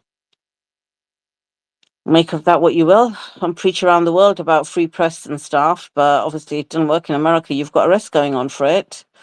New York Times says Trump faces political pressure preventing him from resuming the war.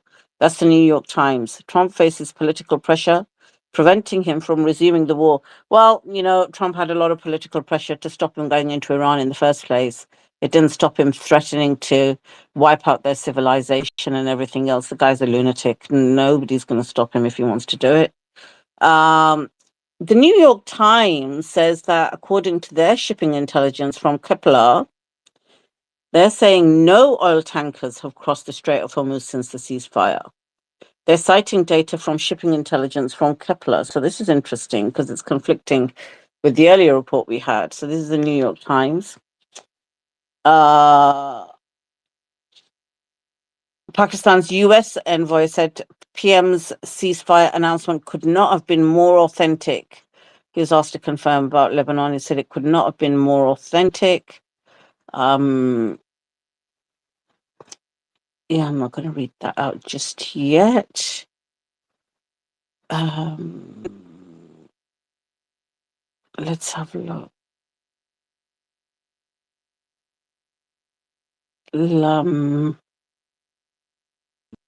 Iran said that the shipping in the Strait of Hormuz was stopped after Israel violated the ceasefire with strikes on Lebanon. IRGC said vessel traffic halted minutes after the attack, while the White House maintains Lebanon is not part of the deal. I think we covered that earlier. Let's have a look what else there was really quickly. Yeah, oil companies. This is interesting. Who's reporting this? Let me tell you who's reporting this. This is from Politico. Politico is saying oil companies are quietly pushing back against Trump's Iran peace plan because it could allow Iran to charge the tolls on ships using the Strait of Hormuz. Executives have warned that adding fees of around 2 or 2.5 million per shipment, along with higher insurance costs, which they're now going to have as a result of this war, would drive up global oil prices and could even expose companies to sanctions violations. They've been raising these concerns with officials like Marco Rubio and J.D. Vance, though the administration appears open to considering Iran's proposal. Politico reported that, which is interesting. Netanyahu said that US-Iran truce was achieved in full coordination, he says, with Israel. And he says that it is not the end of the campaign. This is just a station on the way to achieving all our objectives. So he's saying this ceasefire is not the end of the campaign. He says it's just a little station to help us to achieve all our objectives. He also asserted that Israel remains prepared to return to battle with Iran if necessary, despite a truce reached between the United States and Iran. He says, our finger is on the trigger. Our finger is on the trigger. This guy's such a freaking genocidal maniac, honestly, he is.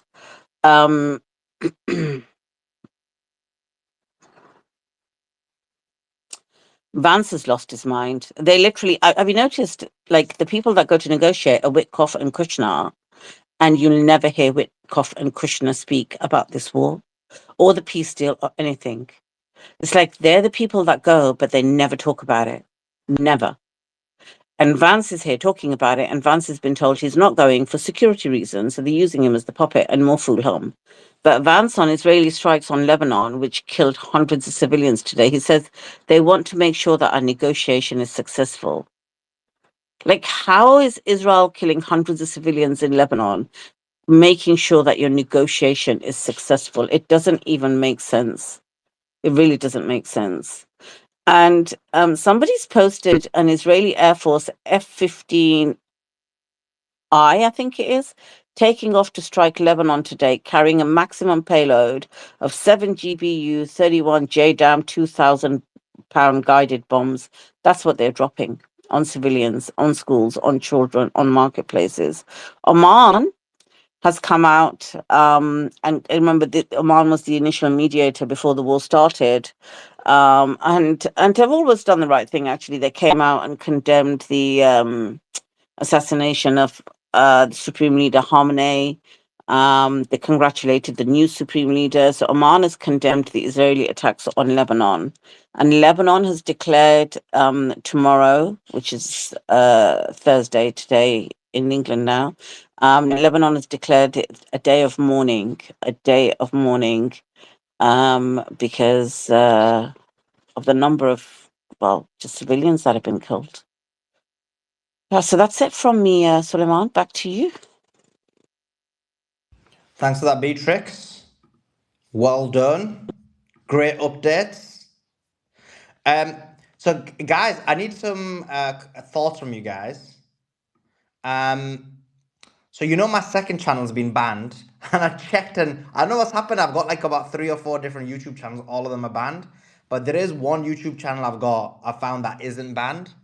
Do you think we should start using that? I know it's annoying that we end up gaining 3,000 followers, and it's like kind of starting again. We've got like nearly 7 or 8 great interviews on there. But do you think we should or not? Yes. Yeah. Okay. Let me ask the YouTube chat as well. What do you think? Yeah. Hey, Suli, here's the thing. Because of your content, you're getting the word out. And I've been shadow banned on both of my blogs, and my YouTube channel got severely shadow banned. But you, oh my God, they've gone overboard on you. You've got to keep the content getting out. And I know it's a pain, but guess what? So what? We should just go on and we can do it. You got to just keep getting the word out. And then eventually, I think you're going to be on Rumble and Substack, Telegram, BitChute, anything else. Yeah, the second channel is not a shadow Do banned. Paul, It's not actually shadow banned. It actually gets decent views for a new channel. It's that it's basically suspended, so I can't get the advanced features, and they're saying that it's gonna get banned in a certain period of time, and it doesn't let me monetize it as well. So that's the like 4 things that are wrong with it. Anyway, I'm gonna do a put a poll poll up. on Yeah. YouTube. Oh my God, why are you trying to get me to ask your Sims, bro? Okay, Joe, are you there? Yeah, I'm here. Joe, oh, I was gonna ask you to something else, but I didn't see a message. I was gonna ask you, Joe. Oh well, I feel bad asking. Now, doesn't matter. It's fine. No, go ahead. No, I was gonna No, ask if you don't feel make me bad. a Ask him. Ask him. Don't feel bad. no, because he's a bit upset, and I didn't realize anyway. What the I was Smash gonna him. ask you. No, I'm not gonna smash him. Joe's my boy. You can ask me instead. I'll give you a better answer. No, you won't, because Joe is the marketing guy, bro. Joe, I want you to make me a logo, bro, and a banner for the new channel, Moral Resistance, the name you and Andrew came out with. Yeah, I could do that in AI really quickly. Appreciate A it. good And then it one. actually fits on YouTube because I can never get it right, bro. But get me a good one. You're the marketing guru. Yeah, I'll do it. Shall we create a third channel that isn't banned? Can we Hey, on rank your it? Can we question about rank your it? Can we rank it when Joe has done it? Can we give it marks out of 10 or something? Like what? You want Joe to Yeah, pick we 3 or will. something and you choose? He's not coming Yeah, up to the. yeah. Oh, here he is. Great idea. Okay, cool. Simon, did you want to add anything to the comments? Oh, no, it was we got yourself. Yeah, do you want to add anything? And then we'll go to Doc if you want to add anything. Demon. Okay, Doc, go ahead, jump in. Do you want to add I, anything? I was just going to say, if you're going to move into the other social media platforms, as Andrew was talking about, Rumble, Twitch, etc., I'd wait on this existing YouTube channel because you just keep doing the same thing over and over again. You get the same result over and over again. What's the value of having the channel banned again? Because the content's going to be the same that YouTube is already banned of using it now and losing the followers you have. I don't know. Yeah, no, no. So just to be clear, so this channel here has got 55,000 followers. It's essentially shadow banned in that it's just hit a ceiling where it doesn't go to new people. So if you look at the what we right now when we were interviewing Ryan, we had 1,300 people live. And when I did a poll, 90% of them are all from my ex followers. No one's new from YouTube. But a stream doing 1,300 on YouTube, it should be spread out to new people. Then this second channel, what I did was I didn't check, but it already been banned before in terms of the items I said to you before I'd start uploading stuff. I wasn't that knowledgeable on YouTube, so I didn't know. And then when I checked it, that had been banned. And I've just checked off 3 or 4 more, and they've been banned. But I've got one channel that I've seen that actually is fully good and isn't banned. So I'm asking about that one if that makes sense, Doc. Do you know when the others were banned? No, I don't. Could it have been before the 40-day war? It's possible. I really don't know. Well, I think if they were banned before the 40-day war, then that it gives some credence to the notion that it's not banned because of current content. So it may Yeah, be no, worth no. It's a trying. very fair question you're asking, and it doesn't say it. And then like what Rathbone, like he talks to YouTube and he tried to get them to reply about this channel and they just wouldn't reply. It's a bit annoying. Okay, so let's bring the conversation back to the war. Ryan Dawson thinks that response is coming within the day. So let's see. Ryan Dawson is saying that he thinks uh, the response is coming within a day from Iran. So let's see what happens with that. Let's go to Nahid. Nahid, jump in. Give us your thoughts. Hi, Suleiman, Joe, Beatrix, Andrew, Simon, and all the speakers. I wanted to speak when Hussein was having a heated discussion with Simon, but unfortunately he left. So I just wanted to shed some light on Simon's theory and observation, but by what I've noticed and seen from the Iranian society over the I'm here, by the way. past decade. Okay, good. So Oh my God, see how he I ignored really you, Suleiman. And then when it's a check, he's like, I'm here, by the way, so quickly. No, I didn't Joe's do having a bad that. I just influence came on him. over. no, maybe he heard that I'm Oh my backing God, you him hurt my up. feelings so bad, Simon. I feel like crying right now, blood. So You better give me a bigger bunker in last your house weekend, now. I was in with a bunch of my Iranian community, and I told them that I think there's at least 40% of Iranians who back the government, and they all jumped at me and said, "No, there's only 10%." so, so no, they none of them they believe that there may be. So I honestly I'm not sure, but I at least I see that 50% of the population, uh, especially since um, uh, Trump got into power the first time and put these crippling sanctions on Iran. So Iran used to be a very, very rich country. We didn't have really poor people, but over the years, with all these crippling sanctions, I've noticed that people have become financially uh, very poor. The Middle East almost is gone. And with that, the social decline comes, crime comes in, prostitution, everything. So even my family members who visit Iran regularly, they believe that the society have declined financially and from the past few years.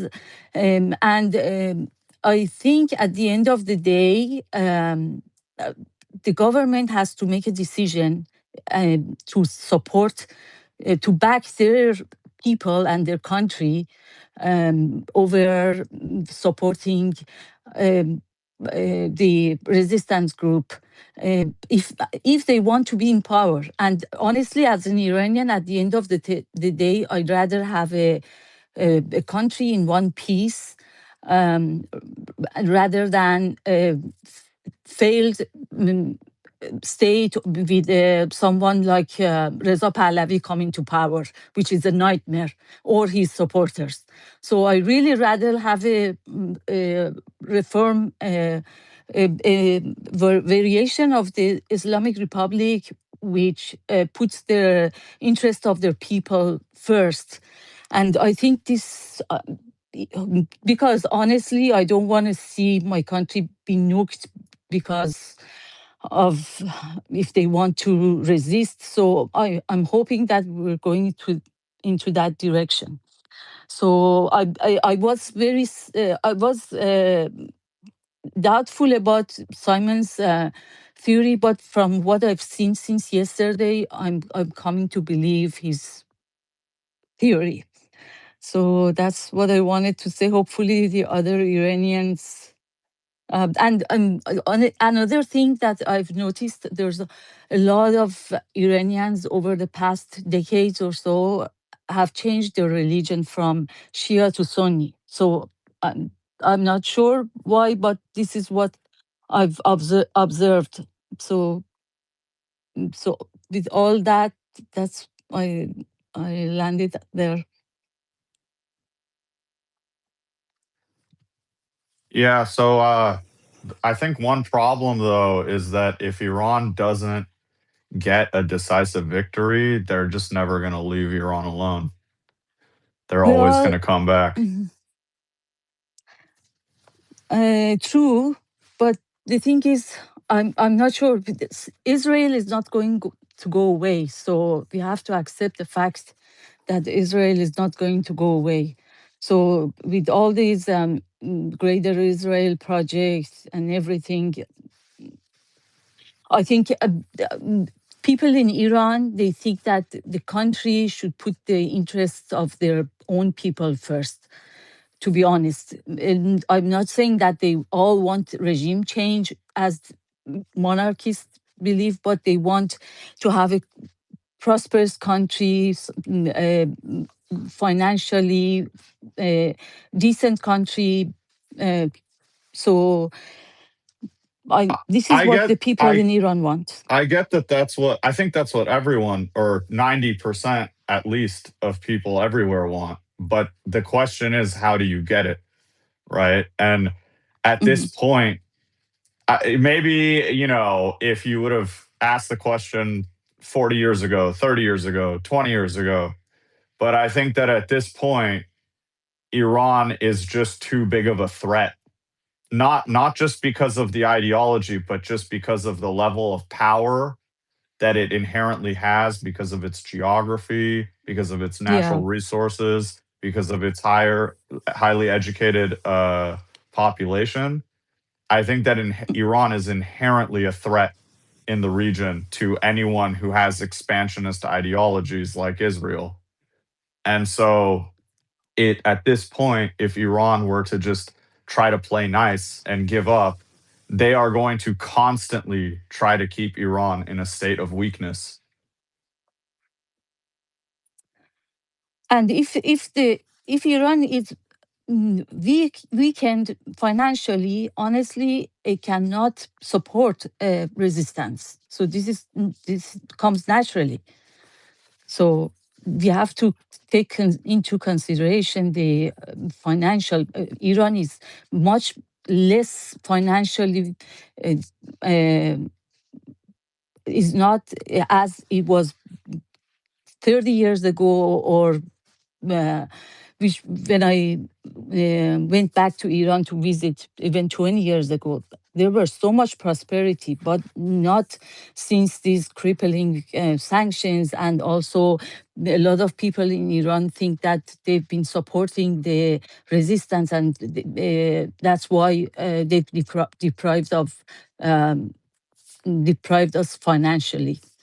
Yeah, I think that that's probably. I mean, in a sense, you could argue. I'm not saying this is 100% true, but you could almost argue that that Iran, at least the current Iranian government, got lucky in a way that this war is happening now, as opposed to 5, 10 years from now. But also remember that Iran still has the ability to sustain its defense operations, even with sanctions, just from selling oil, even if it's at a discount. To Nahid's point, even 10 years ago, Iran was substantially more prosperous. The maximum pressure campaign that Trump ensued, I mean, it's true economic warfare. And, I did business in Iran between 2010 and 2018 with the approval of OFAC, the Office of Foreign Asset Control, the Treasury Department, and the Iranian Ministry of Health. I sat down with the Minister of Health multiple times. And, these are very thoughtful, strategic people. We can make a case that Iran is a rational actor in the big scheme of things. It's just the neighborhood they're in. It's just such a volatile and violent place. I'm not a supporter of the Sorry, Islamic who's regime in actually Iran. talking here? Sorry, who's This is talking? Cyrus. This is Cyrus, what do you Cyrus. mean that? What do you mean that it's the neighborhood they're in, it's violent and stuff, and we can make a case that Iran is rational? Why would you even need to make that case? Isn't it a given? It's a given, yeah. To some, and I'm glad we're in a space where it's a given. Many places will argue that Iran is belligerent, and Iran is not. They're a regional Yeah, but power, why and are they're you saying acting that though? as Because such. you came on and you said you need to make the case that Iran is a rational actor and it's the environment they're in, which is this violent, belligerent environment. Which environment are you talking about? The Middle East in general, that the Israeli campaign that it's been going on since 1948. No, no. Essentially the. So You know, Cyrus, I think you just need to choose your words better then, because the mhm. environment that Iran is in is safe. The Middle East is safe. The only terrorist Was country safe, in the Middle East is Israel. So I undoubtedly. think the way I would position it, if I was you, is that I need to make the case that Israel is the terrorist nation and there's nothing wrong with Iran, and Iran is completely rational. Iran is only defending itself, and I need to make the case that Israel is the country that causes the destabilization in the Middle East. Iran's not the problem. Israel is the problem. Because when I was listening to you just then, I didn't hear you mention Israel at all, you see, hence why I asked. But anyway, do continue. Yeah, I was going to get to the Israeli point. That was the next comment. Essentially, Excellent. the Middle East has always been in balance, even under Ottoman rule, under Persian rule, even post World War One, before the Sykes-Picot Agreement. Essentially, it's the Western design that without any thought to tribal boundaries. Look at Syria. You have the Druze, you have the Alawites. The gendarme were given to one of the minorities, and so essentially it was set up to fail from the beginning. And Iran is probably the only cohesive power in the region that has, like intrinsic inertia from its previous, times of influence, and now that they're coming into their own again, they're meeting so much adversity from real zealots. These are, you gotta understand, the only reason Israel exists in the fashion that it does is because of the Christian Zionists in the United States, whose religion has been really hijacked from them, since the late 1800s by way of the Schofield Bible, and the American evangelical movement has been conditioned to be this kind of obsessive with Israel, and this kind of messianic, very kind of distorted version of Christianity, which is by design there to vote in power those who will give unequivocal support and a blank check to Israel. And this method has been a brilliant execution by APAC and all the power brokers in that sphere. But now I think the gig is up. I think it's so blatant, and I think they rode that power wave too far. Whereas even your layman American, who's shows minimal interest in geopolitics, is now aware. Be like, wait a minute, why is this undue influence? Who are these people? Regular folks are starting to ask questions. So I really want to land it where with Hezbollah, you know, and my experience of the region and the countries I've traveled there, you know, from the Kurdistan of Iraq, and I was fortunate enough to go to Beirut one time, and you know what I sense is these movements are wildly popular amongst the people it serves. So they make it seem like Hezbollah is this. You know, Iranian offshoot that they're just doing Iran's bidding with no autonomy. I mean, it's a very popular political movement. They have charities, they have private health care for folks that can't afford it. They're well loved and respected in their communities. So as an American, I mean, I try to always put in perspective as an American what benefits us. I mean, this is something that is so out of our purview and it's so insignificant. The only thing that it pertains to us is we're supporting a country that is wreaking havoc in the region to our disinterest and for us to create enemies against America. So my position is to kind of wake up my friends and you know family and neighbors to the fact to be like, hey, we America wields a lot of power. We are unjustly empowering a demonic country in essence. You know they don't even they don't represent Jews. You know there are many anti-Zionist that are appalled by what Israel is doing. And you know, this is not just a cause that is affecting non-Jews. You know, that they are tarnishing the name of many good Jewish people that are voiceless now, and you know, across the board. You know, from the media, the legacy media has silenced the American voice. There's so many casualties of this supremacist movement, and you know, that's my mission. And I appreciate you guys giving me the platform. And I've been enjoying listening to your all your content and the wonderful conversation that goes on here. Awesome, Cyrus. Awesome. And keep up the good work. You know, they bombed a synagogue, Israel did, in Iran. not yesterday, the day before, in Lebanon, in Iran. And then today, obviously, they've killed en masse the Christian community in Lebanon. Lebanon's got the highest concentration of Christians in the Middle East. Iran has got the highest concentration of Jews in the Middle East outside of Israel. They don't care. They try to frame this as an Islamic thing, you know, religious terrorism. It isn't. It's just Israel's ambitions, Israel's terrorism, and America acts for it. Trump is acting for it. So, yeah, keep up the good work. I think a lot more of this is needed, and more people that wake up. We hope and pray that America gets its sovereignty back. You know, we all love America on this panel, and we just want an end. And if you look at what Iran was asking for in what they demanded in their plan was an end to all fighting. America and Israel wanted just a ceasefire for 2 weeks, which means we want to continue fighting. What Iran was asking for was the most humanitarian thing, that let's all stop fighting. You stop hitting us, we'll stop hitting back. That's the humane thing to do. But yeah, tough times. But thanks, Cyrus. Appreciate you. Suleiman, back to Thank you you. very much.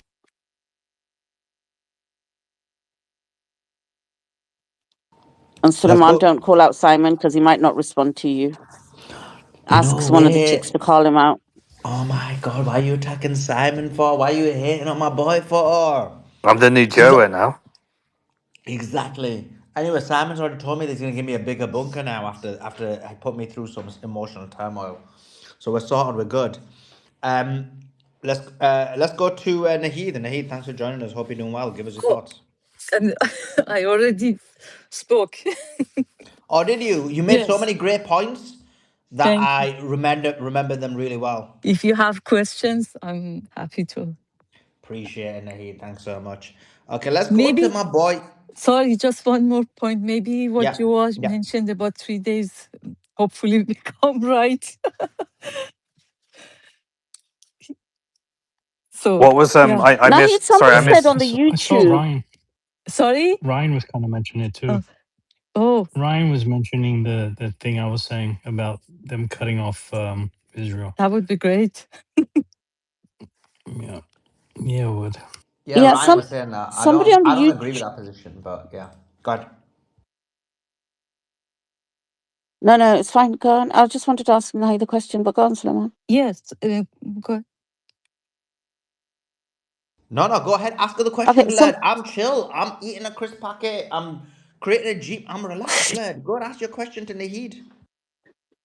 So somebody on YouTube was saying I'm that you were basically Check your going talking through my DM. about snacks now Check you. your because not DM, Simon. Beatrix. I'm going through my snacks now because it's not the end of the Check world.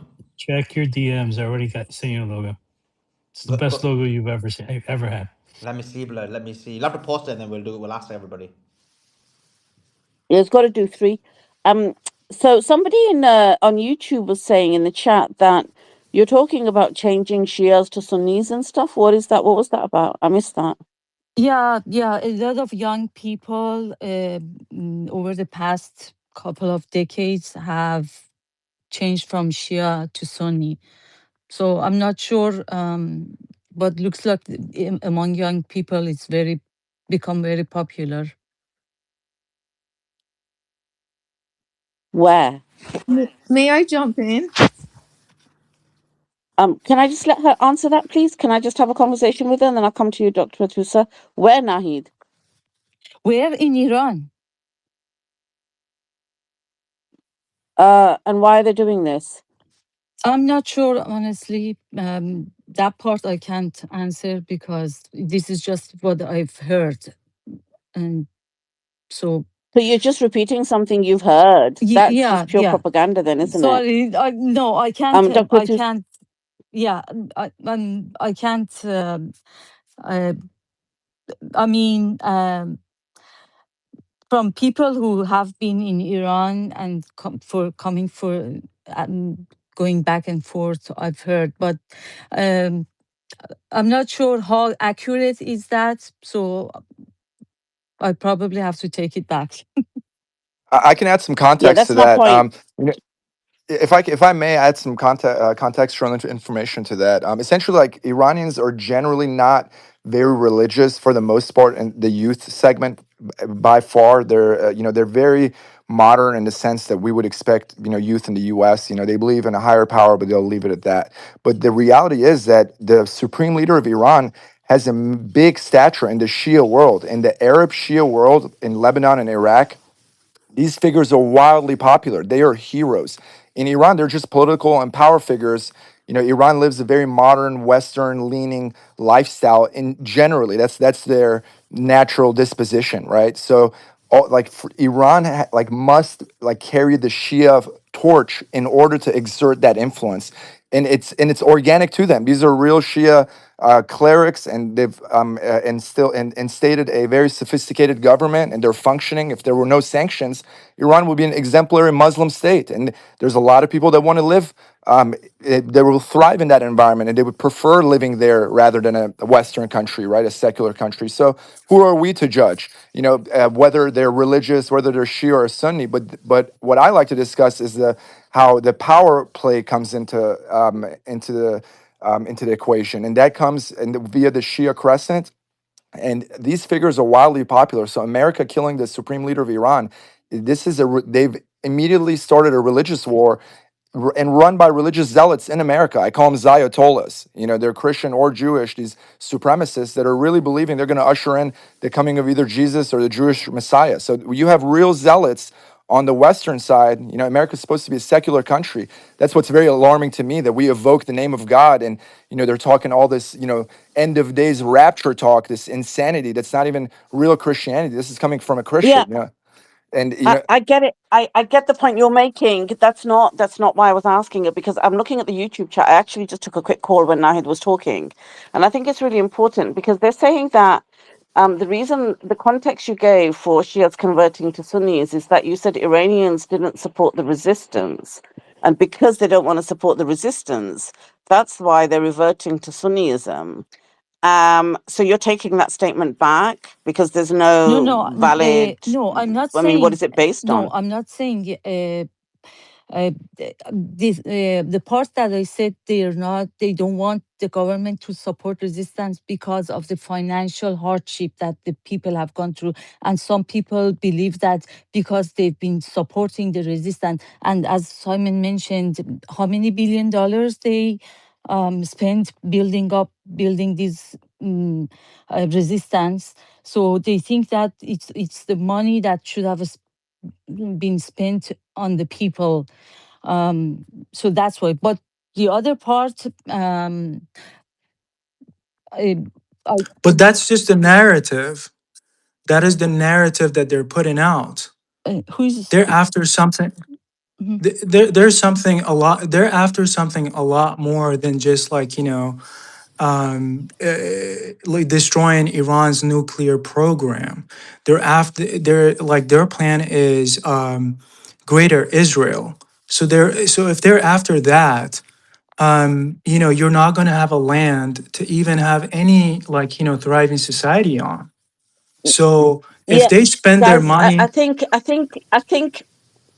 think Nahid's trying to relay what's happening in Iran, and I'm trying to counter that because look, there were some genuine protests in Iran before this CIA slash Mossad exercise, where they killed over 3,000 Iranians trying to do this um, coup d'état that Trump and Netanyahu tried to do before the war. There were some genuine protests by people because of hardship. But you know what? We have them in our country as well. We have them in England. We have them in America, I'm sure. People do protest their government. But, like you just heard Simon say that figure today, Nahid, right? You obviously were listening to our yeah. space. So that figure has come from our space today. I'm asking you, on what basis did you come on the space and make those statements? Because do you know what? It's not that figure that has given hardship to the people of Iran. It is the American sanctions for decades that's given the hardship to the people of Iran. Nobody's converting and changing their religion because they're not supporting the resistance. And I think you really need to be careful. And I wish I'd listened to you because I got a call and the YouTube chat, like our YouTube chat is on it. Like literally, I'm not joking. They're a sharp, sharp bunch. They're probably the smartest YouTube chat out there. And they were saying, what's going on? Like how can you make statements like that, saying people are converting because they don't want to support the resistance? This No, is no, crazy. not So be, I was it's like, okay, well, let no, me no. ask It's her. not because of the not supporting, not because of supporting the resistance.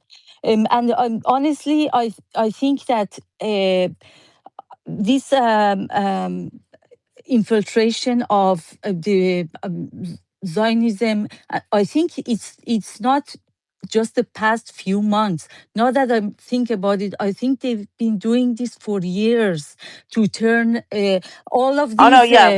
So that yeah, we know that. We covered it. Yeah, Nahid, we covered it. I'm gonna go to Dr. Thusa in a Yeah, second, but we covered it. What happened in those 10 days where over 3,000 people were killed? Hats off to Iran.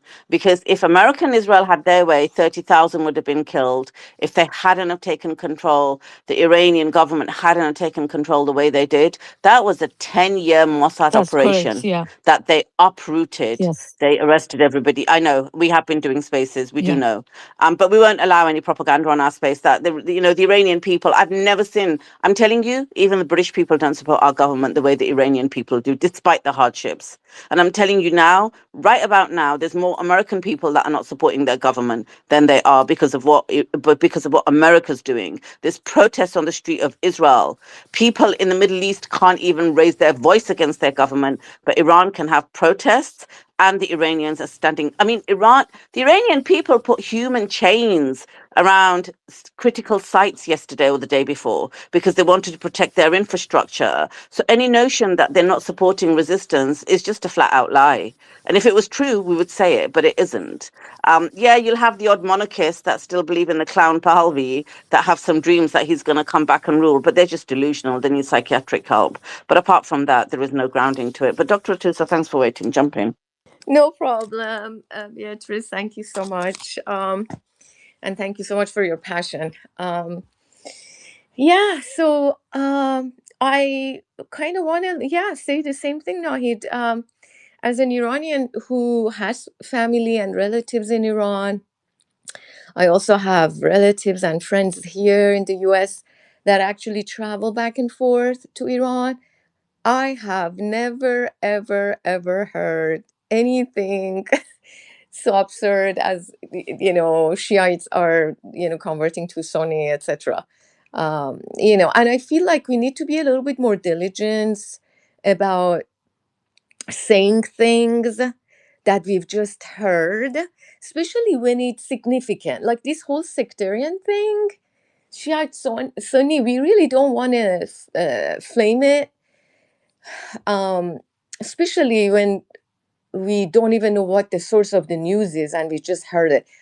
I totally nullify that news right here in this space, because that is not factual, that is not true.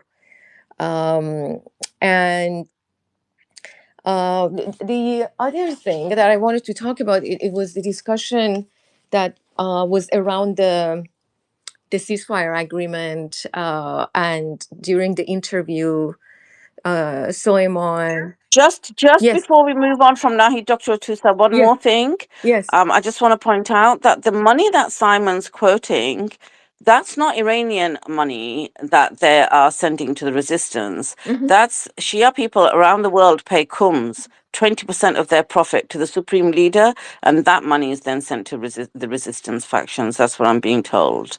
Okay. So I think Iranians would know that. So the hardship, as I said, was because of Americans. I'm happy for you to call out the Americans for that. I think every Iranian should protest about the situation the Americans have put them in. No problems with that.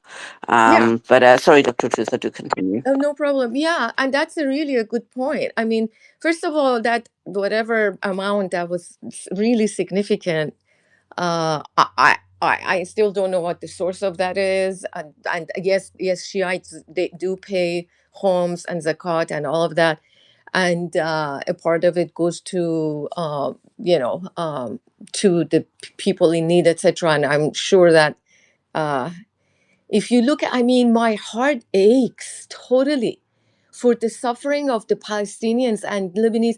I mean, how long is the suffering going to continue? And when there is just this one country, one country in the entire world that dares to oppose the bullies, the oppressors in Israel, and God forbid we send some money to support them, to support that cause. So they have their own state, they have their sovereignty, they have their. So yeah. So like I said before, this false equivalency, it's really not fair. It's really not, based on facts, etc. Now, in terms of I lost the train of my thought, but that's okay. So if you think about any agreement that has been signed between Iran and the US regarding the sanctions, regarding the nuclear situation.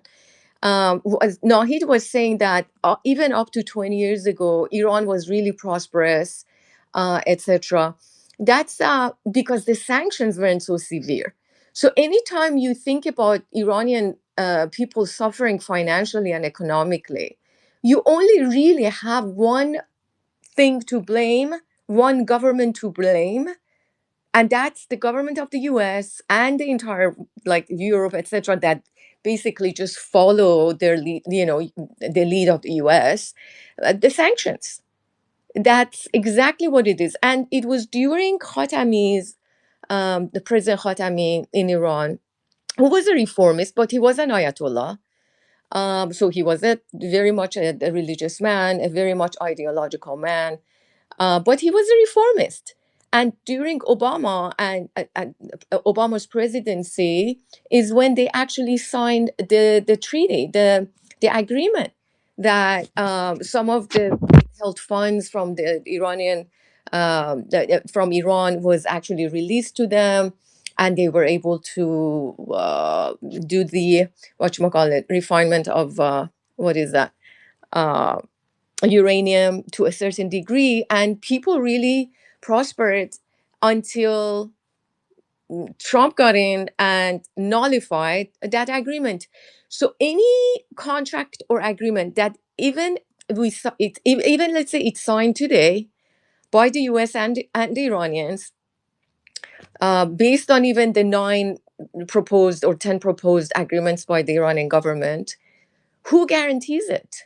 Because then the next president in the US, or even Trump in a year from now, he can change his mind, and he's going to say, no, we're going to nullify it, and we're not going to honor it anymore, etc. And so that's one of the dilemmas we're dealing with, right? And so also third point I wanted to make, Iran is not a monolith. So there are reformists in the government, and then there is the hardliners. But one thing is for certain, both the hardliners and the reformists, they want to have some sort of an agreement. But one thing is for sure, this time they're not going to be um, backing off on the main points of the agreement. And this time, I do not believe that there is any disagreement between the reformists and the hardliners about getting Lebanon out of the agreement, because of the whole the perception of the entire world has changed when we saw the kind of brutality that the people in Palestine have endured for the last 3 years. And okay, so now we're gonna like, I don't know, I guess Simon was suggesting that, yeah, well, Iran will probably do that, or Nahid is saying that, yeah, well, because people also want to be prosperous again and they don't want this war anymore. That's all true and valid, okay, to a certain degree. But Iranians, most Iranians, and both the reformists and the hardliners, they also understand that we're not in the same situation as 20 years ago. Thanks for that. Thanks for that, Dr. Atrusa. Let me just give Yeah. some news.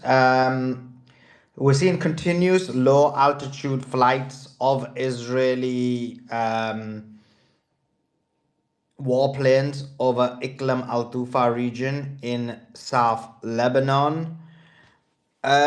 We're hearing this. Some reports saying Brent crude oil has risen above 120, but then others have said $97. So I don't know where Brent crude oil is, Simon or Joa. Maybe you guys can clarify. What else?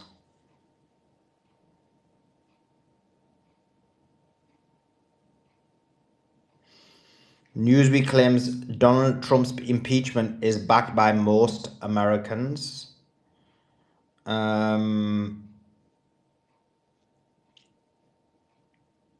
Is Joa Thermo? Are you there? Yes. What is Brent crude oil at the moment? It's $97. Last time, yeah. So why are people saying it's 120 on loads of these articles, like CNBC said Brent oil spot price above $120 in a sign that Iran ceasefire can't solve deep disruption. Yeah, it gets really confusing between the spot price and the futures price, and there's all these different, metrics you can use. So it's important to just pick one and stay consistent. It's still significantly down, is the key to remember from where it was, but it is also relatively high since the war began. Yeah. Okay. But it's like what? It's so people. So CNBC is wrong. Is what you're saying? I don't know which metric they're using, but like 2 days ago, it was at about 115, the metric I'm using, and now it's at about 96 or whatever Simon said earlier. Okay. Yeah, the difference is if you are in, like, if you're in England and you want to actually buy a barrel, and you want to, you want to like pick up a barrel, then you can get a barrel for $120. I don't mean an actual barrel; it's metaphorical. But the futures market is where you order it for delivery, and it could be 1 month, 2 months, whatever it may be. And so the you're paying a premium to get the oil instantly, and so they're quoting that price. But the most important price is the Brent crude futures, which is about $97. Okay, that makes sense. And what was that price? The one that CNBC is saying it's 120. What was it before? Because they're still saying it's quite high. Do we know? Yeah, that was about $140 before the ceasefire. Wow, that is a bit of a drop. Okay. Um, Johnny, thanks for joining us. Hope you're doing well. Give us your thoughts. Good evening, Sully, Beatrix, Simon, Joa, Andrew, everybody. Hope you're all doing well. Thank you for allowing me to speak again. As always, I appreciate it, Suleiman. Hope everyone shared the space to supporting Suleiman, Beatrix, and Joa. Been holding the fort for since the wars began now, so please support more, guys. So, subscribe to his YouTube channel, support Sully as much as you can because he gives a lot of his time to give you the accurate news. So please support him. I just wanted to give people some perspective, man. Like, first thing, yeah, we won the lottery being born in the UK and the West. Like, we won the lottery. I'm 43-year-old. I've got 2 children. Got my wife. Got kids and that. Like, I don't have to worry about bombs being dropped on my head every day and bullets like whizzing past my head. I don't have to worry about that. I've never had to worry about that. None of us have because we're very fortunate to live in the West. Those people that live in the Middle East, they don't have that luxury. Yeah, they don't have that luxury. Iran, Afghanistan, Syria, Libya, Iraq, Somalia, Vietnam. We won the lottery being born in the West. And like, what I'm telling you as a former soldier, for those that don't know me, I did 2 tours of Iraq, 1 tour of Afghanistan. With military support, war is terrifying. It is terrifying. These people in Iran, they don't have that. These people in Iraq, they didn't have that. They didn't have any of that. And I feel like people are not understanding what's really good, the gravity of the situation. On day number 1, they bombed a girls' school. On day number 1, a girls' school got bombed. Over 150 schoolgirls got killed. Do you know what it's like to have body parts around you? Blood everywhere. Most of you won't know what that's like. It is beyond traumatizing. Excuse my language, it fucks you up. That's the only swear word I'll use, Beatrix. All right, I promise. Like it's not a game. It's really not a game. That's 150 families destroyed forever. What if you're one of them parents and you had twin girls at that school, or twin boys? And then the extended families as well. I feel like people have just brushed past that school bombing too easily. Like they brushed past Hind Rajab. All these innocent children getting slaughtered for America and Israel. It's not okay. This is not okay. It's not. And then you've got the president of the United States of America threatening to wipe out an entire civilization. Like what the f? This guy's a raving. He's a narcissistic bloody lunatic that's got an ego bigger than the moon. His ego's bigger than the moon, and he's got way too much power. And then you've got Israel as like a rabid dog. It's like watching a scene out of the what's that bloody show called now? Not Zombieland. The Walking Dead. It's like watching zombies just wanting to expand everywhere and kill everything in its path. That's what Israel's like. That's what Israel is. It's a zombie. Just wants to kill everything in its path. Now I don't know what the answer is to stop Israel. I really don't. Outside of a certain idea, but I don't want to sound genocidal myself. But I really don't know what the answer is at this point. But they are just killing anything and everything in its path. Now they've switched targets to Lebanon. Like, I don't know what the answer is. I really don't. But all you people in Iran,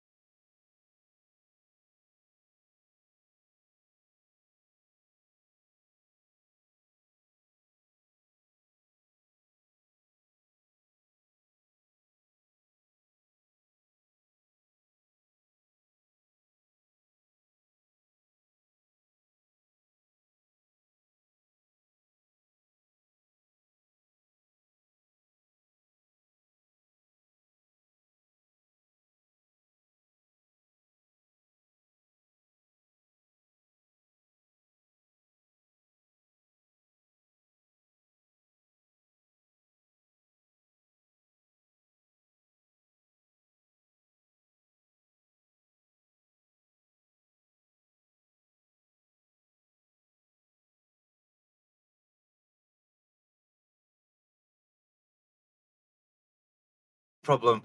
I just want to say, like, people need to like get some perspective here. America never does anything from the goodness of its heart because it doesn't have a heart. It's got a heart of stone.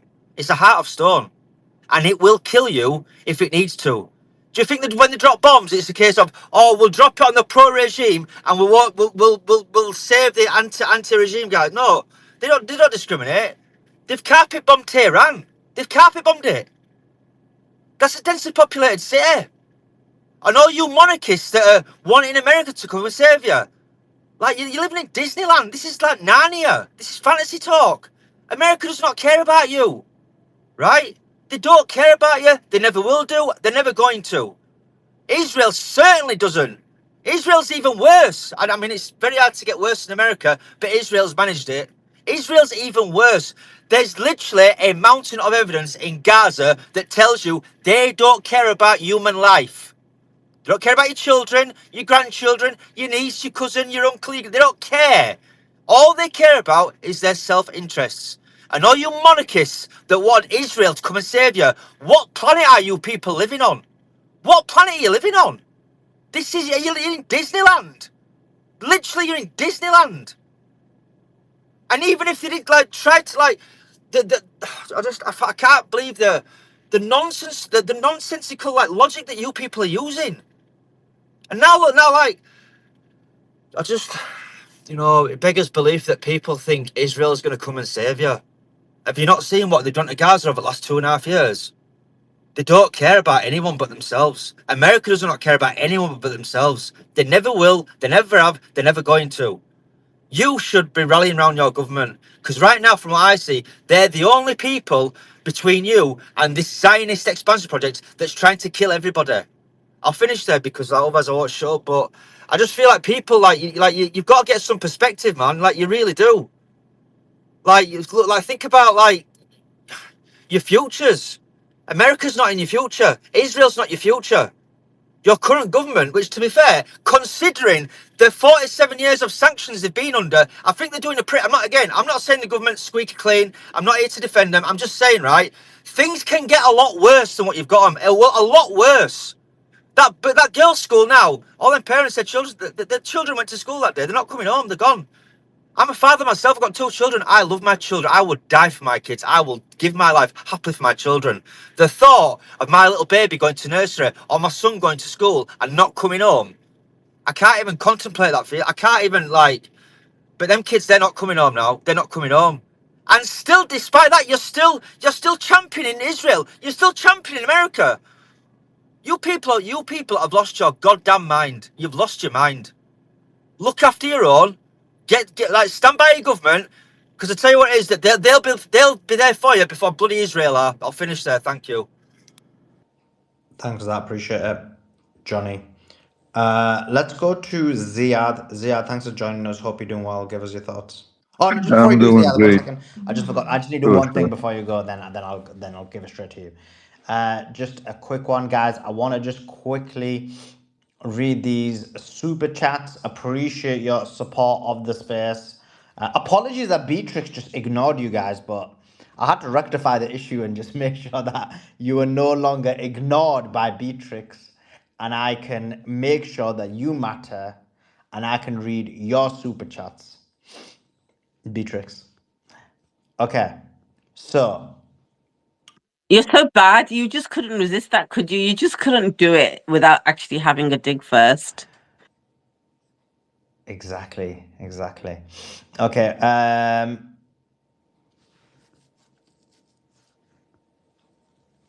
okay, there's a lot we missed out on. What did I miss? How come there's so many about Simon?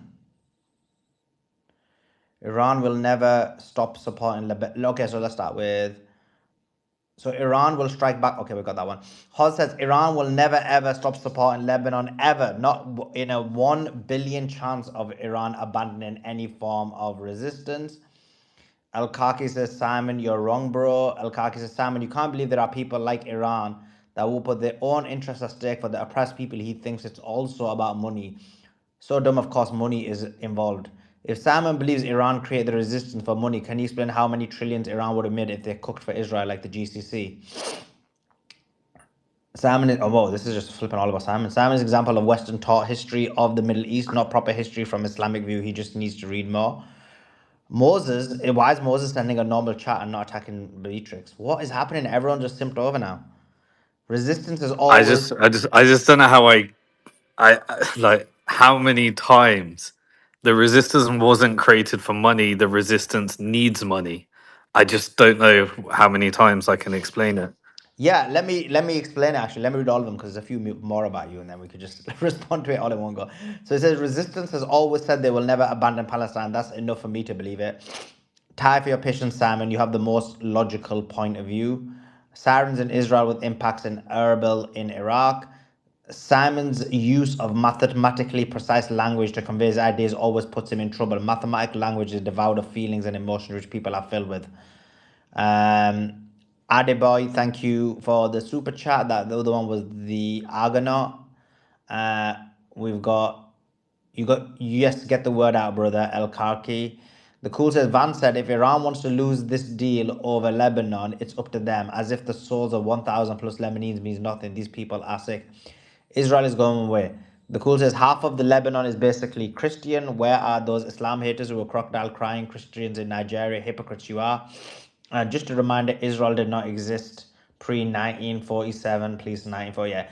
So apologies. All these chats are a bit late. I'm not gonna blame Beatrix, but it may be Beatrix's fault. But Simon, I think what we use. I mean, I wasn't here during the conversation, but I'm presuming what you said was that the resistance is obviously there to resist oppression, but with many groups that are resisting, they do need a form of financial money in order to procure items. So, for example, like Hezbollah, like I know Hezbollah would exist with or without money. That being said, when they have the financial support, they're able to, for example, if you look at all these rockets that were launched at Israel, they procured them over the last year or so.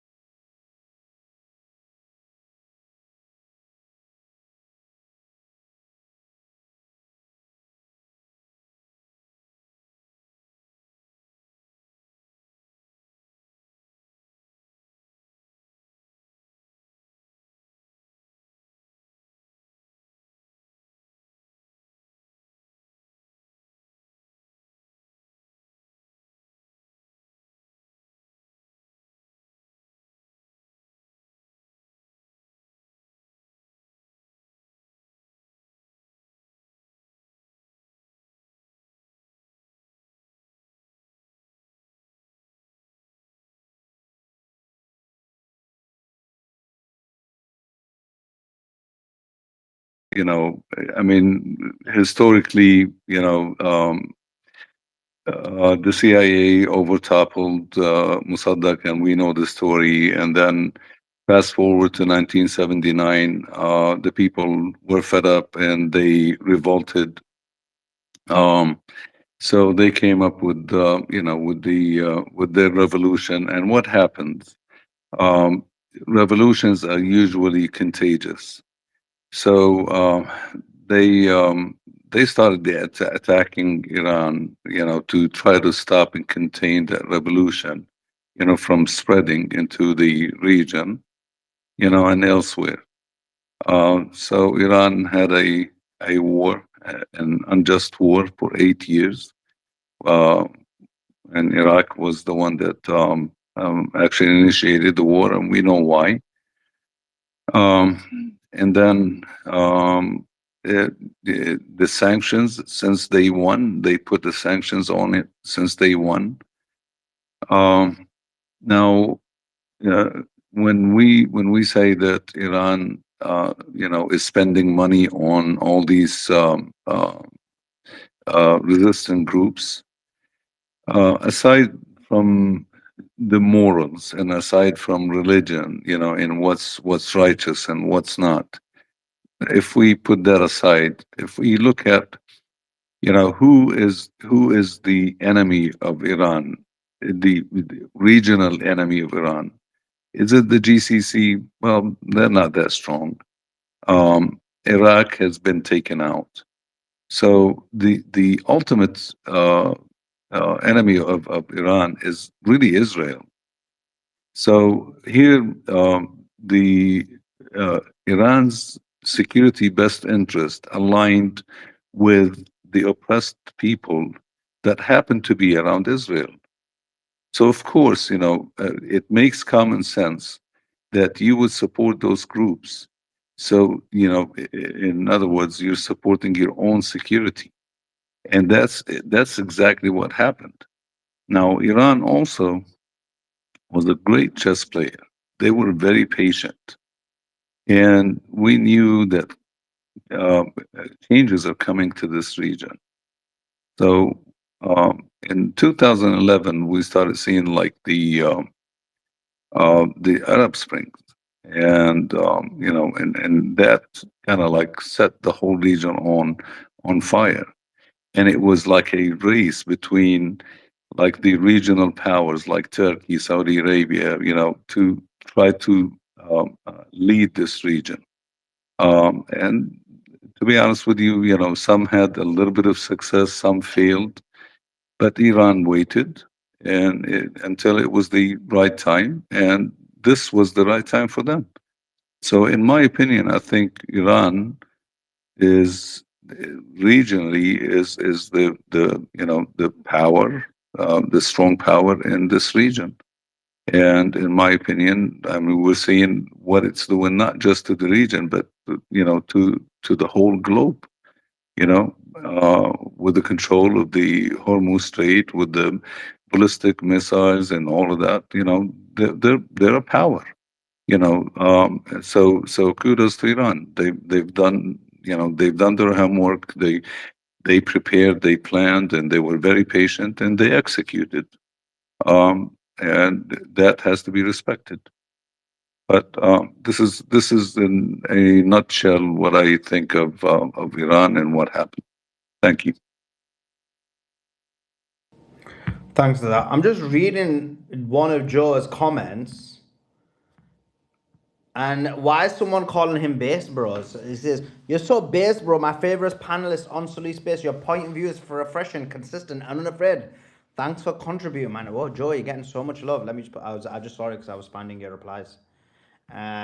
I know who left that comment for Joa. He's like this Zio, and he thinks Joa's based. I know which guy, something Stein or something. That's the guy. I know him. It says, He follows I'm Joa reading the around. Joa profile tips name. It him. says, Joa pays him. used to love Someone who Beatrix. appreciates a different point of view. That's all. His profile name's used to love Beatrix, but then realized. look, look up in the nest though, Suleiman. Tell me if you like the logo, and everyone else listening. I made a little animation of it. What See do you if you guys like think? it. What do you guys think of Joe's logo? Is that gonna be the new logo?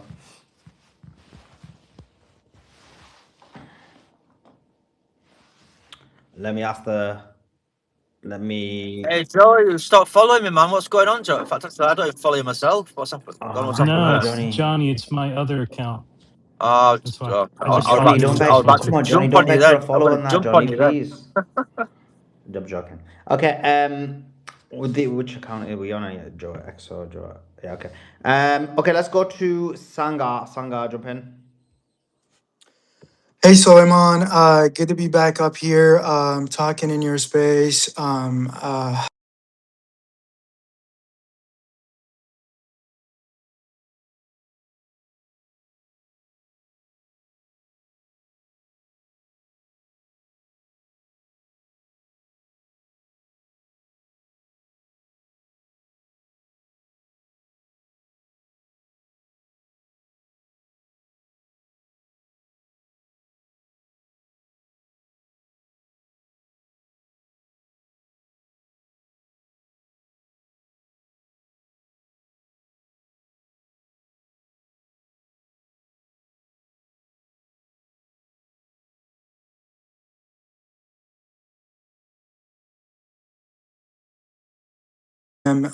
Given a visit to a Christian martyr family.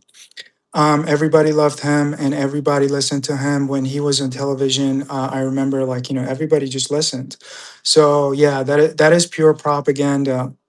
But I thought it was fake as hell, and it was to deceive Iranians, and that in itself has a lot to talk about. So if you look at the chain of actions, they only left Qaribov, alive to negotiate with, and he's not necessarily a popular figure, but he's a fighter. He's a revolutionary. And as someone who speaks with a lot of Farsi speaking people, I can tell you that the ceasefire is extremely unpopular.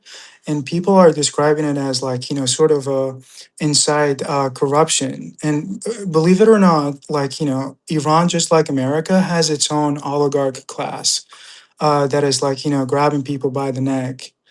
And so the Iranian negotiating team is, unfortunately, it's weak points, and you got to keep in mind that these are the kind of people who believe in engaging in diplomacy, normalization with the West, and important their way of like the Western way of living, if you know what I mean. But let me just like land it here. What baffles me the most is that Iran, come on, man, a ceasefire made on X. JD is not wrong. I've seen 15 versions of like both plans, and are you kidding me? Why would you even stop your like battlefronts when you just had kicked ass? You could have just like, continued. They just deceived you. They said they're gonna come into a ceasefire with you while they're gonna take care of like Hezbollah. I really feel for like the resistance in Lebanon right now. Like, what are they thinking with themselves like that? Iran just like, um, did not consider them when they made a deal. That is just like terrible to me.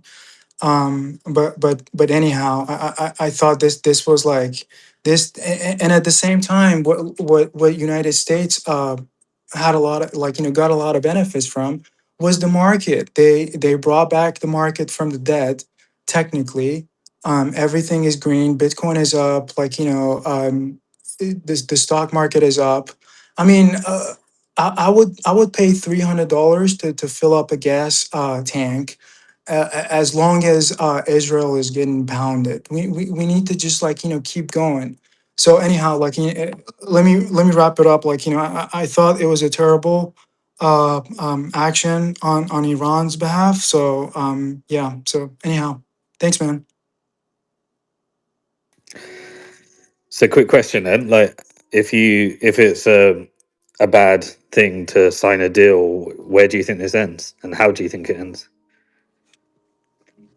Well, first of all, like they're already attacking, striking Iran's civilian infrastructure. So what is the point? And like I'm also looking at it at an angle of, um, if like they're putting Iran like just like the frog theory, like I don't know what is it called, but like the boiling frog or whatever, like they're slowly hitting all of the civilian infrastructure, and they're saying that like in the next 24 hours we're gonna like destroy it all. But they're not gonna do that. They're gonna like because the consequences of like destroying it all is so massive on the market. So they're slowly like hitting all the civilian infrastructures. Like I'm from Iran. Like a lot of people are employed by these like civilian infrastructures. So Iran is already like um given a lot. In my opinion, they need to finish. They need to take a battlefront from the United States. They need to hit East Israel. I don't know who said that, but that was awesome. That's definitely what it is. But they need to hit UAE, and they need to send it back 100 years, so that like they can slow down this United States war machine. So yeah, that's where it's going, Simon. I think they're just gonna like continue hitting Iranian civilian infrastructure. That's where it's going. And then where does it end? Like, at what point? Like, what's the end game? There's no end game. I don't see a world that Iran is going to be the only country that it's going to go dark if this happens. Iran, slowly or all at the same time, Iran is going to do it. And where this can end is that all of us are going to go like all of us are going to go suffer, some more and some less. In United States, like I think the only thing that Trump will do is that increase taxes on billionaires to pay for like inflation and all the like implications like come out of this war. But what I'm trying to say is that like people in America survive, but a lot of countries are going to go down too. This is the scenarios. There's no like all winning parties in my opinion. If this is going to go the way it is with Trump making decisions on behalf of Israel. Just a quick question, like with the fact that Israel has botched the ceasefire with not even 24 hours later, does that not just show that Donald Trump's not the one in charge, or he thinks he's in charge, but Netanyahu has zero respect for him and he does what he wants? Absolutely. Like, when we're saying like, they have the equipment, they have the power, they have like, the aircraft carrier, that is like, how many votes you have like in this game. These things like, make history. So they can make a deal like this and just like simply come out and lie about it. They say, oh, we Like, thought like, Lebanon was not in the what deal. what's the incentive from Iran's perspective? What's the incentive for them to come to a negotiating table like when Israel just does what it wants, when it wants, whenever it wants? Absolutely, there is no point.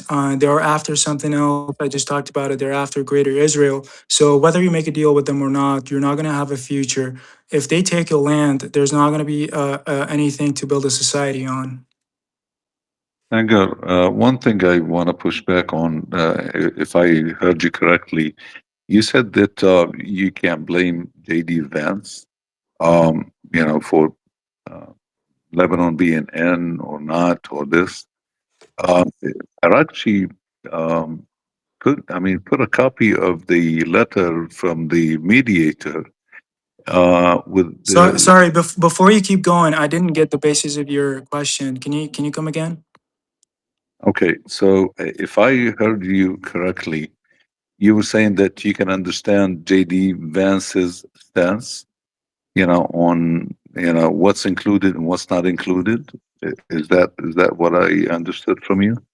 Well, yeah, I said that because, like, even when I looked for the plans, the 10 point and the 15 points plan, I even saw a few variety of the plans. So, Yeah. what I was trying to say is that, like, a ceasefire made over the Twitter is going to be a disaster.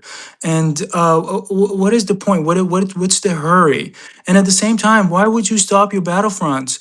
Like, just keep fighting. These are my objectives. Let's talk. Sure.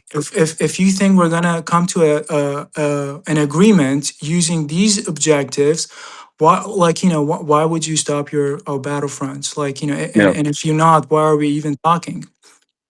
Okay. So, but actually, if you go and look at his tweet, he actually put a copy of the letter that was put out by the mediator, the Pakistani, I think, Prime Minister. And in it, there was a copy sent to J.D. Vance. And in it, it included, cease all hostilities, including Lebanon. It was specifically named. I totally get your point. I'm not saying it was not in the initial thing. What I'm trying to say is that, like, they can, lie because, like, this has been, all that they've done since the start of the war. They've just lied. Okay. So, like, they can lie about anything. So that's what I was trying to Okay. say. No problem. I totally agree with you on that. But here's a thing I would like to think about, and Simon, if you can jump in on this. Let me look at it from the American perspective. What happened right before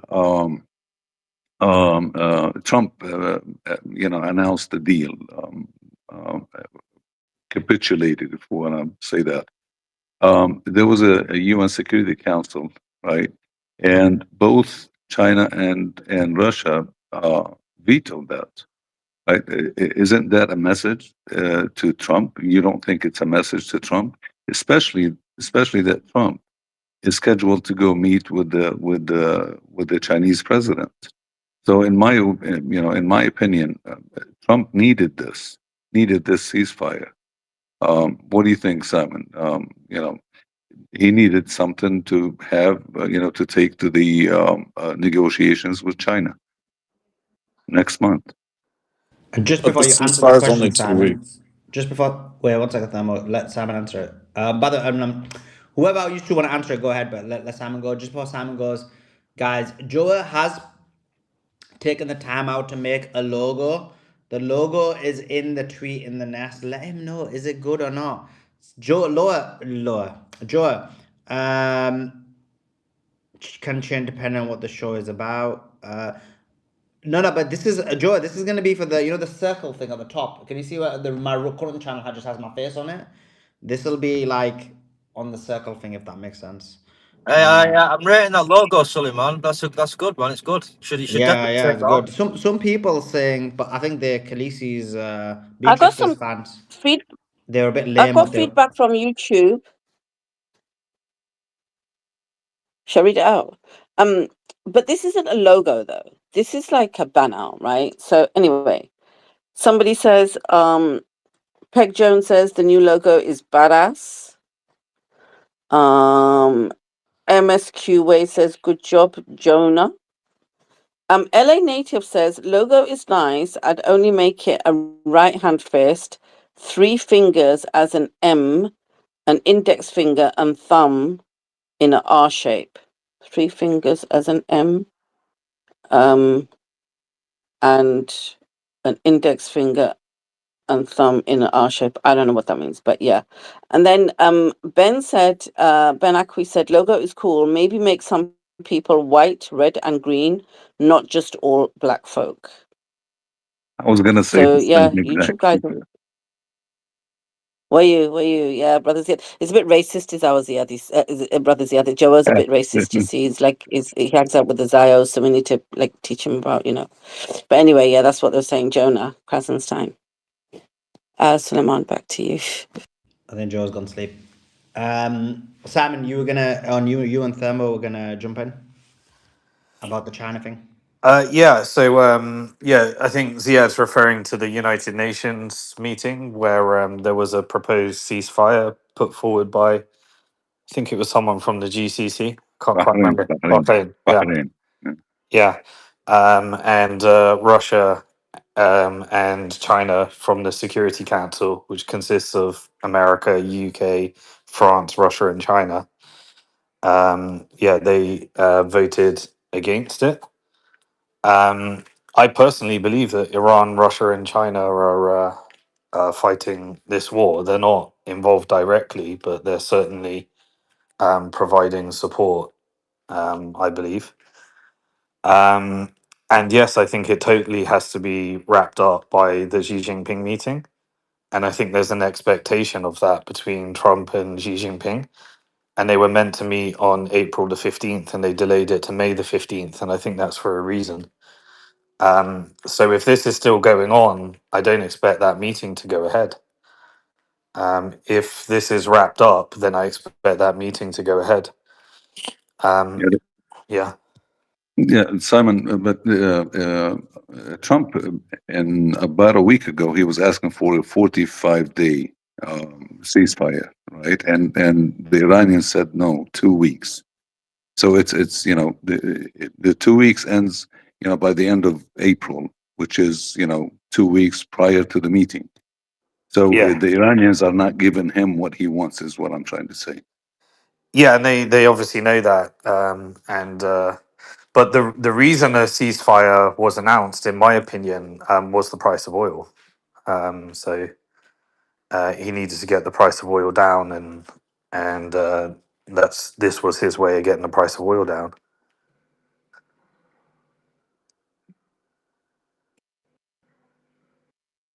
Thermo, are you gonna add something? Yeah, I mean, I guess I was a little bit confused by the question, just because, I don't even really think the ceasefire is that big of a deal personally, but even from my perspective, I guess, or from Iran's perspective, I mean, who cares? if Trump needs a ceasefire to meet with Xi Jinping. Like, why would you give that to him?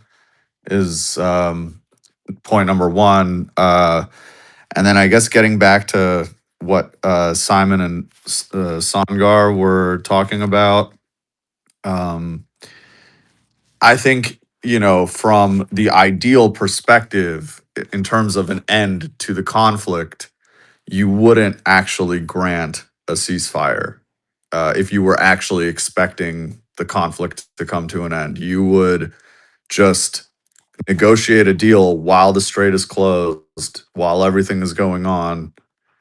And then once you see the US withdrawing, certain measures being taken, that's when you would actually like cease your operations, open the strait, whatnot. I think one thing that a lot of people are upset about, and I understand why, is the entire concept of a ceasefire.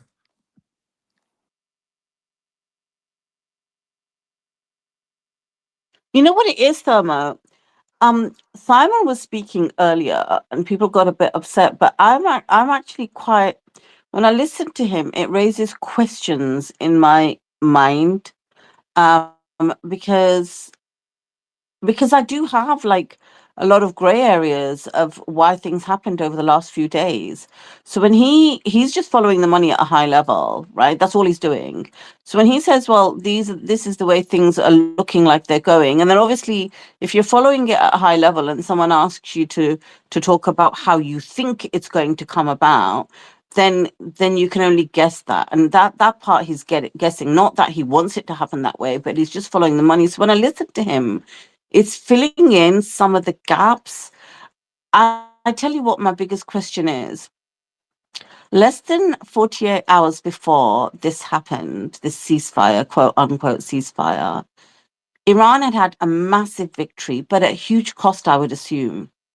That, what they tried to do when they tried to go in and steal the uranium, that ground operation, where they told us about some bogus, Mission Impossible type story where the pilot was injured but climbed high onto a mountain top. He hiked for hours and hid in a cave and all of that nonsense. It was actually them going in to steal the uranium. When you look at the aftermath of that the following morning, and the picture that the photographs that Iran put out, the amount of helicopters and planes and everything that was destroyed there, American military equipment, there were people in those planes, in those helicopters, in those blackbirds, or whatever Suleiman, all these things, all this equipment that Suleiman's got a whole list of there. Little birds or big birds or whatever the hell they're called. Anyway, I don't know the names of them, but when you look at the photos, there were people in there. So Americans will have died. And guaranteed, if they came in with that much artillery, Iranians would died as well. But then they left with their tail between their legs because they didn't get it. They had to retreat. America had to retreat. That was a massive victory. And apart from the kind of lives lost, I'm not saying anybody won out of that, but in terms of the objective and the fact that Iran managed to repel and kind of kick out America and Israel, that was a huge victory. And then we have Trump asking for the ceasefire right after that. And what I was reading from Iran is basically statements to the effect that hell's going to freeze over before we agree to it. Get lost, no way. Up until the last minute. Like, I was sure it's not going to happen because they were like, no, we're not even talking to them. We're not even talking to them. And the next thing we know, there's a statement out by Trump, not even by them. By Trump. They gave him the privilege of announcing it. So I'm thinking, why would you do that? Like, why would you care what the oil prices are? You were going to stick you were under sanctions anyway. It doesn't affect you. And the Strait of Hormuz was yours and it was closed and no one was going to touch it. You already had a process. You're already saying that you're only going to charge the ships that want to go through. You're already letting in only the ships of people that you liked. I think there was one of India or Pakistan. There was one of Spain that had gone through. So you had a process there. You could let in who you wanted to. You could charge them. You'd set up a process with Oman. What did you gain out of this? Why would you do that?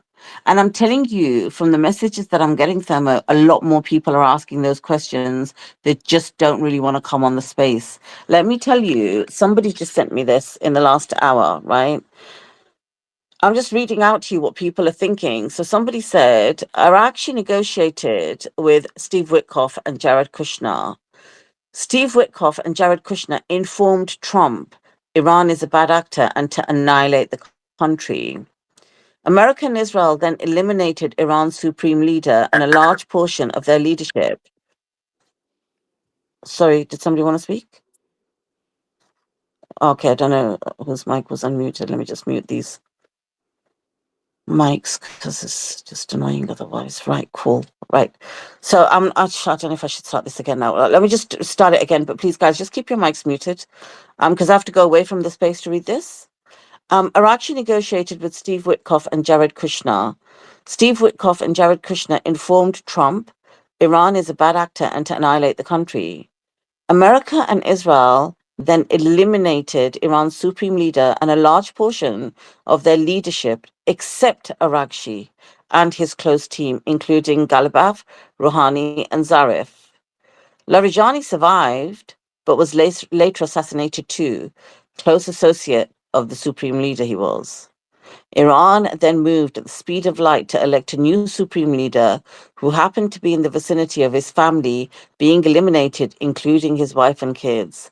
The new supreme leader is completely missing in action. There's no trace of him being alive yet, besides digitally. Arakshi and his friends claim 0 negotiations are ongoing. We later find out they were lying and communication was happening. The US economy finally stopped reacting to Donald Trump. Arakshi and his team agreed to a ceasefire that makes no sense to anyone. They aligned with Pakistan, who want to nominate Trump for the Nobel Peace Prize and continue torturing Palestinians for eternity as the evil chairman of some effed up board of peace. Yeah, that's Pakistan's got that position on the board of peace.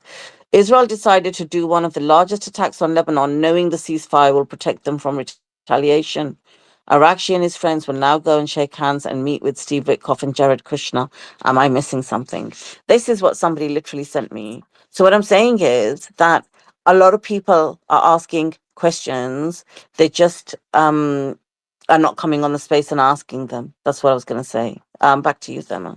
Sure, yeah. So, look, when it's really, you see all these little things happening, and some of them it's just someone said it happened, and we don't actually know if it actually happened, and then you start trying to connect dots and stuff, and you go down this whole like complex rabbit hole. These types of things, there's no way that any of us can say like, no, here is evidence, you are definitively wrong, right?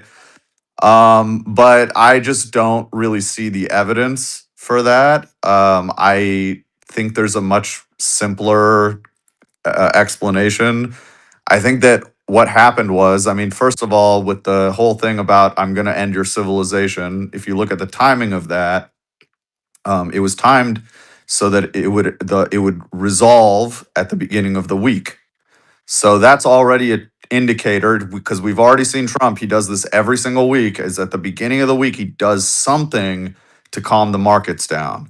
And then oftentimes on Fridays, he'll say something crazy or escalate in some way. So that's one indicator, right? Um, Indicator number 2 is, we talked about this earlier. There's this confusion where people say, oh, they're not negotiating, and then people are like, wait, but they're communicating. And so there's a bit of a misunderstanding on what negotiating means. Negotiating does not mean like I just sent a message or put out a message. That's not negotiating.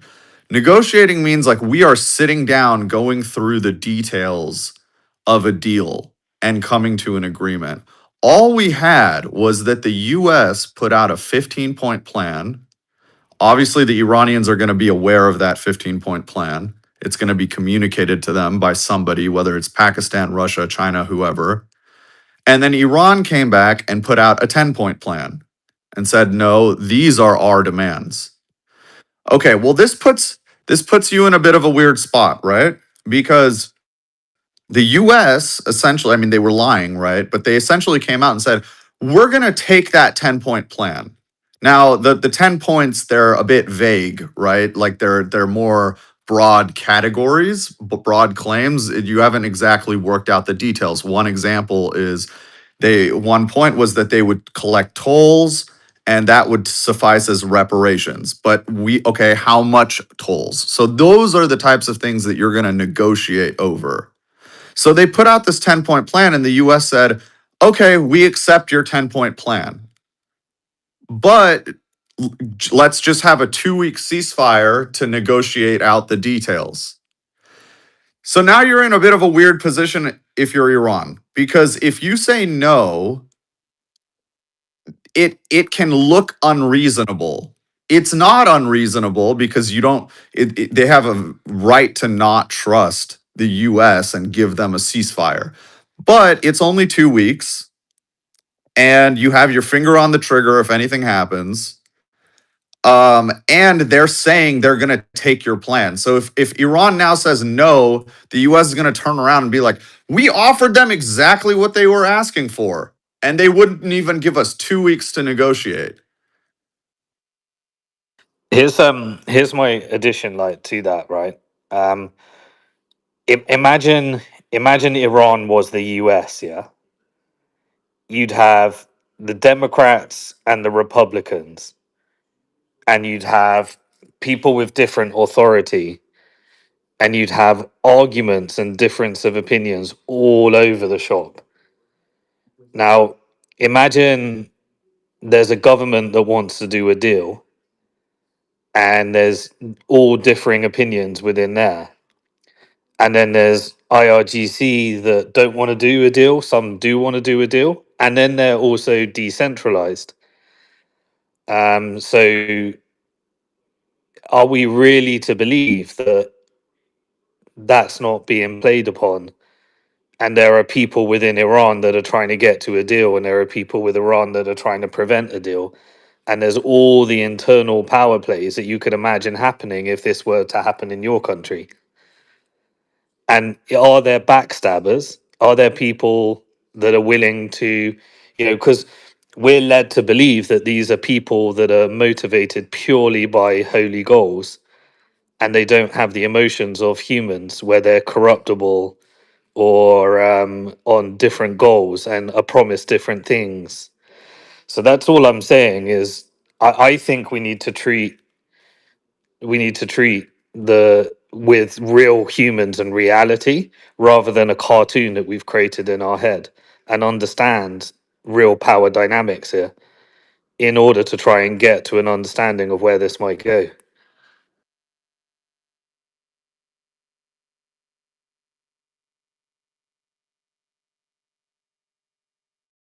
Well, if I could just to Simon, I want to be clear. Like I agree with a lot of what you're saying, Simon. And I don't try to look. I really do pull emotions out of these topics because, yeah, these are regular people. These are people, right? We all have a doctrine that we follow, but that doesn't mean that we're perfect. I totally understand what you're saying there for sure.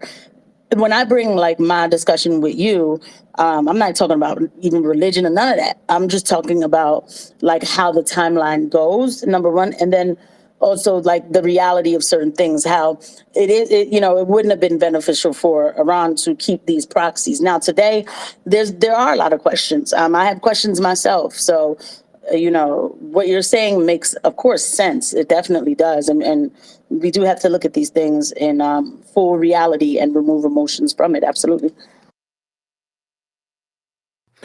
If I may add a couple points to that, I think we're losing sight of how severe the situation could have become as it spiraled out of control.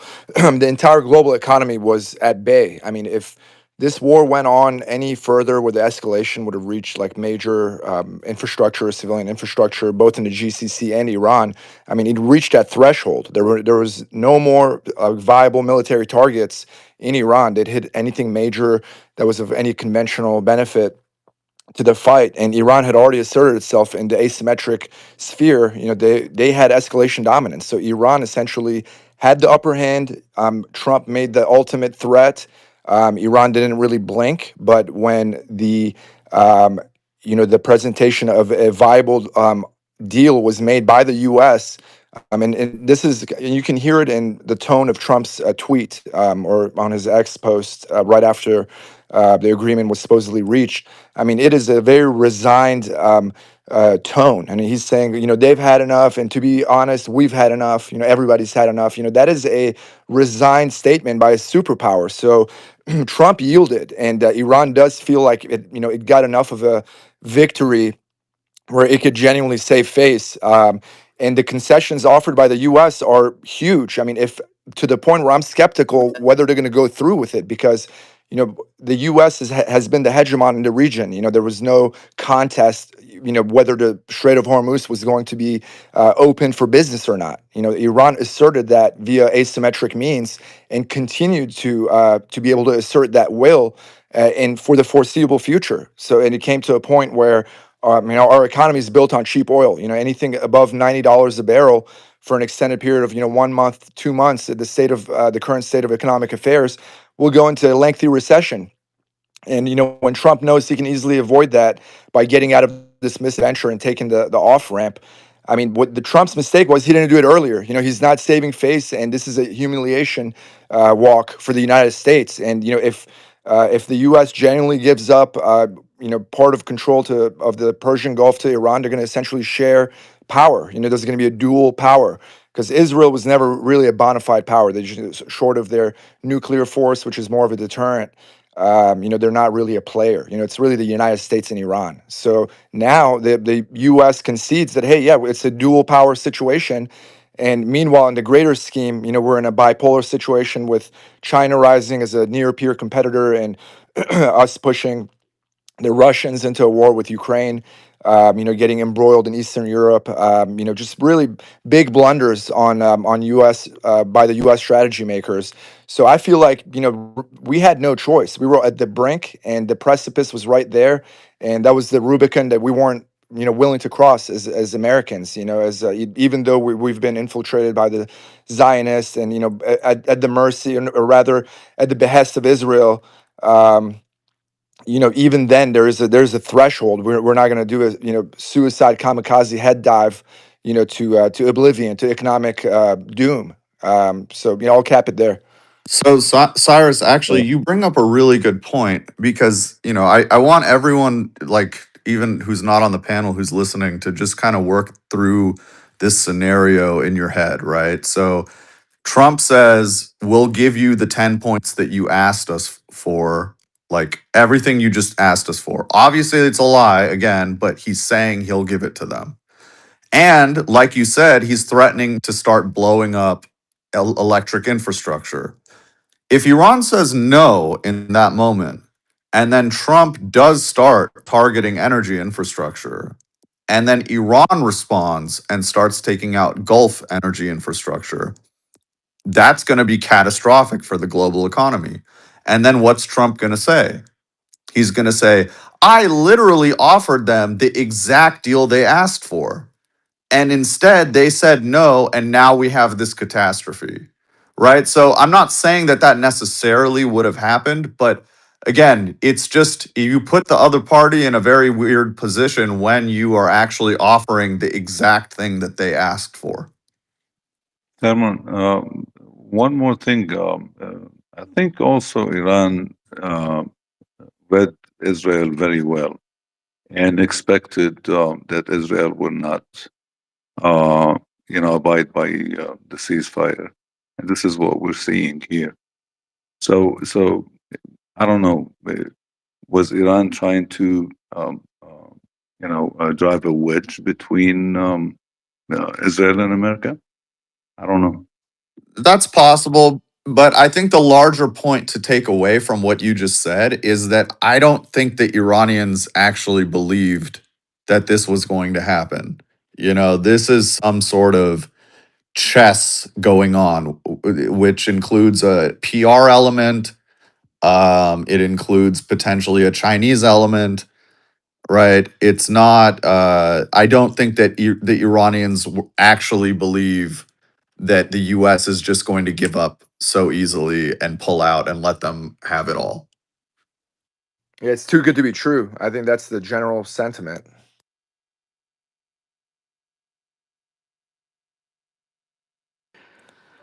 But we still there are three players here and side players as well.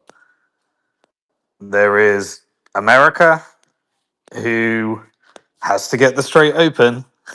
There's no doubt about that. And at a certain price of oil, it becomes urgent. So we know that, and nothing's changed. We're in the exact same position as we were.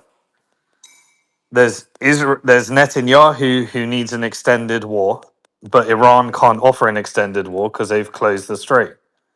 So where can they go for an extended war? Lebanon is the only place. There is Israel that would like to take some land in Lebanon and weaken Hezbollah. Then you've got in Lebanon Hezbollah, who would like to continue to defend the land and fire at Israel. And so, if the deal involves no Lebanon, then them two can have at it, and that's what Netanyahu wants. So if we're saying the only reason that US can't do a deal is because of Israel, then Israel, what would you do if you were a psychopathic, genocidal maniac country? You would go and do what Netanyahu's always done. You blow up children and you target civilians and you remind people of what they did in Gaza and you do it in Lebanon. And now you're at like, okay, so how do US interpret that?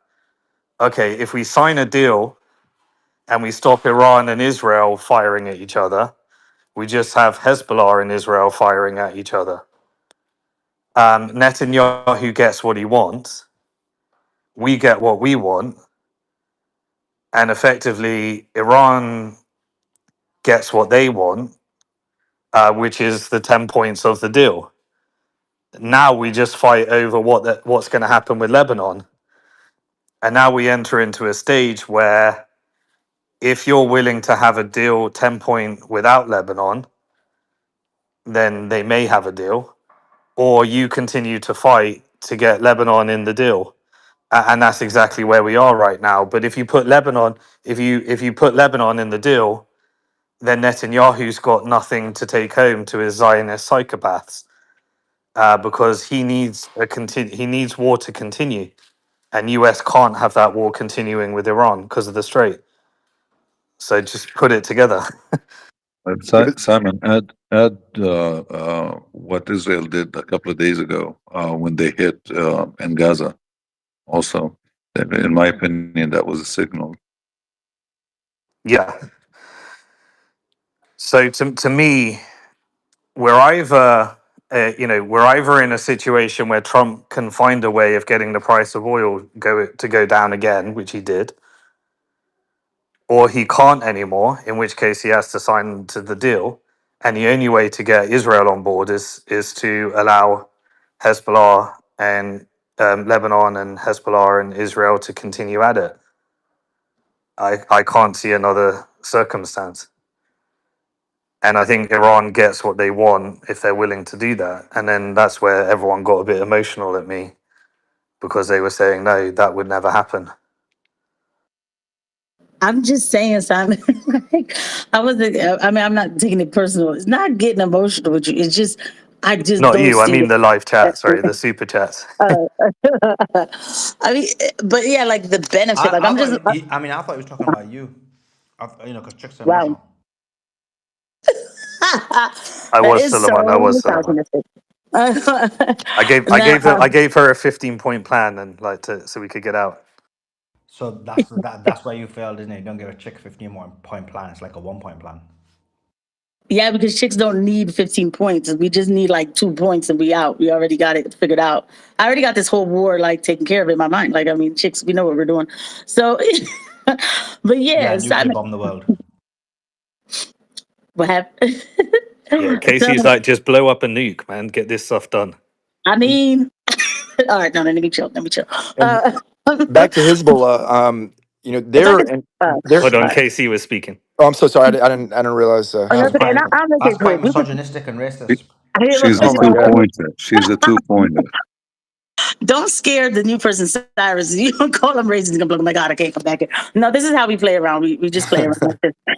But yeah, Simon, the thing is, and I'll just say this, is like, I just don't see a benefit where Iran gets any kind of benefit for Hezbollah to continue to fight Israel if Israel's bombing Lebanon from the sky. You know what I mean? Like, of course, if that part wasn't part of it, then I could understand what you're saying, because then Hezbollah could definitely can take on IDF on the ground. I mean, this is why Israel only gains anything is from the sky. But Hezbollah doesn't have the jets to do the same thing. So that's why, to me, I just don't see how it benefits Iran, because they can't win if they're being bombed from the sky. So that was the point that I was trying to make. Yeah, I agree. There's a horrible, nasty element to this, which is why I think people were so upset by this. But don't believe that Israel and America don't know. You know, this type of scenario. It's not like they're gaming it out, and they know this, and they control the media as well. So you've got a massive advantage when you can control the media. Like, and Iran has to fight back with Lego AI. There's no world where Iran would abandon Hezbollah, even to the smallest, even for a short period of time while they're getting pummeled. It's not just for show. They truly feel that they're an extension of the Shia Islamic Revolution, and they're one thing. And Iran will fight for them to the end. For better or for worse. I'm just an observer from the U.S. That's how I look at it. But it's very evident that this is not. It's a very organic kind of connection, and the religious fervor runs deeper actually among the Arab Shias versus the Persian Shias. Iranian society is very progressive and relatively not very religious. Obviously, there's the religious base, maybe like 20% of the population that is religious, but there's many that are very nationalistic and are sympathetic to the government who aren't religious. But the importance of Hezbollah is part of the religious Shia revolution, and that's actually more So let connected me to. let me ask you: do you agree that if it was just Iran and US, there would be a deal done? Absolutely, it would be much easier. And both the U.S. and Iran know that Israel is doing everything it can to sabotage it. So Okay, Iran has a higher tolerance. They see it coming, so they're not going to play right into it. I mean, it's part of Israel's playbook. They did it in the 12-day war. I mean, Iran was in the midst of it, in the third round of negotiations with the U.S. They were actually going quite well. And now that the details have been divulged, Iran actually offered to give up their 460 kg of 60% enriched uranium and dilute it to 3%. They were just trying to work out the yeah. details of who's going to turn into nuclear fuel. Let's say there is. Don't get into the. We believe that there would be a deal between US and Iran. Okay, so we both agree with Sure. that. Hmm. Now you've just got another player to agree, right? You got to get Israel to agree. Well, they'll never agree. They're the only You irrational player, well, and well. What if there was a way of getting them to agree? you won't. I don't think you. I Well, mean, I could think of one way, which I described. I mean, They the only, Netanyahu needs war in order to save himself, and he needs to bring something home to Israel because this is such a yeah, defeat. Lebanon is the constellation prize. Absolutely, that's why they're good. Yeah, Their war machine is churning. There's an element of it that there's an economic, military, industrial element. That once the war machine gets churning, it's but efficient. then So so they're so going here's in. They're but going. here's They're what they're here, vultures. So they're like, yeah, hey, but let's here's take where we got to Lebanon while get we to. can. Let's try and avoid the details. Here's what we got to get to. I'm just trying to get to the crux of it. So sorry to be rude. It's Not at not all. that Not bad. at all. Please. Not at all. Um, I can't think of anything else that gets Israel to agree.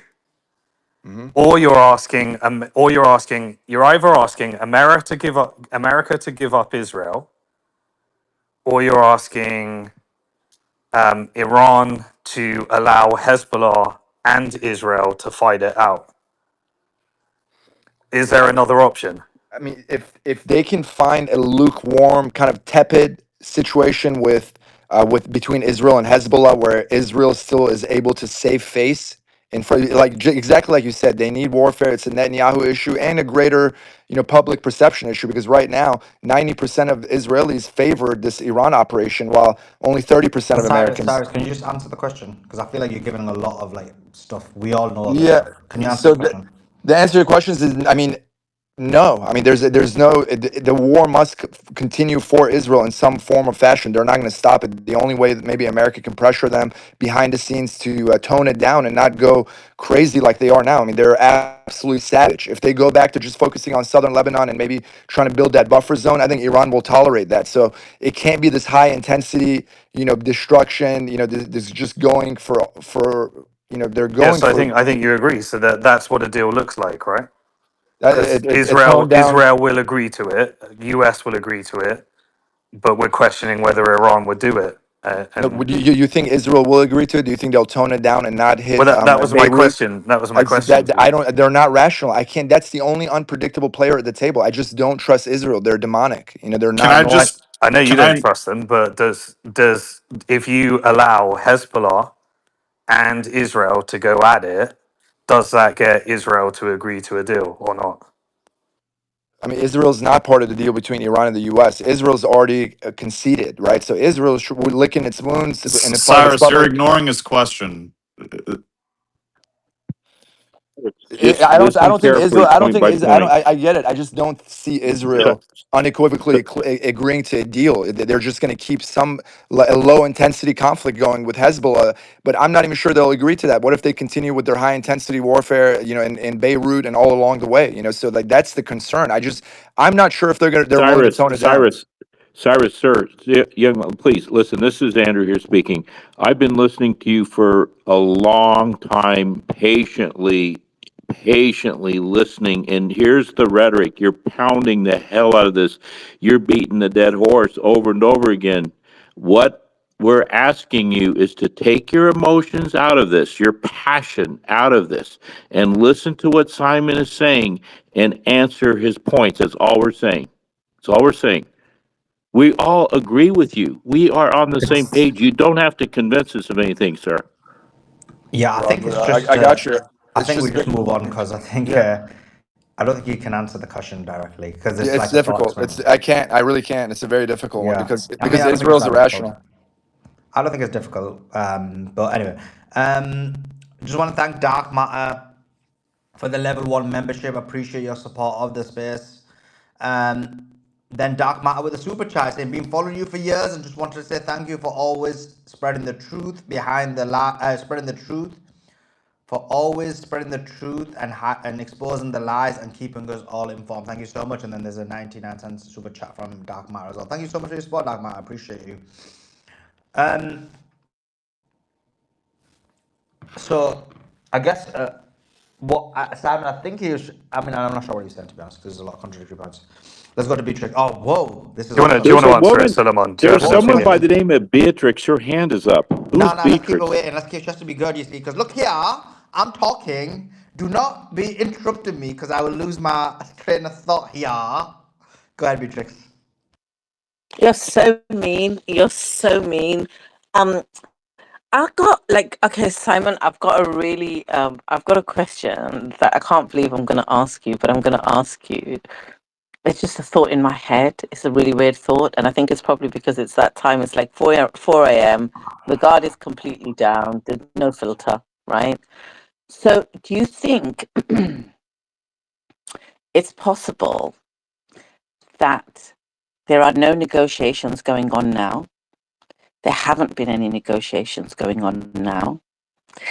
The negotiations happened, and the agreements were kind of at a high level put together before the war. You get to keep the Strait of Hormuz, and we'll make it possible so you get to keep the income from that. You tell us where the Supreme Leader Khamenei, because obviously we know Iran's infiltrated. We all agree Iran's infiltrated. We all agree that there are agents in Iran that are working with Western factions. So we're all on the same page on that at least, right?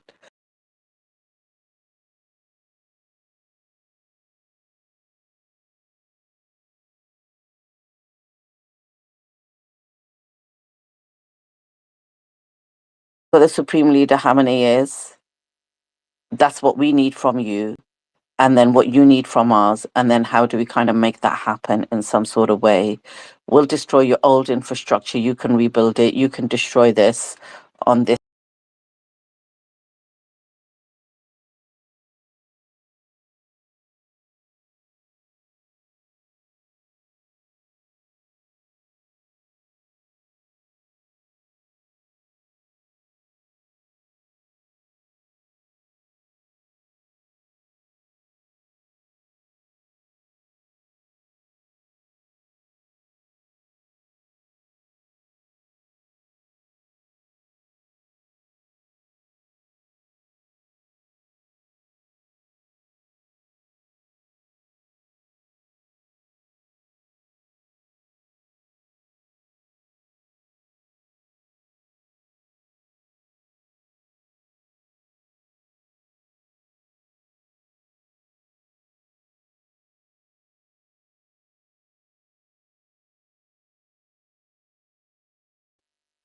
It's literally his Yes. therapy. But don't worry, Beatrix. You Oh my god. great minds think alike. I really like the way you think. So basically, what? Like, wait. What is? I don't know what it's like, bro. So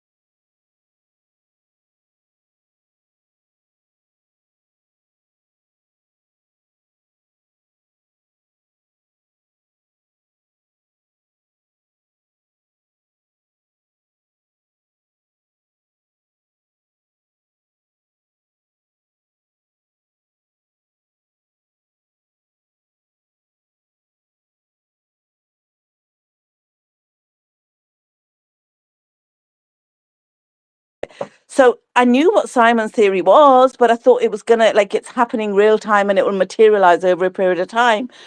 The fact that this had all been like kind of pre-planned is what just dawned on me now, right? I think there is a resistance against that plan. I never heard what Joe said. Joe, what did you say? I think you said something important. Yeah, Beatrix did again. Just like just just Moses like back. just like Moses said, yesterday. actually. Yesterday I was like, we're gonna see a Oh my heightened God, risk of a Moses. false flag. 5 minutes later, you know what I think? I think there's gonna be a heightened risk of a false flag. I don't believe that happened. It seriously happened. I said it, like, Casey, I said it. And then about an hour later, Joa says it. And then Andrew comes up and says, oh, yeah. And as Joa was saying, there's going to be a false flag. And I was like, excuse me, I talked about that an hour ago. And he's like, oh, yeah, my bad, Beatrix. Yes, you did. Yes, you I heard did. Joe say it first. But Pete Beatrix. Hex. No, But he didn't. I think, guys, is remember the Pete sound working Hexeth. on YouTube? Let us know. Remember Pete Yeah. Hexeth. Regime changed Donald Trump.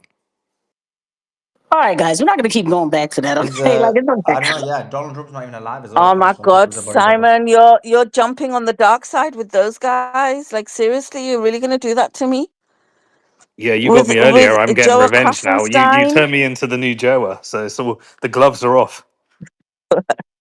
Smashing Joe. With Simon Joa Smasher. Joe, Beatrix. Look at, you what know, did everybody Moses is decide so about funny. Joe's He only logo? leaves. Beatrix. What happened? Oh, well, I didn't see it with the colors on. Did you do it with the hands? Then the, oh, did you do You it with the wasn't. You hands? wasn't here. You wasn't here when you explained that. There's only still black people on it. Yeah. Joa, I Black read out all people. the comments from YouTube. Did you hear when I read them out? No, I wasn't here. Okay, I'm going to read them out in a second, but I'm just going to say to Moses, right, this guy, he only leaves the X space to go to YouTube to actually just do a super chat to troll. Okay, let me tell you what the comments were on YouTube about your logo. Yes, guys, I apologize. The sound keeps going. It just gets shadow banned. We don't know what to do. Hey, I have a quick question while you're looking Look for at that. that. Is everybody on the panel single? How are you guys managing this What is 24/7 happening? or 18-hour a day space as much as Sully, Simon, Joa, Gary, Because we Beatrice? don't drink, Doc. I am hollering right now. Yeah, Doc, there's Yeah, I rumors that actually you don't came on the drink. space yesterday and wasn't fully in your right mind. Who was? You. Me? Me? Well, that happens. Last night when you came on the space, I think you weren't Yeah, yeah. fully. I was pretty irritated. Yeah, about something else, honestly. But Doc, You. don't Doc, you have a girl? Don't you have a girl? You were talking about her daughter is. Uh-huh. Yeah, yeah. No, You no. you do know there's 3,000 people listening, right? Yeah, yeah, and that's okay. They don't know who we're talking about. But yeah, I have a girlfriend, and she's she's very private. She's conservative, but she doesn't like sharing her opinion, and she'd rather I not be doing this. But we don't control each other's lives to that extent. So Okay, Doc, my there's a few comments here. There's one saying, "Is Doc drunk again? Is Doc plastered again today?" no, not at all. And I don't drink. Well, I drink at times. I mean, I think yesterday you may have. Okay. Anyway, let's go back to the I had space. a I had a bug up. Yeah, yeah, Huh? and I smashed some guy. Who probably didn't deserve it, but she got in the way. Cool. Doc, my wife is jealous of my ex. Somebody says on somebody said on YouTube, I don't even know why you're asking this. Like, what's it got to do with you? But they're like, does Beatrix cook? And then someone responded and said, yeah, she cooks on the mic. Yeah, too goddamn right, I cook on the space. That's it. Right, let me That had tell to you, be a chick. Joa, what these Had to be a chick who said that. Come on. You cook Leftovers Joe is all the the only thing you time. could be talking about. no leftovers. They said I cook on the space and I do. Right, so these are your comments, right? The new logo is badass. Peg Jones said this. And then MSQ Way said, good job, Jonah. Jonah, they actually put Jonah. I love it. LA Native said, logo is nice. I'd only make it, and I didn't understand this, but maybe you will. It says, I'd only make it a right hand fist, 3 fingers as an M, an index finger and thumb in an R shape. I can send you that comment if you're reading it, might make sense. Yeah, But I saw and that. then It's a Ben good Akru idea. says, Problem is with AI. Like I'm not a graphic designer. I just came a fist that looked like a chat bubble, and that's what I got. okay. But this is like the logo, So they're right? saying, Like the circular bit. Can you see, like on my current YouTube, it's my face. So this will be that, right? Yeah, it would be the fist that's a chat bubble. Up in the nest, Joe's posts don't show any graphic, and I can't play it while I'm in the space because it's. I thought it has to be a still image anyway, a logo. Yeah, it does. I'm just saying you can play the intro if you want, or the outro. It could be that animation if you want, Ah, I get you now. Yeah, yeah. and you can make it whatever. Like if you look at the chat, you can make it out of kefiyas. You can make it out of hot dogs. You can make it out of whatever. Ah, Joe, okay. why are you That's showing haram. people, why are you We showing got people coming in and then, Yo, Sully, since moving we were back talking out? we about got a super rap, chat from Dark Matter It's the which says AI. The AI did it, not me. we got a super chat from Dark Matter says Doc was my first follow on X and the first time I subscribed to somebody. Doc is the best. So Doc and a bit of love. Sorry, who was speaking? Docs G. I just want to just read this last comment, and then I think Gary was going to jump in. The last comment I wanted to read to you is Ben Acqui said, "Logo is cool. Maybe make some people white, red, and green, not just all black folk." Those were the comments. They want green people. Yeah, thanks, guys. Yeah, I'll try to put the. I'll try to make it multiracial. The people. That's lame. But whenever Joe comes up and talks and makes a statement, you should run a poll on it, and then read the chats, super chats. Simon's another super chat saying Simon's logic creates empires. Iranian logic saves humanity.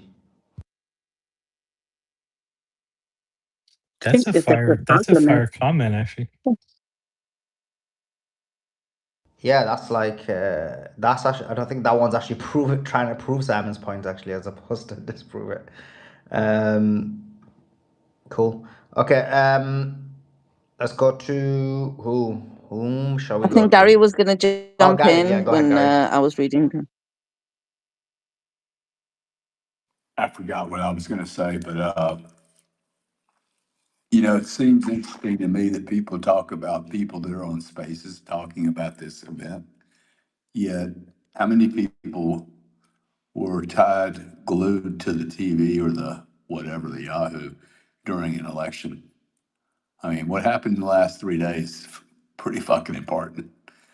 So it's amazing to me how many Americans have no clue what's going on still to this moment. Anyway, I'm laying in a bathtub trying to soak this old body, so I'm gonna listen. Thanks for Gary, that, you know what? Gary. I'm going to give you props because I've seen some of your posts today, right? And you're really calling it out. You're really calling it out. You're like, I seen you quote tweeted something or somebody, I don't know who, and you were like, he literally accepted this deal last night, and I think it was one of these people saying Lebanon wasn't included or something. And you were, in your Gary style smashing, saying, what do you mean it wasn't included? They literally accepted this last night. And I thought, good on you. Because I think that's the only way that people are going to wake up. And there are a lot of people that do look up to you. And I think that's important, that we have to stay true to ourselves. And if we see it or if we feel it, then we have to, it's okay to disagree with people. But I think you need to speak out. And when I saw your post, I thought, brilliant. Well done. Props to you. Hey, where are we? Is there a group opinion or anyone's opinion about going up in Mario space and dealing with his IOs? I've got an open invitation. I just I don't do it when the space is open, and that's sometimes a big conflict. But just curious. I debated him recently, some of the Zionists on there. I boycott it, obviously, I think boycott's the best way. There's only like, I think maybe 200 or 100 real people in there, so yeah. It's like, the problem with something like that is people think that, but then in reality, what one does is they essentially are giving the guy an audience, because basically without us, he's only got maybe 200 real people. So, I mean, You think it's that bad? Huh? I mean, I don't yeah. know anything about bots and that sort of thing. I don't. Yeah, I'm the only person on X who doesn't bot. So he's got like 200 real people on X on YouTube. Um, just want to welcome Sneeko onto the stage. Sneeko, hope you're doing well. Assalamu alaikum. Walaikum salam. Good to hear from you. Big news day once again. The ceasefire has been broken, according to a lot of sources. Professor Morandi just came on the show and said the same thing. It seems like they did not follow the terms, and the major one of the three terms of what they betrayed. The major one is the attacks on Lebanon. Yeah. Yeah, exactly. So, in terms of that, obviously there's a disagreement whether Lebanon was included in the deal. JD Vance, Netanyahu say it wasn't. Iran says Lebanon was included, and then the Pakistanis, both the prime minister at the beginning and now the foreign minister the ambassador, the Pakistani ambassador to the United States of America, all of them say that Lebanon was included in the deal. Right. It seems confusing. Why would that even be a confusing issue? Seems like that would be pretty obvious to both parties, right?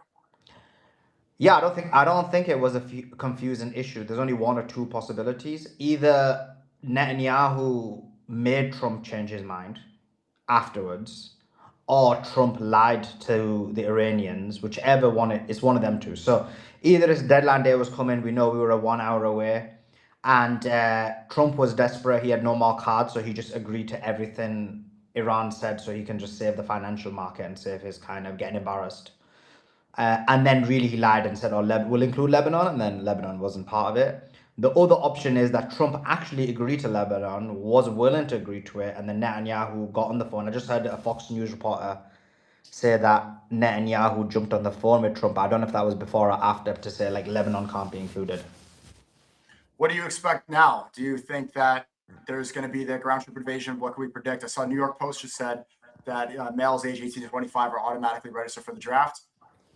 Is this going to continue to escalate? Can we see nukes? Are we going to, send them back to the Stone Ages? What now? If we don't stay up to date with this war nonstop, it's like it's a roller coaster of emotions and of information. Yeah, it is crazy. So basically, what we know is Iran's going to respond. We're expecting that response in the next, what would we say, next 6 to 12 hours. So that's going to be what Iran's going to do. So Iran's going to respond. It's going to hit Israel. Israel then has a choice. Are they going to hit Iran, or are they just going to continue hitting Lebanon? If they continue hitting Lebanon, you may see some kind of tenuous situation like this continuing until the meeting on Friday in Islamabad.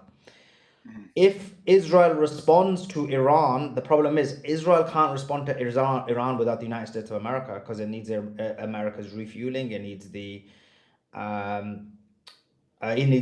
countries in the Gulf states. I was speaking to Ryan. He thinks that, as he calls it quite rightly, East Israel, the UAE might join in and help. That will help Israel attack Iran without the United States of America. So that's another option without the United States of America. So point being, once they attack Iran with the United States of America, so the other option, then we're back to square one again. If they attack Iran without the United States of America, but with UAE, then it may be that we have some kind of negotiation on Friday and a better option. So that's kind of what the situation be. In terms of ground invasion, I mean, that's a bit more further along, right? I think, you know me, I was the first person to come up with the theory that, the attempt in Iran was an attempted ground invasion that failed. With You the know about rescue that? mission, yeah. Yeah. I was They the haven't first. identified the pilot. They put the landing strip there. They said he was injured, but he hiked up a 2.1 kilometer mountain. A lot of that stuff seems very fishy. And there were also people part of the rescue mission were also nuclear experts, which is strange. Why would a nuclear expert go save this one pilot? Exactly. And also, the missing pilot was a high-level colonel. Why would he be on a random F-15? In addition to that, the distance was about 180 kilometers. There's no way two people ejecting, away from the, 180 kilometers away from each other. So that, I believe, and you saw two MC-130s get taken down. You saw two Little Birds get taken down. Black Hawk. It's just too much things got taken down. Too much destruction and too far away. It looks so. It's definitely, not definitely, obviously, but highly likely it was a ground invasion that failed.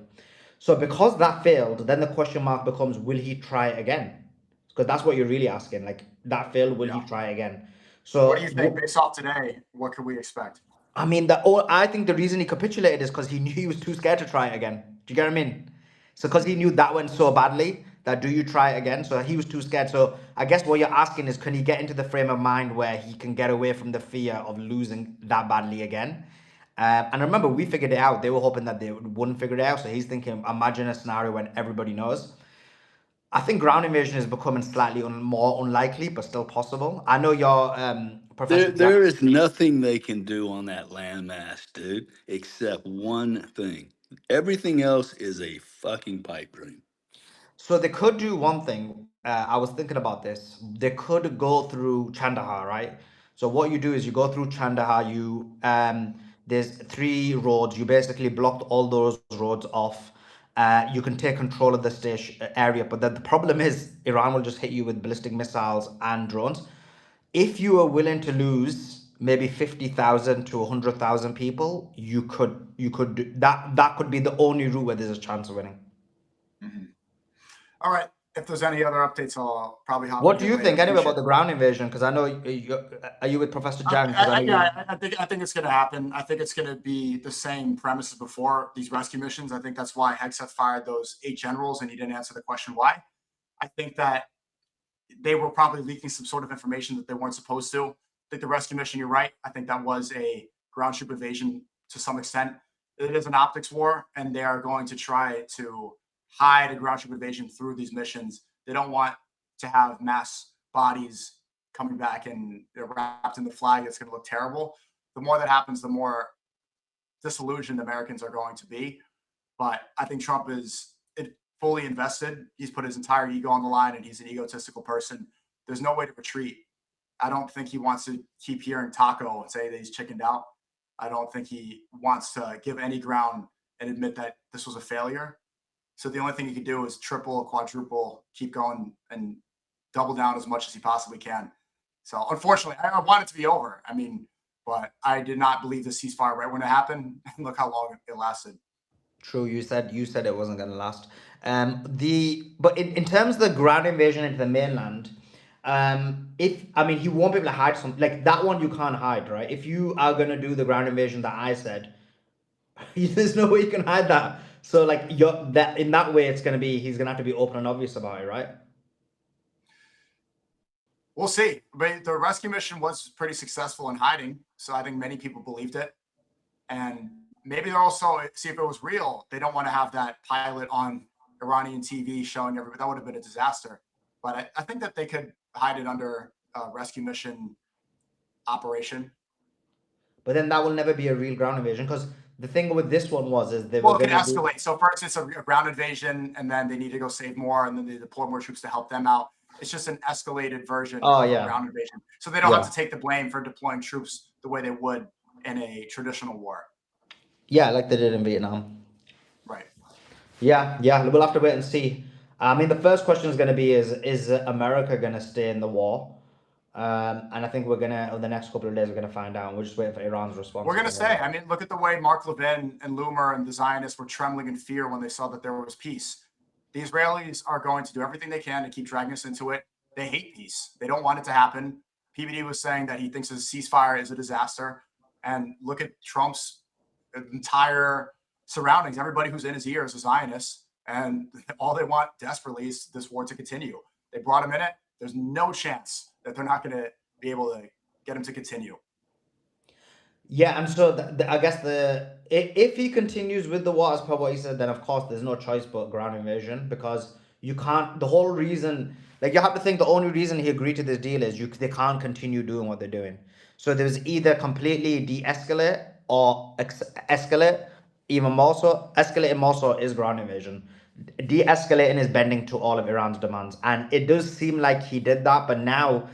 Like Vance came out today, he was lying. He was like, "Oh, there's 3 different 10-point agreements, and we agreed to the second one." And like, oh, they don't know how to read English or speak English. That's why they were getting confused. So this guy's a fraud. He's lying about what happened. In reality, they bent the knee. I think the only two thing is, did Trump bend the knee really? And then because he's got attacked by the Zios, and because he's been attacked by like you said, Laura Loomer and various others, Netanyahu, he's going to do a taco and change his position and go back in?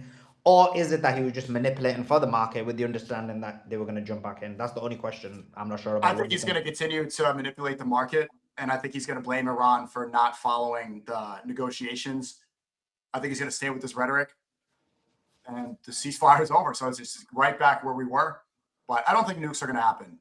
But these threats do need to stop. Like that sort of rhetoric from the president is just terrible for society as a whole. Nukes, I'm with you. I don't think nukes are gonna happen either. There's just I see it to be highly unlikely. But ground invasion, I've always believed it's gonna happen. I always believed it was gonna be one of the islands, but I guess he did it in South Isfahan. But the real question becomes the actual real ground invasion. If he does that, that is just you don't understand. Like I'm not like hundreds of thousands of Americans will die. He doesn't seem to care. What did he say on Easter? He said, I want the oil, but unfortunately, they want me to go home. So he obviously doesn't care about the troops' lives.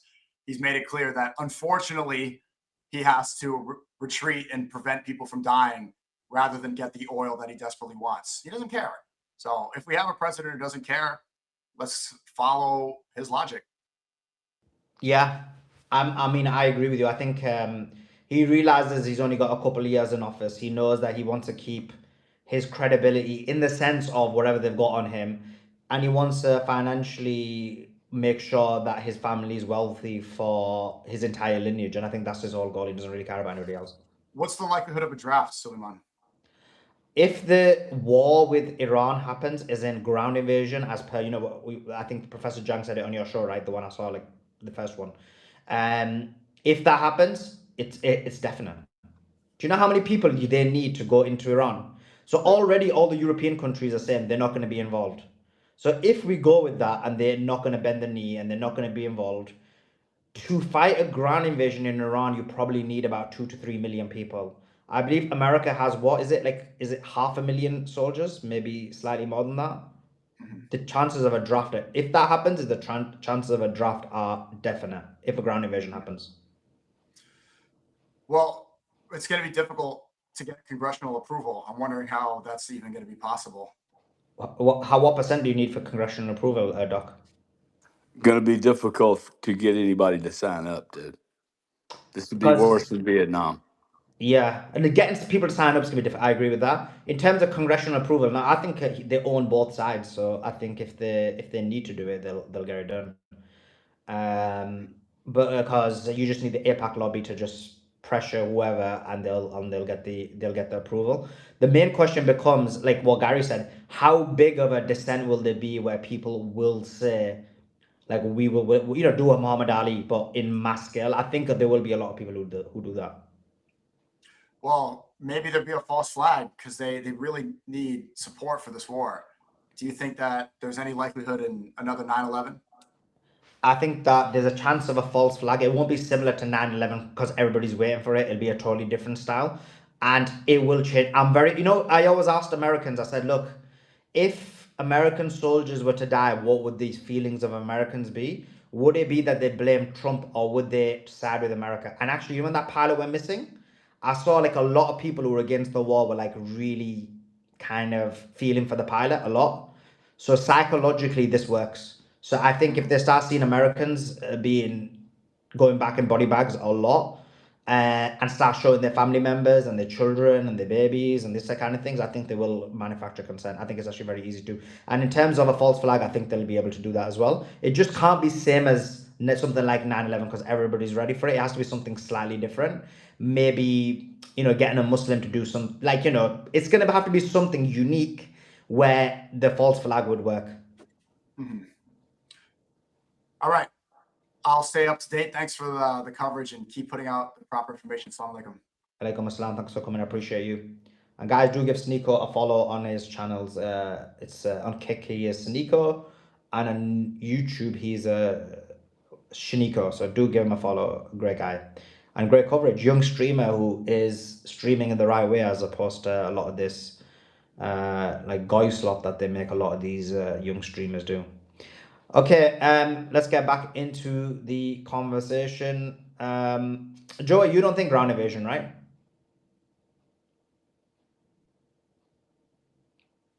No, I don't. And your 10th of April deadline, doesn't it?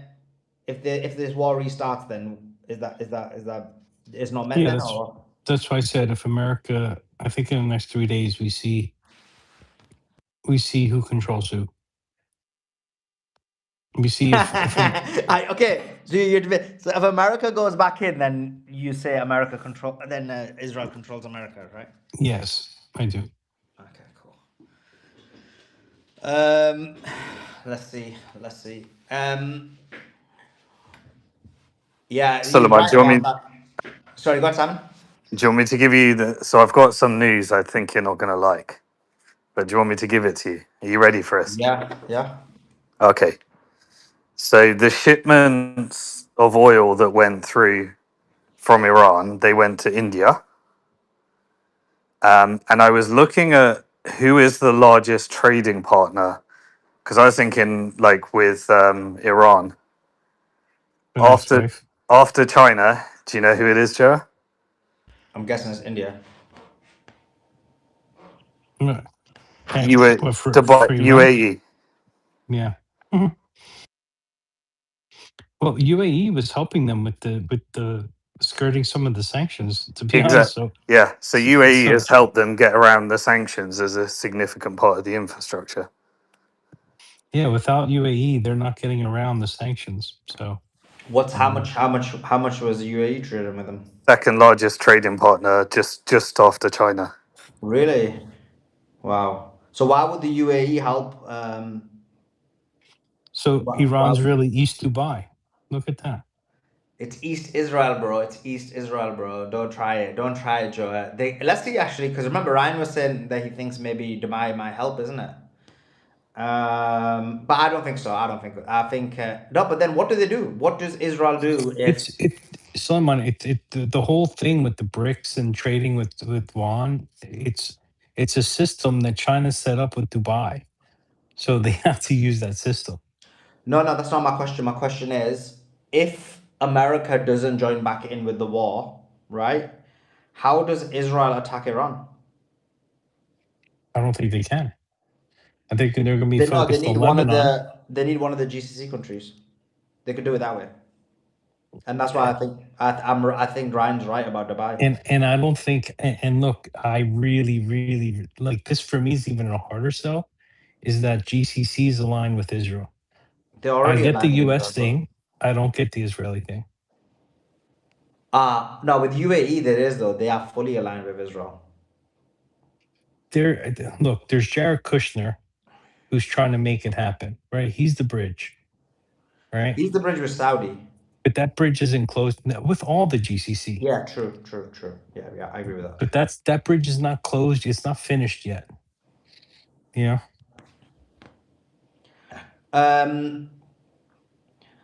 So So just like America can't really produce a weapon without China, it looks like, I've just been trying to investigate it, that UAE and Iran are tied together as well. what in terms of oil? In terms of electronics, in terms of a bunch of stuff, like a bunch of components, food, um, industrial goods, agriculture, petrochemicals, minerals, food. The relationships will be so intertwined over years. I mean, they're going to end up having traded with their enemies and their friends multiple times, right? Yeah,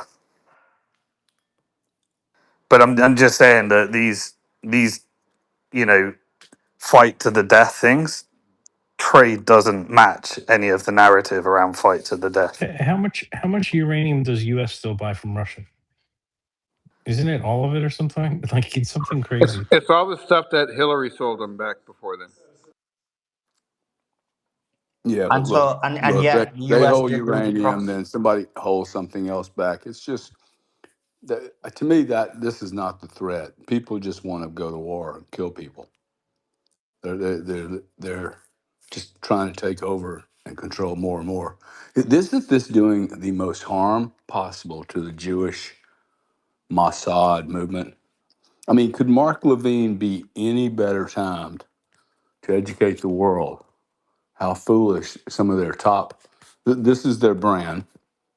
And from what I can see, the three top promoters of that brand are freaking like crazy people. Okay, like they're like openly willing to sacrifice human beings. Is this a good moment for the brand, or is it a peak absolute Anheuser Busch moment?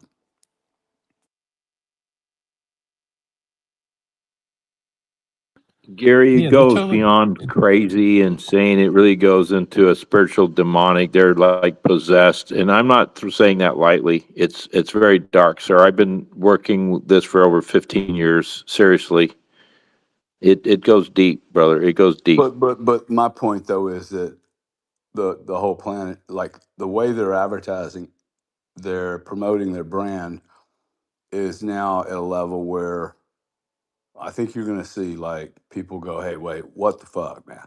This is crazy." I just don't think many Americans have ever understood any of this. Hey, Gary, do you know how Yeah. the party, how Netanyahu's party was started? It literally was started by two guys. One dressed up like an Arab and bombed a British hotel, killing a bunch of civilians.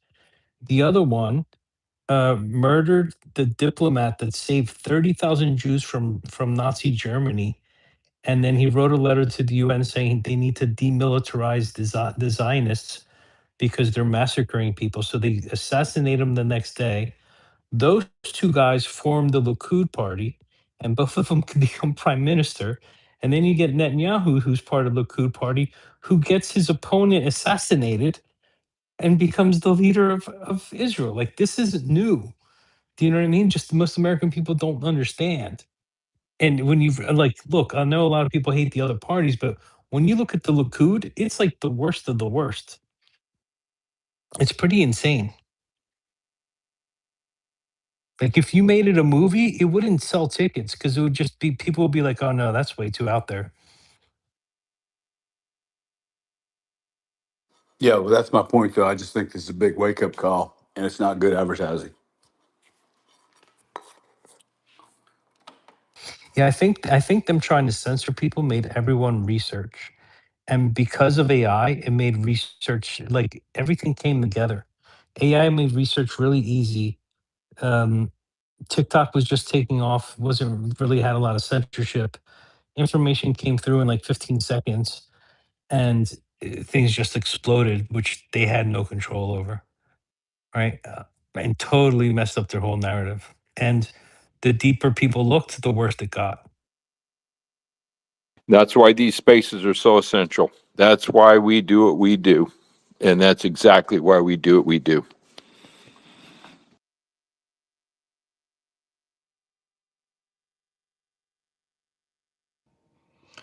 So yeah, in terms of the trade point that you were saying, yeah, I think all countries do trade with each other. The problem is that are you going to help facilitate anything else? And what we know is that East Israel helped facilitate the war with Iran. East Israel, meaning Dubai, helped UAE, helped bomb Kag Island, for example. One of those hits was from Ras Al Khaimah, one of them was from Dubai Central. So I think trade doesn't really matter as much when you're getting murked by those countries. And UAE is oh sorry, I meant East Israel is a good example of that, Joe. Question is America, if a country does business with a sanctioned country, typically they get sanctioned. So why are they not getting sanctioned? Yeah, but looking at this, Turkey is doing trade with them. Turkey's part of NATO. Um, Turkey's number 3 on this list. Well, I was looking at now after Simon mentioned it. India's doing it. I guess India's always been used as a conduit to kind of get past sanctions, but Turkey's on there as well, and Turkey's NATO. So I think, I just think if you're meant to be in a fight to the death, then aren't you gonna in the first thing you're gonna do is weaponize trade? I mean, has that happened in the past as much as it happened this time? I know the Strait of Hormuz was a unique move that was made. Has Russia weaponized trade? Has Russia stopped trading with people based on? Well, China did it during the trade war, and they just said to the US, No, no, because ah, your argument isn't about trade war. Your argument is that when there's a physical well, war, that's what a trade war is. Yeah.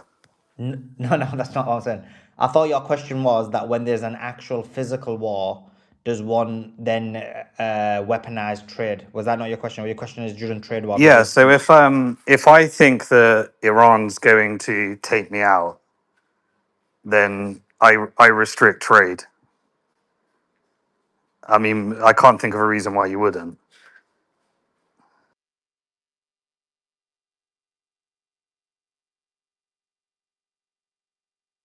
yeah. So I'm asking, what about Russia? Who did they continue to trade with after their war with NATO? Yeah, they continue to send gas via India to Europe, but I don't think they No, trade with Ukraine unless we should check that actually. Does Russia trade with Ukraine? I I'm think they do actually, I'm don't they? I'm I'm very confident they do. I can't remember now what it was. Yeah. Was it wheat or something? It was some that they trade with. I mean, either countries just have this agreement that this is a no-go zone, you don't restrict trade to each other, and that's an unwritten rule, or There's something else going on. Yeah, but then isn't your position that you do think the Russia-Ukraine war was real, right? Yeah, absolutely. Yeah, but I do think that Zelensky's not representing Ukraine. Yeah, obviously. Yeah, That's for definite. But the but thing but in is, terms of real, as in it's Russia not. knows what it gets and the military knows what it gets, and Zelensky's facilitating that, and US knows what it gets. But yeah, it's an aggressive war, and they know what the impact on Europe is. And then, despite that being the case, you still have these trades that are going on. Is basically what I'm saying. So there Yeah, must be, like you said, kind of understanding that. Look, you know, when it comes to some things, and trade is actually the big one, right? When it comes to trade, trade can easily. It's almost like a nuclear bomb, isn't it? yeah. But if you're at the stage where you're taking out water desalination plants or you restrict trade, like, why do you continue to trade? Like, I don't know. Well, who took our water desalination plants? Well, that's what I'm saying. You'd probably restrict trade before you do something like that. But if you're at the stage where you're threatening to do with Hmm? each other, like, No, but that doesn't surely make an early part of that would be trade, right? between who though? So like you're talking about Iran or you talking about UAE? Yeah. So Iran and UAE, if they're genuinely in a fight, Yeah, in a real fight, yeah. why are they trading? So with Iran, for guess from UAE's perspective, I think you're trying to say that when Iran stopped the Strait of Hormuz, UAE could be like, we're gonna stop trading with you, is what you're Yeah. saying. Or for example, with the UAE when they hit Iran, I don't think Iran can say we're gonna stop trading with you. And I guess you're saying you can just ignore the contracts and the deals or whatever. Can you do that though? Can you just ignore Yeah, them? you do force majeure. Like in international law, you do whatever you want. There's just the consequences of what comes next. Yeah, I think You can have a personally, I government. think that there's this kind of understanding that when it comes to trade specifically, that's kind of like a no-go. And the reason is because it's like a nuclear bomb. Why don't they just use a nuclear bomb? Like it's easier rather than having all these Russians die over 4 or 5 years. Just use a nuclear bomb, end the situation. But obviously, there's an understanding that look, you just don't use a nuclear bomb unless you're the United States of America. So I think that's what it is with trade because if trade ends properly, if people were to properly end trade, we know it causes mass starvation. Like it's Yeah, but they worse. just go to China. The China shipments are working. Who goes to China? Iran. They Uh, just say to China, look, here's a bunch of oil. You give me all the stuff that UAE's not sending us. and the China will be like, yeah, we'll take the extra oil and we'll take all the products or whatever. We'll give you all the products. Well, it will probably be. I don't know, but it will probably be cheaper than UAE. Um, Again, I don't know because is China able to take all that excess oil? Is there any kind of products that Yeah, China would take as much oil as you can give it. really? And obviously, is UAE buying it at such a? By the way, is what is the trade that actually they're doing with UAE? That's going to be the question as well. Yeah, I mean, they got. Let's have a look. So It says 30% Iran's imports and 7% exports.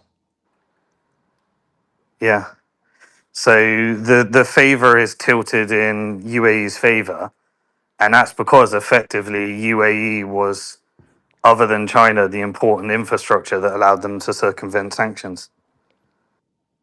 Yeah. Right, they were straw buyers for Iran.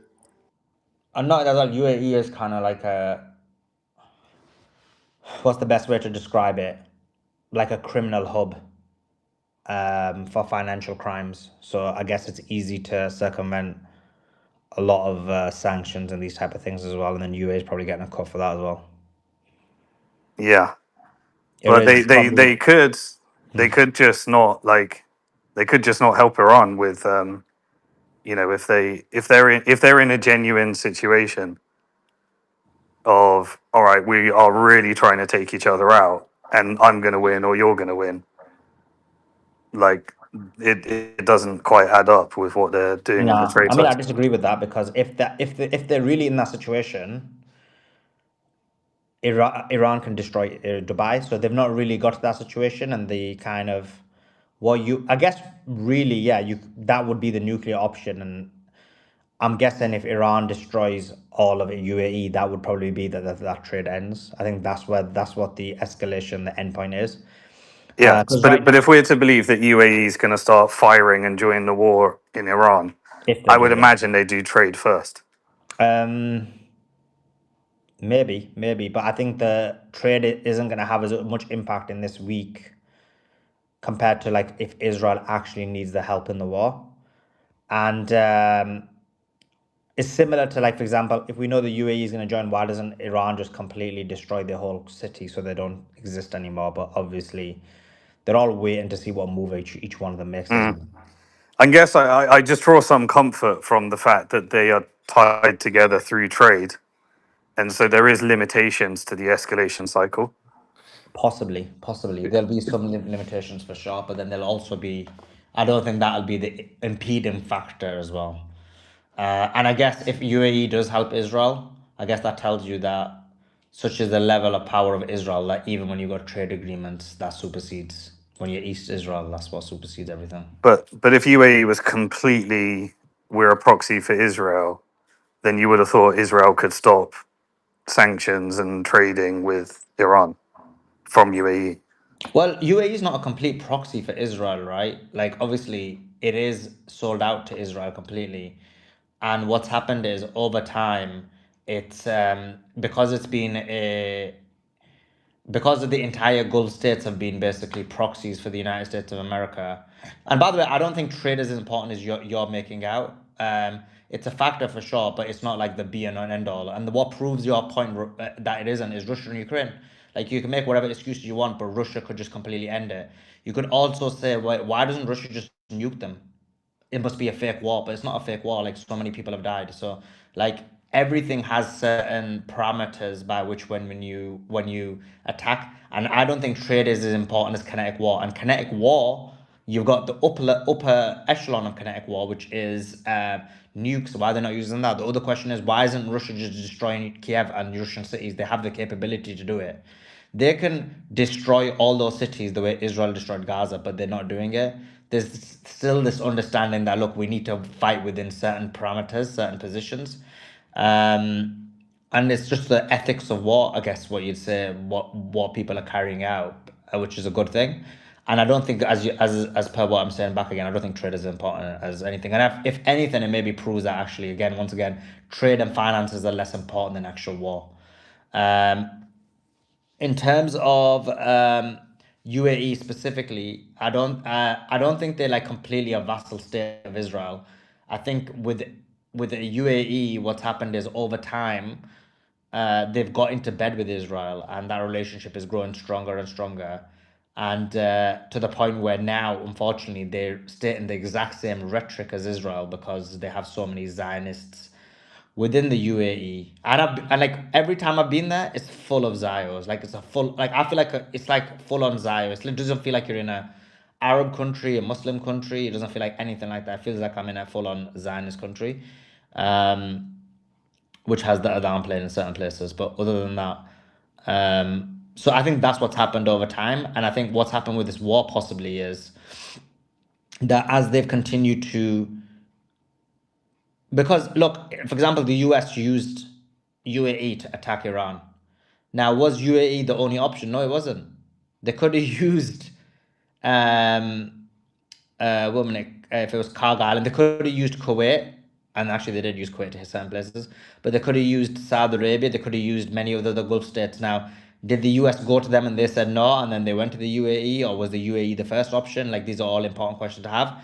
But what we do know is the UAE were willing to carry out that attack from their own soil directly as an extra compared to anything the other Gulf states did. Now, it could be, once again, well, like the Abraham Accord, they were like, let UAE do it, and we can just make them look like they're more Zionist than the rest of us. Or it could be that they're all Zionist. But I think these are just like multitude of factors on it. And we'll have to just see if the UAE get involved.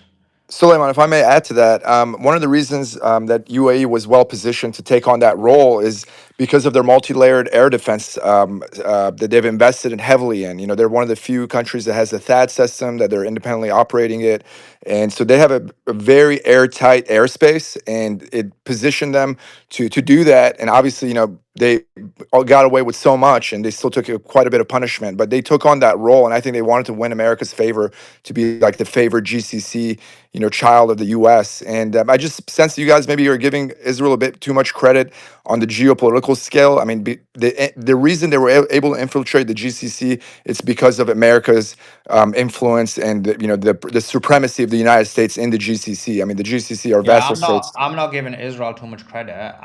I believe Israel controls the United States of America. Simon doesn't, so we have a different opinion on this. Um, I believe Israel. So yeah, I give Israel credit in the sense of because Israel controls the United States of America. Right. And in terms of the third system, I think you're giving the UAE too much credit. I think this is just UAE propaganda where they make it look like their system is so good. There's been a lot of hits on the UAE and they've been hiding them, and we've only been able to see some of them because of satellite imagery. But For if you sure. people in there know that they're getting blasted all the time. Lots of people have left. They're getting hit a lot. The only thing is the scarcity of it. There's like expats. Just think about it. People from the United States of America and the UK who've been brought up in the idea of free speech, so scared that they might put an image on a group amongst colleagues from that country, and that might cause them to get arrested. So that's the level of fear that there is when you live in the UAE, and I think that's why we're not getting the imagery. But they're being hit a lot more harder. For example, the number one influencer, Ian Miles Chung, literally puts out an image every single day of why you shouldn't put images in place, because if you do, you're a traitor. So that's an example of what UAE is doing in order to hide the real hits. That's Yeah. one element. The second element is the system isn't great. What's happened is that with the UAE, what Iran has been doing is Iran has been sending more cheaper drones as well as older missiles to be able to work out what their system is, bit similar to what Iran did on True Promise 1 and some elements of True Promise 2. Remember, many people were like, oh, that's fireworks, it's fake. But they needed to work out what their system was, what defense system they were going to use, in which situation they were going to use defense interceptor missiles, when they were going to use it, whether they were going to use jets to take them out, what they were going to do with the drones. And over those instances, they were able to collate all that information as well as the 12-day war. And this is why you're seeing Iran be able to use less missiles but penetrate on each of those. With the UAE, they've been doing the same thing. I never mentioned this before because I didn't want the Zionist to know the tactics, but they've collated the information they need. So that's what they've been doing with the UAE. So they know the UAE system now. They know how it works, and the UAE is gonna get, if they get involved. My advice is stay neutral. Just stay neutral. Don't be East Israel. I know you want to make Joe the viceroy of East Israel, but just stay neutral. Stay as the UAE, and we're sorted. But if you get involved, your fake artificial state will no longer exist. That's the situation with the UAE, Cyrus. Those are astute points. I think there's a lot of truth to that. But I just don't think they have as much autonomy in decision making. I truly think they're a vassal state of the United States. They're very fragile, a paper tiger of sorts, and they're kind of at the whim of the winds that are blowing. I agree with that. So, but yeah, my question to you, and then do continue with what you want to say. If they're a vassal to the United States of America, which I agree with, is the United States of America, in your view, and I know people have different opinions on this, is the US controlled by Israel or is Israel controlled by the US? Yeah, by large in part, the United States, especially our foreign policy, especially our Middle East policy, is driven by Israel, and I think their influence has really skyrocketed. You know, post So, okay. JFK assassination. I think Yeah, yeah. Cool. they, No they worries. Yeah, yeah, no worries, no worries. I know that. We know all that position. So you're saying Israel controls the United States of America when it comes to foreign policy, correct? foreign policy and a large part of domestic policy, Yeah. a large I part of mean, our that's my education. position. Okay, cool. So, just to clarify again, Israel controls the United States of America according to your position, correct? they have undue influence to the utmost. You can call it control, but they have an extreme amount Okay. of influence. Okay, cool. And if the US controls UAE, does the US control the UAE, or do they have undue influence to the utmost? Well, the UAE and the GCC was formed before Israel became so expansionist. I'm not asking for the history. Trust me, brother. I know all the histories. I'm just trying to very Hmm. specifically ask you direct questions so I know your position. Hmm. So again, does the US have control over the UAE according to your position, or does the UAE have undue utmost influence as per your description before? Yeah, so I mean, the U.S. has undue influence on the UAE, and Israel has undue influence on the U.S. Brilliant. The Okay, Abraham Accords are an no example of problem. that. I That is the agree. manifestation of that. Trust me, you're preaching to the choir, bro. Like I'm not disagreeing with you. It's the So, first time we're talking. I just don't know the background, yeah, listen, and also the audience might not know how much you know. You know that you're very. trust me, my audience is literally the most educated, most smart audience out of anybody on social media. We literally are a geopolitical space I that wouldn't doubt it. that speaks about nuance in detail for the last 3 or 4 years. I'm very confident in there is no political streamer, no social media streamer that you'll find in the world that has this level of educated audience. I'm very confident. I'm not boasting because like Hassan Nabi's audience, probably he's a political streamer. I wouldn't say they're extremely smart. Who else is a big, like any of the big guys? I don't think they've got it. We've got like this audience. So don't worry, they know all the positions. And I'm not trying to be thinking it's a bit late in the night. So based on your position, the Israel has undue utmost influence on the United States of America. America has undue utmost influence on the UAE. Vis-a-vis, according to your position, Israel is the granddaddy of undue influence on the UAE, right? Because they can get their people they control the UAE to get to do what they want, correct? I think calling it Israel is oversimplifying it. You have a lot of Zionists that are not Jewish, and there's a lot of elitists that are Bro, Jewish but not religious. one So, second. so I think it's We can get into that. I'm using your own description, so you should have probably done a better job of describing your yeah. position. I'm Mhm. using your own description, and then you're trying to run away from it.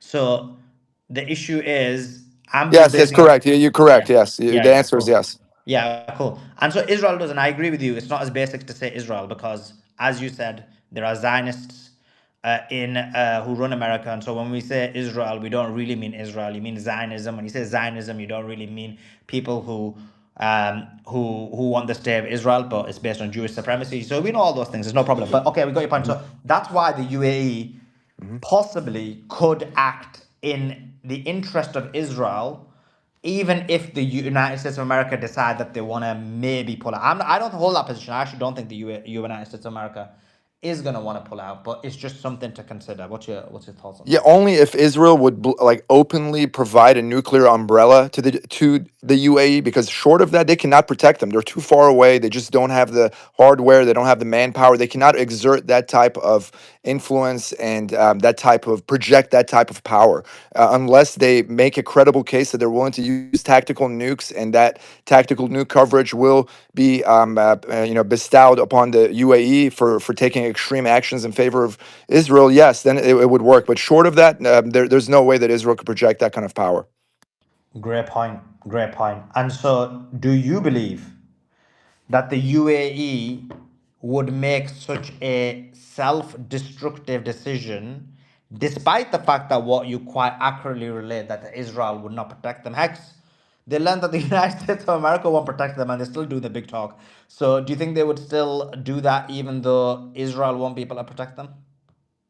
I don't think so, because the United States will still be neutral as long as the United States doesn't force them to do it, and we give them the off ramp to a more neutral position, because the United States will offer them an option. You know, it's not that unless Israel is so pervasive that they can make the United States do that, but then they could make the United States continue the war. So the fact that Israel has been unable to make the United States take the next step and escalate this war to a very dangerous level where the global markets are affected, they were unable to do that. So we're observing in real life that Israel's powers do have limits. Their influence in the U.S., although pervasive, although just awesome influence that they have that is beyond our understanding, it still has limits. So as long as the United States gives the UAE a neutral off ramp where they can kind of chill in the sidelines, they'll take that option all day long. And I think the United States will provide them that because they're demonstrating it that we're willing to do it for ourselves, and they're just going to be in concert and follow in our footsteps. Yeah, we'll have to see. Cause what was I gonna say? Because we've seen in the past certain countries have acted outside of their own interests in order to appease the United States of America and or Israel. Germany being a prime example of that. Yeah, but here we're saying it's a bifurcated road, but now we're not saying that the U.S. and Israel have the same strategy. So we're talking about a scenario where the Oh U.S. no, backs because out. yeah. So okay, let me explain to you. Because it's not, as you kind of alluded to before, it's not a very easy separation. So, like as an example, let's say the U.S. think, okay, we need to do this deal. We need to not hit Iran ourselves. But US isn't just Donald J. Trump. US has a lot of Jewish Zionist billionaires. And so some of them may be having negotiations with the UAE and being like, look, you need to like help Israel out and all that kind of stuff, and we'll look after you in the future or whatever. And so the UAE may think, and then Israel also has influence over them, and then Israel says you can do it, and then they end up doing it. Right now, you're seeing them support the United States of America. US hasn't been put in. US hasn't been putting support for the UAE while Iran hits them. They've done nothing, and yet, despite that being the case, they've taken it up the backside. I mean, So America prevented the escalation at a point where they're hitting desalination plants where they would set UAE back a year. So certainly the U.S. has kept the Iranians at bay, and the Israelis can't do that. Short of a nuclear umbrella, they cannot exert the same kind of power over the GCC in the Middle East like the United States does. I mean, the U.S. is a scary, scary force. where I don't get it. Explain the difference. I mean, the difference is like the Israelis can't protect the GCC Where and how can UAE. how is the US protecting them? Explain again. I mean, look at what they've been able to do to Iran. Iran They've done was nothing to Iran, bro. They've no, done but nothing. like they put Iran at a point where if they attack all their key infrastructure, Iran would buckle. I mean, and it would be it would be a Doesn't humanitarian make You seem catastrophe. to think That's crazy. Iran lost the war. Yeah, No, I don't. they didn't. They won. They won. What do you mean? No, they had a do you not It make had sense? leverage unequivocal. to do Wait, with They the have an Alex. unequivocal, but we can't discount the fact that the reason that No, Iran you're won. not making sense. One second, Cyrus. This is why But I like to ask you specific questions because you go okay, off topic way too much. okay, tell me. So the problem with what you're saying is that I'm just reading some of the chat. The problem with what you're saying is that the United States of America bombed Iran. Yes, they did. They didn't bomb any of Iran's key infrastructure or military structure. So what I can't even understand what you're trying to say. Are you trying to say that United States of America has has the capability to hit Iran's desalination plants and power plants? Is that what you're saying? See the type of pain that the United States can exert on Please answer Iran. the. I beg you, please answer the. I'm really tired. I need you to answer directly, bro. Yeah, What do you? Yeah. yes, the Okay. U.S. can exert that kind of force. Yeah, So is that your argument? So can Israel hit Iran's desalination plants and power plants?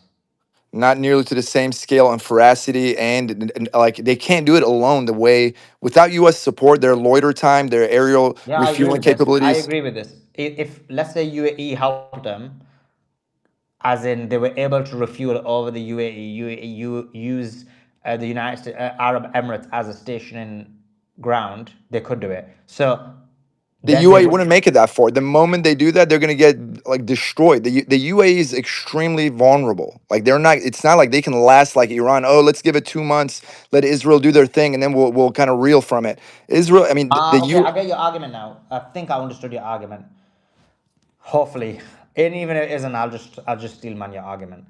I think what you're saying is you're not talking about the U.S. power because that point didn't make sense. I think to steel man your argument, I think what you're saying is so it's not about US power. What you're saying is that the UAE does not want to be destroyed themselves. Okay, this is not what you're saying, but let me just steel man your argument of why it wouldn't work. So what is because it has nothing to do with U.S. power. That point didn't make sense because even if the U.S. can hit or Israel can hit, either way, the GCC and the UAE would get hit and they would get destroyed. Exactly. So there's no difference between that. But the point is to steelman your argument, and this wasn't your argument, so I'm kind of helping you out. That if the US kept the interests of the UAE in mind, and if it wasn't the UAE, it was definitely the entirety of the GCC in mind, and that's the reason why Trump didn't do his deadline day bombing, because Precisely. if he did the deadline day bombing, the GCC would cease to exist. Precisely. On the other hand, if you're saying the UAE was to help Israel in the bombing, Israel may or may not be able to do the same thing. But what would happen is then um, Iran would respond and destroy the UAE and basically make sure they don't cease to exist. And so the fact that the GCC pushed the United States of America not to do that means that likely they won't get involved with Israel. I think that's the steel manning of like maybe what a position you're trying to make. But the only counter to that point would be that we don't know that when it comes to the GCC that it was the UAE because it could have quietly been Saudi Arabia, which I think is more likely. It could have been Qatar, which is probably more likely, and maybe UAE was the dissenter in that group. But because the overarching position in that group, because when it comes to the decision making of the whole group as a total, MBS is the godfather. So it still could be that the UAE didn't actually hold that position, and therefore they could still do it. So that's the kind of counter Yeah, I to have a that counter statement. argument to that, and you're certainly right. MBS is the godfather of them. You're I don't spot give. on. Go ahead, please give me the counter argument. But I Yeah, hope it so ever. so, so he, but I think that MBS has actually been taking a more conservative role. That the Saudis have more options to get their oil exported through other channels, through the pipeline they've built. Also, they have the most to lose. Wait, So what's I the think conservative? Please so directly so answer so, the so question. I think they have too much to lose. So I think the MBS has been playing it cool, and the most bellicose actor in the GCC has really organically been the UAE. I think that they're actually showing their true face in this conflict, and I think MBS has been pretty, very measured. And I think that that is a true. That's Stop. This is propaganda. How is MBS being measured when they've been using the Saudi airspace to bomb Iran? How is their Saudi? unwillingness, their How is unwillingness to Saudi? engage. How? I'm just going to explain to you how they did engage. What you're saying is completely false and actually GCC propaganda. How is Saudi being? Um, how is Saudi being measured when they've allowed the United States of America and Israel to use their airspace? How is Saudi being measured when they've allowed the United States of America and Israel to use their military base to actually use their specific bases for refueling and for their jets and to fight their jets?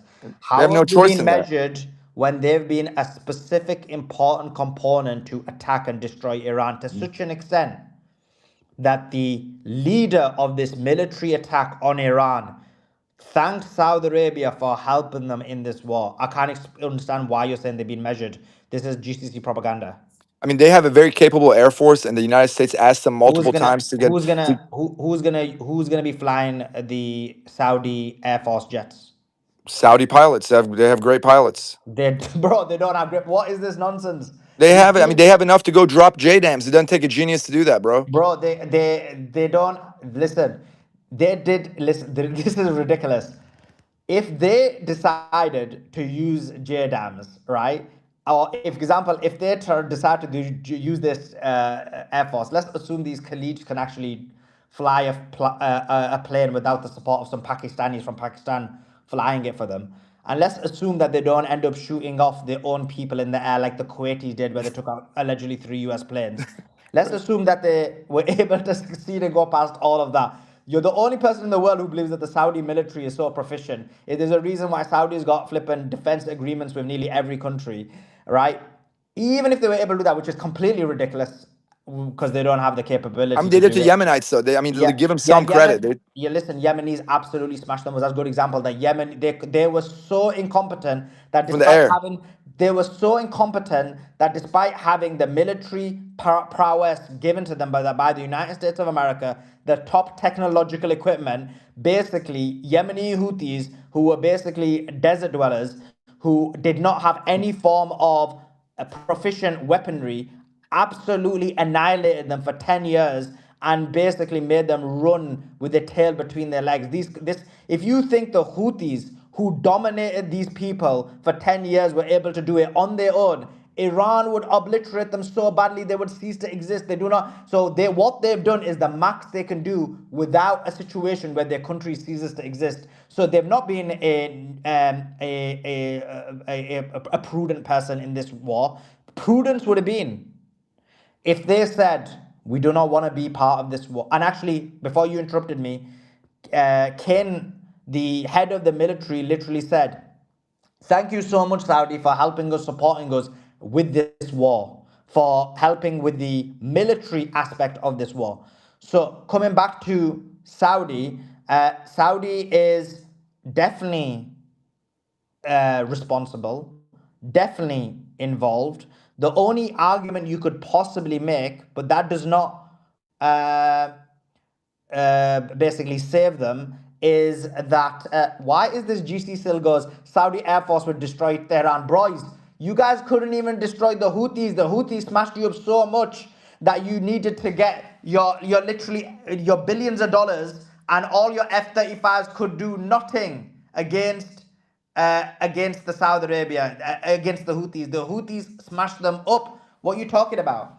The only thing you could say, which is probably the more fair thing to say, is that if you were to put a list of all the GCC countries together and you were to rank them on who was the worst to the least worst, is in the ranking. They're all bad, but in ranking, then you would say UAE is probably, with Kuwait and Bahrain, are probably the top three in terms of worst.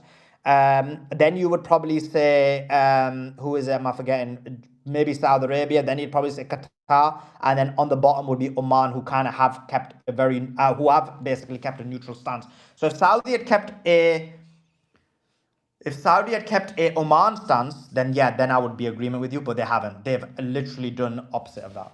But they can't. They're also a vassal state of the United States. Also, the way that Pakistan has been maneuvering the negotiations, that is in large in part because of MBS urging them to do it. So MBS is trying to like be as much as it can neutral, but still do the obligations that it has to the Americans. They're still a What vassal state. obligations? So yeah, They're they're vassals. they're So a that's the vassal point. state. I mean, you make So it seem like they're fully autonomous. no, no, They I do not. agree. No, I'm not making it like that. You need to listen. I think you got issues.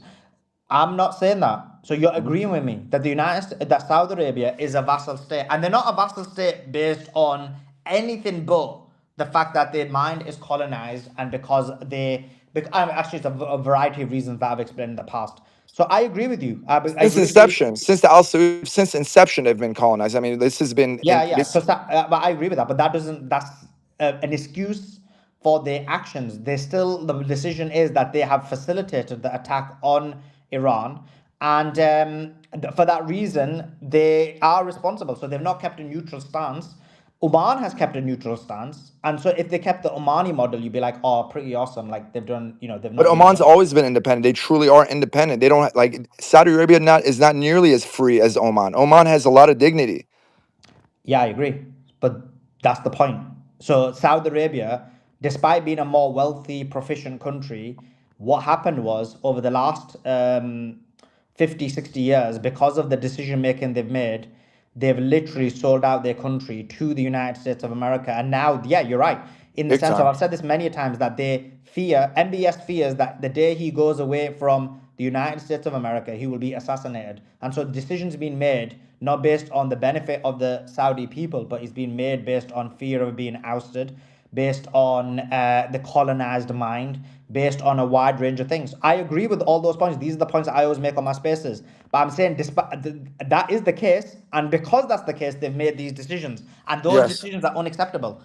No matter what excuse you make for them, which is these are the reasons for it, they still have done those things. They still have basically helped the United States of America to bomb Israel, and therefore they're not they should not be let off for what they've done. In addition to that, your comment about Pakistan is completely inaccurate, because in reality, Pakistan is also a vassal state of the United States of America, and that's why Pakistan has been making the decisions that it's been making or doing the things it's done. This is why I give them credit today that despite being under the control of the United States of America, they still came out and said the truth, which was that Lebanon was part of the agreement. Or ordinarily, Pakistan kind of does do the bidding of the United States of America because, again, the intrinsic link that Saudi has, Pakistan has that as well. And a lot of these countries have that problem. But So Pakistan's a different breed of vassal. They're a vassal light. You know, they're not. They don't have the chain fully on tight around their neck like Saudi does. yeah, I think you're right in the sense of it's not to the same level, but it depending on what it is, when it is, how it is, there are different elements to it. But yeah, I agree with that as well. We're in agreement. I think you guys make very salient points. It's just to the veracity of, you know, to what level are these people betraying their people? I mean, ultimately, they're The sellouts. They have no Saudis. dignity. So what do you mean betraying the people? I'm saying Saudis betraying Iran. They're helping with the attacking of Iran, They're and betraying so Iran and their own people. Their Muslim brother neighbors. They're most importantly their own people. I mean, that should their number one duty is to the Saudi citizens, not exactly. Iran. Yeah, well, I mean, I don't know about how much. I don't know the position of specific Saudi students, people. But yeah, I agree with you. They are traitors. Yeah. Also, another thing I'm sure you know, but I don't know how much the audience knows. So most of My the audience knows blood. My audience knows everything, my no, but blood. Let's as go far and as clear. the oil rich areas of Saudi Arabia are Shia dominant, so they're actually Shia. They're Sunni minority areas. So Saudi Arabia is always at risk of organic uprisings of the Shia in the very oil rich regions, and Iran could heavily influence that uprising. And the biggest threat is the United States, like you mentioned, pulling the plug on him and just capping him and putting a new leader. I mean, that is the looming threat of all under all of these GCC leaders. I mean, they know they could be Absolutely. replaced overnight. With a click of a finger. With a click of a finger. This is what I've always been saying on these spaces, that the Gulf state regimes are but by the benevolence of the United States of America, in the sense of they know they only remain in those positions because the United States of America allows them. So we're in agreement on that one as well. Roger Um, that. but yeah, I just don't let Saudi get a pass because actually they're a big letdown to the world because the financial wealth they have, the capability they have, they could have been a force for good. They are but the two holiest Muslim sites are in their country. They should have been the leaders of the world fighting against Zionism, but they instead sold out to the powers because of fear of financial support, but less about financial support, more about control and actual material benefit, which is in the case of, for example, MBS, he gets to remain as the leader of Saudi Arabia, but by the good grace of Donald J. Trump. And this is why Donald J. Trump himself said that if I get him to, I'll get him to kiss my ass and he will do it and he will enjoy it. I'm adding a bit, but I'm making it interesting. Okay, let's go to Sam. Sam, thanks for joining us. Hope you're doing well. Give us your thoughts. Oh, thank you so much, man. Assalamu alaikum. God bless everybody. I just, I just feel like the United States is never fully representing. I look at APAC and it makes me nervous that like we're never fully independent anymore. And I don't know as much as you guys. I honestly been quiet because listening to you has got me thinking about so much, and I don't know enough about India and Pakistan. I was a little nervous that Pakistan looked like they were like somewhat attacking Afghanistan recently too. I'm trying to figure out why that's happening. My wife's mother is from Afghanistan, and we send her money, and they go through a lot of pain. I hear about a lot that happens in Afghanistan that no one really hears about through my wife. And I want to see peace. I'm so sad by all the pain all around the world. And is there any way, like, if we back out, What do you right? think about the APAC control over the United States of America?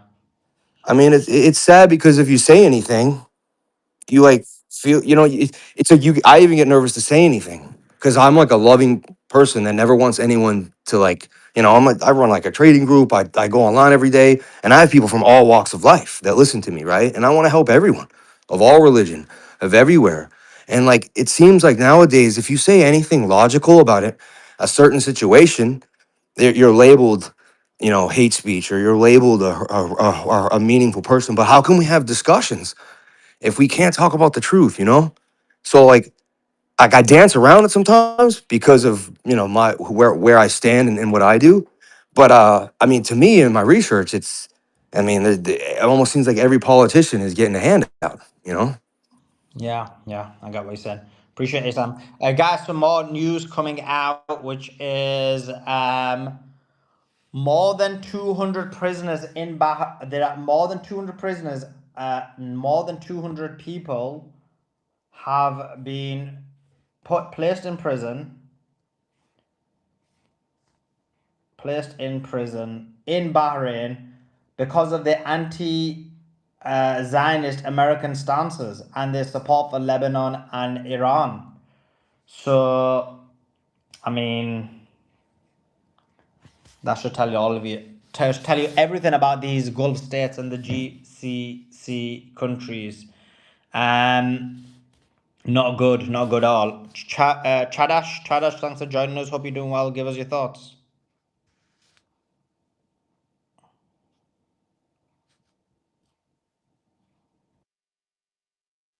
Chadash?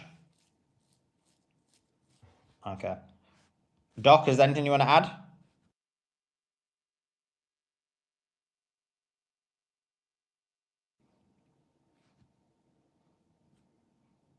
Okay, let me add this guy.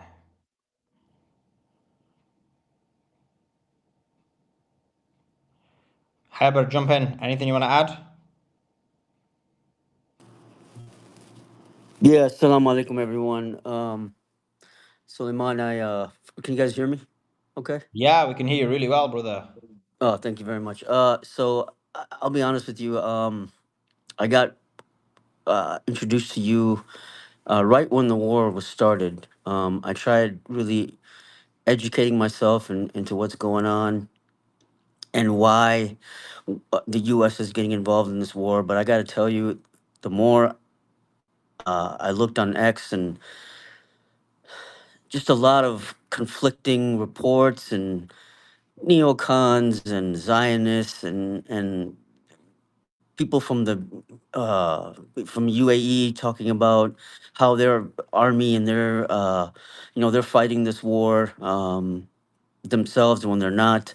But I got to introduce to you, and I got to tell you my education. I'm not as smart as you guys on this. My education on this has really improved in the last few weeks. I listen to you as much as possible anytime I can. And I'm so glad I was introduced to you because it's completely changed my view of what's happening in the world, why Donald Trump is under pressure from Israel to bomb Iran. In my opinion, I think all of this comes down to the fact that Israel and Bibi has a lot of evidence. He's got the tapes, he's got the files, and Trump is at his mercy to make sure that he complies with orders. Otherwise, he could risk those tapes and those files coming out. I think it all comes down to the Epstein files, and we saw it. I mean, Jeffrey Epstein said it himself in one of the emails that was released. He said he will start a war to save himself. So anyway, that's my thoughts on this. And again, I want to thank you guys, Suleiman, Beatrice. You guys are awesome. I listen to you every day. Keep it up. And thanks for allowing me to speak. No problem, brother. Thanks for coming on the space. Appreciate your kind comments and your thoughts about what you had to say. Let's go to Andrew. Andrew, he says, "I am the resistance." Go ahead, Andrew. Give us your thoughts. Yes, thank you, Suleiman. By the way, Joe, I don't know if you can hear me, but I think I voted. I think that's perfect. Suleiman, I hope you adopt that, use that. I mean, that's a knockout home run, grand slam home run on that one. We are the resistance. Truly, when you study that, when you really study that, the resistance, the moral resistance, I go back to Suleiman had an interview back on day, I think it was about day 3 or 4, Suleiman, when you interviewed Professor Morandi, and he said it, and that's when I grabbed onto it. He said, this is what this whole entire war comes down to. It is the Epstein class versus the moral resistance. And this is what it is. And I can't say more than that. Thank you, Suleiman. Keep fighting the good fight, and thank you for that last comment and the other those comments coming in. Yes, I know a great deal about geopolitics, finance, economics, and especially the military. I'm retired military, but let me tell you, I learn every day on this space. It's like taking a drink of water from a fire hose. I say it all the time. We're always learning. These are not echo chambers. These are classrooms. And I've been in some great spaces over the past year, but this space by far is superlative. It is superior. So keep fighting it. Thank you, Suleiman. And Beatrice, all of you in the panel, all of you speakers, Joe, Simon, all of you down there. I'll see you. I appreciate it, brother. I appreciate you as always, Andrew. Stalwart. What about the other Andrew? Anything you want to add? Oh, hey guys. Can you hear me okay? Yes, we can. Go ahead. Give us your thoughts. Oh, okay, great. All right. Suleiman, I don't know if I'm saying that wrong. I've been following you for a while, and I just want to let you know I love your content. You do a really great job on here. This is the first time I'm entering a space that you're hosting. I just happened to see the mic thing next to your picture. So I was like, let me check that out. And I guess you do these pretty regularly, but this has been really I'll definitely be checking out more of these because it seems like you have a lot of great things to say. You got a lot of good people here. I followed everybody who is like a host or a co-host here that I wasn't following. So hopefully I can engage with you guys more. I I have like this like I've been on this platform sort of I basically just picked Twitter out of a hat back in like 2016 when right after he announced really that, like when he came down the escalator, because I've known who Trump was forever, being like a former New Yorker and everything, and like so I was just like, I need a place to scream into the void. I'll try Twitter out, see how that works out. And it worked out in the sense that like I ended up with like, almost a third of a million followers 10 years later, even with Musk's, control of the algorithm. He doesn't really he has trouble fucking with my account. Anyway, but yeah, no, I'm glad to be here. And I think, I hear a lot of people saying things like that they don't like they're not an expert on X, Y, or Z or whatever. And like I think a lot of people are there's like a natural instinct to not speak on something that you aren't like really knowledgeable about, which I think makes sense, because a lot of people will go out there and just talk about stuff that they know nothing about. Donald Trump's a great example. He doesn't know anything about anything, but he's always talking like he knows more than everyone. So but yeah, like it's great to always be learning, and it's great to always be seeking out people who are experts on the topics that are really important. And that's one of the ways I think that I built a following on here successfully, is that if I didn't know something, if I wasn't an expert in something, which obviously there was countless things I wasn't an expert in, I would just go and seek out, like figure out who are the experts in this topic on Twitter and off Twitter, and what do they think about it. Let me read what they have to say before I sort of figure out where I stand. And then so I would go and get that consensus before I would like deliver my opinion to, or figure out what my opinion was, and then go from there. So like I think it's great to be able to just admit like that you're not an expert in something. It's okay. You don't have to be, like, as long as you're like seeking knowledge and interested in spreading truth. I think that that's fine. So glad to be here. I just wanted to say hey, and Appreciate you. happy to have heard this. Thank you so much. Appreciate No you. problem. Appreciate your comments and thanks for joining. All right, And no problem. welcome. Appreciate it. Thank you. And welcome Omar in. Omar, bro, where you been, blood? Bro, it's been the end of the world. My man's chilling in some beach, bruv. Where you been? No, don't I wish, brother? Don't I wish, man? After my Oh, last flight, after my Omar, there he is. hey, Andrew, hey brother, hey Simon, hey Joe, hey everybody. Yeah, after my my last flight, and I came back home, back Jordan. Everything got grounded. I mean, Turkish Airlines grounded their flights till the 1st of May. Private and commercial flights are all booked because the Zios are all trying to flee from here. I mean, So it's like basically I can't like I want to leave, but I can't leave, and there is no alternative. Yesterday, when there was supposedly the ceasefire that was supposed to happen, I mean, I found the flight, I booked it, and then and then they shot a missile or something like that, and they canceled they grounded and canceled all flights again. But yeah, it's I've been missing my my daily addiction, missing everyone here. What you guys been talking about? Well, we've been talking about yeah, and we just you can't just when we're about to wrap up, but we've been talking about, and we normally start at like 1 p.m. Eastern, and then we go till like around this time, maybe a bit later, depending. But we're talking about the ceasefire being broken. We're talking about how Lebanon. There's a fight about whether Lebanon is in part of the deal, and then Iran's going to respond. So we're waiting for the Iranian response. Oh yeah. I mean, honestly, when as soon as I heard about because Adam had told me this is gonna get wrapped up within a month, and I contradicted. I mean, I told him I posed that opinion. This is gonna go on for at least months, minimum, if not gonna drag on. But as soon as I saw the ceasefire and like the points, the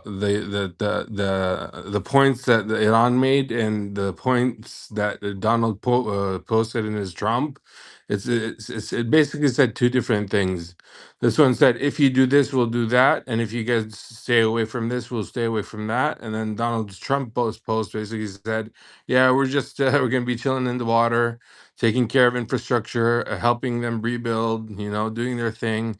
So as soon as I saw that, I was like, all right, there's a first. That's a huge contradiction right there, because language and verbal command of of the English language is everything, especially in politics. Everything gets analyzed. And then the second fact is that the Zios, after all this, everything they've been through, and all the hatred spread around the world and spread around towards them, and everything they've done to all these little children and all these little mass casualties around the world, I don't think, and then they reach the point where they're almost there, the greater Israel is almost here. I mean, for them, it's like 80% done almost, basically. Because for them, taking Jordan, taking everything else is just, it's like a snap of a finger. But when it became about Iran, well, now they're like, okay, USA is trying to pull out. I think they're going to use, like I've been always saying, and times Trump is up. They'll he'll either randomly die or they'll bring someone else, and they'll use the chaos that comes with within the administration. And I truly think they're gonna the Zios aren't gonna really allow it. But I don't know. We'll see, man. We'll We see. shall see. We shall see.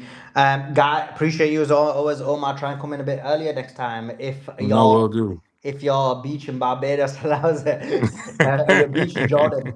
So anyway, guys, much love to you. Much love to every single person who's been on the space. Really appreciate you.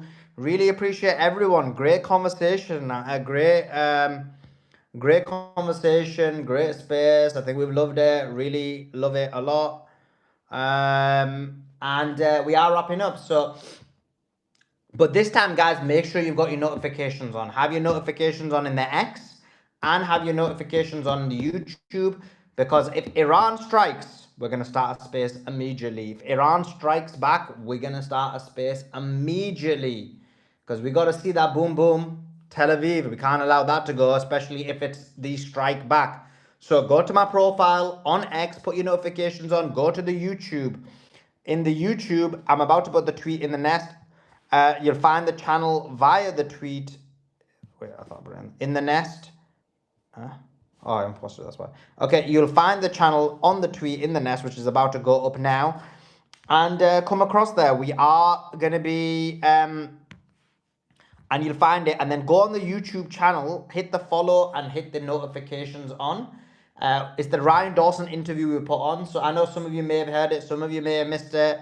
Either way, come there. I'm chatting to everybody. Support the video, support myself and Ryan Dawson, and come across that tweet in the YouTube comments. It's fixed. It's on the X. It's in the nest. And I'll see you all there. And then tomorrow, we'll see you guys tomorrow. If Iran doesn't strike back, then we'll see you at 1 p.m. Eastern. If Iran strikes back earlier, we will start immediately. So have your notifications on. You don't want to miss this. Um, anyway, we're wrapping up. So much love to everyone. Thank you so much for joining in. Appreciate you guys joining in. Appreciate you guys listening. And for sure, we will see you next time.